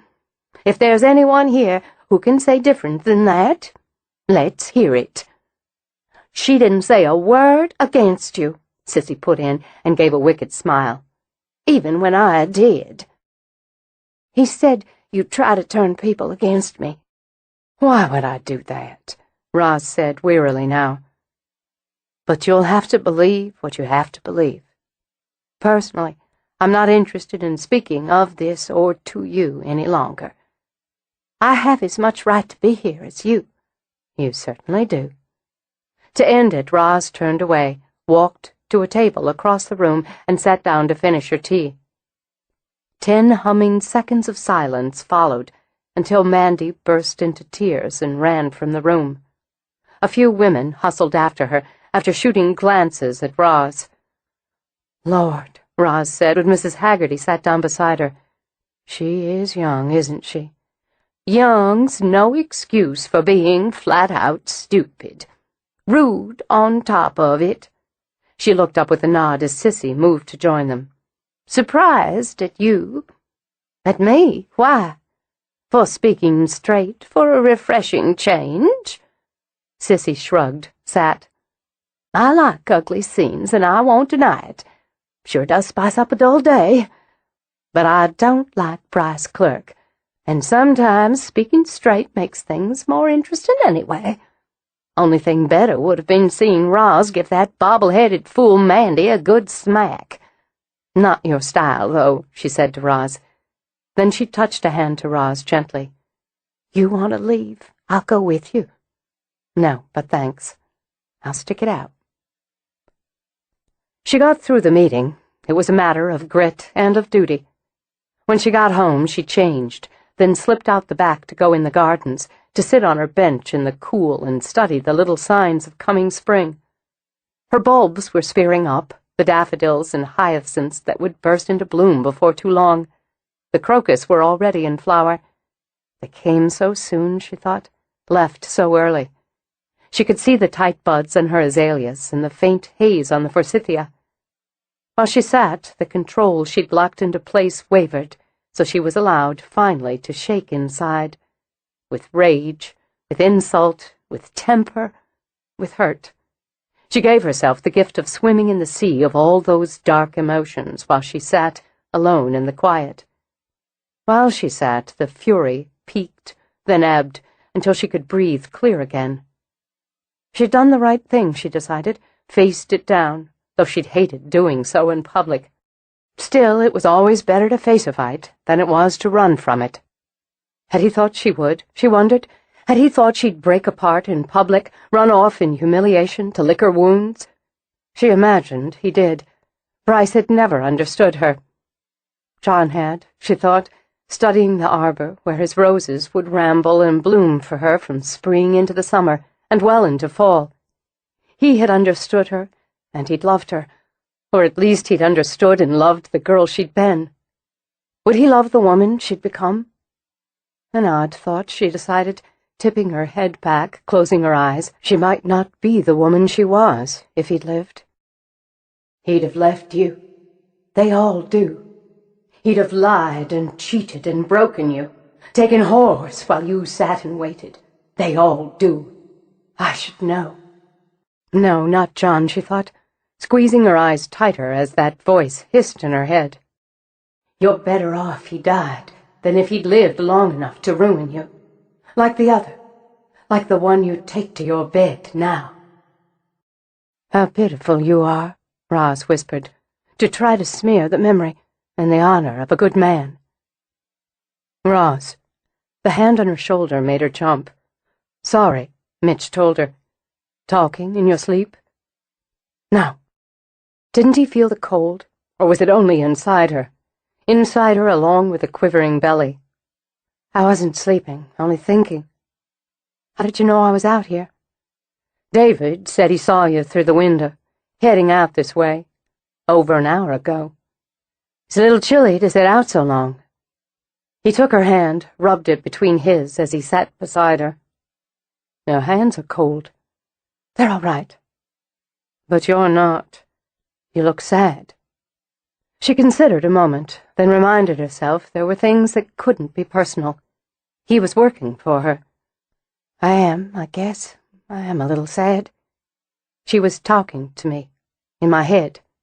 Now, his hands tightened on hers.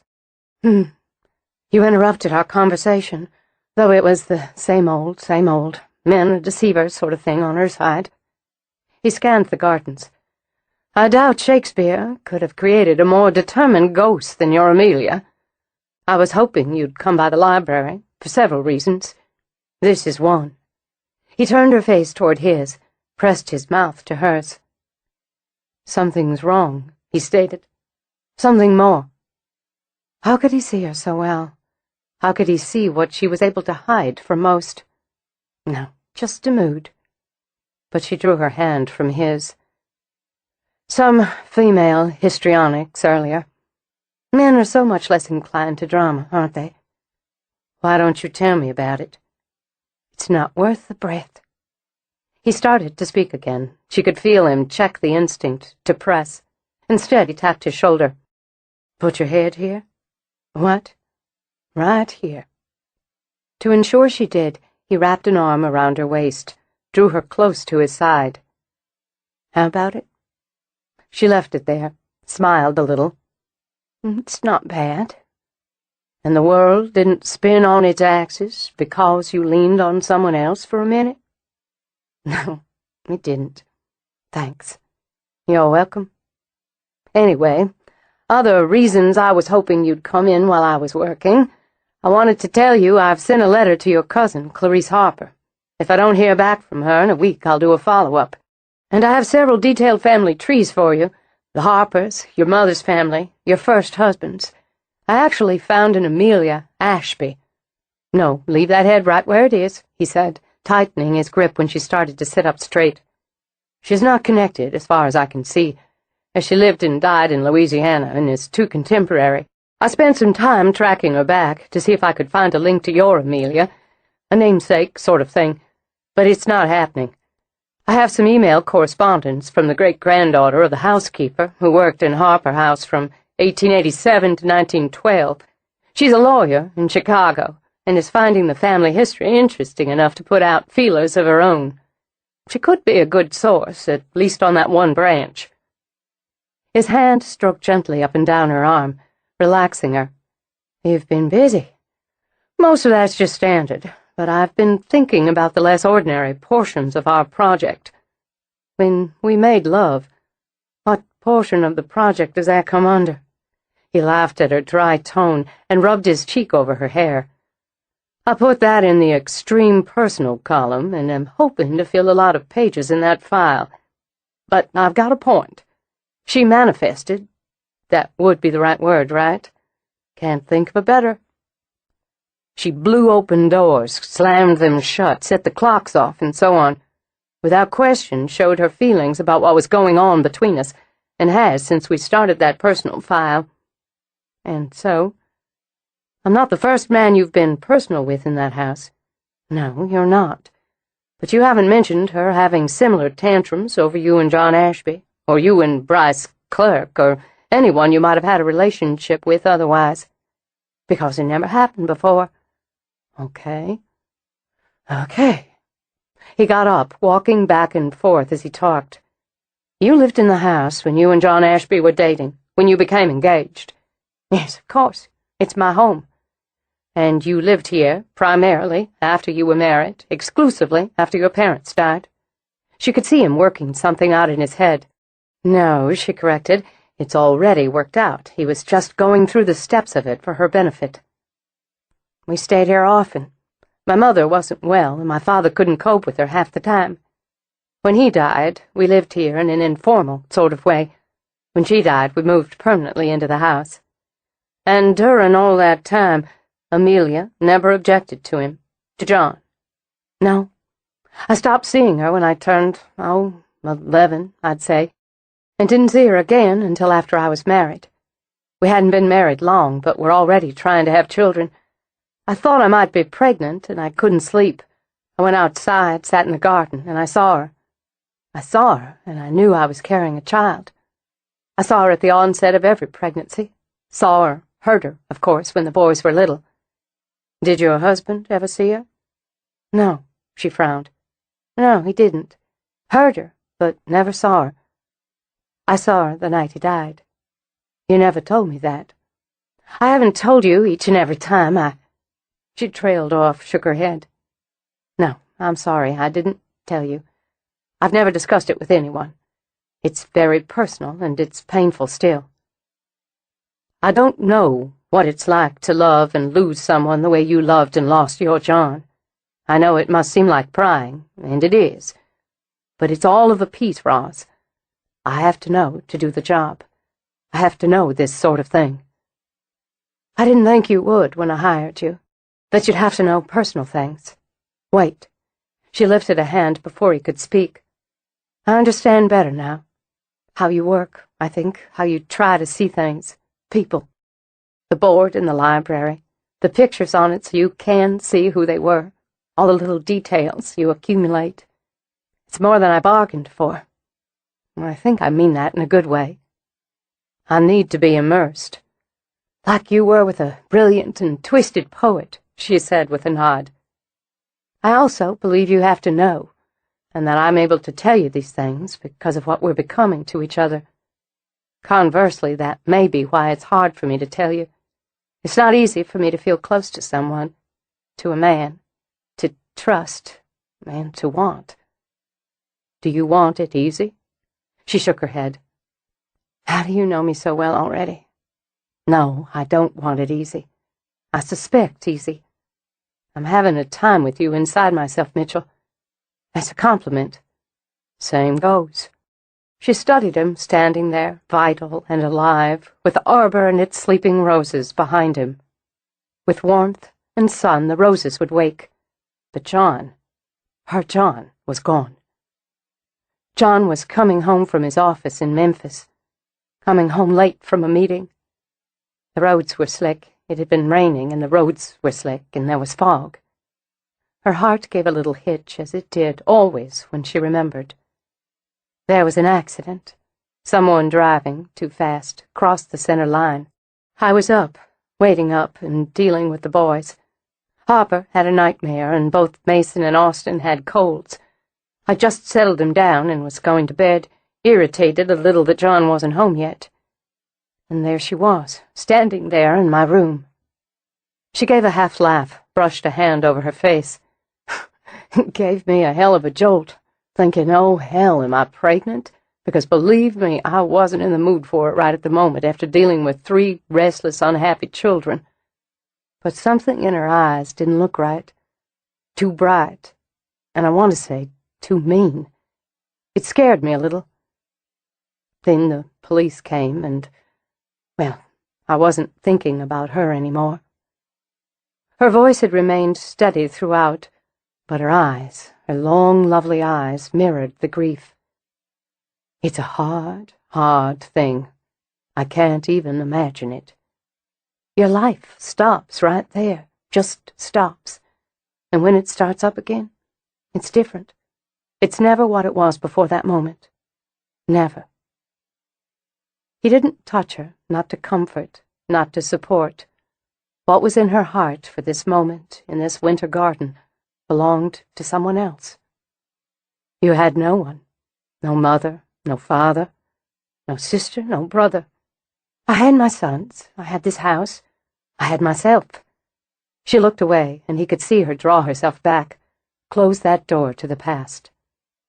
I understand where you're going with this, and I don't understand it. She never bothered to object before, not to John or anyone I was with after, not to Bryce. She did occasionally express some disapproval, I've told you that before, but nothing on the scale she has recently. Why would that be? I've been trying to work that out.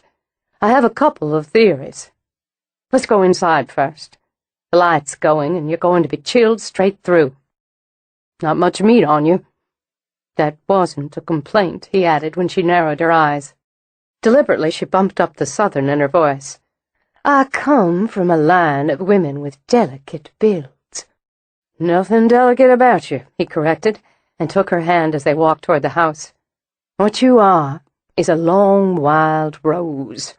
A black rose with plenty of thorns. Black roses don't grow wild, they have to be cultivated, and no one's ever managed a true black. A black rose, he repeated, and brought their joined hands to his lips. Rare and exquisite. You keep talking like that, I'll have to invite you up to my private quarters. I thought you'd never ask. Chapter 13. I thought I should tell you, Roz began as they walked toward the house, that my household is very interested in my more personal relationship with you. That's all right. So am I, interested in my personal relationship with you. She glanced down at their joined hands and thought what a lovely design it was that fingers could link so smoothly together. Your hand's bigger than mine, considerably. Your palms wider, your fingers longer. And see how your fingers are blunt at the tip, where mine taper some? She lifted her arms so their hands were eye level. But it makes such a nice fit. With a soft laugh, he said her name, said it tenderly. Rosalind. Then paused briefly to angle his head down and touch his lips to hers. So does that. I was thinking the same. But I'd as soon keep those thoughts and that personal interest between you and me. Hard to do since we have other people in our lives. My son wanted to know where I came up with the brunette babe I was with at the Ole Miss game. And you told him that I'd finally managed to get Roz and Harper to give me a second look. I gave you plenty of looks, she said, and sent him another as they started up the steps to her terrace. But I've gotten into the habit of being selfish with my private life, and I don't see any reason we can't enjoy each other without filing regular bulletins on our sex life. She reached for the terrace door. It blew open, barely missing, striking her face. A blast of frigid wind gushed out of her room, knocking her back a full step before Mitch managed to grab her, then block her body with his. "Good luck," he shouted over the scream of air. "I will not tolerate this." Furious, she shoved him aside and bulled her way through the door. "I will not tolerate this sort of thing in my house." Photographs flew off tables like missiles, while lamps flashed on and off. A chair shot across the room, slamming into a chest of drawers with a force that had the vase of hothouse orchids spinning. When she saw the vanity mirror her sons had given her start to slide, she leaped forward to grab it. "Stop this idiotic bullshit right now! I'm not going to put up with it!" There was pounding, monstrous fists of fury, on the walls, in the walls, and the floor trembled under her feet. A large baccarat perfume bottle detonated, a crystal bomb that spewed jagged shards like shrapnel. In the midst of the whirlwind, Roz stood, clutching the vanity mirror, and her shout over the explosions of shattering glass, the ferocious banging, was Arctic ice. "I'll stop every attempt to find out who you are, to right whatever wrong was done to you. I'll do whatever it takes to remove you from this house. You won't be welcome here." "This is my house," she called out as fire erupted in the hearth, and the candlestick on the mantel spiraled up into the air. "And I will, by God, clear you out of it. I swear on my life I will remove you." The air died at once, and what had been spinning in it fell with thuds or crashes to the floor. The door burst open instantly. David, Logan, and Stella pushed through it, an instant before Harper barreled through the terrace doors. "Mama!" Harper lifted her right off her feet, his arms banded around her. "Are you all right?" "I'm fine. We couldn't get in." Stella touched Roz's back with a trembling hand. "Couldn't get the doors open." "It's all right now." "Where are the children?" Haley's got them downstairs. When we heard... God, Roz, it sounded like a war." "Go tell her everything's all right."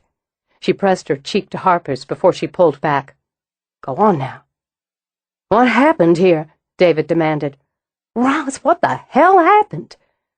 "We started to come in, and she objected. Strongly." "Your mother slapped her back for it," Mitch told Harper.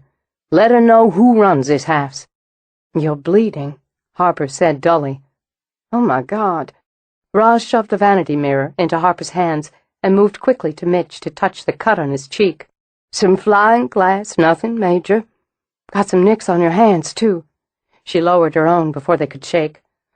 "Well, let's clean them up." "I'll pick up in here," Stella offered. "No, leave it be. Go down, make sure Haley and the kids are okay. Logan, you ought to take them to your place." "I'm not leaving you." Stella stood firm, shook her head. "That's not negotiable." "I'll stay here."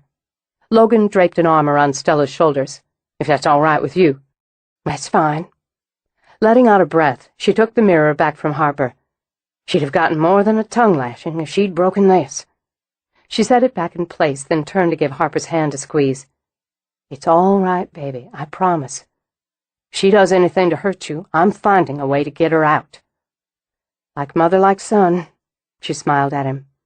"I told her the same. And since she stopped when I did, she must know I mean what I say. Go down now. Haley can't leave the children, and she must be frantic. Mitch, come on into the bathroom. I'll clean those cuts." "I don't want her alone up here tonight," Harper said when his mother left the room. "She won't be," Mitch assured him. When he went into the bath, Roz was already damping a cloth with peroxide. "They're just scratches. Doesn't mean they shouldn't be seen to. And since I've never doctored cuts caused by some ghost tantrum, I'm doing it my usual way. Sit down." "Yes'm." He sat, studying her face. "Not a scratch on you." Distracted, she glanced at her own hands, then looked at her face in the mirror over the sink. "I guess you're right." "I don't think she wanted to hurt you. Not that she won't, directly or inadvertently, being as she's more than a little crazy. But this was a warning. He's interesting. I admire a man who can get cut up by an angry bitch of a ghost and find it interesting. I admire a woman who goes toe-to-toe with an angry bitch of a ghost and wins. My house." Her voice gentled as she tipped up his chin. Here now, this won't hurt. That's what they all say. But she cleaned the cuts with a deft and easy hand, while he continued to watch her face. Looking for something? She asked him. I'm wondering if I found it. Oh, this one here barely missed your eye. Shaken more than she cared to admit, she bent down to brush her lips over the cut.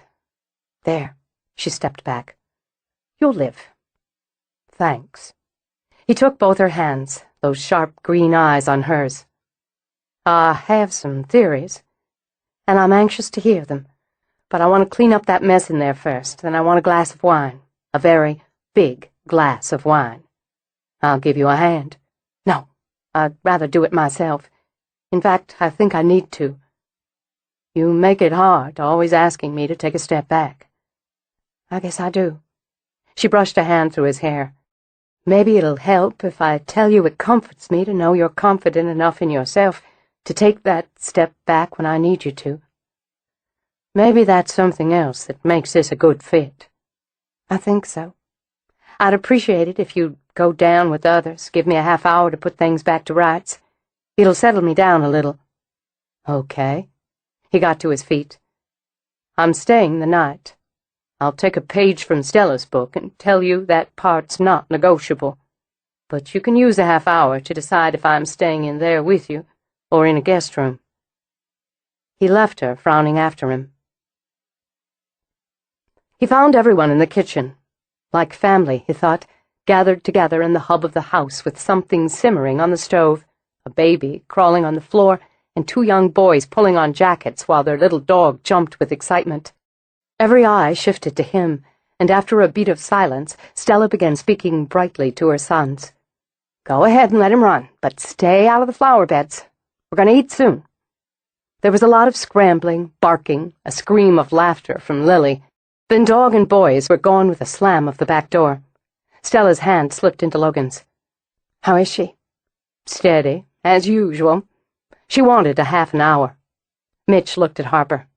I'm staying tonight. Good. I think that's good, Haley said. The more the better.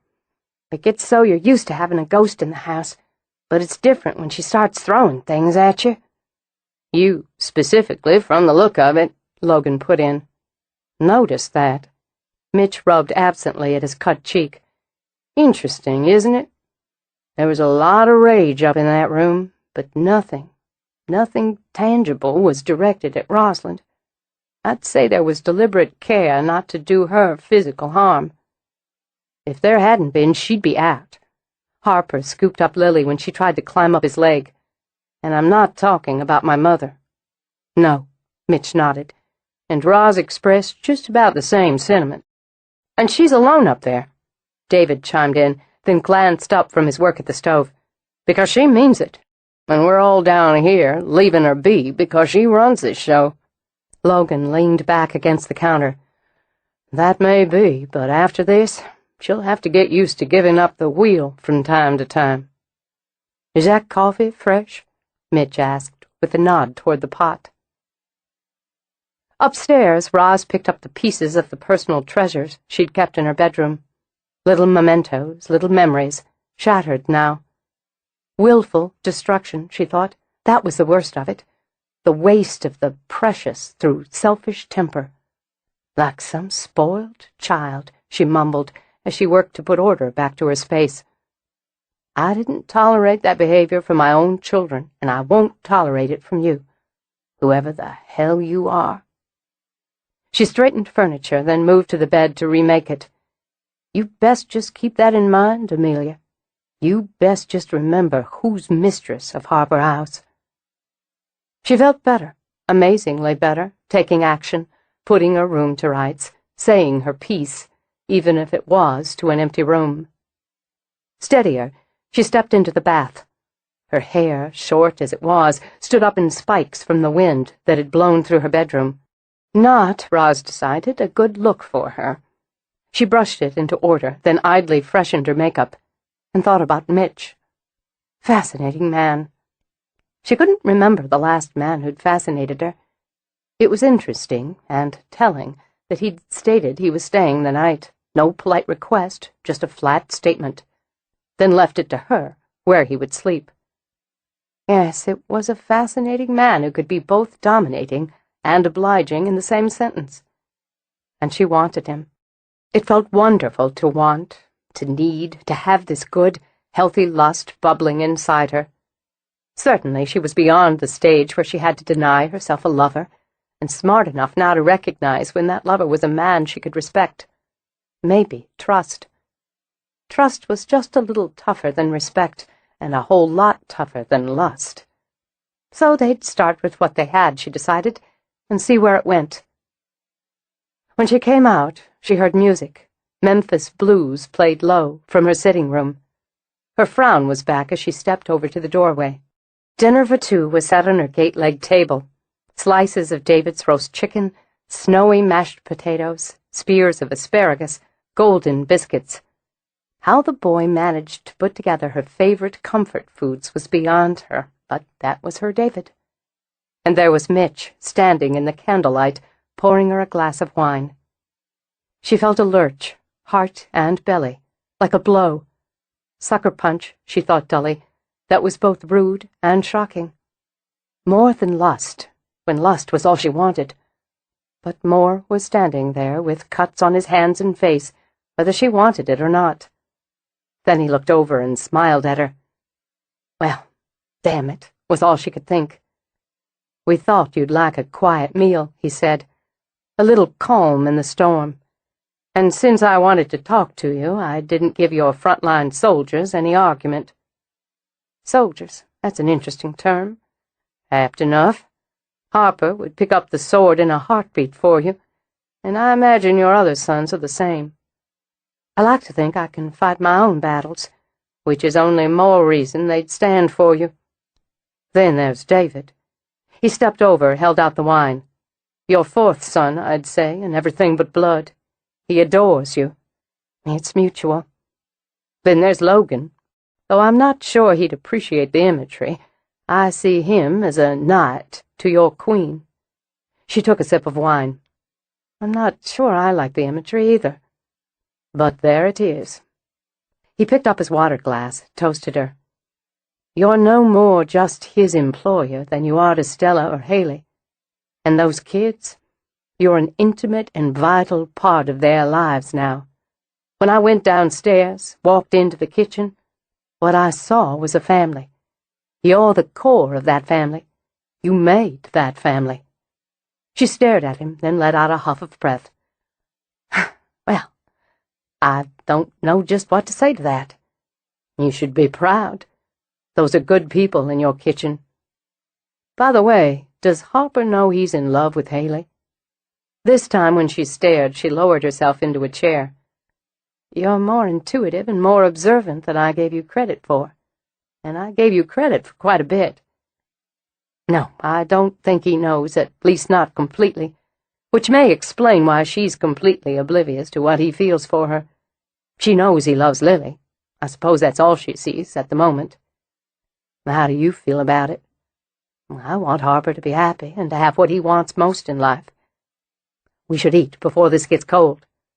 A polite way, Mitch surmised, of telling him she'd discussed the intimacies of her family enough with him. The woman had lines, he thought, very defined lines. It would be challenging and interesting to pick and choose which to cross, and the when and how of it. How are you feeling? I'm fine. Really, just needed to calm myself down a little. You look more than fine. How is it, Rosalind, you can look so beautiful? Candlelight flatters a woman. If we had our way, Edison would never have invented that damn light bulb. You don't need candlelight. She lifted her brows. If you're thinking you need to seduce me over roast chicken so I won't scoot you off to one of the guest rooms after dinner, you don't need to worry.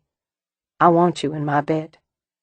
Regardless, I'm going to seduce you. But at the moment I was just stating the facts. Aside from that, this is some terrific roast chicken. I like you. Thought I'd say that straight out. I like the way you are. I don't feel there are a lot of pretenses about you. Not a lot of show. It's a nice change for me in this area. I don't lie. Gave it up along with the bottle. That's the one thing I can promise you, Roz. I won't lie to you. As promises go, that's the one I'd value most. Then, keeping with that theme, there's something I'd like to ask you. What happened earlier, that upheaval, we'll call it, that was new. Yes, and I'm hoping it was a first and last sort of thing. She never objected in any way to your engagement or your marriage to John Ashby? No, as I told you before. Or to any relationship you had after, to Clerk. She gave a little shrug. Some irritation, we could say, off and on. Disapproval, annoyance, but no, not rage. Then I have a theory, one you may not like to hear. But in addition to not lying to you, I'm going to speak my mind, as I expect you'll speak yours. Should be interesting. She needs children in the house. That's what brings her comfort or gratification. You and John would bring children into the house, so she had no strong objection. He was a means to an end. That's a very cold theory. Yes, and it gets colder. Once there were children, there was no more need for him, so his death was, in my opinion, something she saw as right, even just. Her color drained, leaving her face white and horrified. If you're suggesting she somehow caused— No. He reached out, laid his hand over hers. No. Her limitations are this house, the grounds. I'm no expert in the paranormal, but that's what works. That's what makes sense. Whatever she is or has is centered here. Yes. Relaxing again, she nodded. I've never experienced or heard of anyone experiencing anything regarding her beyond the borders of my land. I would have. I'm certain I'd know or have heard if there'd been anything. She is bound to this place, and maybe to this family. But I doubt the grief you and your sons felt when John died touched her. And she can be touched. We saw that with Stella last spring when she communicated with her as a mother. We saw it tonight when you laid it on the line to her. All right. She nodded, reached for her wine. All right, I'm following you, so far. When you began to socialize again, to see men, even to have lovers, she was only mildly annoyed. Disapproving, as you said, because they didn't matter to you, not deeply. They weren't going to be a part of your life, of this house, not for the long run. You're saying she knew that? She's connected to you, Roz. She knows what's inside you, at least enough to understand what you think and feel, things you might not say out loud. She gets inside my head, she said softly. Yes, I felt that. I don't like it. But what happens to your theory when you add Bryce? I married him, he lived here, and though she acted up a few times, there was nothing extreme, nothing violent. You didn't love him. I married him, and divorced him. He wasn't a threat to her. It seems she knew that before you did, at least before you consciously knew it. He was superfluous, let's say, to her. Maybe it was because he was weak, but for whatever reason, still, no threat to her. Not from her view. And you are, clearly. We could suppose it has to do with my work, but that just doesn't jibe. She wants us to find out who she was, what she was. She just wants us to work for it. You seem to know her very well, on short acquaintance. Short but intense acquaintance, he pointed out. And understanding the dead is part of my work. It's actually the personalizing, that makes it the most compelling for me. She's angry that you've allowed me into your life, into your bed. Because you're not weak. I'm not, he agreed. And also because I matter to you, or I will. I'm going to make sure of it, because what we're moving toward, you and I, is important. Mitch, we're having an affair, and while I don't take that lightly, Rosalind. He laid his hand over hers, kept his eyes on hers. You know very well I'm falling in love with you. Have been since the minute I opened my apartment door and saw you standing there. Scares the hell out of me, but that doesn't change it. I didn't know. She drew back, and her hand pressed on her heart, ran up to her throat and back again. I didn't, and that makes me as oblivious as Haley. I thought we had a great deal of attraction for each other and mutual respect along with— What are you grinning at? You're nervous. I've never seen you nervous. How about that? I'm not nervous. She stabbed at the last bite of her chicken. I'm surprised, that's all. Scared's what you are. I'm certainly not. With some heat, she shoved back from the table. I'm certainly not. All right, I am. She pushed to her feet when he laughed. Yes, that should please you. Men love putting women into a state. Oh, bullshit. There was a ring of steel, even through the humor. Intrigued by both, she turned back. You're an awfully confident individual. You meant that as a compliment the first time you said it. This time you mean arrogant. And right back at you, honey. With that, she laughed, then pressed her fingers to her eyes. Oh, God.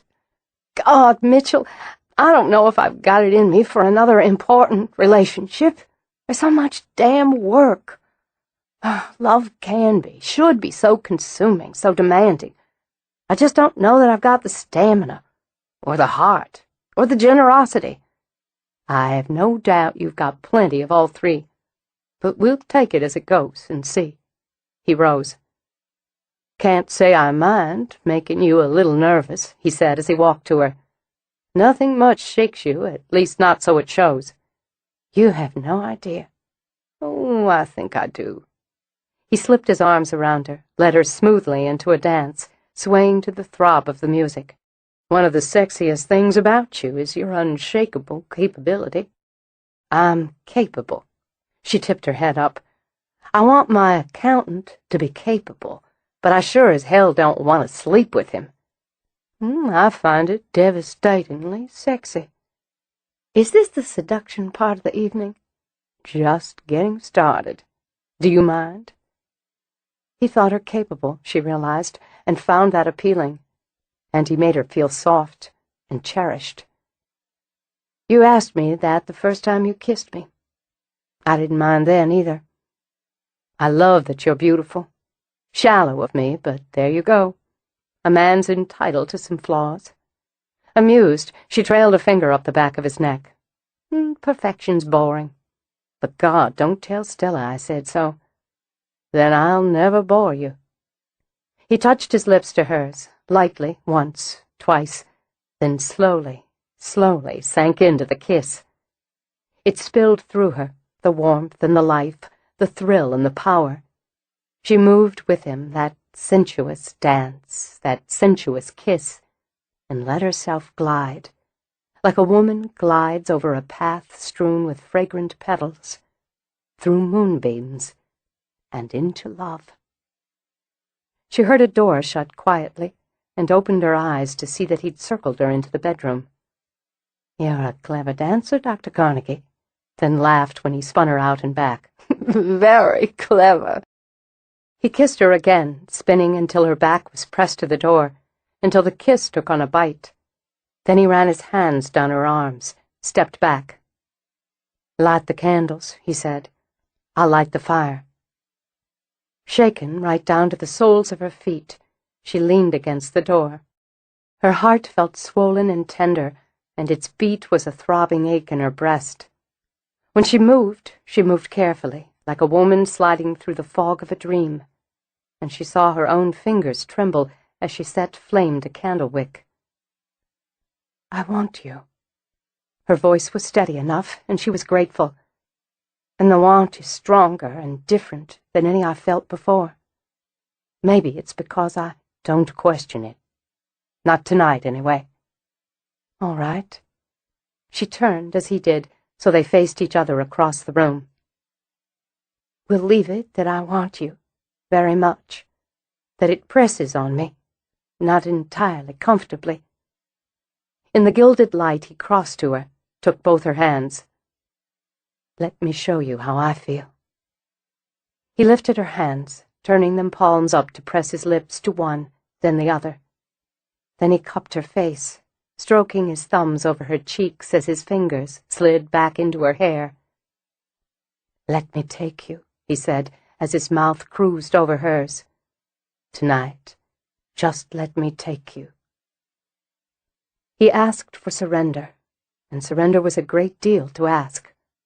But she gave him her mouth, then her body as his hands stroked over her.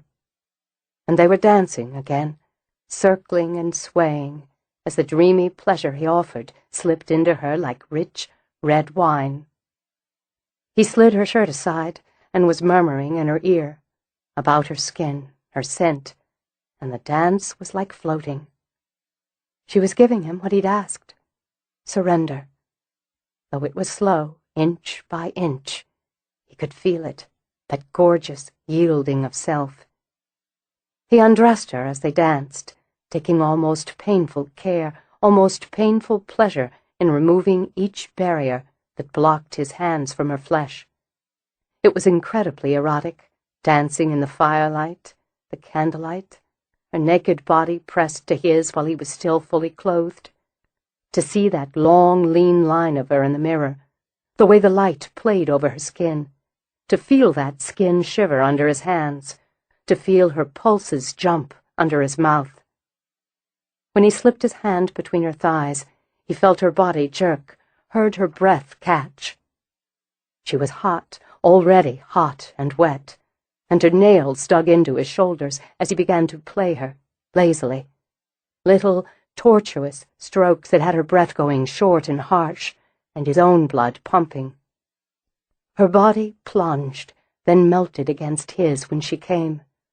Her head fell back even as he continued to arouse, and her eyes were glazed and stunned. She was so pliant he could almost pour her onto the bed. They watched each other as he stood, undressed. Then he skimmed his finger over her leg, lifted it, bent to it, and rubbed his lips along her calf. So much more I want from you. Yes, she thought, so much more. And surrendering to it, to him, gave him all he wanted.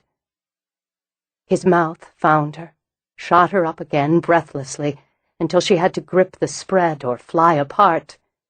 He exploited and explored, and took while the air went thick and sweet as syrup, and the deepest, darkest pleasures quivered inside her. She could hear herself sobbing for him, even as he slid into her. His languorous pace never altered, only built arousal higher with a near brutal patience, a delicious, drugging friction. She had no choice, no control any longer, could only quiver, could only ache, could only enjoy as he nudged her closer and closer to the edge. And when she fell that final time, it was like flying. She was still trembling. It was ridiculous, she told herself. It was foolish, but she couldn't seem to stop. She was warm, even over-warm, and only then realized both of them were slick with sweat. She'd been thoroughly seduced, then thoroughly used, and she couldn't find a thing wrong with either. I'm trying to think of something appropriate to say. His lips moved against her neck. How about, wow? She managed to move her heavy arms enough to brush a hand through his hair. That probably covers it. I came 3 times. 4. 4? Her voice was as hazy as her vision. I must have lost count. I didn't. And there was a wicked satisfaction in his tone, one that she saw reflected in his face as he rolled onto his back. Since I'm in such a blissful state, I'm going to admit that's the first time I've ever come 4 times. He reached down, found her hand, licked fingers. Stick with me, kid, and it won't be the last. She laughed, a full-out body roll of laughter, then shifted to prop herself up on his chest. Pretty proud of yourself. Damn right. Me too. She pillowed her head over his heart, shut her eyes. I go running around 6. Is that a.m.? Yes, it is. Harper's got some spare clothes in the next bedroom, if you want to join me. 'Kay. She let herself drift, like a cat curled for a nap. She left us alone. I know. Chapter 14. Garbed in a suit and tie and armed with a dozen yellow roses and a box of Godiva chocolates, Mitch rode the elevator to Clarice Harper's third-floor apartment in the retirement complex. His letter from her was in his briefcase, and the formal Lady of the South tone had given him a broad clue that this was a woman who would expect a suit and a floral tribute, just as Roz had instructed. She wasn't agreeing to a meeting, he thought, but was very definitely granting him an audience. No mention of Rosalind or any of the occupants of Harper House had been made in their correspondence. He rang the bell and prepared to be charming and persuasive.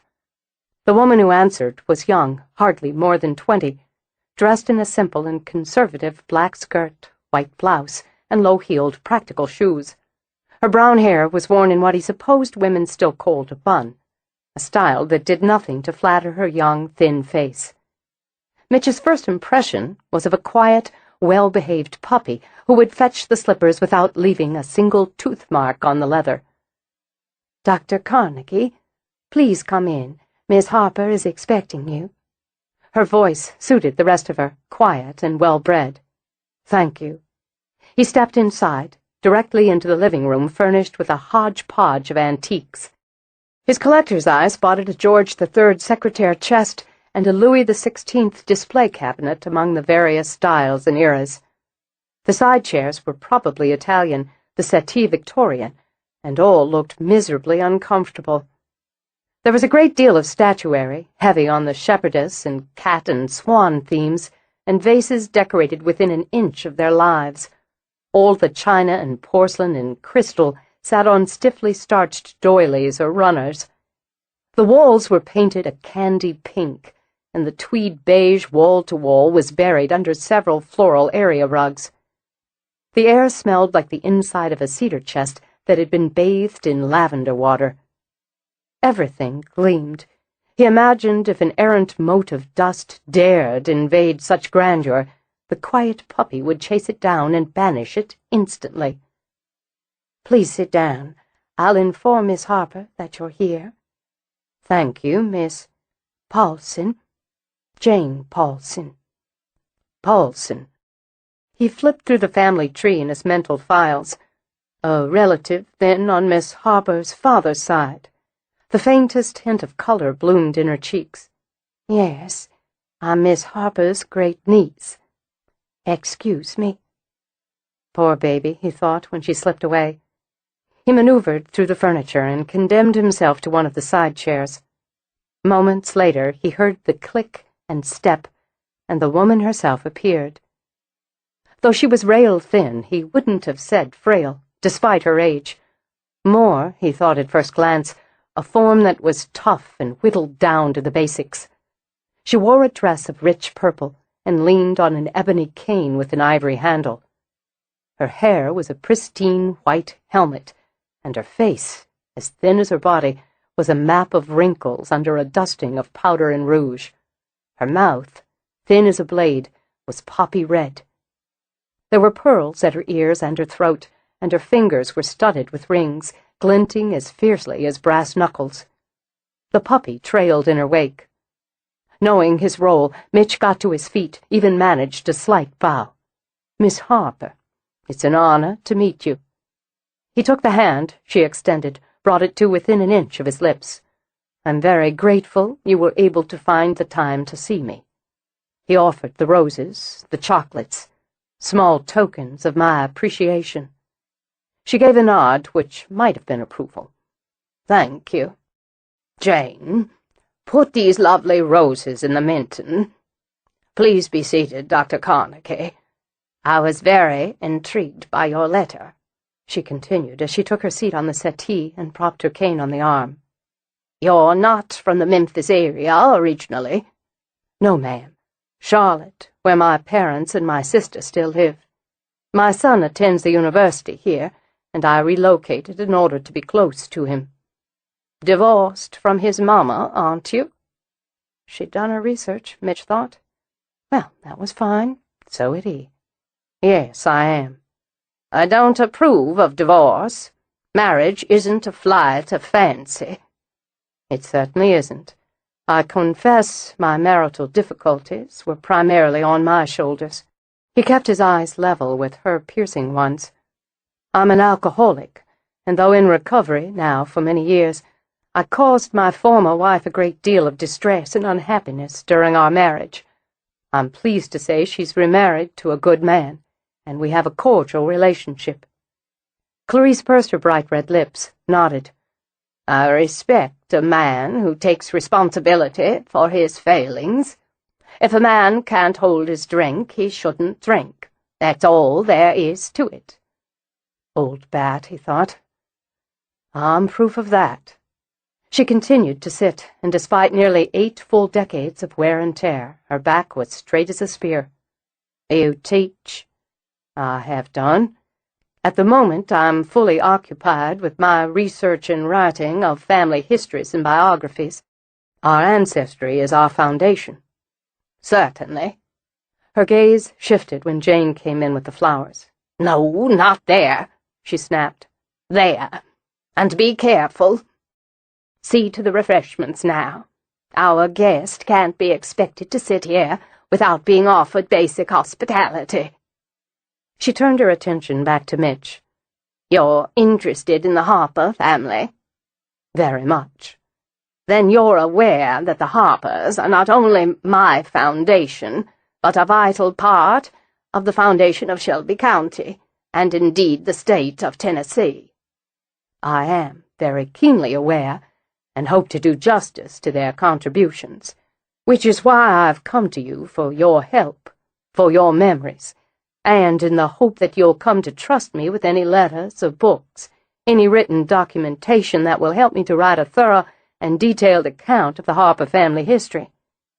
He glanced up as Jane came out carrying a teapot and cups on a large tray. Let me help you with that.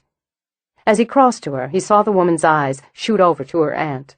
Obviously flustered, she allowed him to take the tray. Thank you. Pour the tea, girl. Miss Paulson would be your great-niece on your father's side, Mitch began easily, and took his seat again. It must be comforting to have some of your family so close.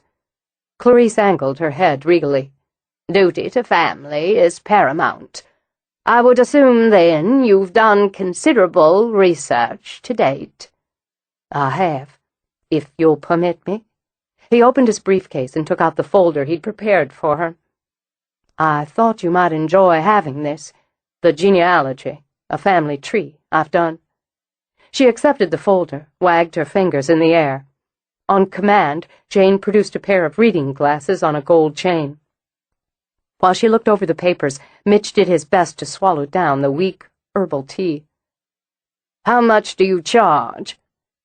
This is a gift, Miss Harper, as you've not requested my services. It's I who request your help in a project I'm very eager to explore. We'll be clear, Dr. Carnegie, that I won't tolerate being asked for funds down the road. Absolutely clear. I see you've gone back to the 18th century, when the first of my family immigrated from Ireland.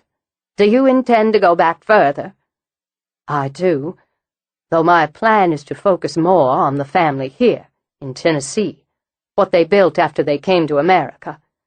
The industry, the culture, their leading roles in both as well as society, and most important for my purposes, the family itself, the marriages, births, deaths. Through the lenses of her reading glasses, her eyes were hawk-like, predatory. Why are household staff and servants included here? He'd debated that one, but had gone with his instincts. Simply because they were part of the household, part of the texture. In fact, I'm in contact with a descendant of one of the housekeepers of Harper House, during your mother, Victoria Harper's childhood. The day-to-day life, as well as the entertaining the Harpers have been known for, are essential elements of my book. And the dirty linen? She gave a regal sniff. The sort servants are privy to. I assure you it's not my intention to write Romanna Clay, but a detailed, factual, and thorough family history.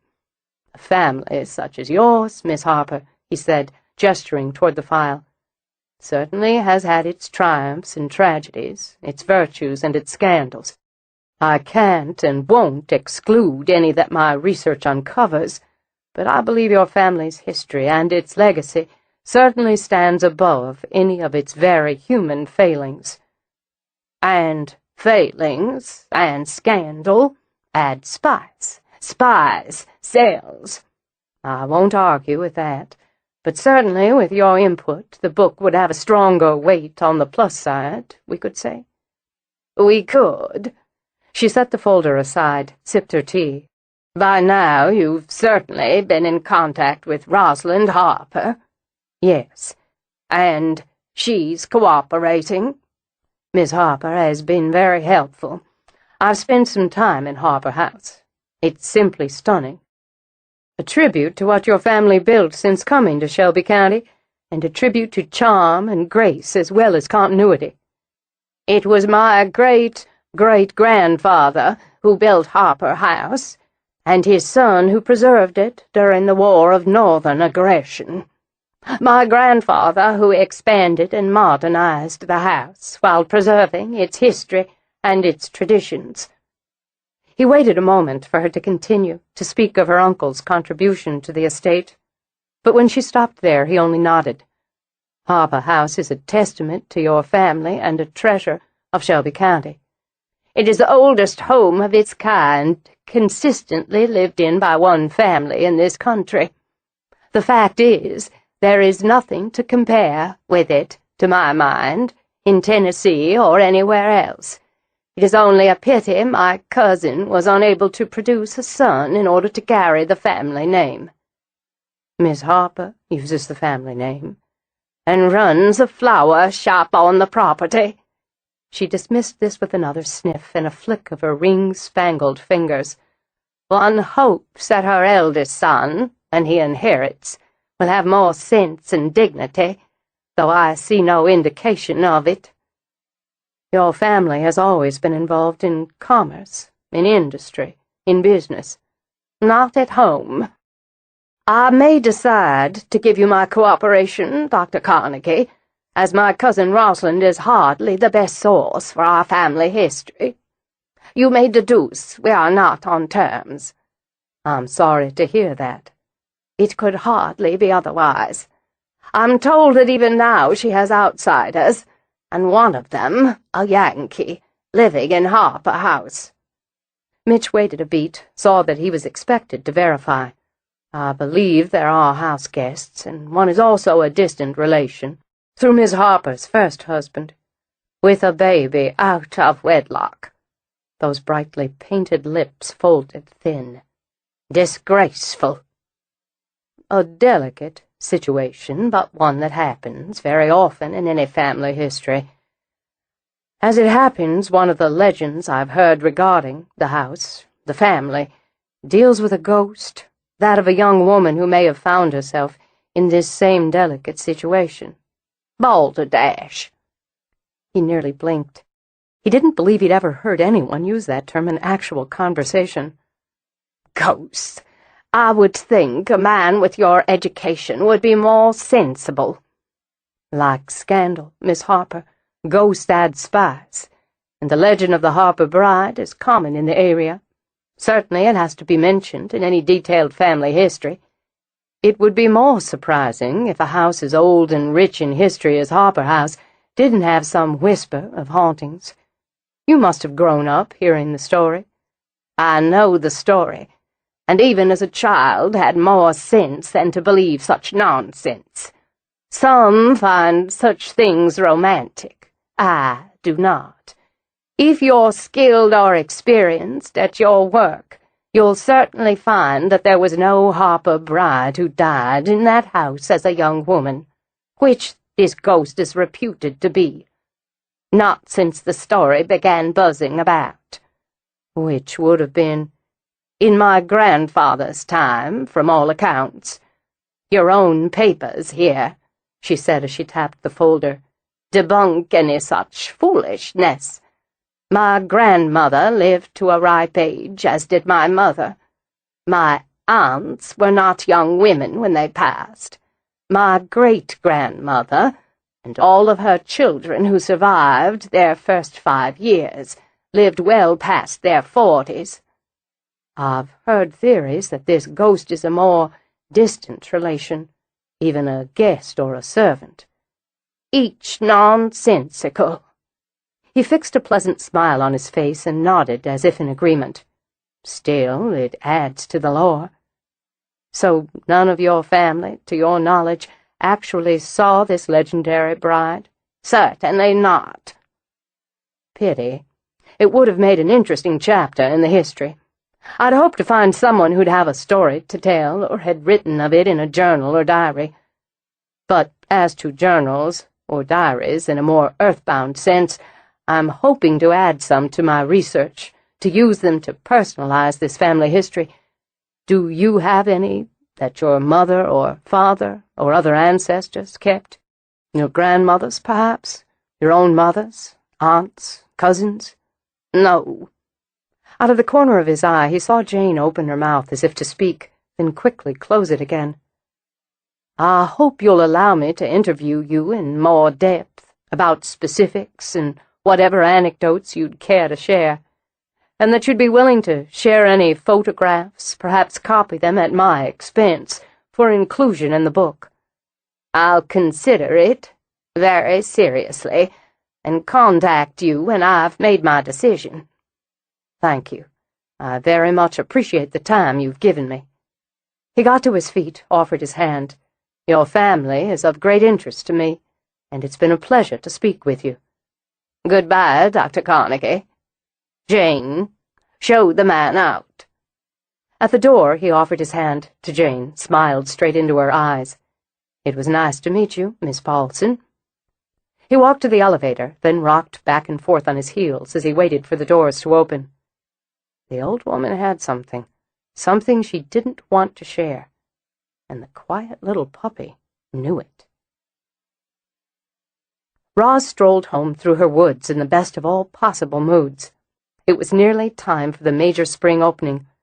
Her season would begin with a bang. The work would be long, hard and physical, and she'd love every minute. The new potting soil was already beginning to move, and once the season got into swing, the 25-pound bags were going to march out the door. She just felt it. The fact was, she admitted, she felt everything. The hum in the air that said spring, the streams of sunlight that spilled through the branches, the loose and limber swing of her own muscles.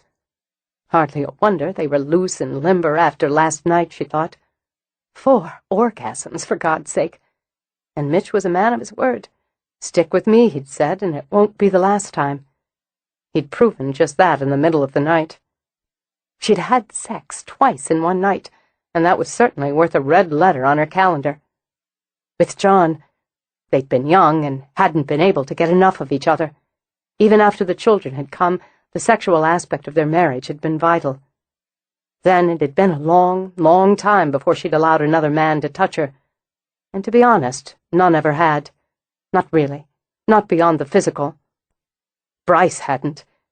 But she'd thought, for a while at least, that it was her own fault, or her own nature. She hadn't loved him, not deep down. But she'd liked him, she'd enjoyed him, and had certainly been attracted to him. Stupidly. But that wasn't the point now. The sex had been adequate at best, and adequate had been enough for her. She'd wanted, needed companionship, partnership. Since the divorce, for a considerable time prior to it, if truth be told, she'd been celibate. Her own choice, and the right one for her. Until Mitch. Now he'd turned her inside out, and God, she was grateful. And relieved, if it came to that, to know her sex drive was in fine working condition. He said he was falling in love with her, and that put a little knot in her belly. Love still meant specific things to her. Marriage and family, and those were too enormous to take lightly. She'd never take marriage lightly again, so she could hardly take love, what she considered its precursor, lightly. But she could and she would enjoy him, and the way she felt on this spectacular evening. She crossed her own lawn and saw that her earliest daffodils were blooming buttery yellow. Maybe she'd go in, get her shears, and cut some for her bedroom. As she approached the house, she saw Stella and Haley on the veranda and raised her hand in a wave. "I smell spring," she said. "We're going to want to start moving." She trailed off as she saw their faces. "Well, don't you two look solemn. Trouble?" "Not exactly. Mrs. Haggerty was in today," Stella said. "Is something wrong with her?" "Not with her. She wondered how you were doing, though, if you were all right." "Why wouldn't I be?" "She was concerned the scene at the garden club meeting had upset you." "Oh." Roz shrugged. "She should know better." "Why didn't you tell us?" Stella demanded. "Excuse me?" "She said that bitch, that walk-in Barbie, insulted you right there in front of everybody," Haley cut in. "That she was spreading lies and rumors and accused you of harassing that asshole she's hooked herself up with." "You seem to have most of the facts. She should have added, if she didn't, that Mandy came off looking foolish and shrill, and was certainly more embarrassed by the whole thing than I was." "You didn't tell us," Stella repeated. "Why would I have?" The tone was aloof. "Because whether or not she was more embarrassed, it had to upset you. And while you're the boss, and blah, blah, blah, blah, blah, blah, and a little bit scary," Stella added.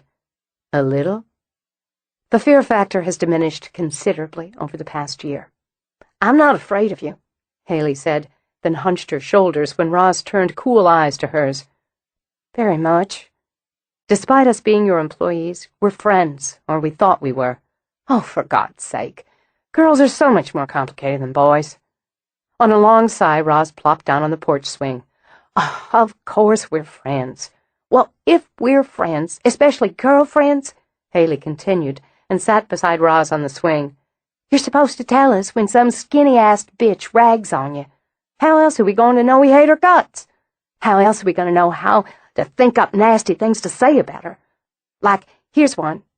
Did you know that 73% of women whose name ends with the I sound are bimbos?" Roz sat a moment.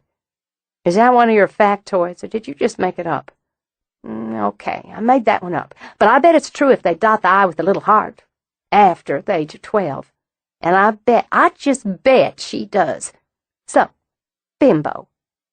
"She's just a foolish girl who believes a very smooth liar."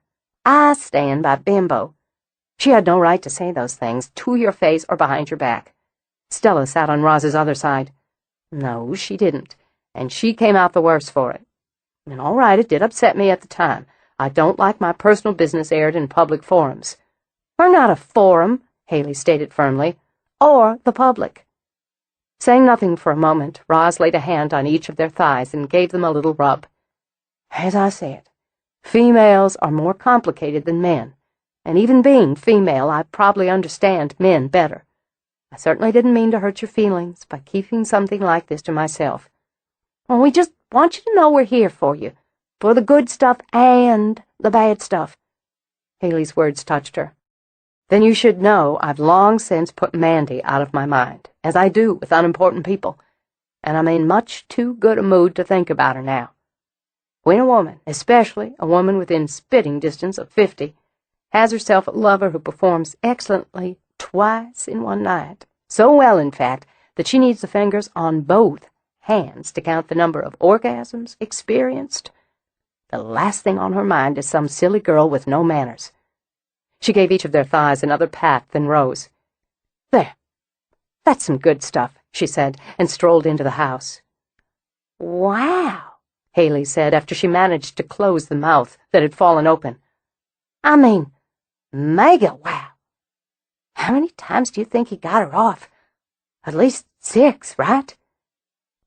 "You know what I thought the first time I saw Roz?" That I wanted to be her when I grew up. And boy, do I." Roz walked straight back to the kitchen and straight to the coffee pot. Once she had a cup, she sidled over and gave David's cheek a kiss as he stood at the stove making his famed hot chocolate. "Boys outside?" Running off some energy with Parker and working up anticipation for hot chocolate. My other guest, as you see, is conked on me." Roz grinned toward the high chair where Lily snoozed in the tipped-back seat. "Isn't she a doll, baby? And aren't you a sweetheart for minding 3 children so those girls could waylay me?" "We do what we can. And you should have mentioned what that silly bitch pulled." You ever known me not to be able to handle a silly bitch? I've never known you not to be able to handle anything, but you should have mentioned it. How else am I going to know what shape to make the voodoo doll? Don't worry, Bryce will stick plenty of pins in her before he's done. Don't expect me to feel sorry for her. It's her cross to bear. Dinner in about an hour, he called as she started out of the room. And you've got some phone messages. They were on your line, so I didn't screen 'em. I'll get 'em upstairs. She took her coffee with her and towed off her shoes after she crossed the threshold to her room. Then she pushed the button on the answering machine. Roz, I didn't want to bother you at work. What a nice voice you have, Dr. Carnegie, she mused aloud and sat on the side of the bed to enjoy it. It's my pizza night with Josh. I forgot to mention it. I like to think you'll miss me and that I can make up for it by taking you out tomorrow. Whatever, wherever you'd like, just let me know. In addition, I did some work today, and I'd like to talk to you about that tomorrow. I should be over there by noon. If I don't see you, you can reach me on my cell. I'll be thinking of you. That's nice to know. That's very nice to know. She was still daydreaming a little when the next message began. Miss Harper, this is William Rolls from the Riverbend Country Club. I received your letter this morning, and am very sorry to hear that you're dissatisfied with our services and have resigned as a member. I must admit to being surprised, even stunned by your list of complaints, and only wish you had been able to speak with me about them personally. We have valued your association with Riverbend for many years, and regret your decision to end it. If you'd care to discuss this matter, please feel free to contact me at any time at any of the numbers listed below. Again, I sincerely regret the circumstances. She sat very still until the entire message played through. Then she shut her eyes. Fuck you, Bryce.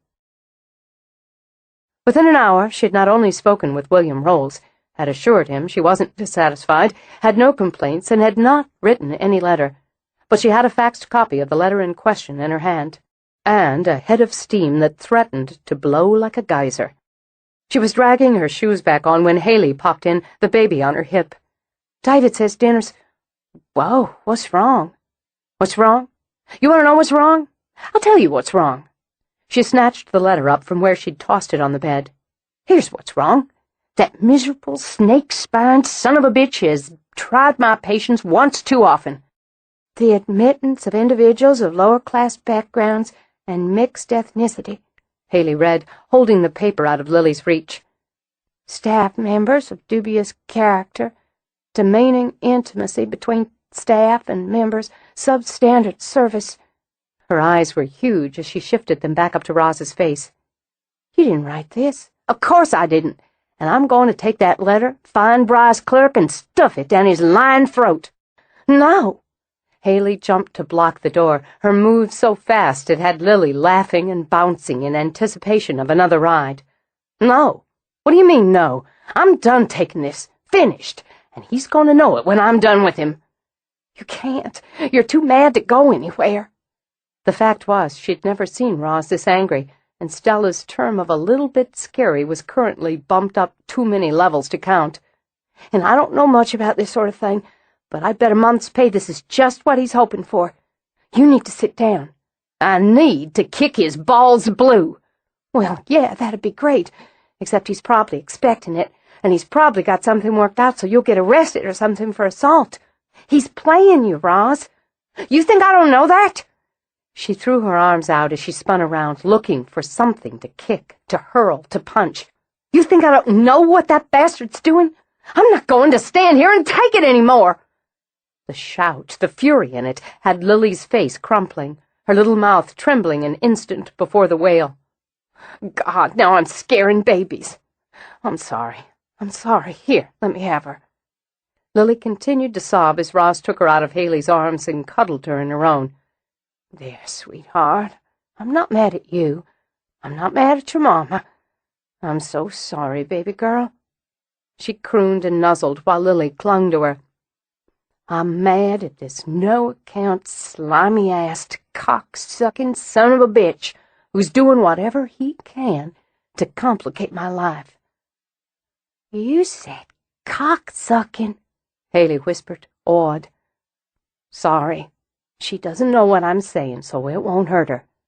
Lily's tears were down to sniffles as she began to pull at the ends of Roz's hair. "I shouldn't have yelled like that in front of her. It's the tone that scares her, not the words." "But you said cocksucking." This time Roz laughed. "I'm so mad," she said, walking the baby and calming them both. "Just so mad. And you're right, and that's just annoying. I can't go tearing out of here and going after him. It's just what he's looking for. It's all right. It'll be all right. He can't do anything that can't be fixed." "I'm sorry, Roz. I wish I could go kick his balls blue for you." "Thanks, honey. That's a sweet thing to say. We'll just go down to dinner." She held Lily up, blew on her belly to make her laugh. "We'll just go down to dinner and forget all about the asshole, won't we, baby girl?" "You're sure?" "Absolutely." "Okay. You know, I don't know if snakes have spines." Roz blinked at her. "What?" "You said snake-spined before when you were raving about Bryce. I'm not sure they have actual spines. Maybe just some sort of skeletal cartilage. Could be wrong, though. I don't much like snakes, so I haven't paid a lot of attention." "You never fail, Haley. Just never fail to baffle me." Chapter 15. Roz put Mitch off for a day, then for 2. She wanted her head clear, her temper calm, and it wasn't happening quickly. She needed a meeting with her lawyer and felt obliged to schedule another with William Rolls at the club. She hated, absolutely hated, being pulled away from her work, particularly at the very start of high season. She could thank God for Stella, as always for Harper, and for Haley as well. She could be confident that her business was in the best of hands. But those hands weren't hers, at least not while she was running around tidying up the mess Bryce had made for her. With the hateful errands done, she trudged through a soaking rain toward the propagation house. For an hour or 2 at least, she could dive into the final prep work for the spring season, and she could take her headache and her sour mood into a private spot and let the work do its magic. When she was done for the day, she told herself she was going to find Mitch. If he wasn't working in her library, she'd call him. She wanted his company, or hoped she would by that evening. She wanted conversation about something other than her problems. And wouldn't it be nice to relax with him, maybe up in her sitting room by the fire, especially if the rain continued, and bask a little in the way he looked at her?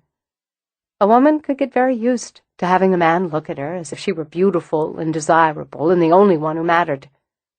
Get used enough to it, she might start to believe it.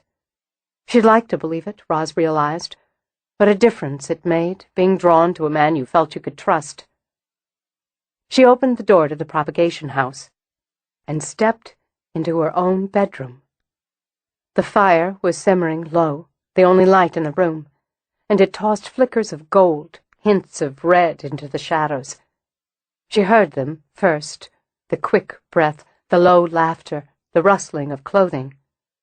Then she saw them in the firelight. Bryce, her husband, and the woman who was a guest in her home. Embracing. Now, more. Grappling, hurrying to touch, to taste each other. She could feel the excitement from them, the snap of the illicit thrill, and knew, even in those few shocked seconds, this wasn't the first time, hardly the first time. She stood with the sounds of the party dim behind her, and absorbed the betrayal and the greasy slide of humiliation that was under it. As she had before, she started to step back, to leave them there, but he turned his head, turned it toward her, even as his hands cupped another woman's breasts. And he smiled, bright and charming and sly, laughed, low and pleased. "Stupid bitch. I was never faithful. None of us are." Even as he spoke, his face changed, light and shadow playing over it as it became Mitch's face. "Why should we be? Women are meant to be used. Do you really think one of you matters more than another?" That lovely voice dripped derision as he fondled the woman in his arms. We all lie, because we can. Those shadows floated, and the face became John's, her husband, her love, the father of her sons. Do you think I was true to you, you pathetic fool? John. The pain nearly took her to her knees. So young, she thought, so alive. Oh, God, John. Oh, God, John, he mimicked, as his hands made the woman he embraced moan. Needed sons, didn't I? You were nothing more than a broodmare. If I'd been luckier, I'd have lived and left you. Taken what mattered, taken my sons and left you. That's a lie. We all lie. When he laughed, she had to press her hands over her ears. When he laughed, it was like fists pounding on her body, on her heart, until she did simply sink to her knees. She heard herself weeping, raw, bitter sobs. She didn't hear the door open behind her, or the startled exclamation. Arms came around her, hard and tight, and she smelled her son. "Mama, what's wrong? Are you hurt? Mama!" "No, no." She clung to him, pressing her face into his shoulder and fighting to stop the tears. "I'm all right. Don't worry, I'm just—" "You're not all right, and don't tell me not to worry. Tell me what it is. Tell me what happened." "In a minute. Just a minute." She leaned against him, let him rock her there on the ground until his warmth seeped into her own icy bones. "Oh, Harper, when did you get to be so big and strong? My baby." "You're shaking. You're not sick. You're scared." "Not scared." She drew a deep breath. "A little traumatized, I guess. I'm taking you home. You can tell me about it there." Yes, that's best." She drew back a little, wiped at her face. "I don't want to see anybody else just now. I sure as hell don't want anyone to see me. I'm a little bit of a wreck, Harper, and I imagine I look like a major one." "Don't worry. Want me to carry you?" "Oh." Tears stung her eyes again, but warm ones. "My sweet boy. No, I can walk just fine. Tell me something first. Everything's the same in here, isn't it? Everything's as it should be in here?" Because there was such tension in her voice, he looked around the greenhouse. "Everything's fine." Okay, let's go home." She let him lead her through the rain, around the buildings, and let out her first sigh of relief when she climbed into his car. "Just relax," he ordered, and leaned over to fasten her seatbelt himself. "We'll be home in a minute. You need to get warm." "You'll make a good daddy." "What?" "You've got a nurturing bent. Comes from being a gardener, maybe. But you don't just know how to take care. You take it." "Oh, Christ, these have been a lousy couple of days." "Did you have a fight with Mitch or something?" "No." She kept her eyes closed as he drove, but her lips curved a little. "I don't get hysterical over a spat. I hope to God it takes more than that to bring me so low. I've never seen you cry like that, not since Daddy died." "I don't guess I have." She felt the car turn and opened her eyes so she could watch Harper House come into view. "Did you ever want me to give it up, this place?" "No." His expression was utter shock as he looked over at her. "Of course not." "Good. That's good to know for sure. I don't know if I could have, even for you. It's ours, and it's always going to be." He parked and was out of the car and hurrying to her side before she could get out. "I'm just a little shaky, Harper, not mortally wounded. You're going straight up. Get into some dry clothes. I'll bring you up some brandy." "Harper, this is going to sound stupid, but I'm not quite ready to go upstairs." "Well, I'll get you some dry clothes. You can change in David's room." "Thanks." He didn't even ask why, she thought. Didn't hesitate. What a man she'd raised. "Go on back to David," he ordered. "Tell him I said you're to have some brandy and some hot tea."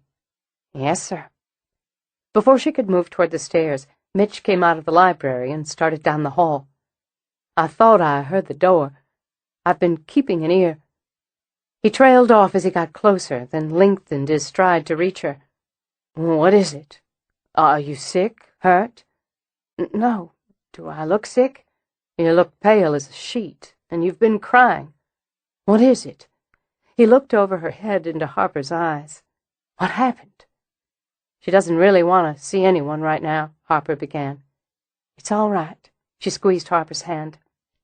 "I did say that," she told Mitch. "But after I pull myself together a little more, I'd just as soon tell you both. All three of you, since I imagine David's in the kitchen.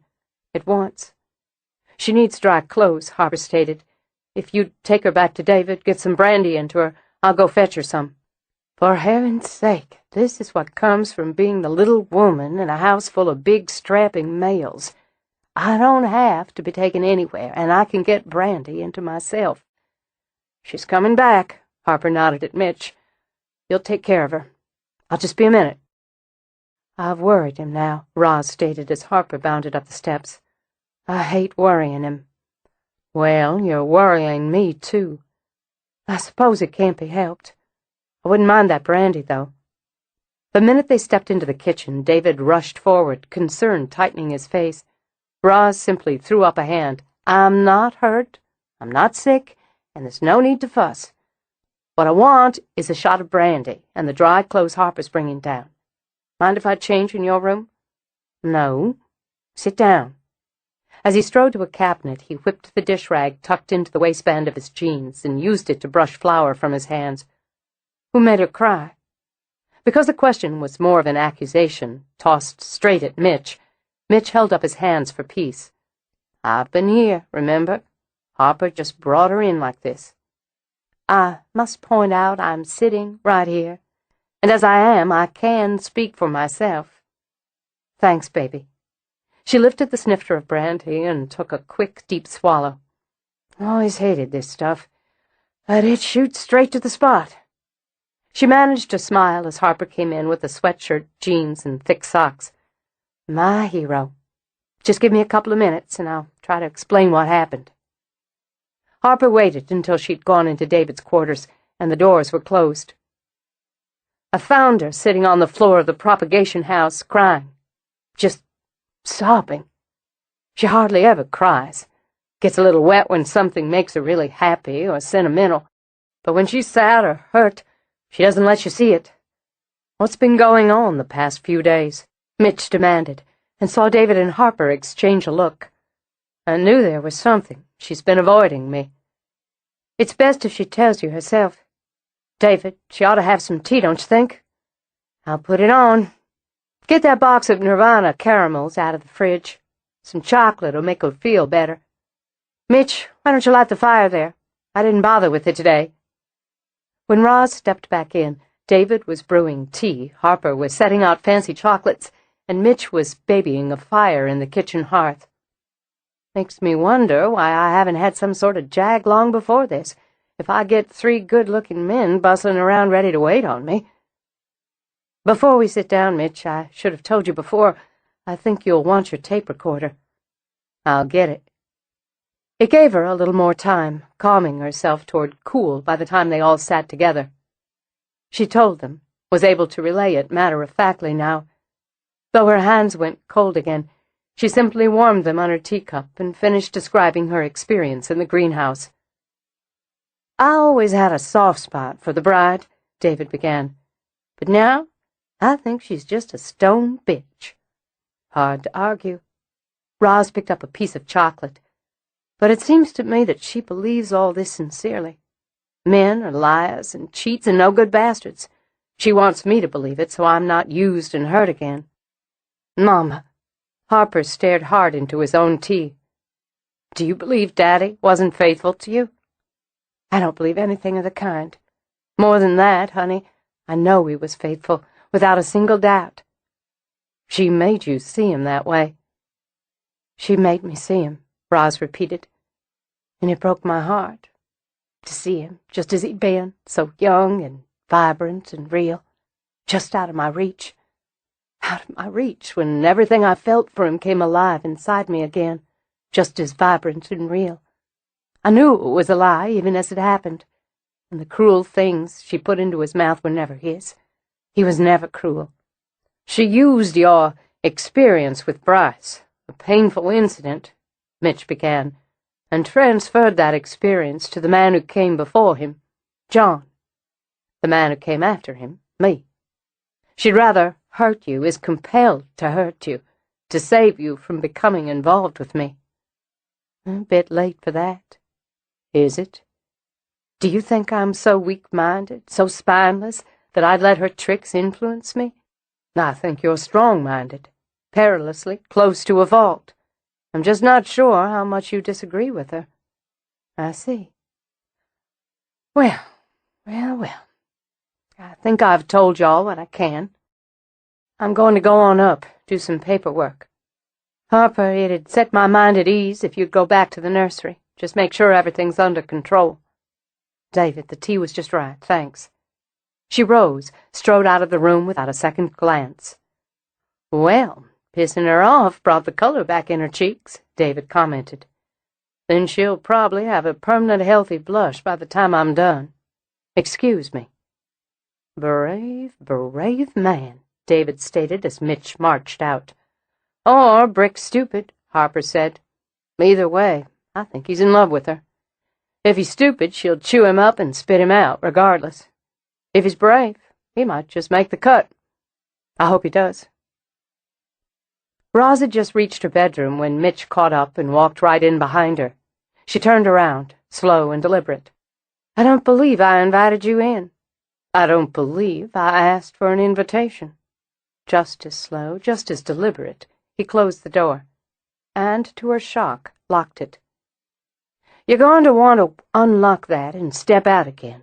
Oh, believe me, the wrath of this arguably psychotic ghost will be nothing compared to mine. You want a shot at me, take it, but I'll damn well know why first. I've just told you, I don't appreciate you invading my privacy this way and presuming, and that's bullshit. What led up to this? You've been brushing me off and evading me for days. The last time we were together, we were in that bed, and you were with me, Rosalind. I want to know what changed. Nothing. I've got my own life just as you do. In a deliberate, and she could admit, petty move, she walked to the terrace doors, flung them open. I had a lot to do. He simply crossed over, slammed the doors shut, locked them. She wasn't sure she could get words past the fire of rage burning in her throat. If you think for 1 minute I'll tolerate that, just be quiet. He snapped it out, and though blistering temper boiled inside her, she found herself measuring him in a new light. On second thought, he said, before she could think of a response, answer one question. I told you I was falling in love with you. Was that a mistake? Telling me? No. Falling, possibly. I'm a difficult woman. It's not a news flash. Mitchell, I'm tired. I'm angry. I'm emotionally... I don't know what the hell I am. But I don't want to fight with you now because I'll fight dirty and regret it later. I don't want to talk to you. I don't want to be with you. I'm not leaving because you're tired and you're angry and in emotional turmoil. You don't want to talk or fight? Fine. Lie down. Take a nap. I'll wait until you're feeling stronger. God damn it! She whirled away, stormed toward the terrace doors, and unlocking them again, threw them open to the rain. I need air. I just need some fucking air. Fine. Suck it in, then, all you want. But this time, Rosalind, you're going to talk to me. What do you expect me to say? What do you want to hear? The truth'll do. The truth, then? She hurt me. Emotion drenched her voice as she pressed a fisted hand to her heart. She sliced me up and carved me out. Seeing John like that. I can't explain it. I don't have words for what it did to me. She whirled back to him, and he saw her eyes were drenched, too. The tears didn't fall, and he could only imagine the vicious strength that held them back. But the golden brown swam with tears. She dropped me right down to the ground, and there was nothing I could do. How can I fight that? How can I fight something that doesn't really exist? Even knowing why she did it doesn't stop it from squeezing my heart into bloody pulp. With an impatient gesture, she used the heels of her hands to swipe at any tear that escaped her control. He didn't deserve to be used that way, do you see? He didn't deserve it. He was a good man, Mitchell, a good man, good husband, good father. I fell in love with him when I was 14. 14 years old, can you imagine? He made me a woman and a mother, and God, a widow. I loved him beyond measure. She can't touch what you feel for him. Nothing she can do can touch it. I didn't know him, but I'm looking at you, Rosalind, and I can see that. I can see him. Her breath released on a shaky, painful sound. You're right. You're right. She leaned against the door jamb, stared out into the cool rain. You didn't deserve to be used, either. You don't deserve what she tried to make you in my mind. I didn't believe it of John, and I didn't believe it of you.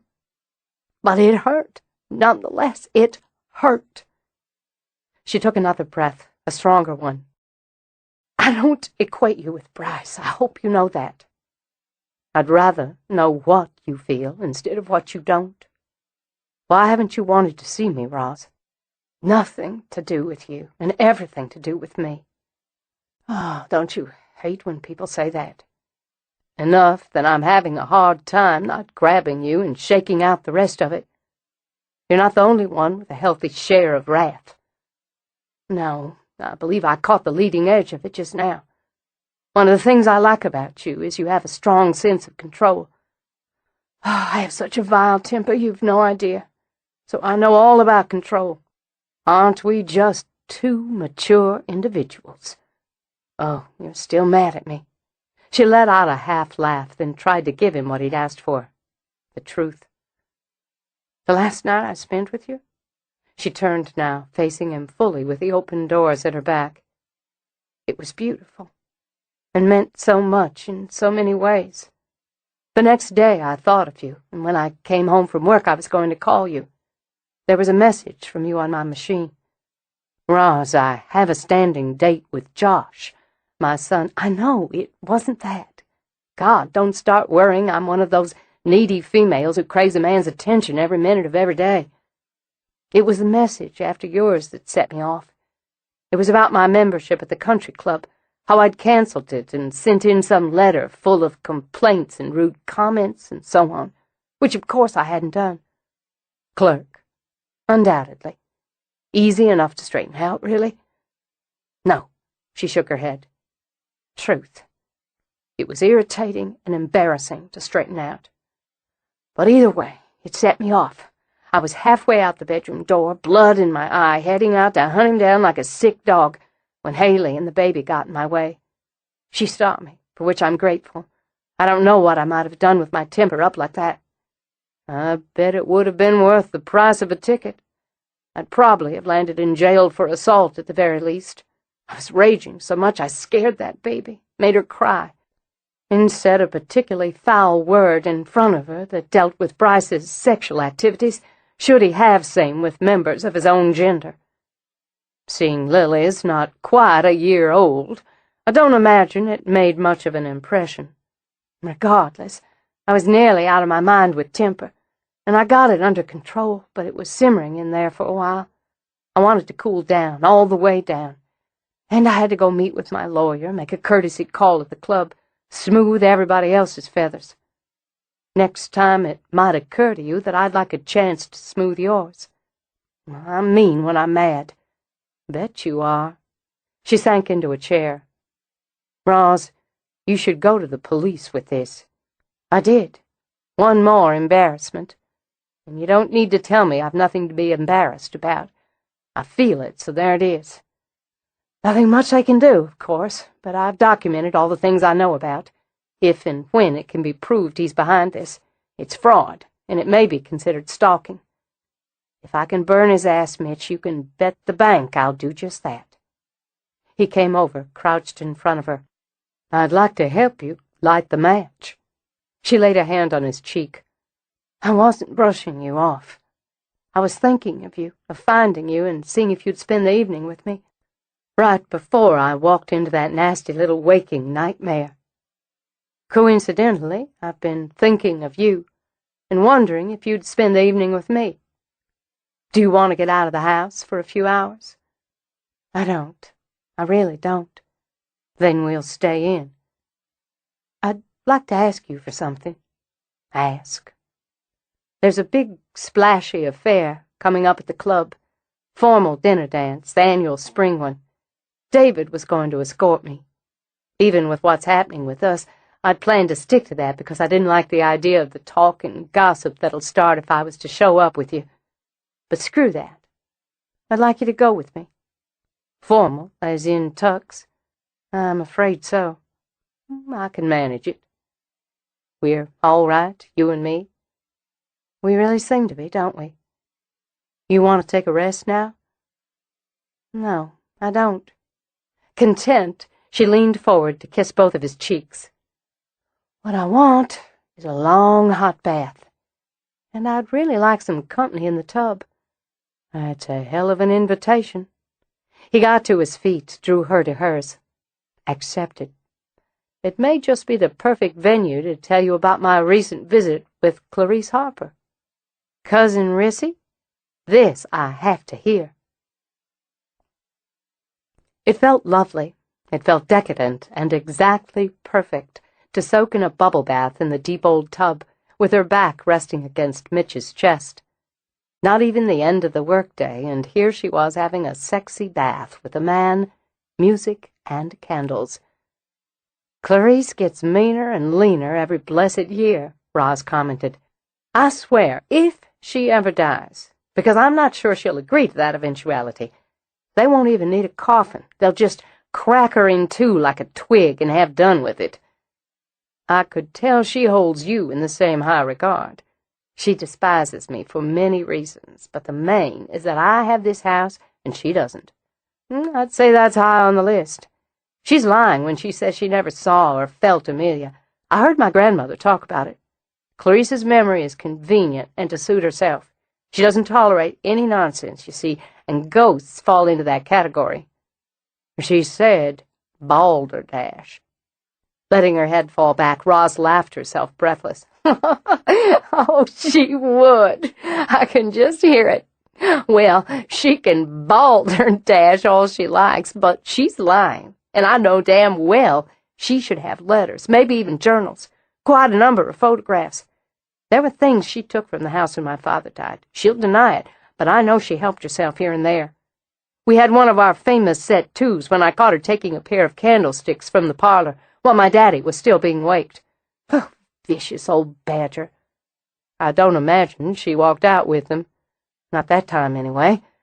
I didn't care about the damn candlesticks, ugly things, but my daddy wasn't even in the ground. Still burns my ass. She claimed she'd given them to my father, which she certainly had not, and that she wanted them for sentimental reasons, which was a load of stinking horseshit, as there isn't a sentimental cell in her dried-up body. He rubbed his cheek over her hair as if to soothe, but she felt his body shaking with laughter. Oh, go ahead and let it out. I know how I sound. I love how you sound. But back to the subject. She might have taken other things, things you didn't see her with. I know she did, greedy vampire bat that she is. There was a picture of my grandfather as a boy in a silver frame, Edwardian, a Waterford compote, 2 Dresden shepherdesses, and other things that vanished after she paid calls. He rested his chin on the top of her head, lazily soaped her arm. What do you know about this Jane Paulson? Not very much. I've met her at various weddings and funerals, that sort of thing, but I barely have a picture of her in my head. And when I do, I see this sweet-faced little girl. She's nearly 25 years younger than I am, if my math is right. Made me think of a puppy who's been kicked often enough to keep its tail between its legs. Yeah, she's living with Cousin Rissy, I can only imagine. Poor thing. She knows something, though. Curious, Roz turned her head so she could see Mitch. Why do you say? Something went over her face when Clarice claimed not to have any journals, any diaries, as if she were going to be helpful and say, "Oh, don't you remember the one—" whatever. Then she caught herself, folded up. If I were a betting man, I'd wager heavy that Prissy Rissy has some information we could use. And if she doesn't want to share it, she'd burn it before she'd give it to you. She's that perverse. Can't if she doesn't know I know she's got it. And if we can persuade Jane to help us out. What are you going to do, seduce the poor girl? Nope. He bent down to kiss Roz's wet shoulder. You are. What I was thinking was that the girl could use a friend, maybe the prospect of another job. If you were able to contact her without Clarice knowing, give her some options, and try to recruit her. Pursing her lips, Roz thought it through. It's very sneaky, very deceptive, and I like it very much. He slid his hands up, covered her breasts with them, and with frothy bubbles. I was hoping you would. I don't mind playing dirty. With a wicked gleam in her eyes, she squirmed around until she faced him. Let's practice, she said, and dunked them both. Chapter 16. Under the humming chaos of spring season was a kind of simmering stress for the grower, especially if she happened to be the owner as well. Had she prepared enough flats? Was she offering the right types and numbers of perennials? Would the blooms be big enough, showy enough to attract the customers? Were the plants strong enough, healthy enough to maintain the reputation she'd built for quality? Had they created enough baskets, pots, planters, or too many? What about the shrubs and trees? Would the sidelines complement the plants or detract from those sales? Were the mulch colorants she'd decided to carry a mistake, or would her customer base enjoy the variety? She left a great deal of this in Stella's hands. That's why she'd hired a manager. Roz wanted to compartmentalize many of the details in someone else's compartment. But In the Garden was still her baby, and she experienced all the pride and worry a mother might over any growing child. She could enjoy the crowds and confusion, the customers wheeling their wagons or flatbeds around the tables over gravel and concrete to select just the right plants for their gardens or patio pots. She could, and did, enjoy consulting and recommending, and used that to balance out the little pang she experienced at the start of high season when she watched the plants she'd nurtured ride off to new homes. At this time of year she often lectured herself about being sentimental over what she'd grown. But they weren't, and never could be, merely products to her. The weeks, months, often years spent nurturing specimens formed a connection for her that was very personal. For the first few days of every spring season, she mourned the parting. Then she got down to business. She was in the propagation house taking a break from those crowds and calculating which plants to move into the retail area next, when Sissy burst in. "Roz, I'm desperate." Roz pursed her lips. The usually meticulously groomed Sissy had more than one highlighted hair out of place and a panicked gleam in her eyes. "I can see that. Your hairdresser retire? Your masseuse run off with a musician?" "Oh, don't joke. I'm serious." She hustled down the tables to where Roz worked. "My in-laws are coming to visit." "Oh?" "Just dropped that bomb on me this morning, and they're coming in 2 days. I hate when people just assume they're welcome." "Well, they are family, which only makes it worse if you ask me. You know she picks on me. She's picked on me for 26 years. If they hadn't moved to Tampa, I'd be a crazy woman by now or in jail for murder. I need your help, Roz." "I'm not going to kill your mother-in-law for you, Sissy. There are limits to friendship." "I bet you could." Eyes narrowed. She took a long and calculating look around. "I bet there are all sorts of interesting poisons around here I could slip into her martini and end this personal hell. I'll just hold that one in reserve." "You know what she said to me?" "No, but I guess I'm going to hear it."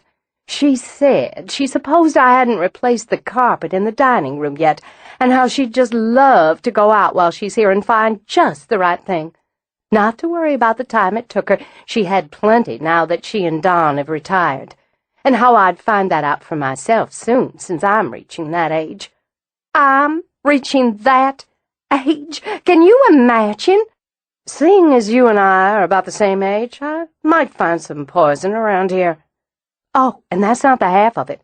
I'd be here all day if I got started, and I can't because I'm under the gun. She started snooting at me about the gardens and the lawn, and how she wondered I didn't do more than I did with mine, why I didn't take more pride in the home her son has provided me with. You have a lovely yard. Not that it reached its potential, but it was, in Roz's opinion, well kept and pretty enough.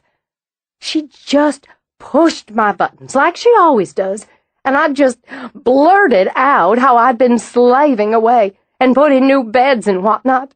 I just blathered, Roz, and now, unless you help me out, she's going to see I was lying through my teeth. If you want Logan, we could ask Stella what his schedule's like, but I hit her on the way back. He's booked, solid, she says, for the next 2 weeks. She clasped her hands together as if in prayer. I'm begging you, Roz, begging you. Pull him off something and give him to me, just 2 days. I can't yank him off another job. But wait, she said, when tears gathered in Sissy's eyes. We'll figure this out. 2 days. Roz blew out a breath. It's going to cost you. I don't care. Money's the least of it. My life's at stake here. If you don't help me, I'll just have to fly down to Tampa on the sly and murder in her sleep tonight. Then let's get started, saving your life and hers. She had a vision in mind, and cut a swath through her own nursery as she built on it. Sissy didn't blink when Roz accumulated plants, shrubs, ornamental trees, pots, and planters. Harper, I need you to go to the house and bring my pickup on around. We're going to load this up, and I'm going to steal you for a few hours.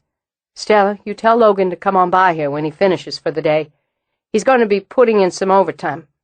He can pick up what I've earmarked and bring it to this address. She scrawled Sissy's address on a scrap of paper. You come with him. I can use your hands and your eye. Do you really think you can get all this done in less than 2 days? Stella asked. I will get it done in less than 2 days because that's what I've got. She loved a challenge, and there was nothing like digging in the dirt to take her mind off any worries. She measured, marked, tilled, dumped peat moss, and raked. Normally, I'd want to take more time to prep the soil. Starting a new bed's an important event. Sissy chewed on her lip, twisted the string of pearls she wore around her fingers. But you can do it. Not much I can't do with dirt and plants. It's my gift. She nodded to where Harper was already setting in a decorative metal trellis. And his. And you're going to learn something today. Put those gloves on, Sissy. You're going to do some slaving away. Then you won't have lied. I don't give a red damn about the lie. But she tugged on the gloves. Roz explained in basic terms that they do a 4-season perennial garden, one that would impress whatever time of year the in-laws visited. Iris and dianthus, campanula, bleeding heart, and columbine for instant bloom, with spring bulbs craftily placed annuals and the foliage from later bloomers filling in now. And once the massive planters she'd chosen were done and exploding with flowers, the bed would be a showpiece even a persnickety mother-in-law would love. She left Sissy setting in crested coxcomb and Dusty Miller and moved off to reorganize and fluff up the already established beds. At the end of another hour, she realized they would use everything she'd brought with her, and then some. Harper? She swiped at her sweaty forehead with the back of her hand. You got your cell phone? He stopped working the vines onto the trellis long enough to pat at his pockets. Somewhere. Truck, maybe? Like mother, like son, she thought. Sent him a wave and went around front to find it. She called Stella, rattled off another list of needs, having no doubt her manager would record them all, invoice, inventory, and deliver. She planted cannas at the back fence along with blue salvia and African daisies, then sat back on her heels when Sissy walked to her with a tall glass. I made lemonade from scratch, for my sins. My manicure is wrecked, she said as she handed Roz the glass. And I'm already aching in places I forgot I owned. I don't know how you do this. I don't know how you play bridge every week. Well, to each his own, I suppose. I owe you a lot more than the check I wrote. Oh, you're going to be writing a couple more before it's over. Sissy just closed her eyes. Hank's going to kill me. He's going to take his 9-iron and beat me bloody and dead. I don't think he will. Roz got to her feet, handed the empty glass back, then stretched her back. I think he's going to be pleased and proud, and touched that you'd go to all this trouble, ruining a manicure on top of it, to make your home more beautiful for his mother's visit, to show her and him how much you value the home he's provided you with. Oh, a slow smile spread. That's damn clever of you, Rosalind. Just because I don't have a husband doesn't mean I don't know how they work. I'm going to warn you, you don't take proper care of all this, I'll come over here and beat you senseless with Hank's 9-iron myself. Sissy looked around at the dirt, the half-planted beds, the shovels and rakes and bags of soil and additives. It's going to look really nice when it's finished, right? Trust me, I am, completely. And this is probably not the best time to tell you that son of yours is one handsome devil. I swear my heart nearly shut right down when I handed him that lemonade and he flashed that grin at me. God almighty, he must have the girls at his feet 4 layers deep. Never known him to have trouble finding one. Doesn't seem to keep them long, though. He's young yet. It was dark when she got home. Dirty, a little achy, she poked her head in the library before heading upstairs. She'd seen Mitch's car out front. "Working late?" she asked. "Yeah. You too?"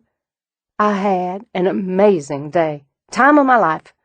I'm going to go up and scrape several inches of that day off me, then eat like a pig. Want company? I've got a couple of things to run by you." "Sure, come on up." "Been playing in the dirt?" "Most of the day. Gardening emergency." She shot a grin over her shoulder as she started up the stairs. A friend, an unexpected visit by in-laws, passive-aggressive tendencies, and a desire for one-upmanship.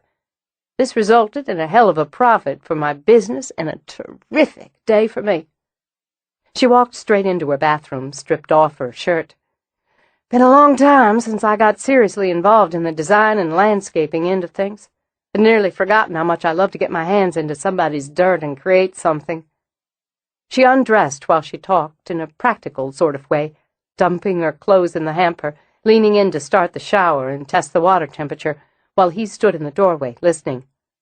A lot of the place was virgin ground, unrealized potential.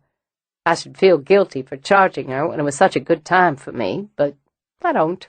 We earned it. We. Had to call in the troops. She stepped into the shower. Took Harper with me, then had Logan and Stella swing by as reserves later in the day. I put in the nicest 4-season perennial garden. Looks sweet now, and in a few weeks the early daylilies will pop, and the wild indigo. Then it'll move right into the spirea and ladybells, the meadow sage and foxglove. Harper started this gorgeous purple clematis on a copper trellis and put in a trio of oak-leaf hydrangeas. Then when Logan got there, she trailed off, stuck her head out, hair dripping. "I'm boring you senseless." "Not at all. I may not know what you're talking about, but I'm not bored. You sound revved." "I am. I'm going by tomorrow morning for some final touches and to present her with the final bill. She may faint, but she's going to wow her in-laws. You never did give me an answer about that plant for my apartment. You know, feng shui." "No, I didn't." He waited 5 seconds, heard nothing but water running, and laughed. "Guess that's answer enough. You know, I'm fairly intelligent and responsible. I could be taught how to care for a plant." "Possibly, but your track record's ugly, Mitch. Just ugly. We may discuss a probationary period. I threatened to hurt Sissy if she didn't maintain what I did over there. I heard her talking to Logan about hiring him to come in twice a month to deal with it, and that's fine. We should all be self-aware enough to know our limitations. You water it. You put it in the sun. I can do that. As if that's all there is to it. You want to hand me a towel?" She shut off the water, took the towel he handed her, and began to dry off. We've been so busy at work I've barely been able to knock two thoughts together about anything else. Stella's wedding's right around the corner, too, and I know there are things that need my attention in this project. He watched as she slathered on cream, as the scent of it mixed with the scent of her soap. We'll manage it all. Winters fly by now that I've got the business. A lot more to do over the winter than people might think. And here we are into another spring. I can hardly believe it's... Her eyebrows drew together, with that faint vertical line between them. Falling silent, she carefully replaced the top on her cream. "Just hit you, didn't it?" he asked. "What would that be?" "The two of us, right now." He stayed where he was as she moved by him into the bedroom, as she opened a drawer for fresh clothes. End of the workday, talking over the shower. It's all very married, isn't it? She slipped on cropped gray sweats, tugged a T-shirt over her head. "How do you feel about that?" "Not entirely sure. A little nervous around the edges, I guess. Amazingly calm at the center. What about you?" She rubbed the towel over her hair as she studied his face. "Getting married again wasn't just not on my radar, but top of my list of things to avoid, such as poisonous snakes, frogs dropping out of the sky, Ebola viruses, and such." He smiled, leaned on the door jamb. "I heard past tense. You have good ears. I fell in love once, very young, and when I fell in love, I married. It was very good, and I'll love John Ashby all of my life. I'll see him in the sons we made together, and know I wouldn't have them if we hadn't loved the way we did. People who can and have loved like that are fortunate. Yes, we are. At one time, I was lonely. My boys were going their own way, and the house just seemed so empty, so quiet. I was sad, under the pride of seeing the young men I'd helped create. I was so damn sad." She walked back into the bathroom to hang the damp towel, then opened her daily moisturizer to smooth it over her face. I needed something to take that away, or thought I did. I wanted someone to share the rest of my life with. I picked someone who on the surface seemed right. That mistake cost me a great deal, emotionally and financially. And because of that, you'll be very careful about another marriage. I will. But I'm in love with you, Mitchell. She saw the emotion rush into his eyes, and what a thrill it was to see it, to know it was there because of her. She saw him start to step forward and stop himself because he knew she wanted him to wait. Another thrill, she thought, to be so well understood. I never expected to love again, not with the whole of my heart. That was the mistake I made with Bryce, you see. The basic mistake in marrying someone I didn't love with the whole of my heart. Still, marriage is an enormous step. I hope you won't mind if I let you know when and if I'm ready to take it. I can work with that, because I love you, Rosalind. Mistakes I made before hurt people I loved. I won't make them again. She walked to him. We're bound to make new ones. He leaned down, brushed his lips over hers. That'll be all right. Yes, I think it might be all right. Why don't we go downstairs, see what David's got cooked up? Then you can tell me about your day instead of listening to me carry on about mine. As it was late, the children had already eaten, and their parents were busy with bedtime rituals. Sometimes you can forget this house is full of people. Roz dug into spaghetti and meatballs. Other times it's like being at the monkey house at the zoo. And you like it both ways. I do. I'm a contradictory soul. I need my solitude or I get mean, and I get too much solitude, I get broody. I'm a pain in the ass to live with. You may want to factor that into the equation. I already have. She paused, fork halfway to her mouth, then set it down as a long, rolling laugh spilled out of her. Oh, serves me right. I'm messy, often careless with details that don't interest me at that particular moment, and I don't have any intention of reforming. You can factor those in. Done. Now, what do you want to talk over with me? I never seem to run out of things I want to talk over with you. Men, in the first few weeks of love, talk more than they do or will for the following 20 years. See?" He gestured with his fork, then wound pasta around it. "Another advantage for finding each other a little later in life. We both know how it works." But what I wanted to discuss primarily was Clarice Harper. You're going to spoil my appetite bringing her name up, and I do love meatballs and spaghetti. I paid another call on her this morning, while I assume you were off digging gardens. Would you say you visited the 3rd or 4th level of hell? Not that bad. She likes me, to a point, finds me interesting, at least, and I'd say is amusing herself by feeding me what she likes and holding back what she doesn't want me to know. He shoveled in spaghetti, then broke a hunk of garlic bread in half to split with her. "I have a tape, if you're interested. She told an entertaining story she claimed her mother told her about your grandfather when he was a boy, going off to sleep in a closet with a puppy he'd taken from a litter in the stables. He'd wanted it for a pet, and his mother had vetoed. No dogs in the house sort of thing. So he'd hidden it in his room for a week or so, keeping it in his closet, pilfering food out of the kitchen." "How old was he?" "About 10, she thinks, at least from what her mother told her. He was found out when he crawled into the closet with it and fell asleep. Nobody could find him. Turned the house upside down.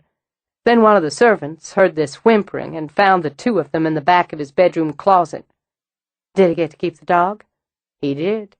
His father overruled his mother and let him keep it, though it was a mutt and apparently never learned any manners.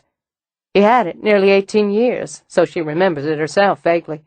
He buried it behind the stables, put a little tree over the grave." "Spot. My grandmother showed me the grave. There's even a little marker. She said he'd buried his beloved dog there, but must not have known the story about how he acquired it. She'd have told me. My impression is Clarice told me to illustrate that her mother's little brother was spoiled by his father." "She would," Roz replied. "I learned something else. Jane has every other Wednesday off, or Wednesday afternoons. She likes to go to Davis Kid, have lunch in their cafe, then browse the stacks." "Is that so?" "Anyone who wanted to talk to her privately could run into her there. Tomorrow, in fact, as it's her Wednesday afternoon off." "I haven't made time recently to go to the bookstore." "Then I'd say you're due." Without Mitch's description, Roz doubted she'd have recognized Jane Paulson. She saw the young woman, mouse-colored hair, drab clothes, solemn expression, come into the cafe and go straight to the counter. She ordered quickly, like someone whose habits varied little, then took a table in a corner. She pulled a paperback book out of her purse. Roz waited 60 seconds, then wandered over. "Jane? Jane Paulson?" She said it brightly, with just a hint of puzzlement, and watched Jane jolt before her gaze flew up. "Well, isn't this something?" Without waiting for an invitation, Roz took the second chair at the table. "It's been, well, I can't remember how long. It's Cousin Rosalind Harper." "Yes, I know. Hello." "Well, hello right back." Roz gave her hand a pat, then sat back to sip at her coffee. "How are you? How long are you in town? Well, just tell me every little thing." I'm fine. I live here now." "No, right here in Memphis? Well, isn't that something? Your family's well, I hope?" "Everyone's fine. Yes, everyone's just fine." "Well, that's good to hear. You give your mama and daddy my best when you talk to them next. Well, what are you doing here in Memphis?" She broke off as her cup of soup and a half sandwich were served. "Thank you. Cousin Rosalind, would you like something?" "No, coffee's just fine." And she couldn't do it. She couldn't look at that miserable, distressed face any longer and lie. "Jane, I'm going to be honest with you. I came here today to see you." "I don't understand." "I know you're living with Cousin Rissy, working for her." Yes, I just remembered I have errands to run for her. I don't know how I could have forgotten. I really should go and, honey." Roz laid a hand on hers to hold her still, and hopefully to reassure. "I know just what she thinks of me, so you don't need to worry. I won't tell her we spoke. I don't want to do anything to get you in trouble with her, I promise you." "What do you want?" "First, let me tell you that nothing you say will get back to her. You know how much she dislikes me, and the feeling couldn't be more mutual. We won't be talking about this, Clarice and I. So I'll ask you first, are you happy staying with her?" "I needed a job. She gave me a job. I really should—" "Mm-hmm. And if you could get another job?" I can't afford a place of my own right now." Jane stared into her soup as if it held the world, and the world wasn't a very friendly place. "And I don't have any skills. Any job skills." Well, I find that hard to believe, but that can wait. If I could help you find a job you'd like, and an apartment you could afford, would you prefer that to working for and living with Clarice? Her face was very pale when she lifted her head. "Why would you do that?" "Partially to spite her, and partially because I don't like to see family unhappy if the solution is a simple one. And one more partially, I'm hoping you can help me." "What could I possibly do for you?" "She has things from my home, from Harper House." Roz nodded as she saw the fear and knowledge flicker over Jane's face. "You know it, and I know it. I don't care, or have decided not to care, about the statuary, the things, we'll say. But I want the papers, the books, the letters, the journals. To be frank, Jane, I intended to bribe you to get them for me. I'd help you get yourself employed and established, give you a little seed money if you needed it in exchange. But I'm going to do that for you anyway." "Why?" Roz leaned forward. "She would have beat me down if she could. She'd have manipulated me, run my life, crushed my spirit. If she could. I didn't let her. I don't see why I should let her do the same to you." "She didn't. I did it myself. I can't talk about it." "Then we won't.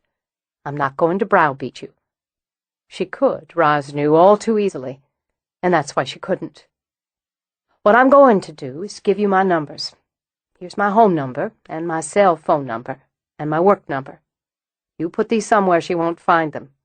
You must know she goes through your things when you're not there." Jane nodded. "Doesn't matter. I don't have anything." "Keep that attitude up. You'll never have anything. You think about what you want, and if you want me to help you get it, then you call me." "You'd help me even if I don't help you?" "Yes, and I can help myself if and when I need to. She has what belongs to me, and I need it back. I'll get it. You want to get away from her, I'll help you, no strings." Jane opened her mouth, closed it, then got quickly to her feet. "Cousin Rosalind, could we go somewhere else? She knows I come here, and she might—" "Get reports? Yes, she might." "All right, let's go somewhere else. My car's right out front." She drove them to a little diner off the beaten path where no one who knew them or Clarice was likely to dine. The place smelled of barbecue and good strong coffee. She ordered both for each of them to give Jane time to settle her nerves. "Did you have a job back home?" I did some office work at my father's company. You know, he's got the flooring company." "Do you like office work?" "No, I don't like it, and I don't think I'm much good at it anyway." "What do you like?" "I thought I'd like to work in a bookstore, or a gallery. I like books and I like art. I even know a little about them." "That's a good start." To encourage the girl to eat, instead of picking at the sesame seeds on her roll with restless fingers, Roz picked up half the enormous sandwich she'd already cut in two and bit in. "Do you have any money of your own?" "I've saved about 2,000. "Another good start." "I got pregnant," Jane blurted out. "Oh, honey." Roz set the sandwich down, reached for Jane's hand. "You're pregnant?" "Not anymore." Tears began to slide down her cheeks. Last year. It was last year. He was married. He said he loved me, and he was going to leave his wife. I'm such an idiot. I'm such a fool. Stop that. Voice brisk, Roz passed Jane a paper napkin. You're no such thing. He was a married man, and I knew it. I just got swept away. It was so wonderful to have somebody want me, and it was so exciting to keep it all a secret. I believed everything he said, Cousin Rosalind. Just Roz. Of course you did. You were in love with him. But he didn't love me. Shaking her head, she began to tear the napkin into shreds. I found out I was pregnant, and I told him. He was so cool, so, well, not really angry, just annoyed. Like it was, I don't know, an inconvenience. He wanted me to have an abortion. I was so shocked. He'd said we were going to be married one day, and now he wanted me to have an abortion. That's very hard, Jane. I'm sorry. I said I would. I was awful sad about it, but I was going to. I didn't know what else I could do. But I kept putting it off because I was afraid. Then one day I was with my mother, and I started bleeding and cramping, right there in the restaurant where we were having dinner. Tears spilled down her cheeks. Roz pulled a napkin from the metal dispenser and offered it. I had a miscarriage. I hadn't told her I was pregnant, and I had a miscarriage practically in front of her. She and Daddy were so upset. I was all dopey and feeling so strange. I told them who the father was. He was one of Daddy's golf partners. This time she buried her face in the napkin and sobbed. When the waitress started over, Roz just shook her head, rose, and moved around the booth to slip in beside Jane, drape an arm over her shoulder. I'm sorry. Nothing of the kind. You go ahead and cry. It was an awful scene, an awful time. I embarrassed them and disappointed them. I would think, under the circumstances, their minds and hearts should have been with you. I shamed them. She hiccuped and mopped at her tears. And all for a man who never loved me. I lost that baby, maybe because I wanted it not to be. I wished it would all just go away, and it did. You can't wish a baby away, honey. You can blame yourself some for conceiving it, 'cause that takes two. But you can't blame yourself for losing it. I never did anything in my life except what I've been told. But I did this, and that's what happened. Well, I'm sorry it happened. We all make mistakes, Jane, and sometimes we pay a very stiff price for them. But you don't have to keep paying it. She gave Jane's shoulders a last squeeze, then went back to her own side so they'd be face to face. Look at me now. Listen to me. The man who used you, he's out of your life? She nodded, dabbed at her eyes. Good. Now you can start deciding what you want to do. Build a life, or keep sliding around on the wreck of the old one. You'd really help me get a job. I'll help you get one. Keeping it would be up to you. She has a lot of old diaries. She keeps them in her room, locked in a drawer. But I know where the key is. Roz smiled and sat back. Aren't you something? Chapter 17. She's not evil, right? Haley shifted Lily on her hip and watched Harper plug some portulaca into the bed outside the back door of his cottage. I mean, she's nasty and mean, but she's not evil. Obviously, you haven't heard Mama describe Cousin Rissy as the uber-bitch demon from hell. If she really is, then maybe she had something to do with Amelia. Maybe she's the one who killed her. She wasn't born, or spawned, as Mama would say, when Amelia died. Oh, yeah. But she wrinkled her forehead. But that's only if we're right on the dates. If we're wrong, she could have done it. Assuming Amelia was murdered. Well, okay, assuming that. She has to have some reason for taking the diaries and for keeping them, don't you think? Other than being a selfish, tight-assed old biddy? Other than. All right, honey. As Lily squirmed, Haley put her down and began to walk her, holding her hands up and down Harper's patio. There could be things in the diaries that implicate her. Then why didn't she burn them? Oh, I don't know. It's a theory. We've got to have a theory and a hypothesis so we can work to the solution, don't we? Yeah, if you say so. But my solution is Cousin Rissy's just a sticky-fingered, black-hearted, selfish witch. Look here, sweetie pie. He plucked one of his moss roses, held it out at Lily's level. Isn't that pretty? Wouldn't you like to have it? Grinning, she released her mother's hands, reached out. You come on and get it, he told her. And when he held it just beyond her fingertips, she took 3 toddling steps. Oh, my God! Oh, my God, did you see? She walked! Did you see that? Sure did. Harper steadied Lily when she closed her fist around the flower. Look at you. Aren't you the one?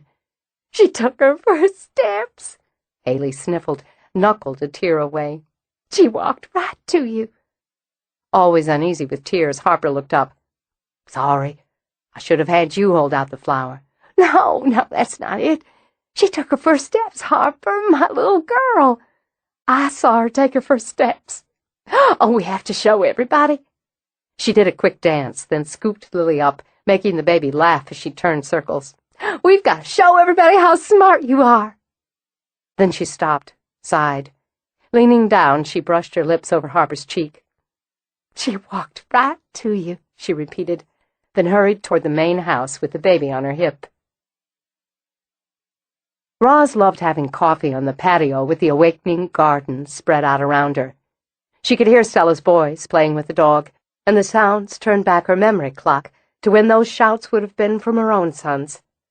It was pleasant to sit out like this in the early evening, with the light soft and blue and the smell of growing things quiet on the air.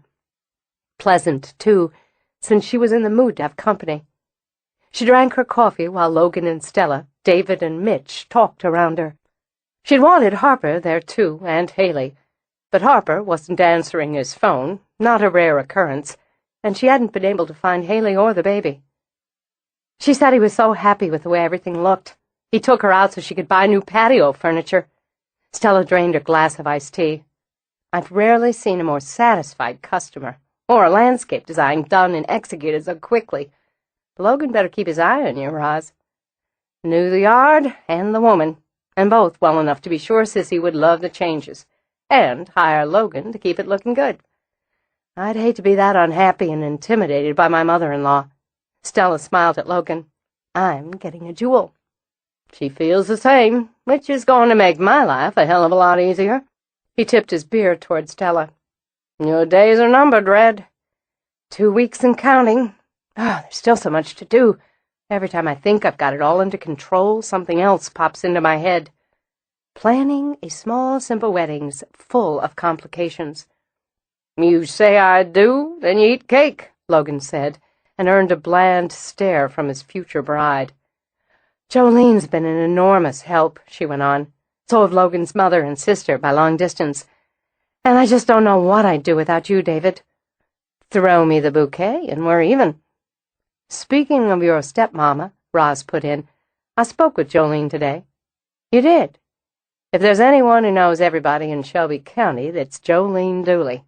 And I recalled she had a friend who runs a nice little gallery and gift shop downtown. Jane's got a job interview next Wednesday afternoon. You work fast, Mitch said. That girl needed a break. Now we'll see what she does with it. Jolene also has a friend whose sister works at a rental management company. Turns out there's a 1-bedroom apartment downtown, about 6 blocks from that gallery. Its current tenants are moving out in a couple weeks, and the lease fell through on the people who were going to move in. I should have said you work miracles. Oh, I just put in the request for them. Do you think she'll move on it? Logan wondered. Move out and bring you the diaries? The way you described her, she didn't seem to have much spine. Well, some of us don't, and some of us find out we've got one, but misplaced it. She's young, and she doesn't have what you'd call a lot of spirit. and though I made it clear there were no strings, I'm fairly sure she'll feel obligated if she takes this job in this apartment. Now, whether she has the gumption to act on that obligation's another matter. If she doesn't, Mitch asked, then I expect Cousin Rissy and I are due for a come-to-Jesus talk. I have a few cards up my sleeve, and I'll play them if I have to. David's eyes brightened as he leaned closer. Dirt, such as family peccadillos that she wouldn't care to have come to light, and that I'll assure her I will light up like Christmas unless she returns what belongs to Harper House. She tapped David on the chin. But for now, they are my little secrets. Spoil sport. She turned, as did everyone else, when Haley shouted. Her face glowing, she rushed breathlessly to the table. She walked right to Harper, 3 steps. Nothing would do but that Lily demonstrate her new skill again, but she just buckled at the knees each time Haley tried to nudge her into a step, and preferred crawling on the patio or trying to climb up Roz's chair. I swear she walked. You can ask Harper. I believe you. Roz hauled Lily up to nuzzle. Teasing your mama, aren't you? She pushed back, rose with Lily in her arms, then picked up a cracker, held it out to Haley. You might as well start early using one of the primary parenting tools, bribery. Scoot down there, hold that cracker out. As Haley obeyed, Roz crouched, steadied Lily on her feet. Harper held out a flower. That boy knows how to charm the girls. Go on, baby. Go get it. To enthusiastic applause, Lily performed. Then she plopped down on her butt and ate the cracker. When the others went inside, Roz sat with Mitch in the twilight. Would you be insulted if I said you make a beautiful honorary grandmother? Well, the term grandmother is a bit of a jolt yet, but since I couldn't love that baby more if she were my own blood, no. She took her first steps to my boy, to Harper. It's hard for me not to focus on that, on the significance of it. She's not seeing anyone? Haley? Her life's centered on Lily right now, but she's young and full of passion. There'll be someone sooner or later. As for Harper, I can't keep up with the females who come and go. Still, he doesn't bring them home to meet me. There's significance in that, too. Well, speaking of sons, mine's seeing a new young lady, a local girl, and it happens her parents are members of your club. He'll be at the dinner dance tomorrow night. I'm looking forward to introducing you. I'd love to meet him. Who's the girl? Her name's Shelby, after the county, I'm guessing. Shelby Forrester. It's a small and crowded world. Yes, I know Jan and Quill, Shelby's parents. I know her, too, and she's a lovely girl. Her parents and I are currently on tenuous terms. Quill is doing business of some sort with Bryce, and it makes things a bit sticky between us, but that won't touch on anyone else. No one does complex connections in tenuous terms like the South. I suppose not, and I only mention it so that if you sense any awkwardness, you'll know why. But I'm prepared to be excruciatingly polite, so you needn't worry. I'm not, whether you decide to be polite or otherwise. Why don't we take a walk? That way I can hold your hand and find some shadowy and fragrant corner of the garden where I can kiss you. Sounds like a fine idea. You're doing a fine thing for Jane Paulson. Maybe, but my motivations are murky. He laughed and brought her hand to his lips. If your motivations were always pure, I thought I'd find you as fascinating as I do. I do love astute flattery. Let's walk around to the stables. I'll show you Spot's marker. I'd like to see it. It might be a good place for me to broach another theory, one I've been chewing on for a while now. As they walked down the path, she gauged the progress of her flowers and kept out an eagle eye for weeds. I'd as soon you spit it out as chew on it. Well, I'm not entirely sure how you're going to feel about this one. I'm looking at dates, at events, at key moments in people, attempting to draw lines from those dates, events, moments, and people to Amelia. I've always enjoyed having these stables here. Leaving them be is a kind of ruin. Head cocked, Hands fisted on hips now, she studied the crumbling stones, the weather-scarred wood. I suppose I could have them restored. Maybe I will if I get these grandchildren, and they develop an interest in horses. None of my boys did, particularly. It's girls, I think, who go through that equine adoration period. She studied the building in the half-light, the sagging roof and faded trim, and the vines, the climbers, the ornamental grasses she'd planted around it to give it a wild look. It looks like something you'd see in a movie, or more likely in a storybook.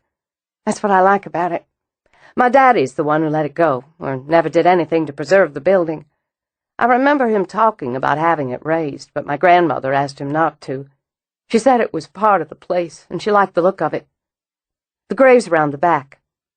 I'm sorry, Mitch, I interrupted. Mind's wandering. Tell me your theory. I don't know how you're going to feel about it. Poison sumac, she said, nudging him away before he brushed up against a vine. I'll have to get out here and get rid of that. Here we are. She crouched down, and with her ungloved hands plucked at weeds, brushed at dirt, until she revealed the marker with the hand-chipped name in the stone. Sweet, isn't it, that he'd have buried his old dog here, carved that stone for him? I think he must have been a sweet man. My grandmother wouldn't have loved him as much as she did if he hadn't been. And she did, Mitch agreed. You can see the way she loved him in the pictures of them together. He looks sort of cool in most of the photographs we have of him. But he wasn't cool. I asked my grandmother once, and she said he hated having his picture taken. He was shy. Odd thinking of that, of my grandfather as a shy man who loved his dog. She was more outgoing, Mitch prompted. Oh, much. She liked to socialize nearly as much as she liked to garden. She loved hosting fancy lunches and teas especially. She dressed up for them, hat, gloves, floaty dresses. I've seen pictures. She was elegant. Yet she could hitch on old trousers and dig in the dirt for hours. Like someone else we know. He skimmed a hand over her hair. Your grandfather was born several years after the youngest of his sisters. There were other pregnancies, I think. My grandmother had 2 miscarriages herself, and I recall vaguely her mentioning that her mother-in-law had suffered the same thing. Maybe a stillbirth as well. And then a son born at the same time we've theorized Amelia lived and died. Amelia, who haunts the house, but who we can't verify lived there. Certainly not as a relation. Who sings to children, gives every appearance of being devoted to children, and distrusting, even despising men. She cocked her head. Twilight was moving very quickly to dark, and with dark came a chill. Yes, and? What if the child that was born in 1892 was her child? Her son, Roz, Amelia's son, not Beatrice Harper's. That's a very extreme theory, Mitchell. Is it? Maybe. It's only a theory in any case, and partially based on somewhat wild speculation. But it wouldn't be unprecedented. I would have heard. Surely there would have been some mention of it, some whisper passed along. How? Why? If the original players were careful to keep it quiet. The wealthy, the influential man craving a son, and paying for one. Hell, it still happens. But she pushed to her feet. How could they hide that kind of deception? You're not talking about some legal adoption. No, I'm not. Just run with me on this a minute. What if Reginald hired a young woman, likely one of some breeding, some intelligence, who'd found herself in trouble? He pays the bills, gives her a safe haven, takes the child off her hands if it's a boy. And if it's a girl, he's wasted his time and money? A gamble. Another angle might be he impregnated her himself. And his wife just accepted his bastard as her own, as the heir? He held the purse strings, didn't he? She stood very still, rubbing her arms. It's a very cold theory. It is. Maybe he was in love with Amelia, planned to divorce his wife, marry her. She might have died in childbirth. Or it could have been a straight business deal. Or something else. But if Reginald Harper, Jr. was Amelia's son, it explains some things. Such as, she's never hurt you or any one of your blood. Couldn't that be because you're her blood, her descendant, her great-grandchild? She paced away from the little grave. Then why is she in the house, on the property? Are you theorizing she birthed that baby here, in Harper House? Possibly. Or that she visited here, spent time here. Maybe as the child's nurse. That's not unprecedented either. That she died here, one way or the other. One way or... The grave was not small, and it had no marker. It gaped open, dark and deep. She stood over it, stood over that wide mouth in the earth. She looked down at death. The body in the tattered and filthy gown, the flesh that was melting away from bone. The smell of decay swarmed over her like fat, humming bees, stinging her eyes, her throat, her belly. The ground was damp and slippery where she stood. Over it a thin, fetid fog crawled, smearing the black dirt, the wet grass with dirty tongues of gray. She plunged the shovel through that fog, into the earth and grass, filled the blade, then threw the earth into the grave. The eyes of the dead opened, gleaming with madness and malice. Lifting a hand, bones piercing horribly through rotted flesh, it began to climb out of the earth. Roz jolted and slapped at the hands holding her. Easy, easy. Just breathe. Nice and slow. What happened? She pushed at Mitch's hand again when she realized she was on the ground, cradled in his lap. You fainted. I certainly did not. I've never fainted in my life. Consider this your first. You went sheet white, your eyes rolled straight back in your head. I grabbed you when you started to go down. You were only out about a minute. Trembling a bit himself, he lowered his brow to hers. Longest minute of my life so far. He took a long breath, then another. If you're okay, would you mind if I just sat here a minute until I settle down? Well, it's the damnedest thing. I didn't mean to upset you. We'll just table the theories. Let's get you inside. You don't think I passed out because you had me thinking my grandfather might have been born on the wrong side of the blanket? Christ, what do you take me for? I'm not some silly, spineless woman who questions her own identity because of the actions of her ancestors. I know who the hell I am. Her color was back now, and those long-lidded eyes were ripe with irritation. Then you want to tell me why... Now he went pale as polished glass. God, Roz, are you pregnant? Get a hold of yourself. A few minutes ago you're calling me a grandmother. Now you're going into shock thinking I could be pregnant. I'm not going to present either one of us with a midlife baby, so relax. I had some sort of spell, I suppose. Care to elaborate? Well, 1 second we were talking. The next, I was standing... I don't know where, but I was standing over an open grave. She was in it, Amelia, and she was not looking her best.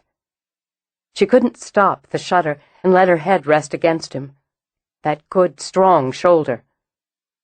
More than dead. Decomposing. I could see it, smell it. I suppose that's what took me down. It was, to put it mildly, very unpleasant. I was burying her, I think. Then she opened her eyes, started to climb out. If it's any consolation, if that had happened to me, I'd have fainted too. I don't know if it was here, I mean, this particular spot. It didn't seem like it, but I can't be sure. I've walked by here countless times. I planted that pachysandra, those sweet olives, and I never felt anything strange before. To risk another theory, you were never this close to finding out who she was before. I guess not. We'll have to dig. She pushed to her feet. We'll have to dig and see if she's here. They set up lights and dug beyond midnight. The men and Roz, with Stella and Haley taking turns between shovels and remaining inside to mind the sleeping children. They found nothing but the bones of a beloved dog. "Could be metaphorical." Roz looked up at Harper as they walked the woods toward home the next day. She knew very well why he was with her, his arm slung casually around her shoulder, because Mitch had told him she'd fainted. She'd barely had 5 minutes to herself since it happened. That was going to change, she thought, but she'd give him and the rest of her honorary family a day before she shooed them back. What could be metaphorical? That, vision thing you had, standing over her grave, shoveling dirt on her. He winced. "I don't mean to wig you out. You're not. Who used to have nightmares after watching that Saturday morning show? What was it? Land of the Lost. Oh, jeez, the slee stack." He shuddered, and only part of the movement was mocking. "I still get nightmares. But anyway, what I'm saying is you never stood over her grave, never buried her. She died a long time ago. But if we do the metaphor thing, we could say how you're trying to open her grave. But by missing something, not finding something, whatever, you're burying her. So it's all in my mind. Maybe she's planning it there. I don't know, Mama." She considered a moment. "Mitch has a theory. We were discussing it before I keeled over." She told him, sliding her arm around his waist as she did. Together they stopped at the edge of the woods, studying the house. "Doesn't seem so far-fetched, all things considered," Harper said. "It always seemed like she was one of us. Seems to me it only opens up another box of questions. It doesn't really get us any closer to finding out who she was. But I know one thing. I want those diaries more than ever. If Jane doesn't come through, I'm going to take on Clarice. Want me to play ref? I might jest. If Amelia is part of the family, she deserves her due. That said, I don't feel the same about Clarice. She's always wanted more than her due, in my opinion. I don't know what it makes me to feel more sympathy to a dead woman who may or may not be some blood kin than I do for a live one who unquestionably is blood kin. She smacked me once." Instantly Roz stiffened. "She did what?" "Gave me a good swat one day when she was visiting, and she caught me climbing on the kitchen counter going after the cookie jar. I was about 6, I think. Gave me a swat, pulled me off, and told me I was a greedy, disrespectful little brat. Why didn't you tell me? She had no right to touch you. I'd have skinned her for it." "Then skinned me," he pointed out, "as you told me never to climb on the counter and not to take any cookies without asking first. So I took my lumps and slunk off. Anybody was going to give you lumps, it was going to be me. Nobody lays hands on my children, and in my court there is no statute of limitations on the crime. That bitch!" "There now." He gave her shoulders a squeeze. "Don't you feel better?" "I believe I'll make her very sorry before I'm done." She walked with him toward the house. "You knew better than to put your hand in that cookie jar, Harper Jonathan Ashby." "Yes'm." She gave him a light elbow jab. "And don't you smirk at me." "I wasn't. I was just thinking there are probably cookies in it now." "I imagine so. Cookies and milk sound pretty good." "I guess they do. Let's go harass David until we get some. But we have to do it now. I've got a date to get ready for." Roz knew the styles and colors that not only flattered her, but suited her. She'd chosen the vintage Dior for its clean flowing lines and its pretty spun gold color. The straight bodice, thin straps, and rear drape left her back and shoulders bare.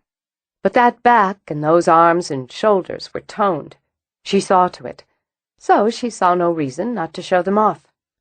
She wore her grandmother's diamonds, the drop earrings and tiered necklace that had come to her, and, knowing she'd regret it, slipped on the high, thin-heeled sandals that showcased the toenails she'd painted the same delicate gold as the dress.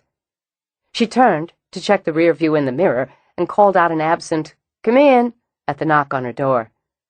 "Roz, I just wanted to—" Stella stopped dead. "Holy Mother Mary, you look spectacular." With a nod in the mirror, Roz turned again. "I really do." Sometimes you just want to knock 'em on their asses, know what I mean? I got an urge to do that tonight. Just stay there. She rushed out again, and Roz heard her calling for Haley. Amused, she picked up her purse. What had possessed her to pay so much for such a silly little thing? And began to slip what she considered necessary for the evening out inside it. "You've got to get a load of this," Stella was saying, then pulled Haley into the room. Haley blinked, then narrowed her eyes. "You've got to do a spin. Give us a little twirl." Willing to oblige, Roz turned a circle, and Haley crossed her arms over her chest and bowed her head. "We are not worthy." "Are those real diamonds? I know it's tacky to ask, but I can't help it. They're so sparkly." "They were my grandmother's, and particularly special to me. Which reminds me, I have something I thought you might like to wear for your wedding, Stella. It would cover the bases of something old, borrowed, and blue." She'd already taken the box out of her safe and now handed it to Stella. "Oh, God. John gave them to me for my 21st birthday." She smiled down at the sapphire earrings. "I thought they might suit the dress you'd picked out, but if they don't, I won't be offended."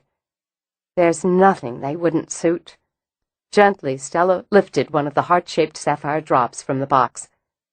"They're exquisite, and more. I'm so—" She broke off, waving a hand in front of her face as she sat on the side of the bed. "Sorry. I'm just so that you'd lend them to me. If I had a sister, I'd like to think she'd enjoy wearing something of mine on her wedding day. I'm so touched, so honored, so... I'm going to have to sit here and cry for a couple minutes. It's all right, you go ahead. You know, it's something old in that tradition's a symbol of the bride's link to her family," Haley sniffed. Roz patted her cheek. "Trust you to know. Y'all can sit here and have a nice cry together." "What? Where are you going?" Haley demanded. "Downstairs. Mitch should be here shortly."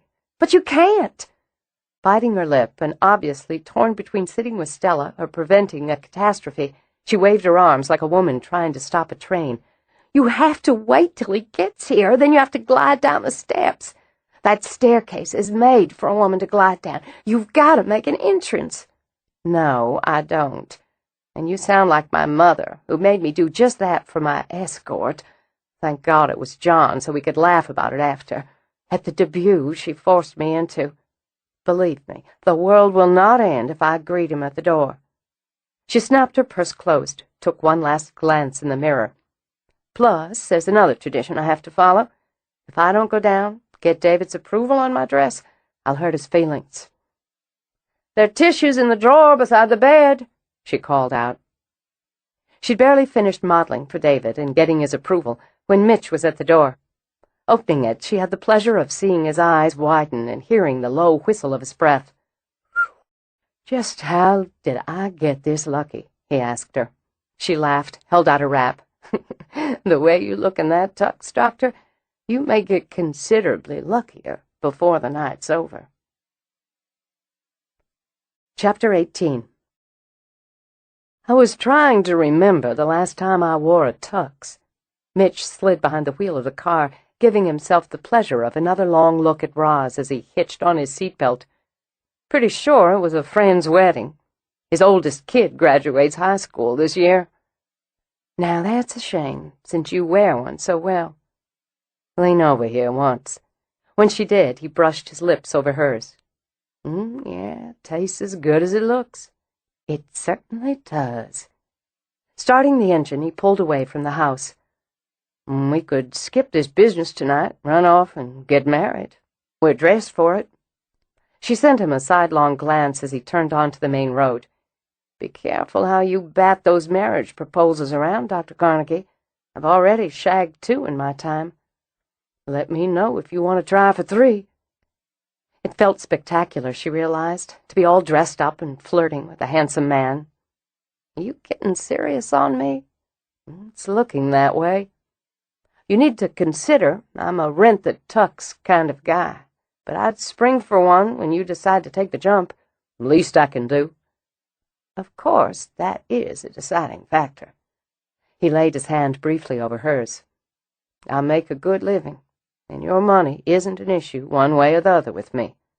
What baggage I've got, I've pretty well packed up. For the past many years, my son's been the singular essential element in my life. He's a man now, and while he'll always be my great love, I'm ready for other loves, other essentials. And when he moves to Boston, he's going to cut me off at the knees. This time she laid her hand on his. I know just how it feels. You can't follow them everywhere, and I've been thinking it's easy enough to visit Boston now and again, or take a trip here and there when he's got a game somewhere appealing. I'm looking forward to meeting him. I'm looking forward to that, too. I'm hoping you're not going to be too uncomfortable with whatever friction there is between you and his date's parents. I won't be. Jan will. Being a spineless sort of woman who's decided to be embarrassed by her friendship, such as it was, with me. It's foolishness, but she's a foolish sort. I, on the other hand, will enjoy making her feel awkward. She stretched back and spoke with satisfaction. But then, I have a mean streak. I always liked that about you. Good thing, she said as they turned toward the club, because it's likely to come out tonight. It was fascinating to Mitch's mind to see how this set worked. The fancy dress, the fancy manners were a kind of glossy coat over what he thought of as basic high school clique syndrome. People formed small packs at tables, in corners, or at strategic points where they could watch other packs. There were a few butterflies who flitted from group to group, flashing their wings, dipping into some of the nectar of gossip, then fluttering off to the next. Fashion was one of the hot topics. He lost count of the times he overheard a murmured variation of, "Bless her heart, she must have been drinking when she bought that dress." He'd had a taste of it at Roz's holiday party, but this time out he was her escort, and he noted that changed the dynamics considerably. And he was the new kid in class. He was given the once-over countless times, asked who he was, what he was, who his people were. Though the manner of interrogation was always charming, he began to feel as if he should have a resume typed up and ready to hand out. Ages ran from those who'd certainly danced to the swing music the band played when it was new, to those who'd consider the music retro and hip. All in all, he decided, as he discreetly avoided discussing the more salient details of his work on the Harper family with a curious couple named, he thought, Bing and Babs, it was an interesting change of pace for a guy in a rented tux. Spotting Josh, he used his son as an excuse to cut the inquisition short. "Excuse me, my son's just come in. I need to speak with him." Mitch made a beeline through the tuxedos and gowns. "Hey, you clean up good." He gave Josh a one-armed hug around the shoulders, then smiled at the little brunette. "You must be Shelby." Yes, sir. You have to be Josh's daddy. He looks just like you. That takes care of the intros. Wow. Josh scanned the room. Some hot dog stand. The ballroom was draped with twinkling lights, festooned with spring flowers. Waitstaff manned one of 3 bars or roamed the room with trays of drinks and canapes. Diamonds glittered, emeralds flashed as couples took the dance floor to a hot rendition of Goodman's Sing, Sing, Sing. Yeah, a little Philadelphia story. What? Mitch sent Josh a pitying glance. There were movies made before the Terminator. So you say, Pops. Where's your date? Josh asked. She got swept away. I've been... Oh, here she comes. Sorry, got myself cornered. Hello, Shelby. Don't you look pretty? Thanks, Miss Harper. That's an awesome dress. Josh said you were coming with his father. It's nice to meet you at last, Josh. Your father's full of talk about you. Same goes. We'll have to find a quiet corner and compare notes. I'd love to. I see my parents over there. Shelby nodded toward a table. I'd like to introduce you, Josh, and your daddy. Then I'll have done my duty, and you can dance with me. Sounds like a plan. Dad says you're into plants, Miss Harper. Roz. And yes, I am. He kills 'em, you know, he added as they worked their way around the room. So I've seen. Mostly when they see him, they just commit suicide and get it over with. Shut up, Josh. Just don't want you to pull a fast one on her. He gave his father a lightning grin. Shelby says you live in that amazing house we passed on the way here. Yes, it's been in my family a long time. It's totally huge and great looking. He angled his head enough to send his father a quick and not-so-private leer. Dad's been spending a lot of time there. Working. Mitch managed, through years of practice, to give his son a light elbow jab in the ribs. I hope you'll come spend some time there yourself very soon. Roz paused by the table where Jan and Quill sat talking to other friends. Hello, everyone. As Roz had expected, Jan stiffened, went a little pale. Deliberately, Roz leaned down, air-kissed Jan's cheek. Don't y'all look wonderful? Mama, Daddy. Shelby angled herself around to make introductions. This is Joshua Carnegie, and his father, Dr. Mitchell Carnegie. My parents, Jan and Quill Forrester, and Mr. and Mrs. Rentho. Quill, a solidly built man with a glad hand and subtle comb-over, pushed himself to his feet to pump Mitch's, then Josh's hand, then inclined his head to Roz. Rosalind, how you doing? I'm doing just fine, Quill. How's business? He pokered up, but nodded. Bumping right along. That's good to hear. Jan, I swear Shelby's grown up to be an absolute beauty. You must be so proud. Of course. I don't think I understood you were acquainted with Shelby's escort. His father and I are great friends. Beaming, she slid her arm through Mitch's. In fact, Mitch is researching the Harper family history. He's finding all sorts of secrets and scandals. Playing it up, she gave a little head toss, a little laugh. We just love our scandals here in Shelby County, don't we? That's where I've heard the name, Rentho spoke up. I've read one of your books. I'm a bit of an amateur genealogist myself. Fascinating business. I think so. In any case, the Harper ancestors led me to Roz. In a smooth move, Mitch lifted her hand, kissed it. I'll always be grateful. You know, Rentho put in, I've traced my ancestry back to the Fifes in Scotland. Really? Mitch perked up. A connection to Duncan Fife before he changed the spelling? Yes, exactly. Obviously pleased, Rentho shifted in his chair to angle toward Mitch. I'd like to put something more detailed together. Maybe you can give me some tips. Happy to. Why don't we all sit down for a few minutes, Shelby began. Then y'all can get acquainted while we're expecting friends, Jan interrupted. Our table's full. I'm sure Rosalind and Dr. Carnegie can find another table, and we'll all be more comfortable. Mama. The word was a shocked whisper that Roz overrode with an easy smile. We already have one, thanks. In fact, we're going to steal this handsome young couple here. Shelby, why don't I show you where we're sitting, and Josh and Mitch can get us both a drink? Hooking her arm through the girls, Roz led her away. Miss Harper, I'm sorry. Miss Harper, I don't know what's the matter. Don't you worry about it. Here we are, right here. Let's sit down and you can tell me how you met that gorgeous young man before they get back. And you call me Roz now. Why, we're practically on a double date here. She put the girl at ease, chattering away until their dates returned with drinks and canapes. Only when Josh took Shelby to the dance floor did Roz show any fire. She didn't have to embarrass that child the way she did. If she had a brain in that spiteful head of hers, she'd have known I wouldn't have sat with them. That's a sweet girl. I can only conclude she does not come by it naturally. You smoothed it over. One of the reasons I eased out of academia was to rid my life of these little snarling matches and petty grudges. But wherever you go, life's just pocked with them, isn't it? I suppose. I mostly stay out of this arena, too. I have no patience for it. But I feel obliged to make an appearance now and then. You're not the only one, he said, and linked his fingers with hers on the table.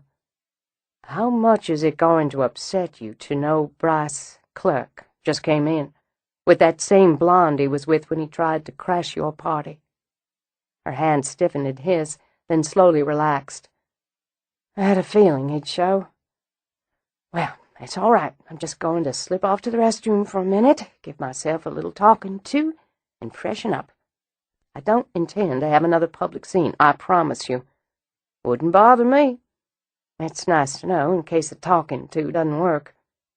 She rose, walked out of the room, and turned down the corridor toward the lounges. Inside, she freshened her lipstick and began to lecture herself on proper decorum. You will not lower yourself to his level no matter what the provocation. You will not allow that silly girl to draw you into a catfight, even though you'd leave her bleeding on the floor without chipping a nail. You will not. Roz broke off the self-lecture when Sissy slipped in. "I had to use a chainsaw to sever myself from Justine Lukes. Bless her heart, that woman can talk you deaf, dumb, and blind without having a single interesting thing come out of her mouth. I wanted to get over to your table. I swear, Roz, could you look any more glamorous? I think I've reached the top of my game. How'd the visit with the in-laws go? If I'd have cold-cocked her with a cast-iron skillet, she wouldn't have been any more stunned. I tell you, honey, even she couldn't find anything to pick at, though I did have to spill wine on my new shirt as a distraction when she asked me about one of the shrubs, the one with the arching branches and all those white flowers. Oh, it smells delicious. The drooping leucothwy. I suppose. Anyway, I owe you my very life on this one. Isn't that Jan's girl you're with?" Sissy sidled up to the mirror to fuss with her hair. "Yes, she's with my date son, as it happens, both of whom I'm just dying to meet. I do love adding to my quota of handsome men. I suppose you saw Bryce slither in?" She shifted her gaze from her own face in the mirror to Roz's. "I broke away from Justine so I wouldn't have to pretend to be civil to him. I don't know if you've heard the latest, but—" She broke off, zipping her lip when Jan came in with Mandy. Both women stopped, but while Jan looked ready to move by quickly, Mandy marched forward and jabbed a finger at Roz. "If you don't stop your harassment, I'm going to get a court order and have you arrested." Entertained, Roz pulled out her compact. "I don't believe attending a country club event could be considered harassment, but I'll have my lawyer look into it in the morning." "You know damn well what I mean. You called my spa pretending to be me and canceled all my treatments. You're calling me day and night and hanging up when I answer." Casually, Roz dusted her nose. "Now, why would I do any of those things? You can't stand the fact that I'm going to marry Bryce." "Has it come to that?" Roz closed her compact again. Part of her, that mean streak, did a little dance of joy. If Bryce had a rich one hooked, he was bound to leave her and her family alone. "Well, despite your rude behavior, you have all my sympathy. I know what you've been doing to Bryce, too, and to Jan because she's standing as my friend." "I haven't done anything to any of you." She looked over at Jan, and couldn't be less interested. "Someone called one of Quill's top clients, pretending to be me," Jan said stiffly. "A drunken, vicious phone call that cost Quill an important account." "I'm sorry to hear that, Jan. If you honestly believe I'd do something like that, I won't waste my time or yours telling you different. Excuse me." She heard Sissy's exasperated, "Jan, how can you be so slow-witted?" as the door shut behind her. She started down the corridor, only to come up short when she saw Bryce leaning against the wall. In hopes of avoiding a scene, she turned and started in the opposite direction. "Retreating?" There was a laugh in his voice as he caught up with her. "You surprised me." She stopped. She hadn't finished that talking to, she thought.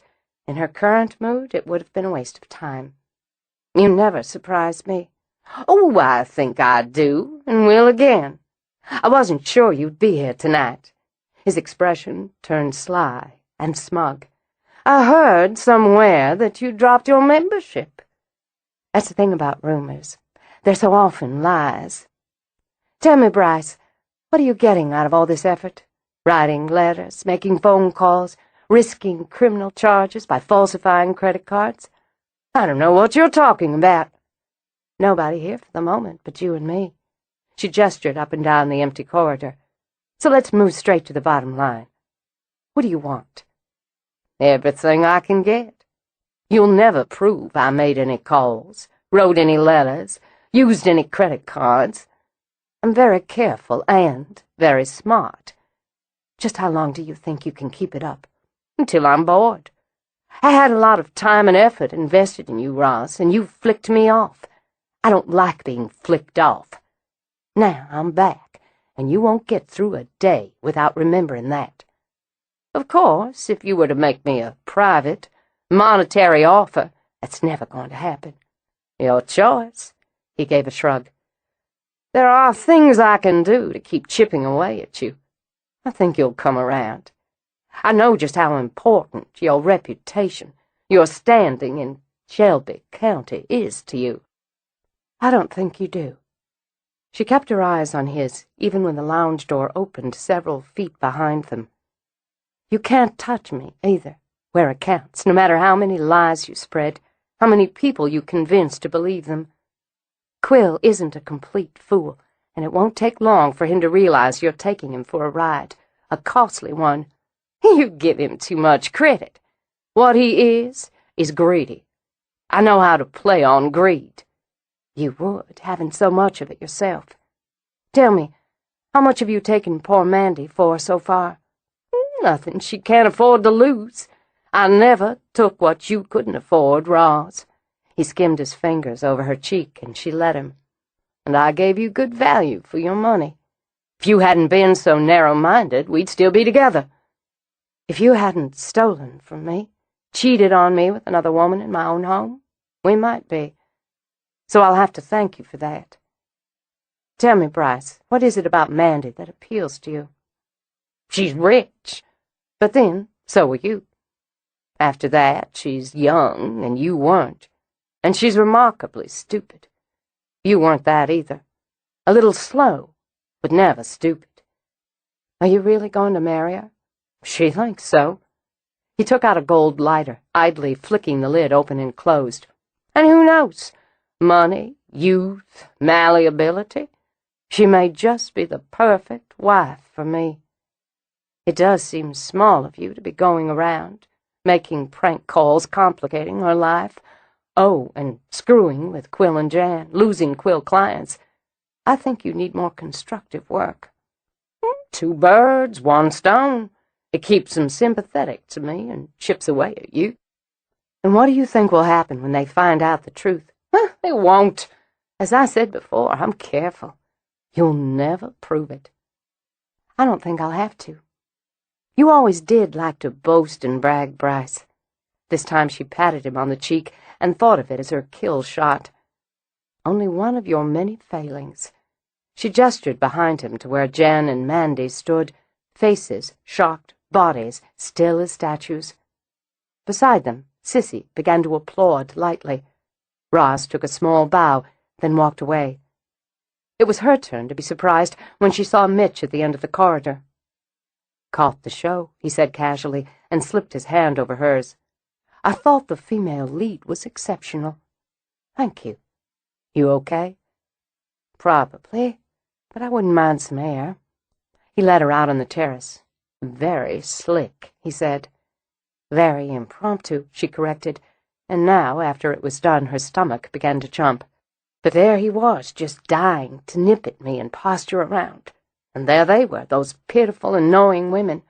The bonus being Sissy's presence, too. That little play will be making the rounds, word for word, in a New York minute. On cue, there was the sound of raised female voices from inside the ballroom, an abrupt crash, hysterical sobbing. Want to go in for the second act? No, I don't. I think you should ask me to dance, right here. Then I will. He slipped his arms around her. Beautiful night, he said, while the scene played out through the open doors behind them. Ah, it really is. With a long sigh, she laid her head on his shoulder and felt all those sharp edges smooth out. Just smell that wisteria. I want to thank you for not riding to my rescue back there. I nearly did. He brushed his lips over her hair.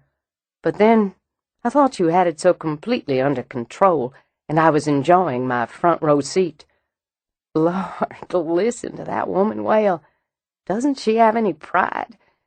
I'm afraid Bryce had one thing right. She is stupid, bless her heart, dim as an underground cave on a moonless night. Dad! Josh charged through the doorway. You've got to come see this. Mitch just continued to circle Roz on the terrace, though the music had long stopped, giving way to shouts and scuffling feet. Busy here, he replied.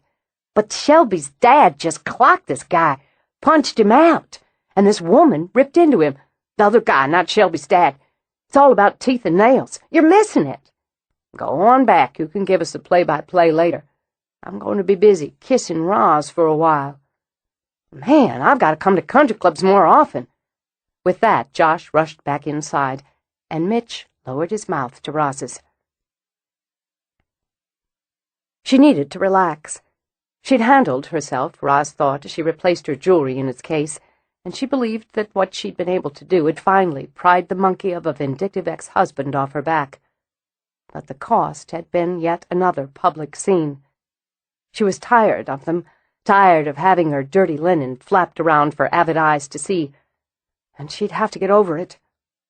She undressed, slipped into her warm flannel robe. She was glad they'd been able to leave the club early. Hardly any reason to stay, she thought with a sharp smile.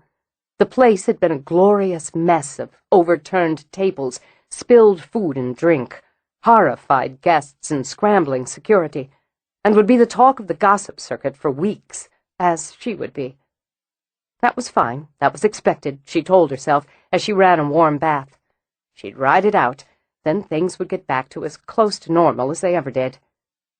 She poured in an extra dose of bubble bath, a lovely indulgence for a midnight soak. When she was done, all relaxed and pink and fragrant, she might just wander down to the library and crook a finger at Mitch. Bless him for understanding she needed a little alone time. With a sigh, she slid into the tub, right down to the tips of her ears. A man who recognized a woman's moods and accepted them was a rare find. John had, she remembered, most of the time. They'd been so beautifully in tune, moving in tandem to build a family, enjoying their present and planning their future. Losing him had been like losing an arm. Still, she'd coped, and damn well if she said so herself.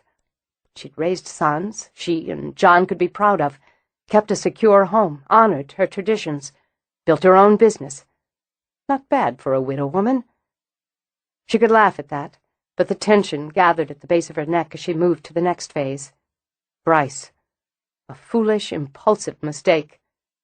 And that was all right. Everyone was entitled to a few. But this one had done such damage, caused such upheaval, and public speculation and gossip, which in some ways was a bigger score to her pride. He'd made her doubt herself so often during their marriage, where she'd always been so confident, so sure. But he had an eroding way about him, slick and sly, with all those insistent little rubs under the charm. It was a lowering thing to admit she'd been stupid, and over a man. But she'd cooked him good and proper tonight, and that made up for a lot of irritation, embarrassment, and pain. He'd served himself up on a goddamn platter, she thought, and she'd stuck the fork in. He was done. So good for her. Woo-hoo. Now maybe it was time for yet another phase in the life of Rosalind. Was she ready for that? Ready to take that big, scary step toward a man who loved her just as she was? Nearly 50, and thinking about love and marriage for the third time? Was that just insane? Idly she played her toes through the trickle of hot water she'd left running to keep the bath warm. Or was it a gift, already wrapped in pretty paper, tied with a big fat bow and tossed in her lap? She was in love, she thought, her lips curving as she let the tension drain away, closed her eyes. In love with an interesting, attractive, considerate man. A good man, with enough flaws and quirks to keep him from being boring. She sighed as contentment began to settle over her, and a thin, gray mist crawled along the tiles. And the sex. Oh, thank God for the sex, she thought, with a lithe stretch and a purr in her throat. Hot and sweet, tender and exciting. Stimulating. Lord, that man was stimulating. Her body felt juiced again. Maybe, just maybe, they could have a life together. Maybe love didn't have to come at convenient and sensible times. and maybe the third time was a charm. It was something worth considering very, very seriously. Marriage. She drifted, drowsy now, trailing her fingers through the frothy water while the mist thickened, rising off the floor like a flood. It came down to making an intimate promise to someone you not only loved, but trusted. She could trust Mitch. She could believe in him. Would her sons think she'd lost her mind? They might, but it was her life, after all. She'd enjoy being married, probably, having someone else's clothes in the closet, someone else's books on the shelf. The man wasn't what you'd call tidy, but she could deal with that if... The foamy water went ice-cold. On a gasp, Roz shoved up from her lounging position, instinctively clutching her arms. Her eyes popped wide when she saw the room was full of fog, so dense she couldn't see the walls, the door. Not steam, she realized, but a kind of ugly gray mist, as cold as the water and thick as iced soup. Even as she started to stand, to climb out, she was dragged under. With a leap in the belly, shock came first, before the fear. The utter shock of the frigid water, the sensation of being yanked down, held under, froze her before she began to fight. Choking, kicking, she strained to surface as the cold stiffened her limbs. She could feel hands clamped on her head, the nails digging into her shoulders. But through the film of the water she saw nothing but floating bubbles and swirling mists. "Stop!" her mind screamed it. Using all her strength, she braced hands and feet and pushed up in one desperate lunge. Her head came up, broke through into the icy fog. She took one frantic gulp of air before the steely pressure on her shoulders shoved her under again. Water sloshed over the rim of the tub as she struggled, burned her eyes and throat. She could hear her own muffled screams as she flailed against what she couldn't see. Her elbow slammed against the side of the tub, shooting pain through terror. "For your own good. For your own good. You have to learn." The voice was a hiss in her ear, a hiss that cut through the frantic beat of blood. Now she saw it, the face swimming above her, over the churning water, its lips peeled back in a grimace of fury. She saw the madness in Amelia's eyes. "He's no different. They all lie. Didn't I tell you? Why don't you listen? Make you listen. Make you stop. Tainted blood. His blood's in you. Ruined you after all." She was dying. Her lungs were screaming, her heart galloping as she fought wildly to find purchase, to find air. Something was going to burst inside her, and she'd die in the cold, scented water. But not willingly, not easily. She pounded out with her hands, her feet, and with her mind. "Let go of me!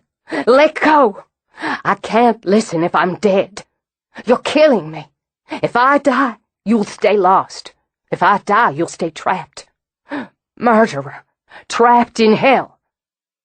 She gathered herself again, fueled her straining muscles with the strength of survival, and rocketed up. Water fumed, sliced through the mist to splash walls and floor in a small, violent tidal wave. Gripping the edge of the tub, she leaned over, choking, coughing out what she'd swallowed. Her stomach heaved, but she locked her arms around the rim. She wouldn't be pulled under again. "Keep your hands off me, you bitch!" Wheezing, she crawled out of the tub and dropped weakly onto the soaked mat. As shudders racked her, she curled into a ball until she could find her breath. Her ears rang and her heart thudded so brutally she wondered if she'd have bruised ribs to add to the rest. She heard weeping. "Your tears don't mean a lot to me at the moment." Not trusting herself to stand, she scooted over the floor until she could reach for a towel with a shaking hand and pull it around her for warmth. "I've lived with you all my life. I've tried to help you. And you tried to drown me? In my own tub. I warned you I'd find a way to remove you from this house." The words didn't come out nearly as strong or angry as she wanted. It was hard to sound in charge when her teeth were chattering, as much with fear as cold. She jolted when the robe she'd hung in the back of the door drifted down and settled over her shoulders. "Why, thank you," Roz said, and did manage sarcasm well enough. "How considerate of you. after trying to kill me to see that I don't catch cold. I've had about enough." She shoved her arms in the robe and drew it close as she got shakily to her feet. Then she saw Amelia through the thinning mists. Not the mad woman with crazed eyes and wild hair who'd loomed over her while she'd fought for her life, but a shattered woman with tears on her cheeks and her hands clasped as if in prayer. As she faded away, as the mists melted, another message appeared on the mirror. It said simply, "Forgive me." "You could have been killed." Mitch paced the bedroom, anger all but sparking off his fingertips. She'd gone down to make a pot of hot coffee and to ask him to come upstairs. She'd wanted to be assured they weren't overheard when she told him. "I wasn't, happily." The coffee was helping, but she was still chilled and willing to bundle under a thick cashmere throat. "You might have died while I was downstairs putzing around with books and files. You were up here fighting for your life, and I—" "Stop." But she said it gently. A woman who'd lived with men, raised sons, understood ego. What happened, could have happened, didn't happen. None of it was your fault, or mine, for that matter. The fault lies in what is no doubt an emotionally disturbed ghost. And I don't care how ridiculous that sounds. Rosalind." He stopped in front of her, knelt down, rubbed his hands over hers. They felt strong on hers and warm. They felt solid. "I know how you feel about this house, but you're going to say I should move out temporarily. And there's some good, solid sense in that, Mitch. But I won't. You can say it's because I'm stubborn, because I'm too damn hard-headed. And I will. But," she said, "besides that, and the fact I won't be chased away from what's mine, the problem won't be solved by moving out. My son lives on this property, as do others I care about very much. My business is on this property. Do I tell everyone to find other accommodations? Do I shut down my business, risk losing everything? Or do I stick it out and work to find the answers? She's escalating, Roz. For years she did little more than sing to children, an odd but relatively charming addition to the household. A little mischief now and then, but nothing dangerous.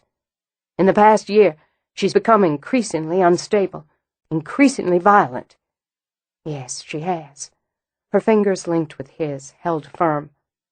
And you know what that tells me? It tells me we must be getting close to something. That maybe because we are, she's more impatient, more erratic, less controlled. What we're doing matters to her, just as what I think and feel matters, whether she approves or not. Meaning? He probably wouldn't take it well, she considered, but it had to be said. She'd promised him honesty and took promises seriously. I was thinking of you, of us.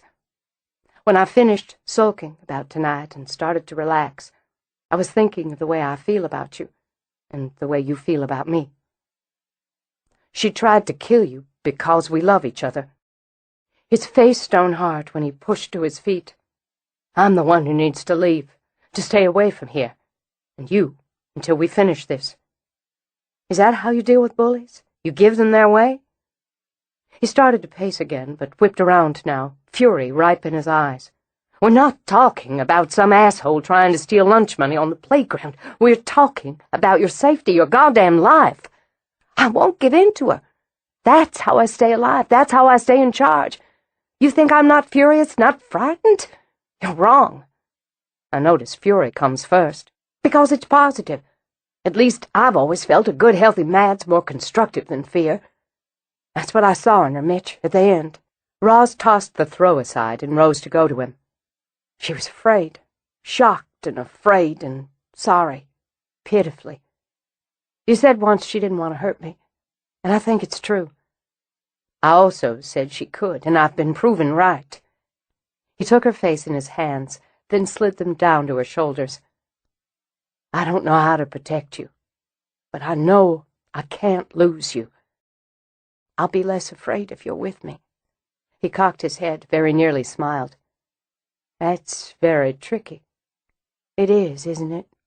She wrapped her arms around him, settled in when his came around her. It also happens to be true. She asked me to forgive her. I don't know that I can or will, But I need the answers. I need you to help me find them. And damn it, Mitch, I just need you. And that's hard for me to say. I hope it gets easier, because I like hearing it. We'll keep things as they are for now. Thank you. When I got out of there, she shifted her gaze toward the bathroom. When I got out and pulled it together enough to think, I was so relieved you were downstairs that I could tell you that I wouldn't be alone tonight. Alone isn't even an option. Now, he scooped her off her feet. You're getting into bed, bundling up, and you'll be taking a closer look at the scene of the crime before I mop it up.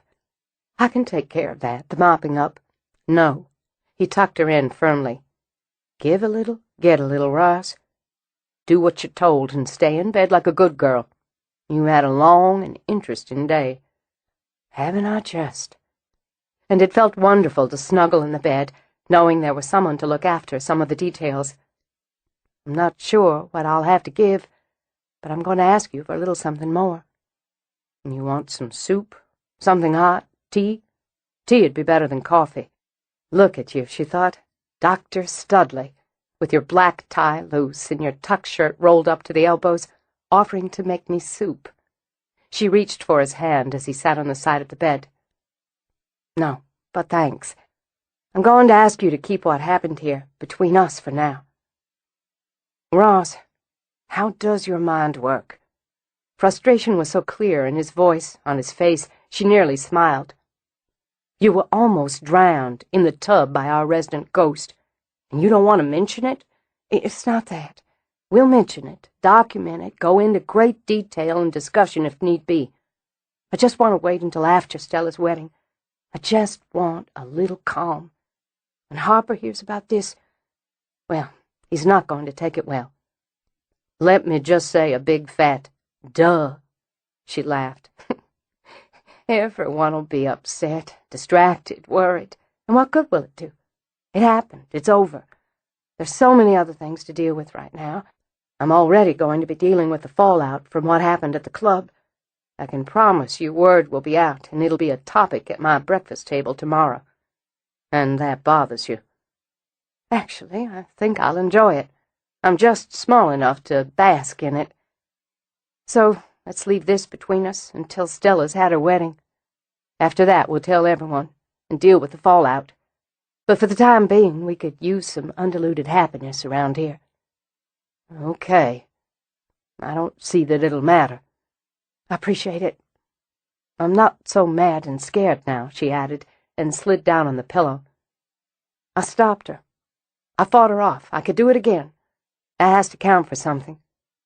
Mitch leaned over to press his lips to her cheek. Counts for a hell of a lot with me. Chapter 19. With the baby on her hip, Haley bolted into the kitchen the next morning.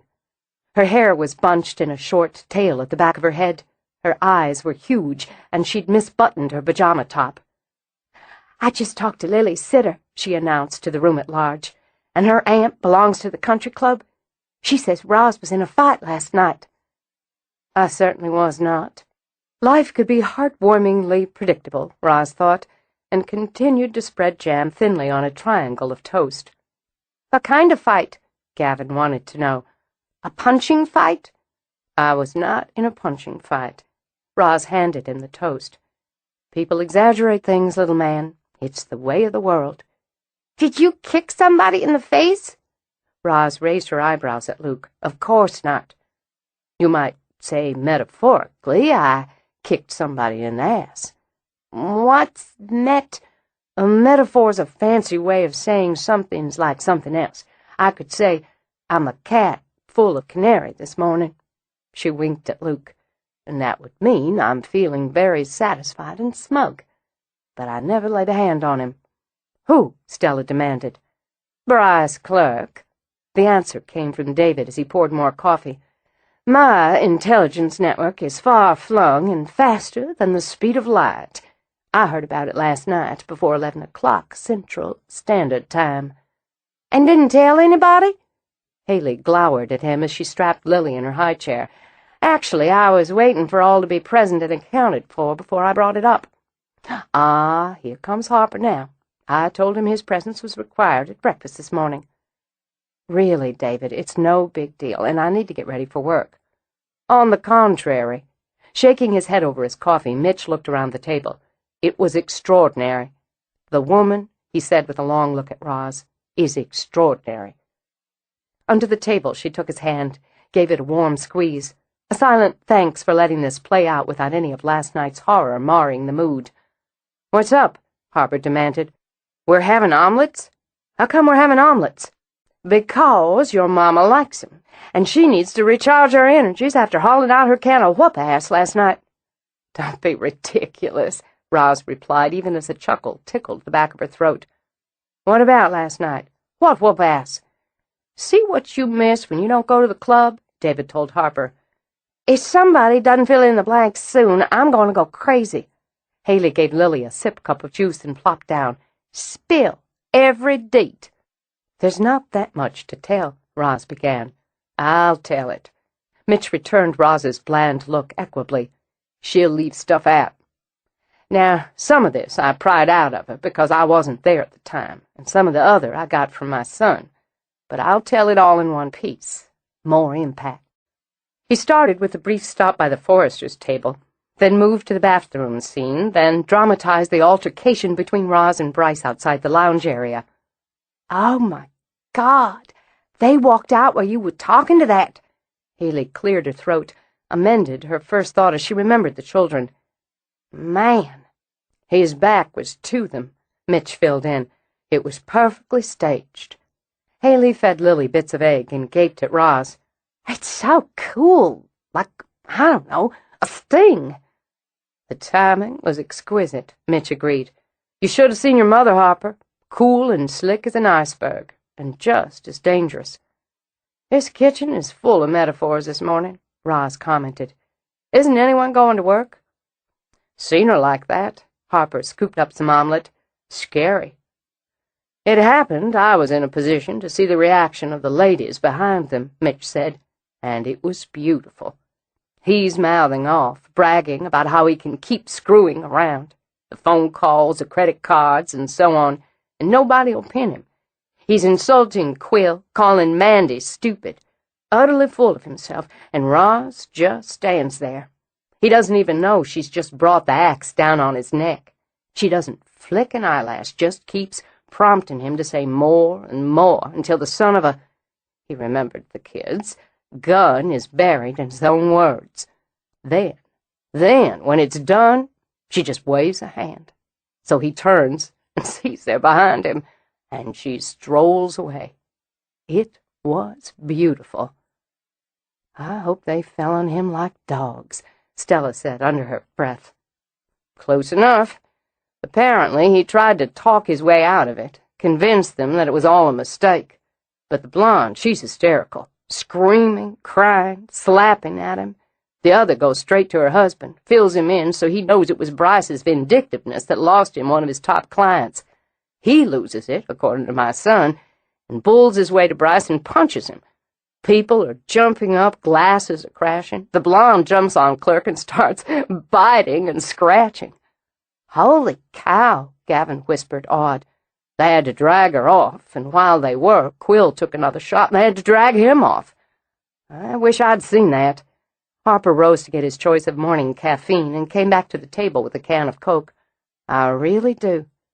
"People were running for cover or pushing to get closer to the action," Mitch continued, "slipping on olives for martinis, sliding around in salmon mousse or whatever, knocking over tables. They were at the point of calling the cops when in-house security broke it up." "Where were you?" Haley wondered.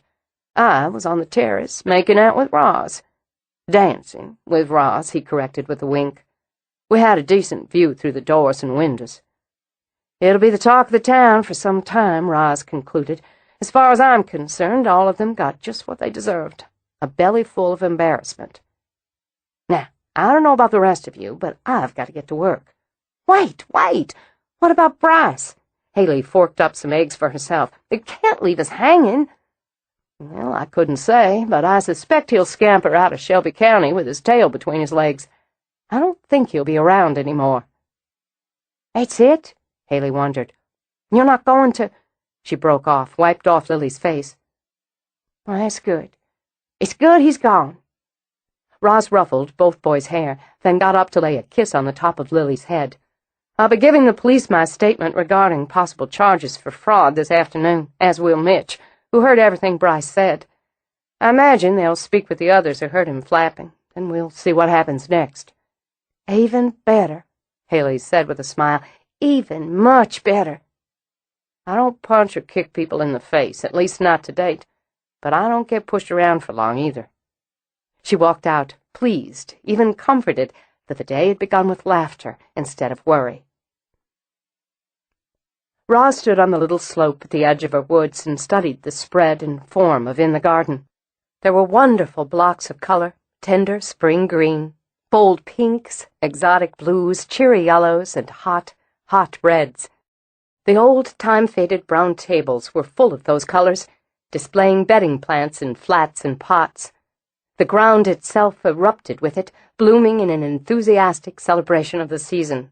The buildings looked fresh and welcoming, the greenhouses industrious. There were planters exploding with color and shape, hanging baskets dripping with them.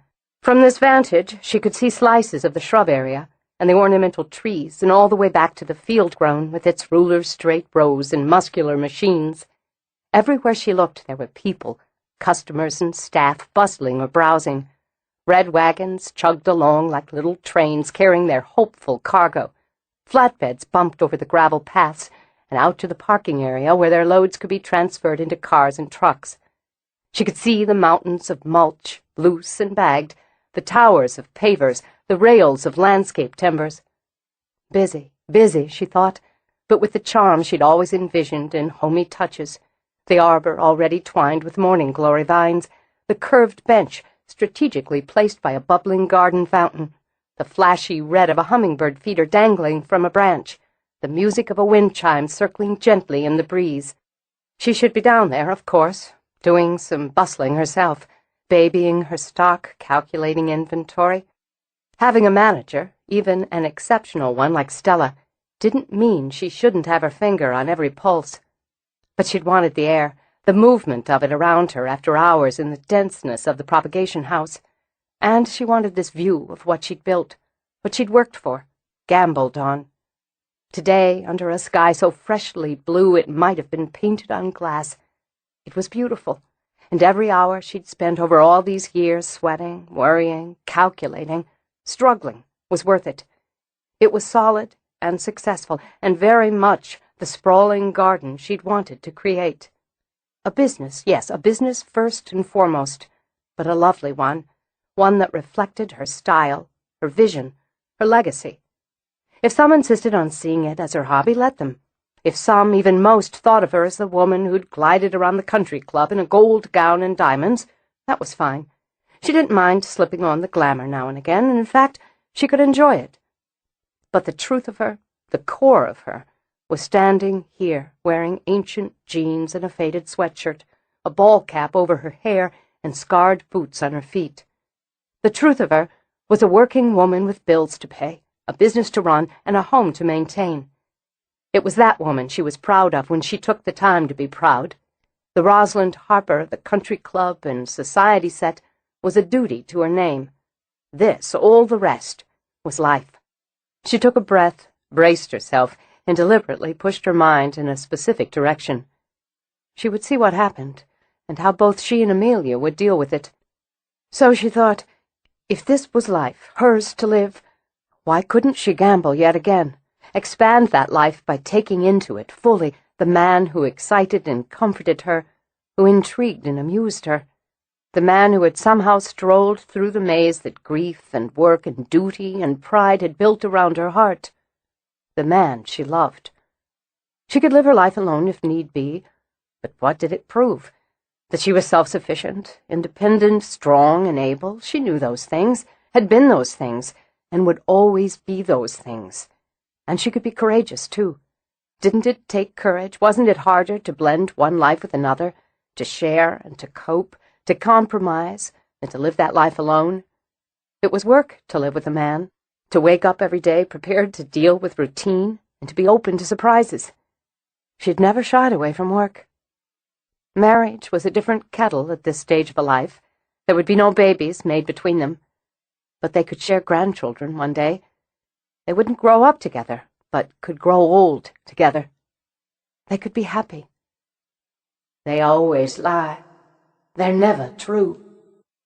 Roz stood in the same spot on a gentle rise at the edge of the woods, but in the garden was gone. There were fields, stark with winter, barren trees, and the feel of ice on the air. Not all men, Roz said quietly. Not always. I've known more than you. She walked across the fields, insubstantial as the mist that began to spread, a shallow sea over the bare black ground. Her white gown was filthy, as were her naked feet. Her hair was a tangle of oily gold around a face bright with madness. Fear blew through Roz like a sudden, vicious storm, but she planted her feet. She'd ride it out. The light had gone out of the day. Heavy clouds rolled over the sky, smothering the blue with black, a black tinged with violent green. I've lived longer than you, Roz said, and though she couldn't stop the shudder as Amelia approached, she stood her ground. And learned so little. You have all you need.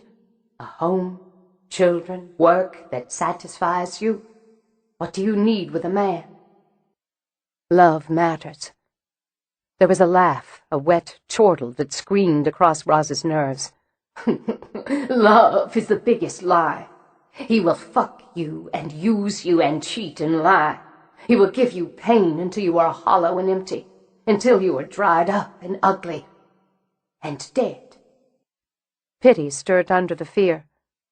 Who betrayed you? Who brought you to this? Oh, they're all the same. They're the whores, though they label us so. Didn't they come to me, ram their cocks into me, while their wives slept alone in their saintly beds? Did they force you? Then they take what's yours, what was mine. She slammed both fists into her belly, and the force of the rage, the grief, and the fury knocked Roz back 2 full steps. Here was the storm spewing out of the sky, bursting out of the ground, swirling through the fog and into the filthy air. It clogged Roz's lungs as if she were breathing mud. She heard the crazed screams through it. Kill them all! Kill them all in their sleep! Hack them to bits! Bathe in their blood! Take back what's mine! Damn them! Damn them all to hell! They're gone. They're dust. Roz tried to shout, but could barely choke out the words. Am I what's left? The storm stopped as abruptly as it began, and the Amelia who stood in the calm was one who sang lullabies to children, sad and pale in her grey dress. You're mine, my blood. She held out a hand, and red welled in the palm. My bone, out of my womb, out of my heart, stolen, ripped away. Find me. I'm so lost. Then Roz was alone, standing on the springy grass at the edge of the woods, with what she'd built spread out below her. She went back to work because work steadied her. The only way she could wrap her mind around what happened at the edge of the woods was to do something familiar, something that kept her hands occupied while her brain sorted through the wonder of it. She kept to herself because solitude soothed her. Through the afternoon she divided more stock plants, rooted cuttings, watered, fed, labeled. When she was done, she walked home through the woods and raided her personal greenhouse. She planted cannas in a spot she wanted to dramatize, larkspur and primroses where she wanted more charm. In the shade she added some ladybells and cranesbill for serenity. Her serenity, she thought, could always be found here, in the gardens, in the soil, in the shadow of Harper House. Under that fresh, blue sky she knelt on the ground and studied what was hers. So lovely, with its soft yellow stone, its sparkling glass, its bridal white trim. What secrets were trapped in those rooms, in those walls? what was buried in this soil she worked, season after season, with her own hands. She had grown up here, as her father had, and his father, and those who'd come before. Generation after generation of shared blood and history. She had raised her children here, and had worked to preserve this legacy so that the children of her children would call this home. Whatever had been done to pass all of this to her, she would have to know, and then accept. Settled again, she replaced her tools, then went into the house to shower off the day.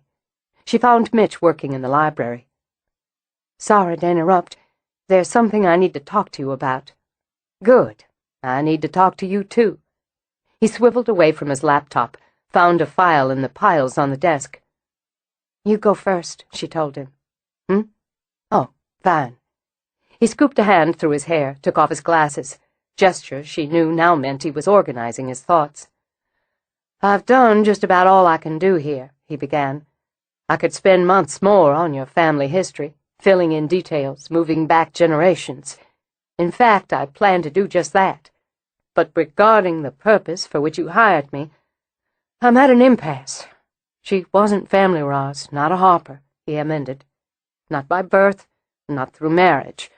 Absolutely none of the data. Names, dates, births, marriages, deaths.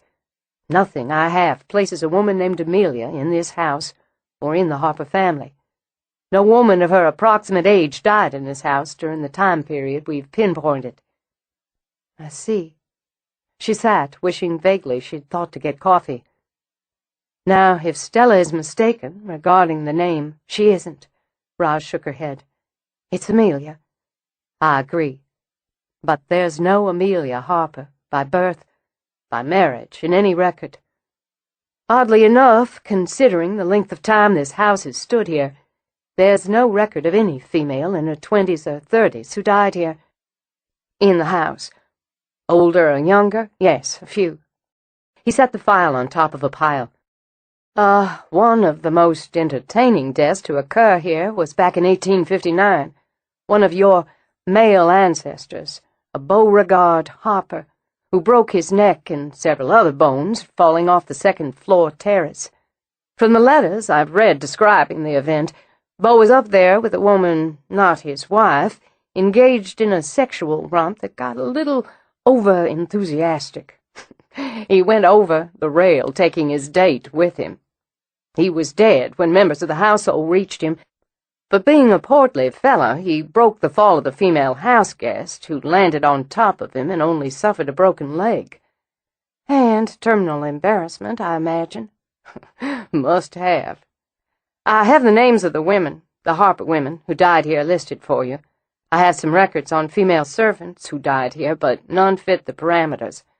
I got some information from the Chicago lawyer I told you about." He began to dig for another file. "The descendant of the housekeeper during Reginald Harper's time, she actually discovered she had 3 ancestors who worked here. The housekeeper's uncle, who was a groundsman, and a young cousin who served as a kitchen maid.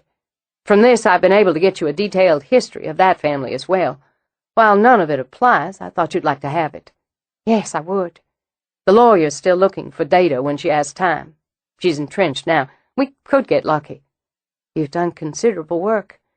"Well, you'll be able to look at the charts and locate your great-great-uncle's second cousin on his mother's side and get a good sense of his life. But that doesn't help you." "You're wrong." She studied the mountain of files and the board, crowded with papers and photos and handwritten charts behind Mitch. "It does help me. It's something I should have seen to a long time ago. I should have known about the unfortunate and adulterous Beau, and the saloon-owning Lucy Bell, and all the others you've brought to life for me." She rose to go to the board and study the faces, the names.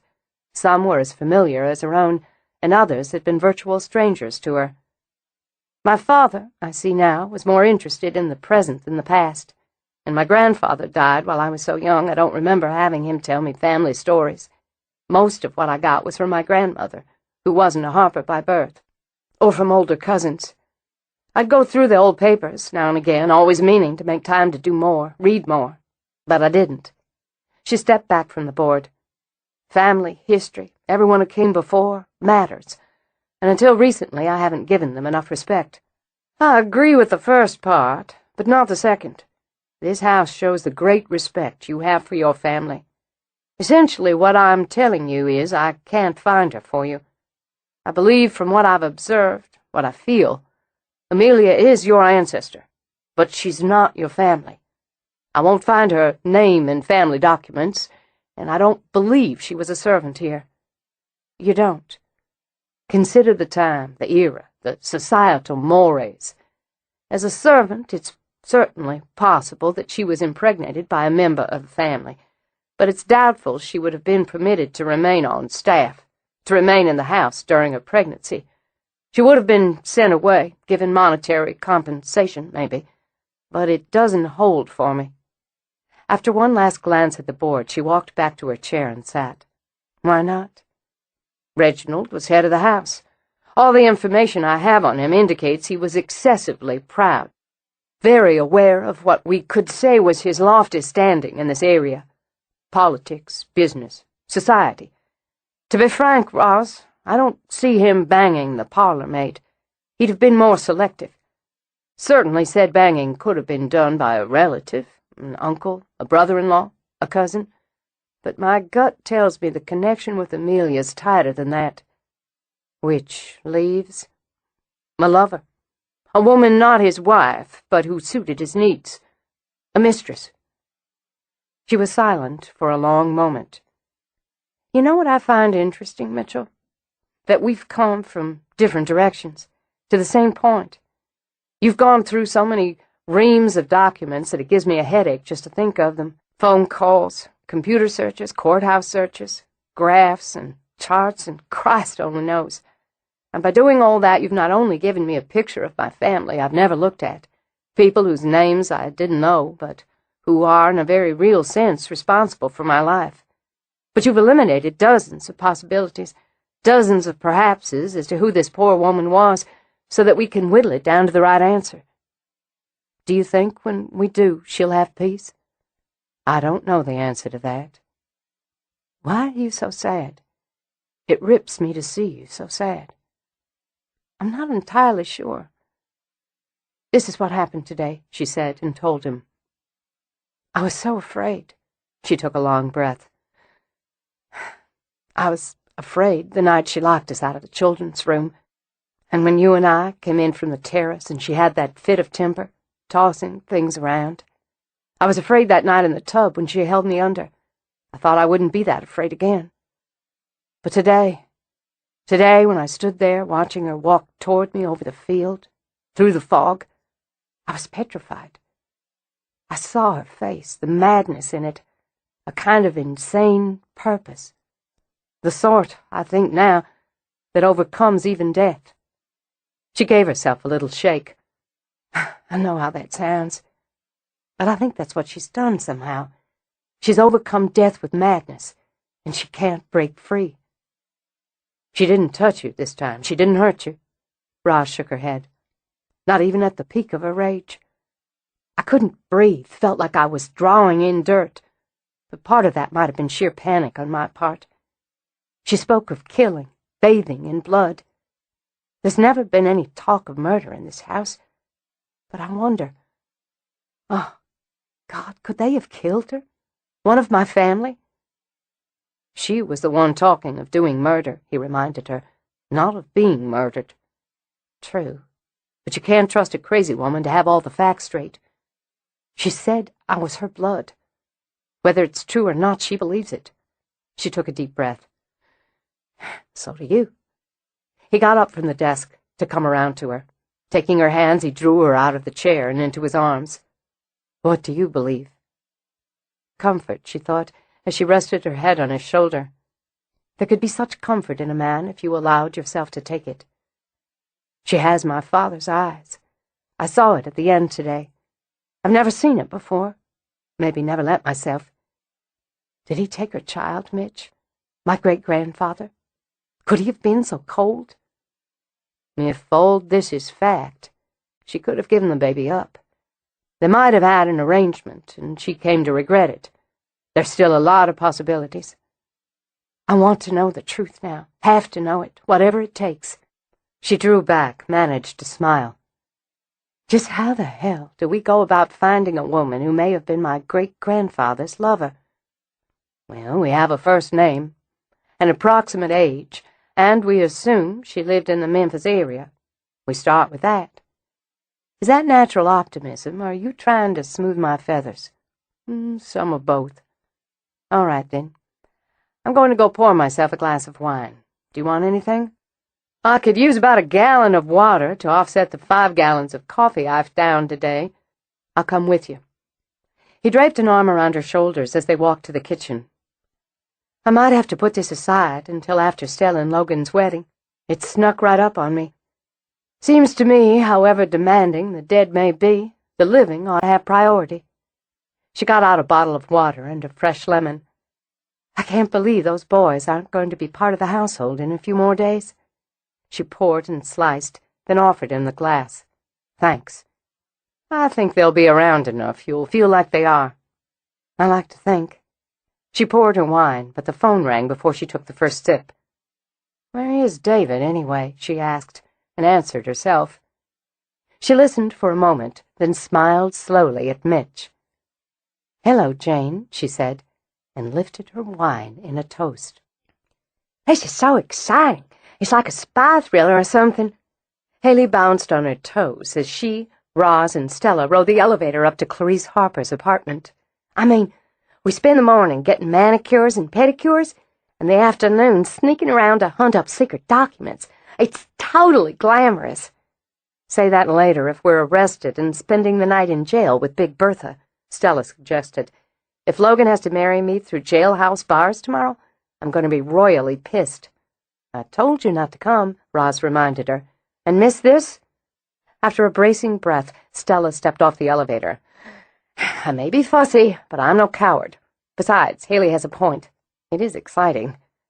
Going into a crabby old woman's over-furnished apartment and taking away what's rightfully mine, along with a scared little rabbit, doesn't strike me as exciting. Jane could have gotten them out herself, saved us the trip. There's enough to do with the wedding tomorrow. I know, and I appreciate so much you giving us the day off so we could primp. On impulse, Stella kissed Roz's cheek. We'll work twice as hard after the wedding to make up for it. You might just have to. Now just pray the old ghoul is out getting her hair permed as advertised, or this will be ugly. Don't you sort of hope it is? Haley began, but the door creaked open. Jane peeked out through the crack. I didn't expect anyone but you, Cousin Rosalind. I don't know if we should— They work for me. They're friends. With no patience for dithering or ado, Roz nudged the door open, stepped inside. Jane, this is Stella and Haley. Jane, did you pack all your things? Yes, there isn't much. But I've been thinking she's going to be so upset when she gets home and finds me gone. I don't know if I should— This place is as horrible as ever, Roz observed. Positively reeks of lavender. How do you stand it? That's one of our Dresden shepherdesses there, and that mice and cat, and— Oh, screw it. Where are the diaries? I didn't get them out. I didn't feel right. Fine. Give me the key, show me where, and I'll get them. Let's not waste time, Jane, Roz added, when the girl simply stood biting her bottom lip. You have a new apartment waiting, a new job starting bright and early Monday morning. You can take 'em or leave 'em, your choice. But I'm not leaving this lavender-stinking apartment without what's mine by right. So you can give me the key, or I'll just start tossing things around until I find what I'm after. Oh, God, I feel sick. Jane dug into her pocket, pulled out an ornate brass key. The desk in her room. Top drawer. Pale as glass, she gestured vaguely. I'm dizzy. Snap out of it, Roz suggested. Stella, why don't you help Jane get her things? Sure. Come on, Jane. Trusting Stella to deal with the situation, Roz turned to Haley. Wash your door, she ordered. Oh, boy, hot damn. Look out, man. Despite herself, Roz chuckled all the way into Clarice's bedroom. There was more lavender here, with an undertone of violets. The bed had a padded headboard of gold tufted silk, with an antique quilt Roz knew damn well had come out of Harper House, as had the occasional table by the window and the Art Nouveau lamp. Pilferin' old bitch, Roz grumbled, and went directly to the desk. She turned the key and couldn't quite hold back the gasp when she saw the stacks of old leather-bound journals. "This is going to be a kick right in your bony ass," she decided, and opening the satchel she carried over her shoulder, carefully slid the books inside. To make certain she had them all, she opened the rest of the drawers, riffled without qualm through the nightstands, the bureau, the chest of drawers. Though she felt silly, she wiped off everything she'd touched. She wouldn't put it past Clarice to call the cops and claim burglary. Then she left the key, plainly in sight, on top of the desk. "Stella took her down," Haley announced when Roz stepped out. "She was shaking so hard we thought she might have, like a seizure, unless she got out of here. Roz, the poor thing, only had one suitcase. She got everything she owned into one suitcase." "She's young. She'll have plenty of time to get more. Did you touch anything in here?" "No. I thought, fingerprints." "Smart girl. Let's go." "You got 'em?" Roz patted the satchel. "Easy as taking candy from a baby," which Clarice has been known to do.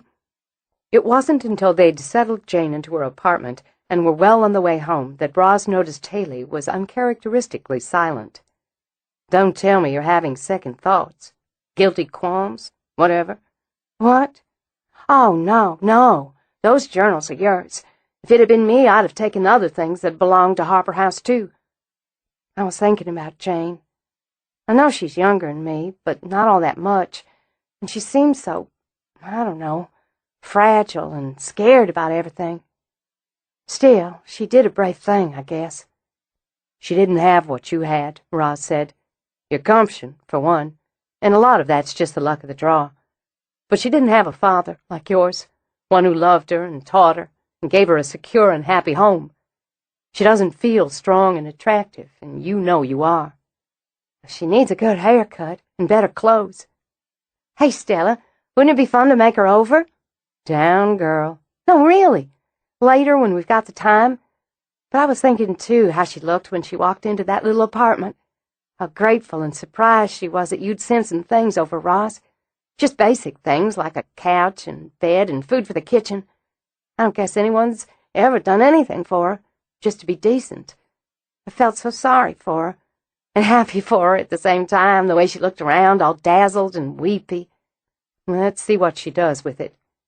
"You gave her the chance to do something, just like you did with me, and Stella, too." "Oh, don't start." "I will. We all came to this corner, and you're the one who gave us a hand to get around it and start down the road. Now Jane's got a place of her own and a new job. I've got a beautiful baby and a wonderful home for her. And Stella's getting married tomorrow." She began to sniffle, and Roz rolled her eyes toward the rearview mirror. "I really mean, don't start." "I can't help it. I'm so happy. Stella's getting married tomorrow, and y'all are my best friends in the whole wide world." Stella passed tissues over the seat and kept one out for herself.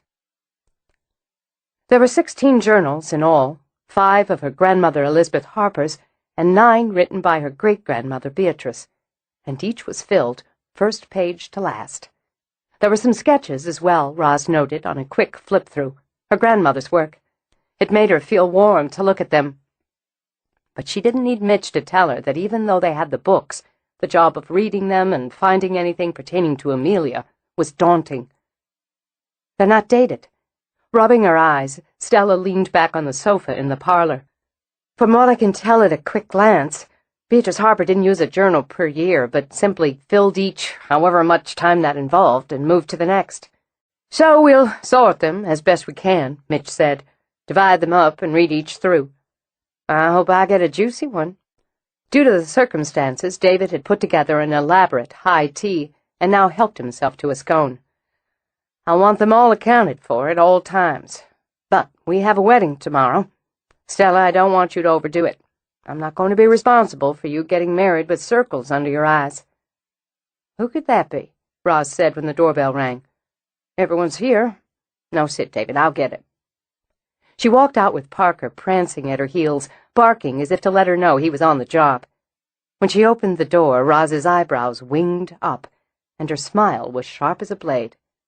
"Why, Cousin Rissy, what an unpleasant surprise."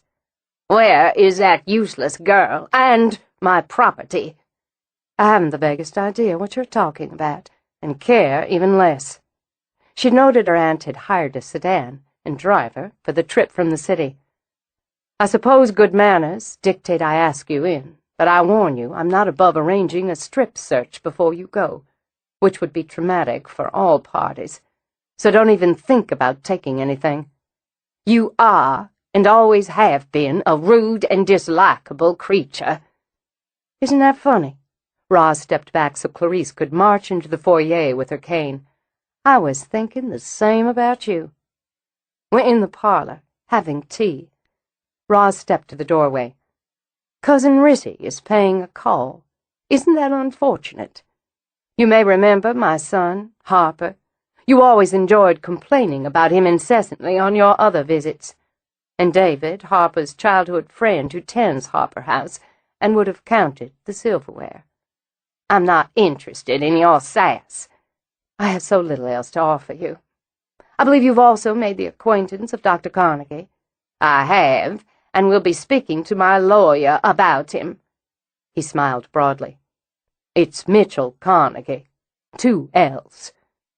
This is Logan Kittredge, friend, neighbor, and employee, who is the fiancé of Miss Stella Rothschild, who manages my garden center. I have no interest in your motley arrangement of employees, or your questionable habit of crowding them into Harper House. These are her children, Gavin and Luke, and their dog, Parker, Roz continued, as if Clarice hadn't spoken, and a young cousin of mine on the Ashby side, also an employee, Haley Phillips, and her beautiful daughter, Lily. I believe that covers everyone. David, I suppose you'd better pour Clarice a cup of tea. I don't want tea, particularly any prepared and poured by a homosexual. It's not catching, David offered, unfazed. Why, David, you're a homosexual? Roz feigned surprise.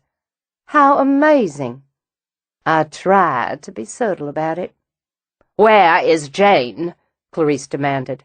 I insist on speaking to her this instant. Roz picked up a tiny cookie and gave it to a delighted Lily. And Jane would be? You know very well. Jane Paulson. Oh, of course, Cousin Jane. I'm afraid she's not here. I won't tolerate your lies. At her tone, Parker sent up a warning growl.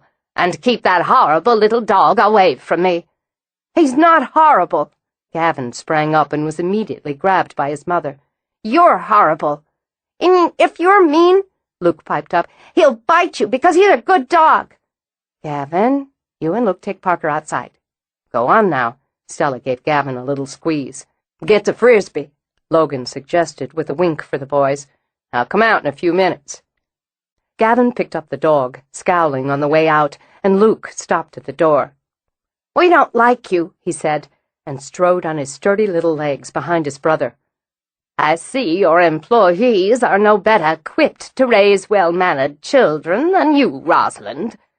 Apparently not. I'm so proud. Well, since you won't have tea, and I can't help you regarding Jane, you must want to be on your way. Where are the journals? Journals? Do you mean the journals written by my grandmother and my great-grandmother that were taken out of this house without my permission? Your permission was not required.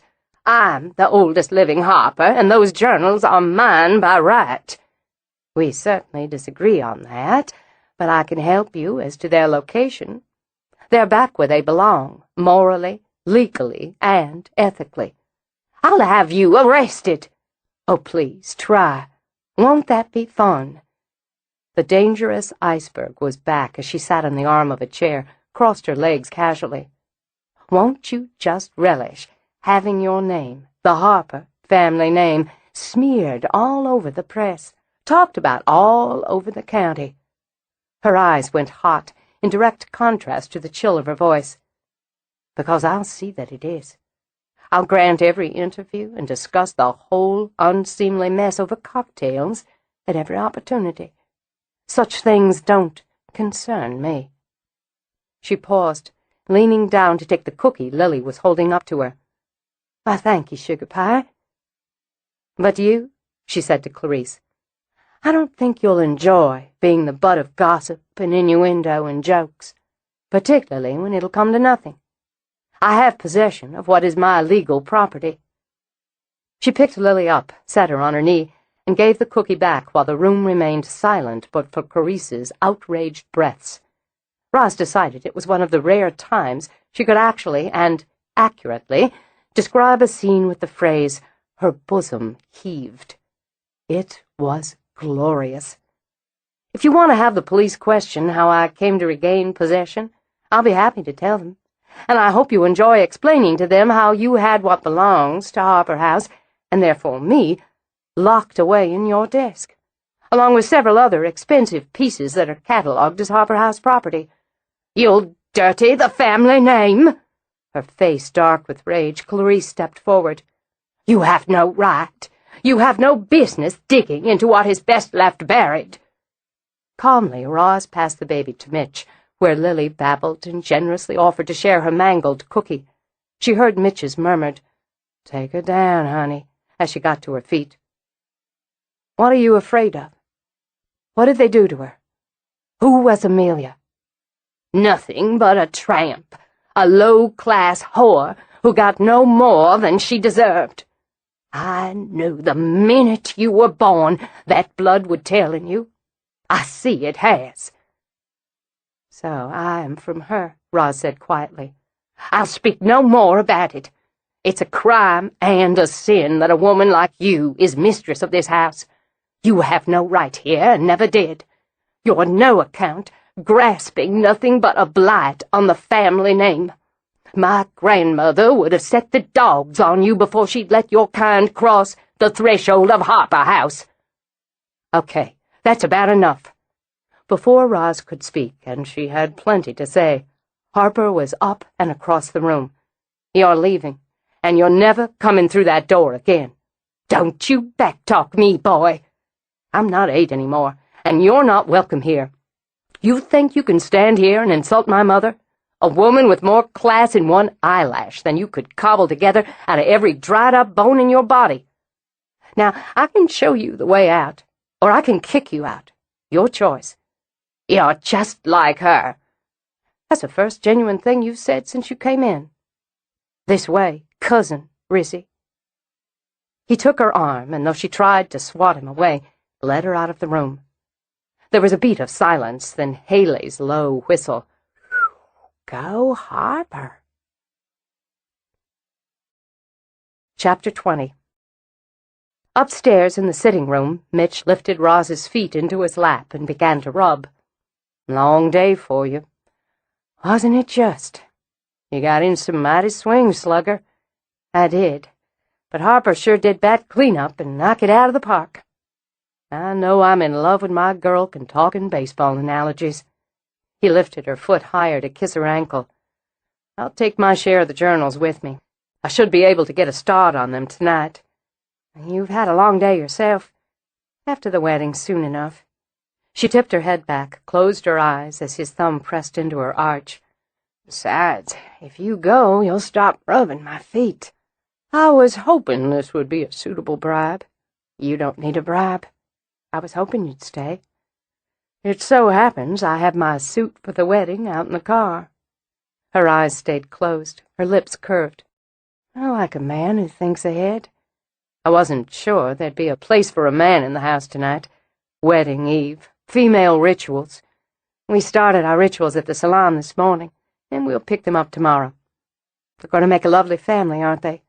They already do. I enjoyed watching those boys stand up to the old woman, and your elegantly executed shots, followed by Harper's base-clearing run. We were all wonderfully rude, weren't we? Of course, she won't speak to you again, won't help you with your book. I'm not worried about it. And we'll call it post-season play. She's unlikely to be entertained by what I write about her. I will be. She knows who Amelia is, what happened to her. I suppose she always has. There's a possibility she destroyed any journals with a mention of her. A small one, as anything pertaining to Harper House is sacrosanct to her. But it's something we should be prepared for. We just need a few seeds. I can propagate from there." She opened her eyes. "Aren't you clever? I know I'm in love when my guy can talk in gardening terms. You haven't seen anything yet. Rosalind, I'm seduced by your feet." "My feet? Crazy about them. I just never know." Slowly, he drew off one of her thick socks. "What I'll find." "Ah." He brushed a finger over her toenails, painted pale shell pink, with just a hint of glitter. "Surprise, surprise. They're often one of my little secrets." He lifted her feet, traced his lips down her arch. "My love secrets." There was something powerful about pleasuring a strong woman, watching her, feeling her surrender to sensation. A tiny quiver, a quiet sigh, was unspeakably erotic when you knew the woman yielded to no one. From attraction to passion, from passion to love. It was a journey he'd never planned to make again. Yet here he was. When he touched her, he knew she was the woman, the only woman he wanted to spend his life with. He wondered how he'd reached this point in his life without knowing and needing her scent, the sound of her voice, the fascinating textures of her skin. When she rose up, locking her arms around him, fixing her mouth warmly on his heart nearly burst. "I can see you in the dark," he told her. "I can hear you when you're miles away." The small sound she made was pure emotion as she sank into him. She held tight a moment with her head on his shoulder, her heart knocking against his. How love could be so many different things at so many different times, she'd never understand. She could only be grateful for it, grateful to have found this love at this time. She would cherish it, cherish him. She eased back to take his face in her hand, so their eyes met. It's harder when you come into something like this, knowing more, having more behind you. But at the same time, it's more itself, fuller, richer. I want you to know that's how I feel with you, full and rich. I don't think I can do without you, Rosalind." "Good." She touched her lips to his. "Good," she repeated, and slid slow and deep into the kiss. She curled around him, breathing him in, his hair, his skin, here unbearable tenderness, and there a simmering excitement. While her mouth clung to his, her fingers flipped open the buttons of his shirt, lifted her arms so he could draw her away and they could press together, warm flesh to warm flesh. He pressed her back onto the couch, let his hands and lips roam over her, breasts and shoulders and throat, down to that impossibly narrow torso. There were signs of the children she'd borne, the men she'd made. For a moment he lay his cheek on her belly, amazed he'd been given the gift of a woman so vital, so potent. She stroked his back, gliding on the shimmer that coated her senses, lazily working her hands between them to unbutton his jeans. She found him, hard and hot, and felt her own muscles bunch and quiver in anticipation. Now they tugged at clothes, and once again she rose up. This time she straddled him, staring into those bottle-green eyes as she slowly took him inside her. Ah, God. She gripped the back of the couch, her fingers digging in. With a brutal hold on control, she rode, hips moving in a tortuously gentle rhythm, strong thighs caging him as she set the pace. She could feel his hands on her, a desperate grip on her hips as he struggled to let her lead. Then a smooth caress up her back, a slick stroke to cup her breasts.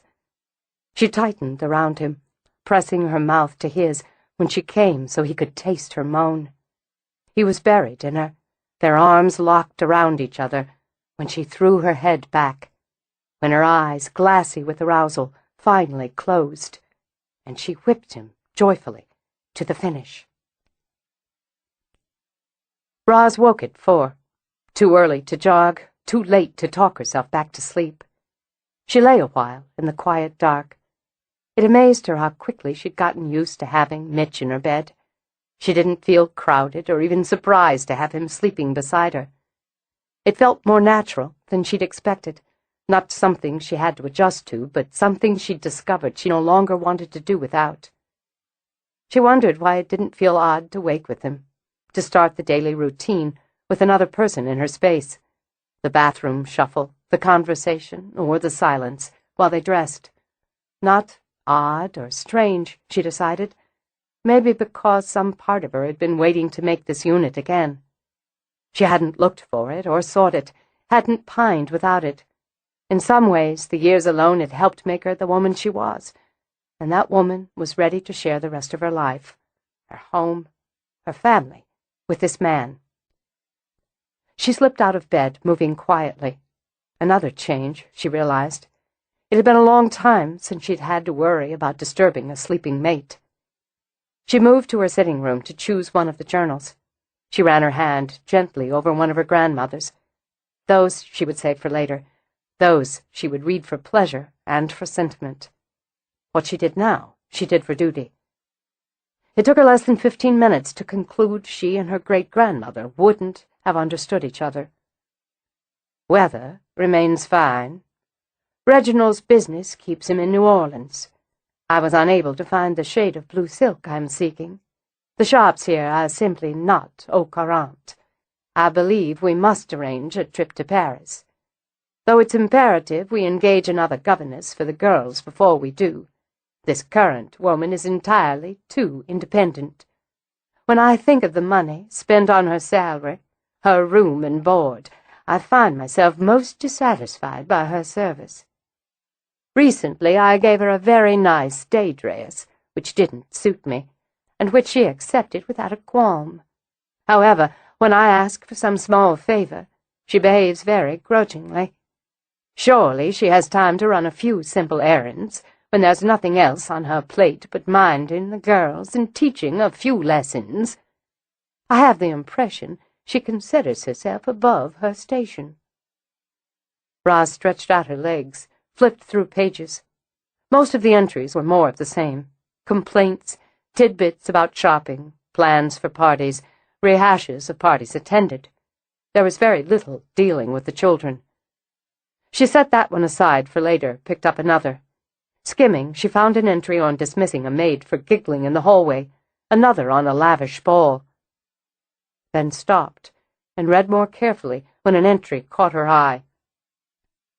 I've miscarried again.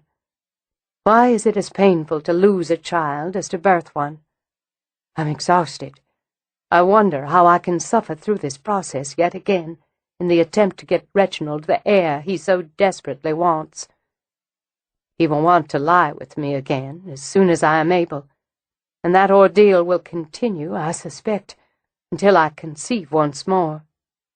I can find no pleasure in it, nor in the girls who are a daily reminder of what I have yet to accomplish.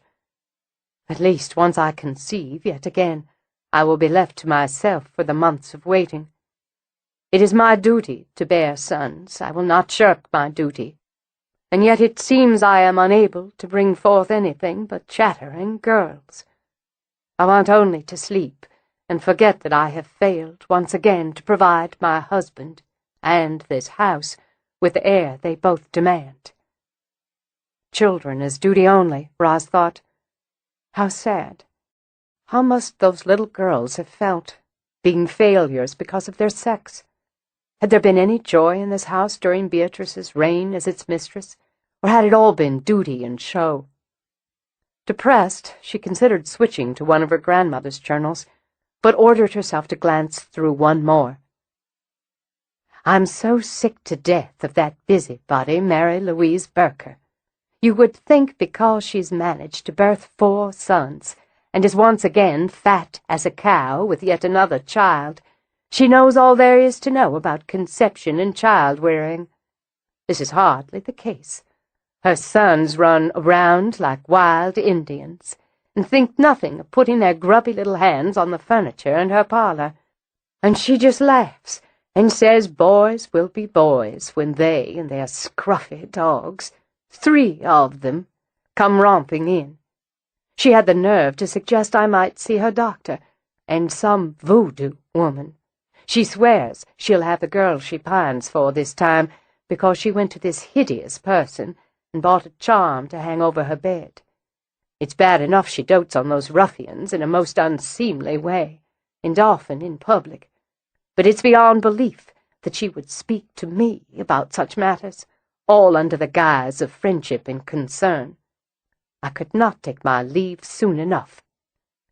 Roz decided she'd have liked Mary Louise, and wondered if the Bobby Lee Burker she'd gone to high school with was a descendant. Then she saw it, and her heart took a hard jump into her throat. I have locked myself in my room. I will speak to no one. The humiliation I have been dealt is beyond bearing. For all these years, I have been a dutiful wife, an exceptional hostess. I have overseen the staff of this house without complaint, and worked tirelessly to present the proper image for our societal equals and Reginald's business associates. I have, as wives must, overlooked his private affairs, satisfied that he was always discreet. Now, this. He arrived home this evening and requested that I come to the library so he could speak to me privately. He told me he had impregnated one of his mistresses. This is not a conversation that should take place between husband and wife. And when this was my response, he brushed it aside, as if it was no matter, as if I am no matter. I am told that I will be required to create the illusion that I am expecting. I am told that if this creature delivers a son, it will be brought into our home. It will be given the Harper name and raised here, as his son, as my son. If it is a girl, it will be of no matter.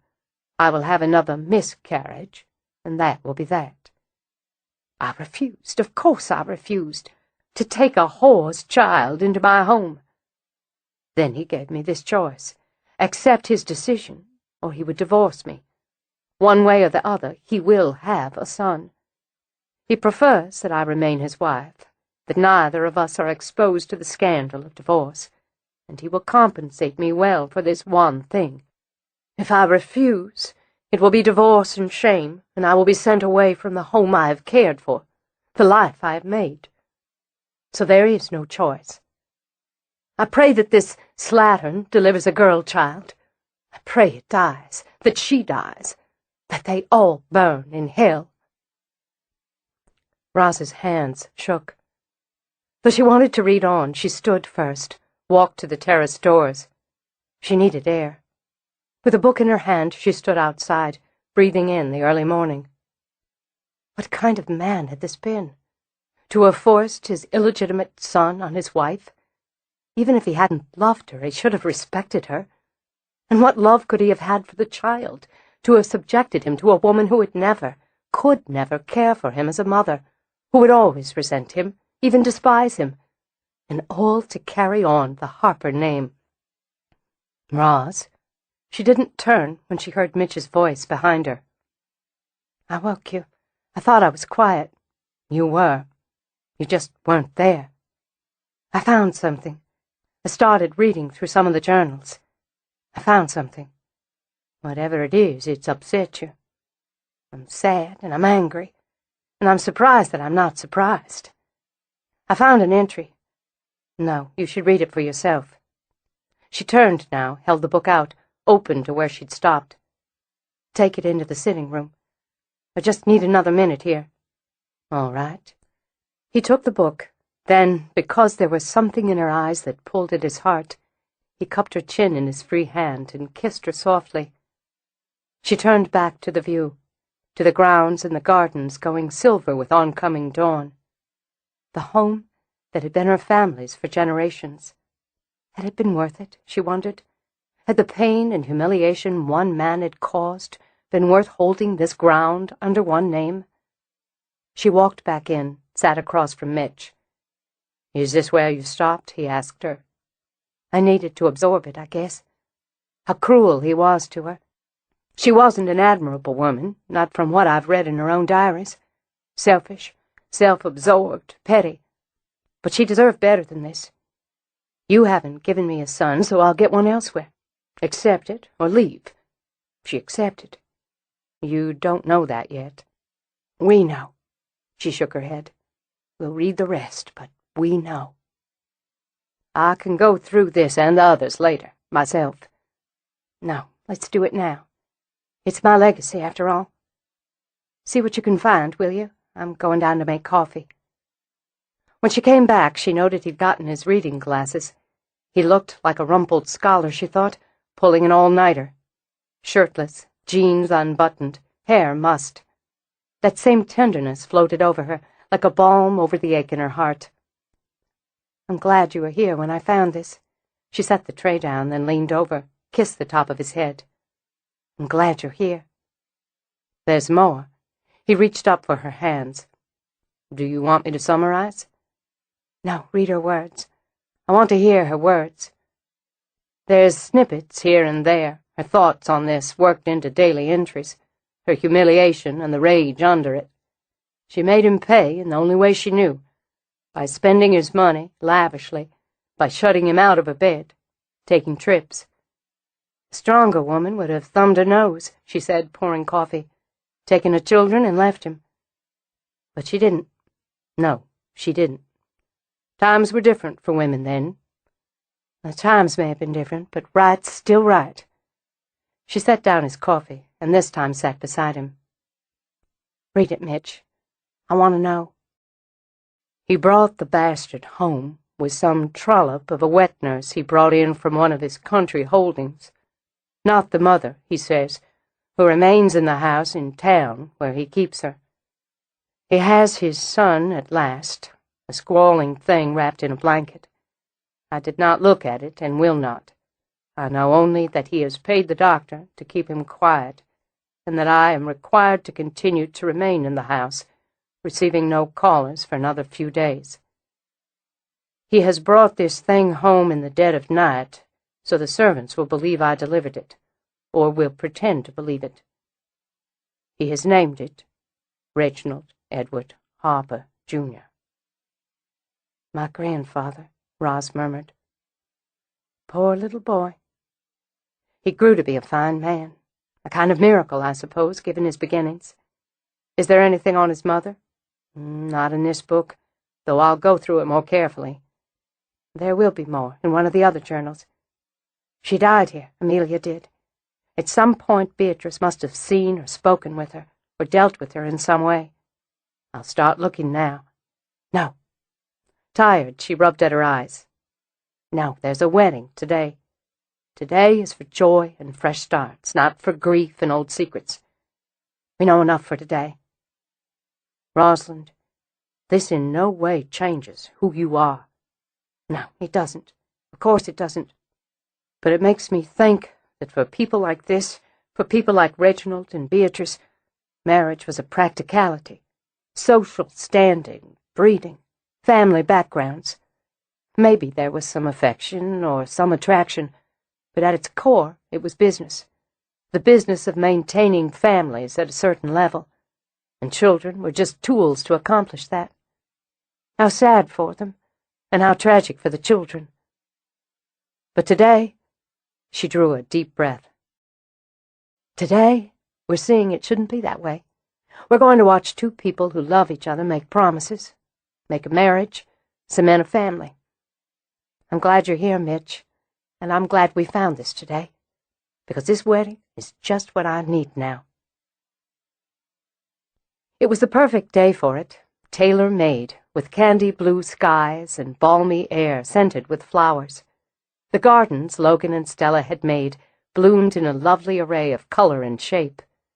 There were chairs set up on the lawn, covered with pale peach drapes and forming an aisle, where Stella would walk on her father's arm, toward Logan and her sons. Roz turned from the window to watch Jolene fuss with the flowers in Stella's hair. You make a picture, she said, both of you. I'm going to start crying again. Jolene waved a hand in front of her face. I can't count how many times I've repaired my makeup. I'm going to run out just for a minute, honey. Check on your daddy. Okay. Stella waited until Jolene scurried out. I was going to be mad and upset that my mother refused to come. Too much trouble to make the trip. Not like it's my first time. And she wasn't going to sit around in the same space as that woman, which she continues to call Jolene even after all these years. Her loss, isn't it? It is. And my gain, really. It's Jolene I want today, anyway. And you, and Haley.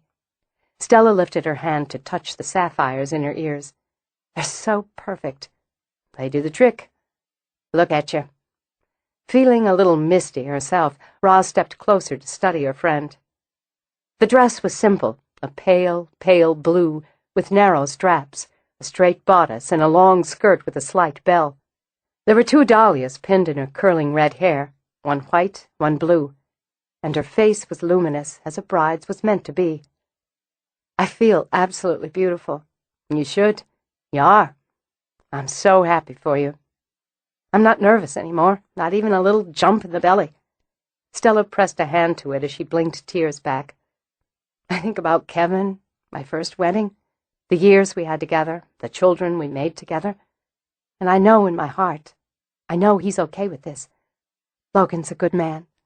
A very good man. I made him wait almost a year. She let out a laughing breath. Time's up. Roz, thank you for all you've done. You're welcome. I'm ready to get married.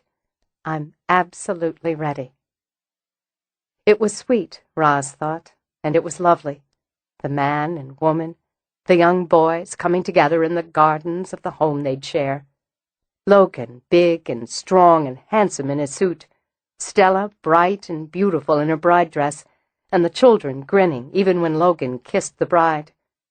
The guests broke into spontaneous applause as Logan swept Stella off her feet and spun her in a circle, and Harper topped off the moment by popping the first bottle of champagne. I don't know when I've seen a happier couple, Mitch commented, and tapped his glass to Roz's. Or a prettier family. You do good work. I didn't do anything. It's like a family tree. These 2 come from one of your branches. May not be blood, but it comes to the same. It's their connection to you that brought them together. They did the rest, but the connection started it. That's a nice thought. I'll take it. She lifted her glass, sipped. There's something I want to talk to you about a little later. I wanted to wait to bring it up until after Stella had her day. A wedding day, by rights, belongs to the bride. What's it about? I guess you could say it's about connections. She rose on her toes to kiss him. We'll talk about it after we go home. Fact is, I've got to run back real quick. With all this commotion, I forgot the special bottle of champagne I have back home for the bride and groom and their wedding night. I can run get it. No, it'll be quicker if I do. I'll be back in 15 minutes. As she got to the car, she stopped as Haley called her. Roz, hold up. Is it okay if we ride with you? A little breathless, she stopped at the car with a crying Lily in her arms. I've got a cranky girl here. Needs a little nap. But she won't go down. Car ride'll do the trick. We can take mine. It has the car seat. Sure. It's going to be a quick run, though. It's all right. She walked to her own car, battled an objecting Lily into the seat. Rides always calm her down, and if she goes to sleep, I can just sit out here with her until she wakes up. Then we'll both have a better time at the party. As advertised, the crying stopped, and Lily's head began to droop before they were down the lane to the main road. Works like a charm, Haley said. Always did with mine, too. She looked so sweet in her pink party dress. Everything looks so beautiful. If I ever get married, I want it to be just like that. Springtime, flowers, friends, shining faces. I always thought I wanted a big church extravaganza, but this was so romantic. Just right for them. It's nice to... Slow down. Stop the car.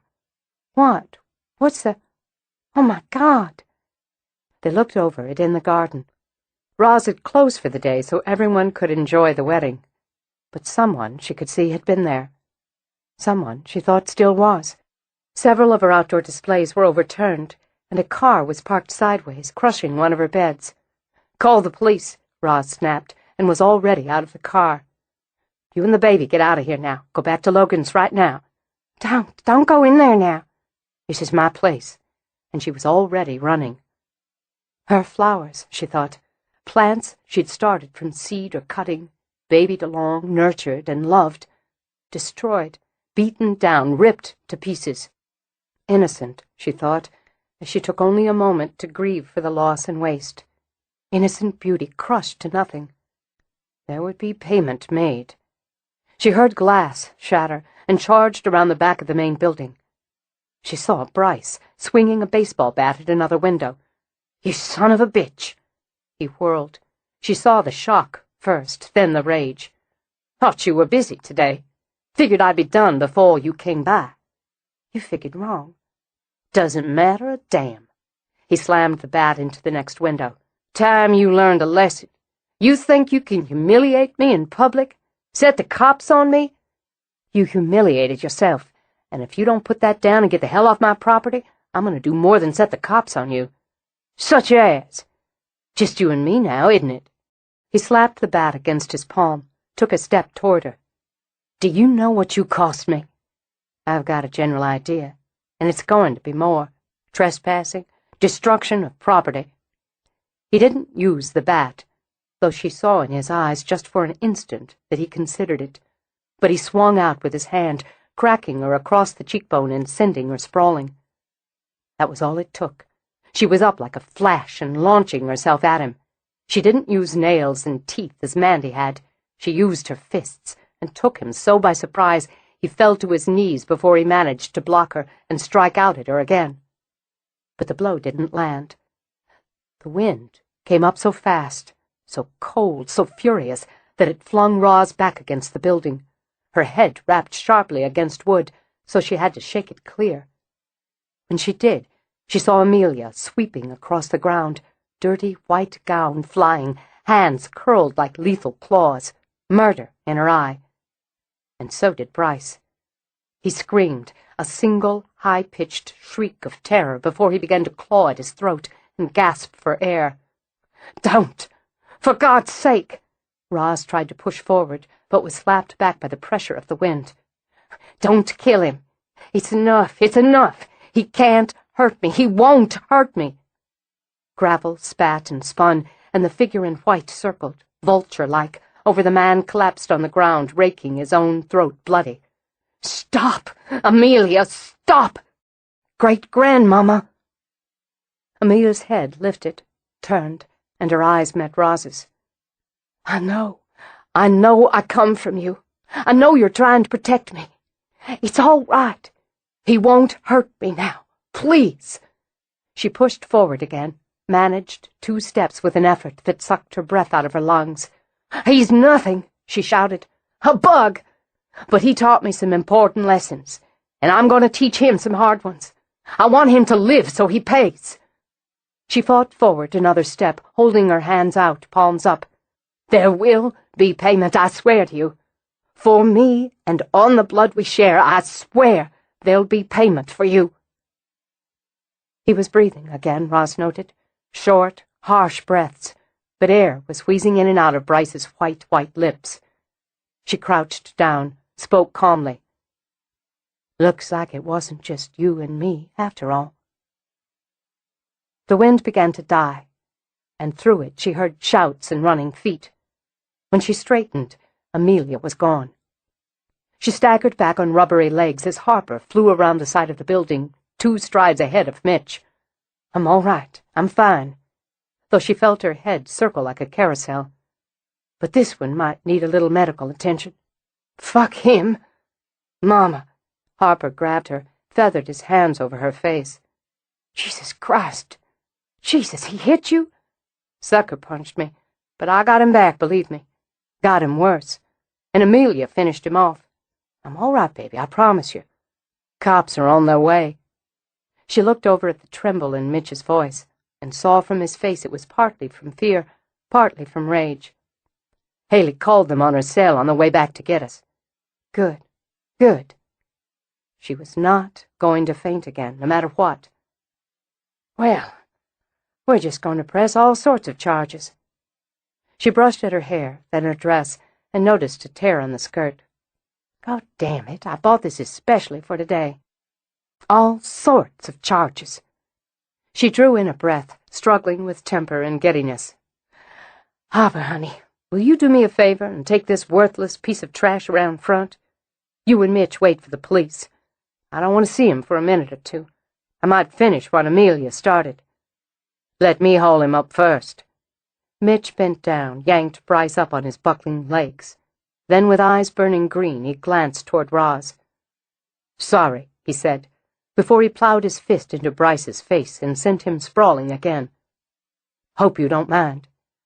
"Not a bit," Roz told him, and despite the churning in her belly, found her lips spreading into a wide, wide grin. "Not a damn bit. Harper, you mind taking it from here? I'd like a word with Mitch." "Happy to." He dragged Bryce off and shot a look over his shoulder. "Mama, you sure can kick ass." "Yeah." She drew in a breath, let it out.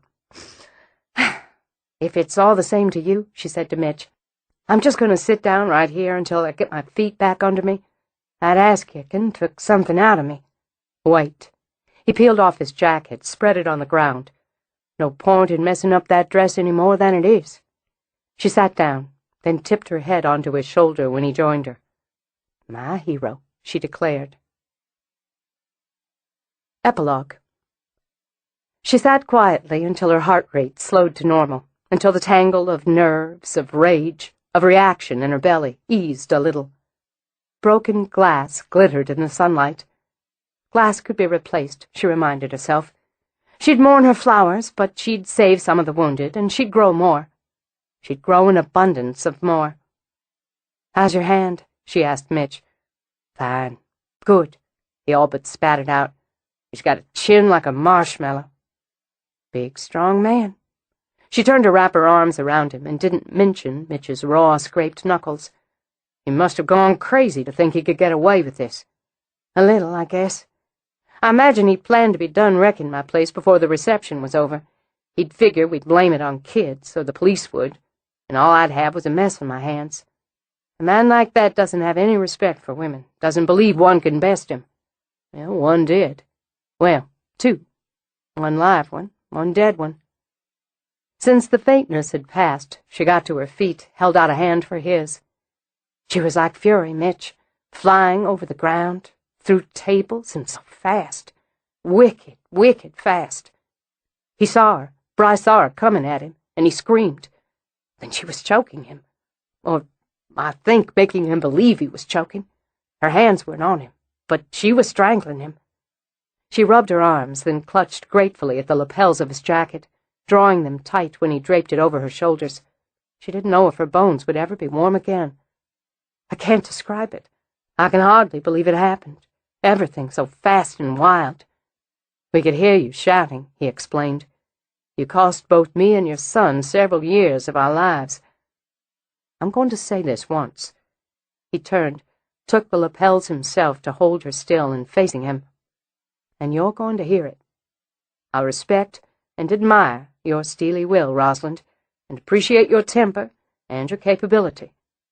But the next time you so much as think about taking on some lunatic with a bat on your own, I'm doing some ass-kicking, and it's going to be your ass with a bullseye painted on it." She angled her head, studied his face, and saw he meant exactly what he said. Son of a gun. "You know, if I hadn't already decided on this thing I'm about to ask you, that would have done it. How could I resist a man who lets me fight my own battles, then when the moment's right, steps in and cleans house? After the dust is clear, he gives me a good piece of his mind for being an idiot, which I was, no question, no argument. Glad we agree on that." She took the last step toward him, lifted her arms, and hooked them around his neck. "I really love you. I really love you back. Then you won't have a problem marrying me." She felt his body jerk, just a little, just once. Then it settled in against her, warm and true. "I don't see a problem with that. You're sure?" "Couldn't be more sure. I want to go to bed with you at night, wake up with you in the morning. I want to sit and have coffee with you whenever I please, know you're there for me and I'm there for you. I want you, Mitch, for the rest of my life. I'm ready to get started on that." He kissed her bruised cheek, her uninjured one, her brow, her lips. I'm going to learn how to tend at least one flower. A rose. My black rose. She leaned on him. She could lean on him and trust him to step back when she needed to stand on her own. Everything inside her calmed, even when she looked at the destruction of what was hers.